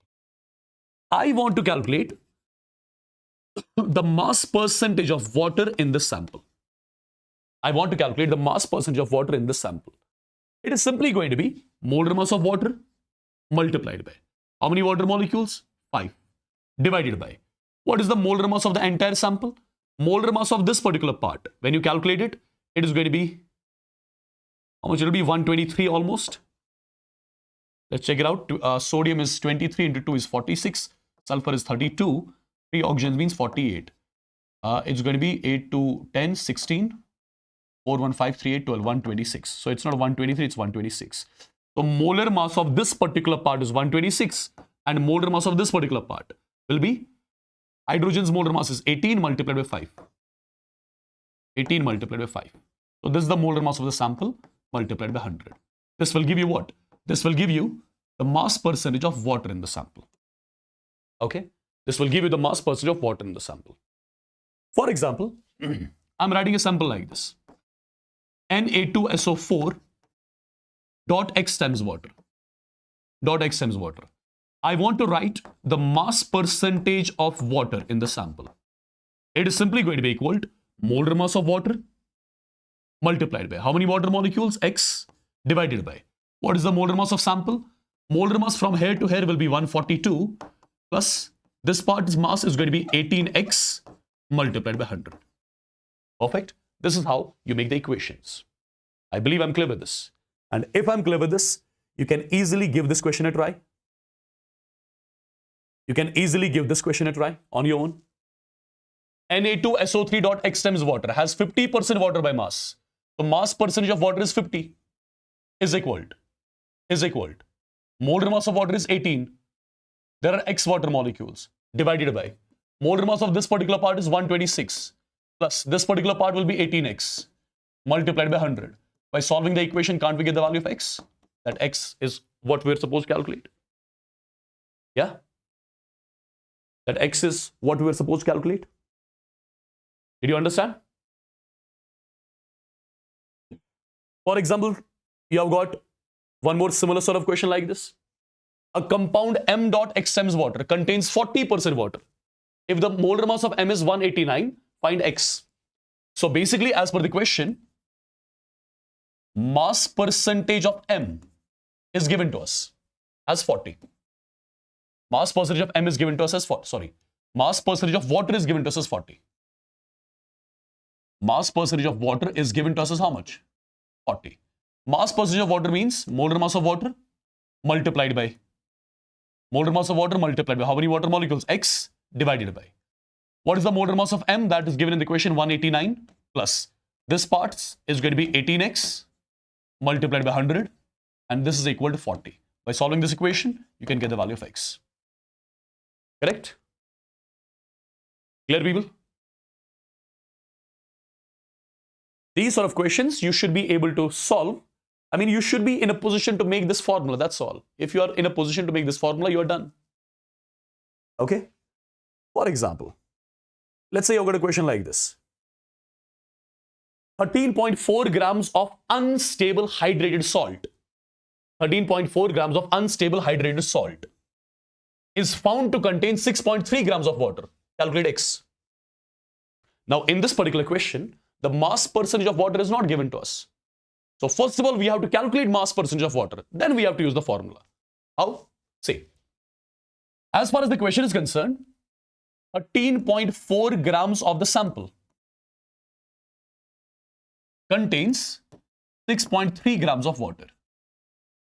Contains 6.3 grams of water. It means that 1 gram of sample will be containing 6.3 divided by 13.4 grams of water, which clearly tells us that 100 grams of sample will contain 6.3 divided by 13.4 multiplied by 100.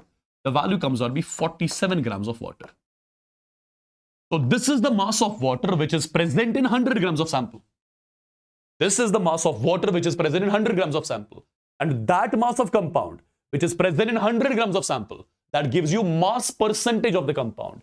So basically, I got the mass percentage of water. I got the mass percentage of water in the sample, that is 47%. Which means that 47 grams of water are present in 100 grams of sample.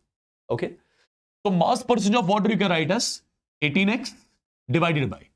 This will be 142 plus 18x multiplied by 100. This value is equal to 47. Do the cross multiple stuff, get the value of x. Okay? Perfect. Now guys, sometimes there will be one more thing that will be asked to you. That is mole percentage of an element. That is mole percentage of an element in a compound. Sometimes this is one more thing that can be asked to you. Mole percentage of an element in a compound. Well, I'm not going to give you any formula here. I'll just show you how to calculate it. Right? And for example, by chance, if in a question it was not mentioned whether to calculate mass percentage or mole percentage, by default you will take that as a mass percentage. Sometimes in a question they'll ask you directly, calculate the percentage of element. So by default you will take that as a mass percentage. See, for example, CH4. I want to calculate mole percentage of carbon in CH4. How exactly am I going to do it? How many carbon atoms do you see here? 1 divided by. How many total atoms do you see here? 5 multiplied by 100. This will give you mole percentage of carbon. Similarly, mole percentage of hydrogen. How many hydrogen atoms do you see? 4 divided by. Total how many atoms? 5 multiplied by 100. And do you believe this was once asked in JEE Mains examination? Calculate the mole percentage of carbon in CH4. Calculate the mole percentage of carbon in CH4 was once asked. Okay.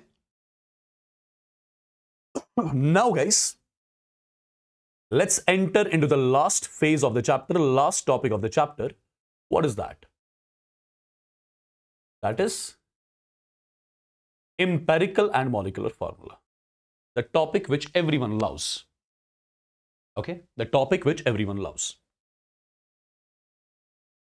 My dear students, let me make you understand first of all what this empirical and molecular formula is all about. Then let's get to know how to calculate it and what all types of the questions can be framed. Okay? What all types of the questions can be framed. Yeah? See. For example, if I talk about glucose. Can you tell me how many formulas do you know about glucose? Do you know any formula about glucose? Of course, C6H12O6, right? So what all elements do we see in glucose? Carbon, hydrogen, oxygen. What is the ratio of the atoms of carbon, hydrogen, oxygen? 6:12:6. This is the ratio of the atoms of carbon, hydrogen, oxygen in glucose. If I ask you, can we further simplify this ratio? The answer is going to be yes. Divide throughout by 6, it's going to be 1:2:1. So how many ratios do you see here? 2 ratios I'm saying. This ratio is what you call as actual ratio of the atoms. This ratio is what you call as actual ratio of the atoms. And this ratio is what you call as simplest whole number ratio. This is the simplest whole number ratio. This is the simplest whole number ratio, right? As per the actual ratio, the formula is coming out to be C6H12O6.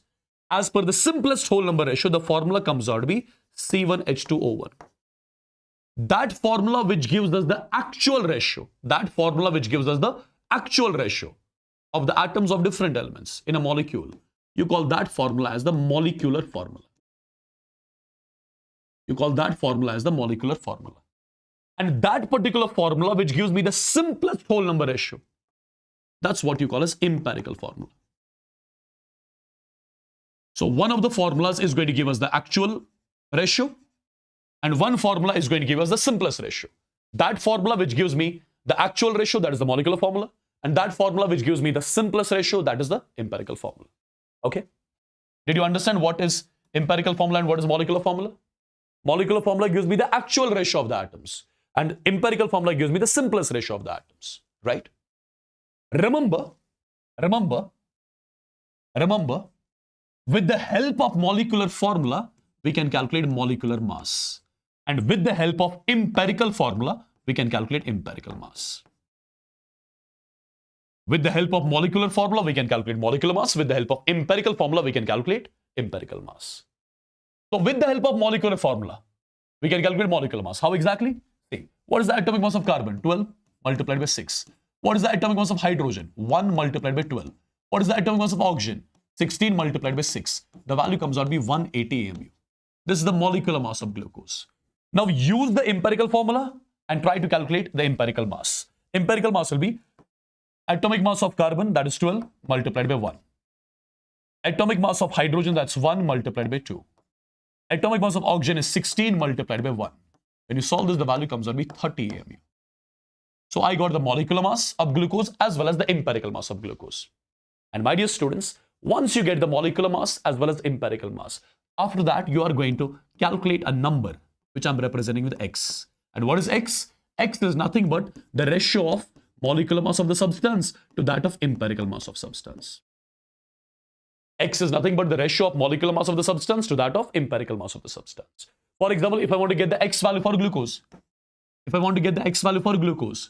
X value for glucose is going to be molecular mass 180, empirical mass 30, the value comes out to be 6. The X value of glucose is 6, right?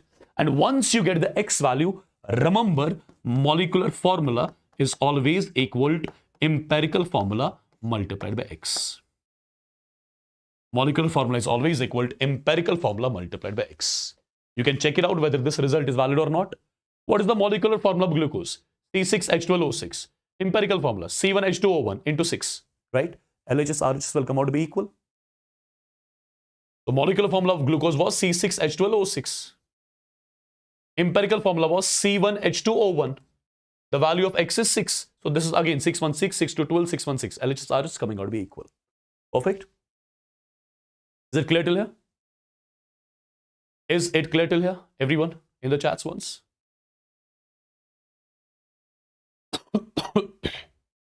Is it clear?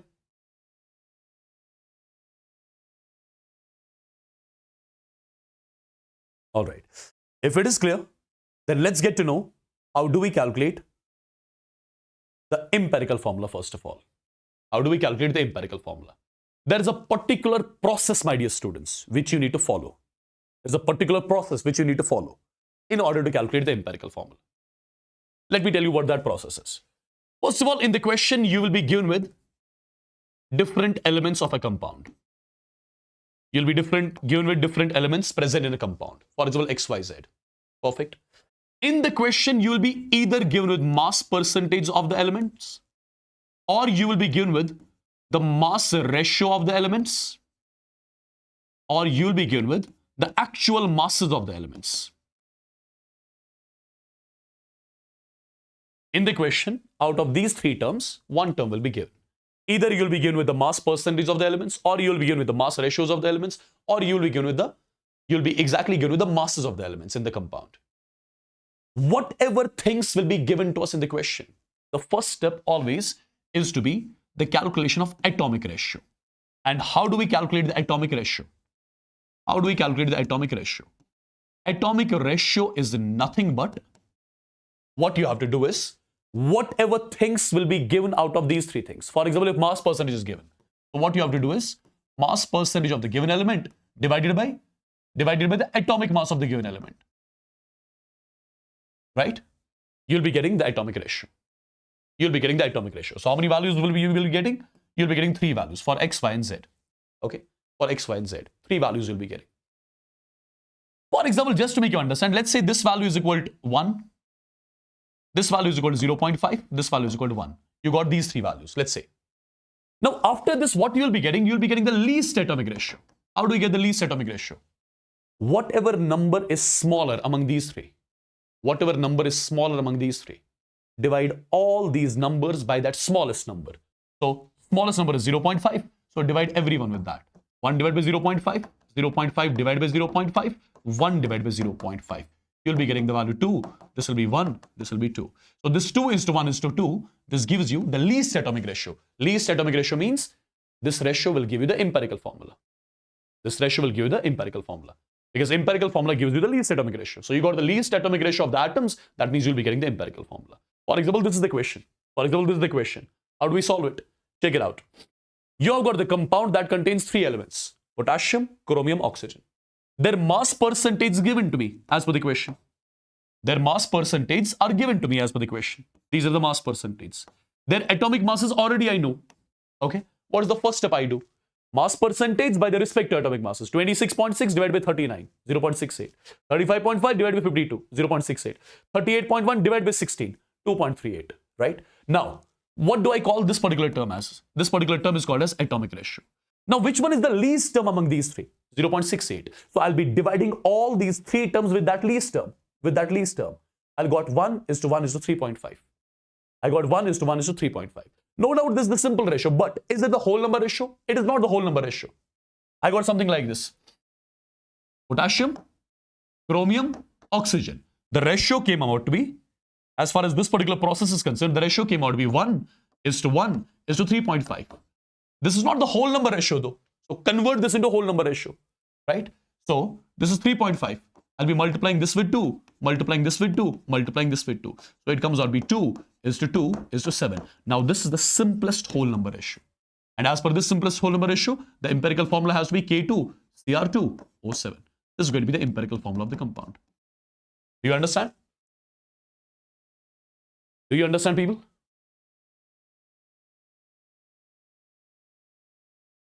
Do you understand? For example, let me give you one more question. With that, things will be more clear. Look at this question.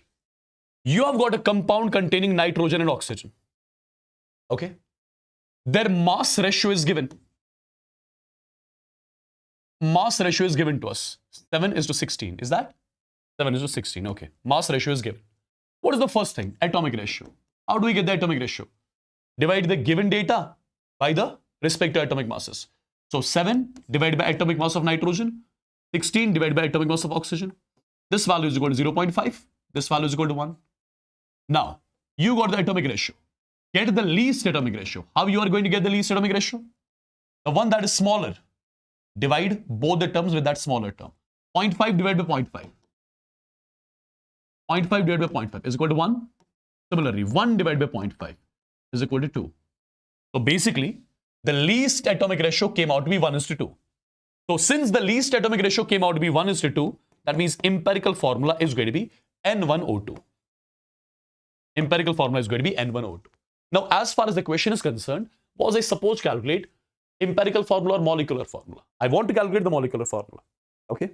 I want to calculate the molecular formula. In the question, vapor density of the compound is given. If vapor density of the compound is given, I can calculate molecular mass of the compound. Molecular mass is equal to 2 times the vapor density. So 2 into 46 comes out to be 92 U. So this is the molecular mass of the compound. Now empirical formula I know, therefore I can calculate empirical mass. Empirical mass is going to be 14 into 1 plus 16 into 2, which comes out to be 46. So since I got the empirical mass, I got the molecular mass. So can I calculate the X value? X value is nothing but X value used to be molecular mass divided by empirical mass. Molecular mass is 92. empirical mass is 46, the value comes out to be 2. Since you got the x value, if you got the x value, you can easily get the molecular formula, which is nothing but empirical formula multiplied by x. Empirical formula was N1O2, x value is 2, so the value is going to be N2O4. This is going to be the molecular formula of the compound. Did you understand? Did you understand, people, how I solved this?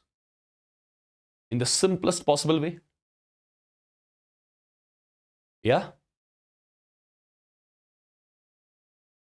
Okay. Just tell me one thing.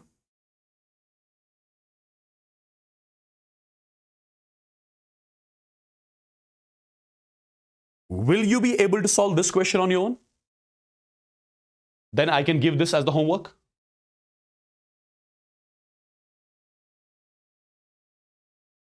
Will you be able to solve this question on your own? Then I can give it as the homework.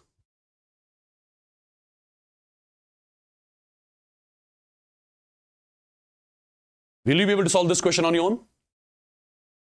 Yes or no?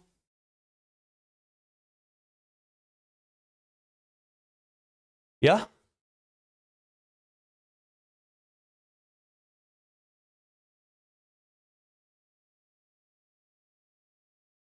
I think you should be able to solve this one. You have got a compound containing hydrogen, carbon, chlorine. Their percentages are given. We have to calculate molecular formula. So first here you'll be calculating empirical formula, multiplying that with.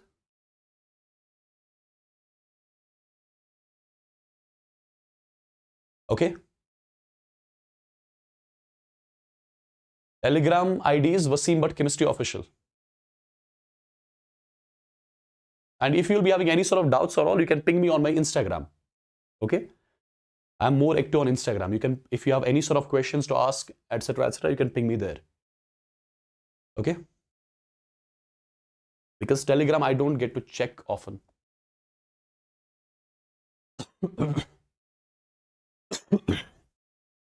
All right. Now there is one more part of this empirical molecular formula left. What is that? That is calculation of molecular formula and empirical formula from combustion. Calculation of molecular formula and empirical formula from combustion. Now guys, see what we are going to do. For example, I'm taking a hydrocarbon CXHY. This is a hydrocarbon. Imagine I'm doing its combustion. If I'm doing its combustion, I'll be getting carbon dioxide and water. Okay? I'll be getting carbon dioxide and water. Now, my dear students, on the reactant side, do you see carbon anywhere? Yes. Where exactly?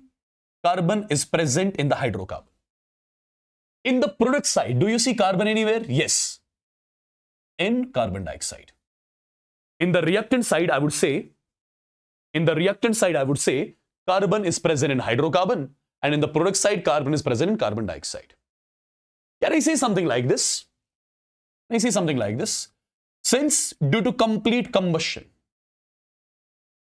initially whatever carbon was present in this hydrocarbon, all that carbon will finally reach into carbon dioxide.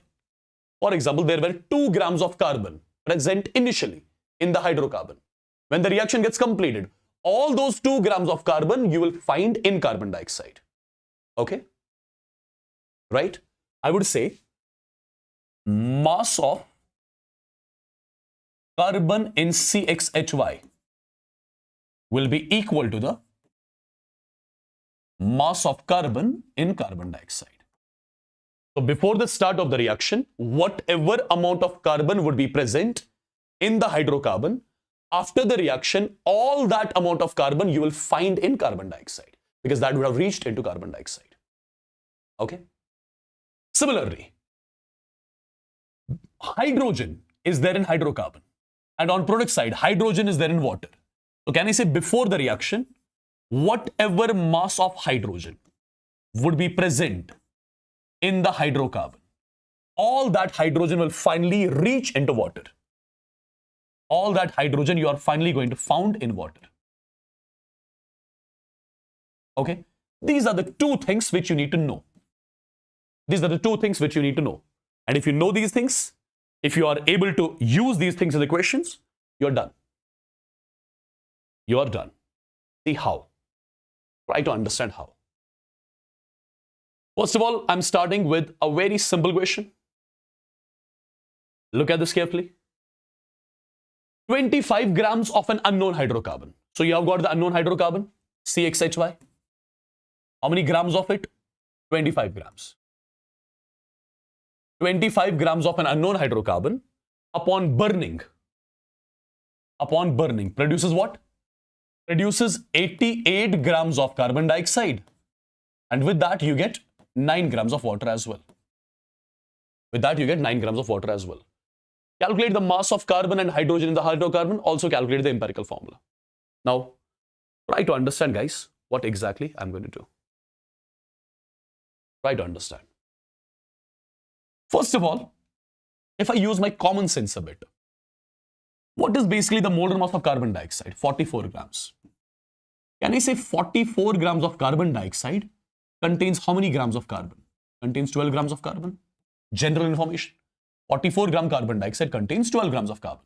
So 1 gram carbon dioxide will be containing 12 divided by 44 grams of carbon. Therefore, 88 grams of carbon dioxide.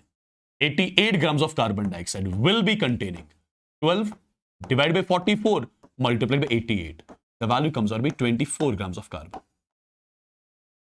Right? So I would say 88 grams of carbon dioxide will be containing 24 grams of carbon. 88 grams of carbon dioxide will be containing 24 grams of carbon. And whatever carbon is present in carbon dioxide, from where that has come from? That has come from the hydrocarbon. So basically in the hydrocarbon, there should have been 24 grams of carbon present, right? Total mass of hydrocarbon was 25 grams, out of which there are 24 grams of carbon. That means hydrogen would have been 1 gram. Perfect. So I got the mass of carbon and hydrogen in the hydrocarbon. I got the mass of, you can search Wassim, but Wassim Bhat, right? You'll find me. So I got the mass of carbon and hydrogen in the hydrocarbon. First question is done. Now, calculate the empirical formula. See, in the hydrocarbon, you have got two elements, hydrogen, carbon and hydrogen. Well, their masses we got. It contains 24 grams of carbon. It contains 1 gram of hydrogen. What is the first step we do? We calculate atomic ratio. How? Given divided by atomic mass. Given divided by atomic mass. Right? This value comes out to be 2. This value comes out to be 1. Which one is least among the two? 1. So 2 by 1 is 1. 2 by 1 is 1. So least atomic ratio also is coming out to be 2:1. If the least atomic ratio is coming out to be 2:1, so as per this, what has to be the empirical formula? I would say empirical formula has to be, it is 2:1. That means it has to be C2H1. Simple. Yes? Simple.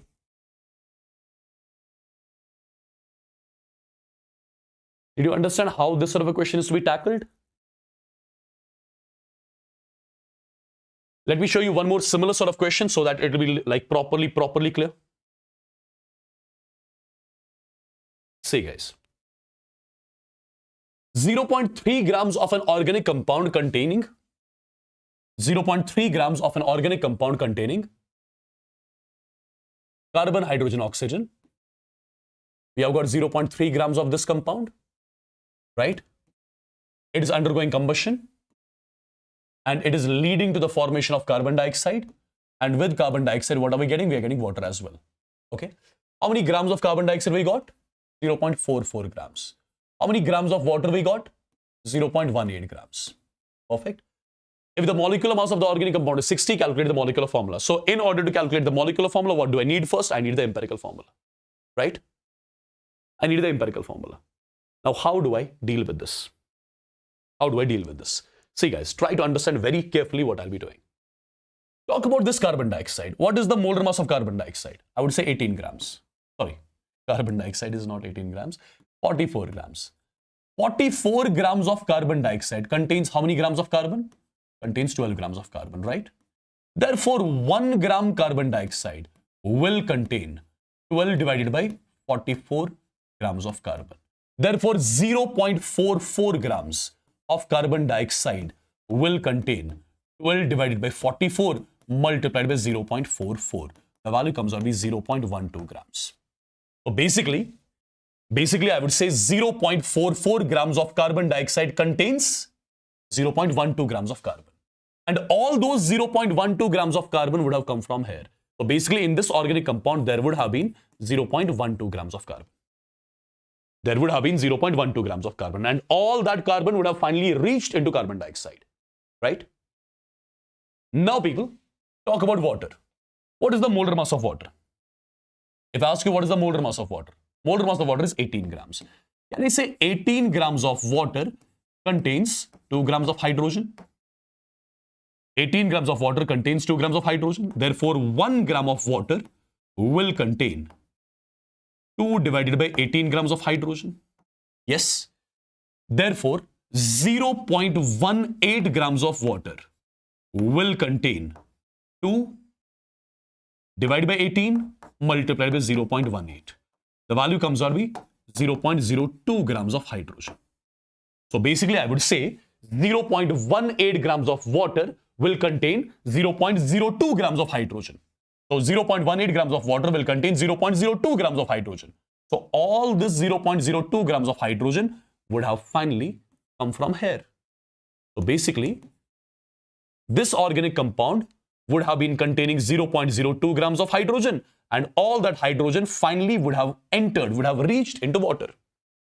That's why I'm saying if 0.18 grams of water contains 0.02 grams of hydrogen, all this hydrogen would have come from an organic compound.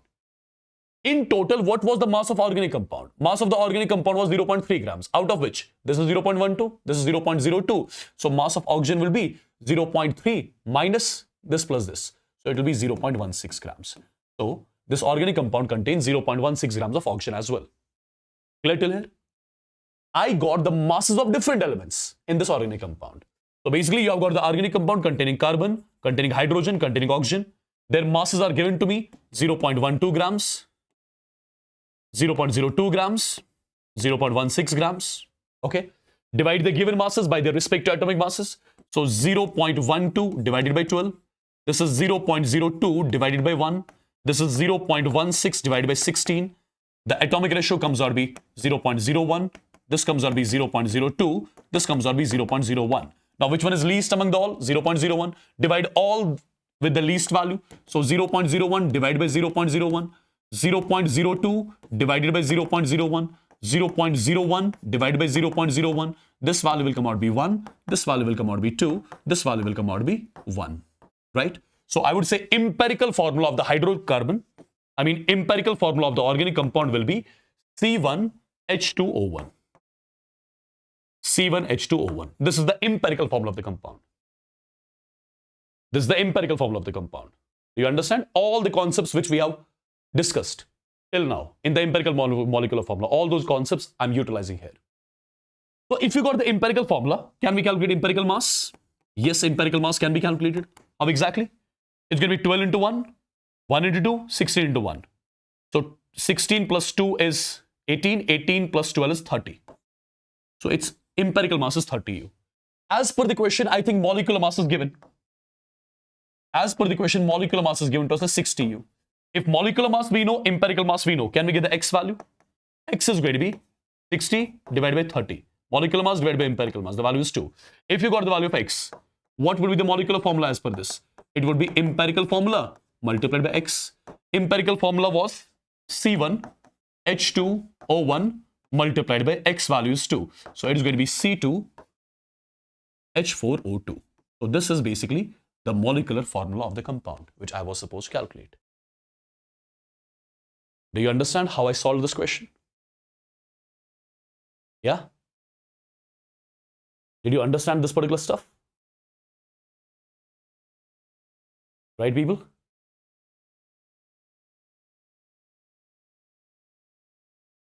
One last question, and with that, we'll end the today's session.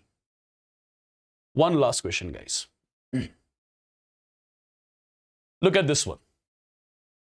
One last question. With that, we are done with the mole concept chapter. Okay. Then there is one theoretical topic which I would want you guys to do on your own. Just read through the NCERT, those laws of chemical combinations, right? Perfect. Just remember their definitions. That's it. That's it. Okay.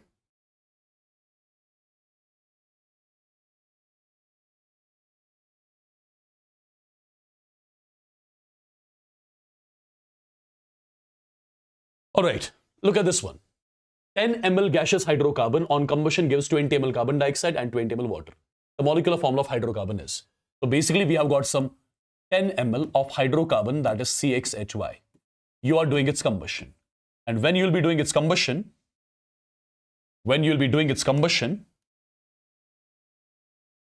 it will lead to the formation of carbon dioxide, and with carbon dioxide you'll be getting water. With carbon dioxide you'll be getting water. Now as far as the question is concerned, they mentioned 10 ml of hydrocarbon gives some 20 ml of carbon dioxide and 20 ml of water as well. 10 ml of hydrocarbon gives 20 ml carbon dioxide, 20 ml water as well. Yeah? Now guys, do you remember how do we balance this reaction? If this is X, this is supposed to be X, this is supposed to be Y by 2, and this is supposed to be X plus Y by 4. Perfect. Now just use a stoichiometry and we are done. Just use the stoichiometry and we are done. Stoichiometry coefficient here is 1. And the stoichiometry coefficient is X. Stoichiometry is telling me that 1 ml CXHY, since volume is given in ml, that's why I'm using ml here. 1 ml CXHY on combustion gives X ml carbon dioxide. Correct? Therefore, 10 ml CXHY, 10 ml CXHY should give 10x ml of carbon dioxide. So stoichiometry is telling me that 10 ml hydrocarbon should give me 10x ml of carbon dioxide. But as per the question, how much carbon dioxide is getting formed? 20 ml carbon dioxide is getting formed. So basically 10x is equal to 20. So x value will come out to be 2. X value is equal to 10x is equal to 20. X value is equal to 2. Right? Now similarly guys, as per stoichiometry, 1 ml hydrocarbon on combustion should give me Y by 2 ml of water. Y by 2 ml of water. Therefore, 10 ml of hydrocarbon. 10 ml of hydrocarbon should give me 10 into Y by 2, which comes out to be 5Y. 5Y ml of water. So 10 ml of hydrocarbon should give me 5Y ml of water. But as per the question, how much water am I getting? I'm getting some 20 ml water. Right? So I'm equating these two. So Y value will come out to be 4. You got X, you got Y. That means the formula of the hydrocarbon is CXC2H4. This is something I was supposed to calculate. And with this, my dear students, your first chapter, that is your mole concept, with all the types of the questions. Some people were asking me what was the difference between Game of NEET 2.0 and 3.0. The questions which I'm solving right now, like this, the other one, I had not shown these questions in the Game of NEET 2.0. So in this Game of NEET 3.0, we did the questions of 2.0 as well as some more questions as well. Yeah. So with this, the chapter is done and dusted. Okay. With this, the chapter is done and dusted. I'll be sharing its PDF in my Telegram, right? If you're not the part of the Telegram channel, be the part of Telegram. And tomorrow morning, I shall be sharing the DPP of this particular chapter as well, which you are going to solve. Okay? Which you are going to solve. Perfect? Okay? And once the video ends, do let me know in the comment section how detailed the session was. Did you get everything? Like, how was your day one? Do let me know in the comment section of the video once the session ends. Okay? And if you'll be having any sort of doubts, do ping me on my Instagram, Wassim Bhatt, Wassim Bhatt. That's my Instagram ID. You can ping me there. Right? If you'll be having any sort of doubts related to any sort of question. Okay? Well, you can keep the story of this on your Instagram as well. And you can tag me. Day one completed. Yeah? All right? Let others know that you stayed for like 10.5 hours and completed the first chapter. That's amazing.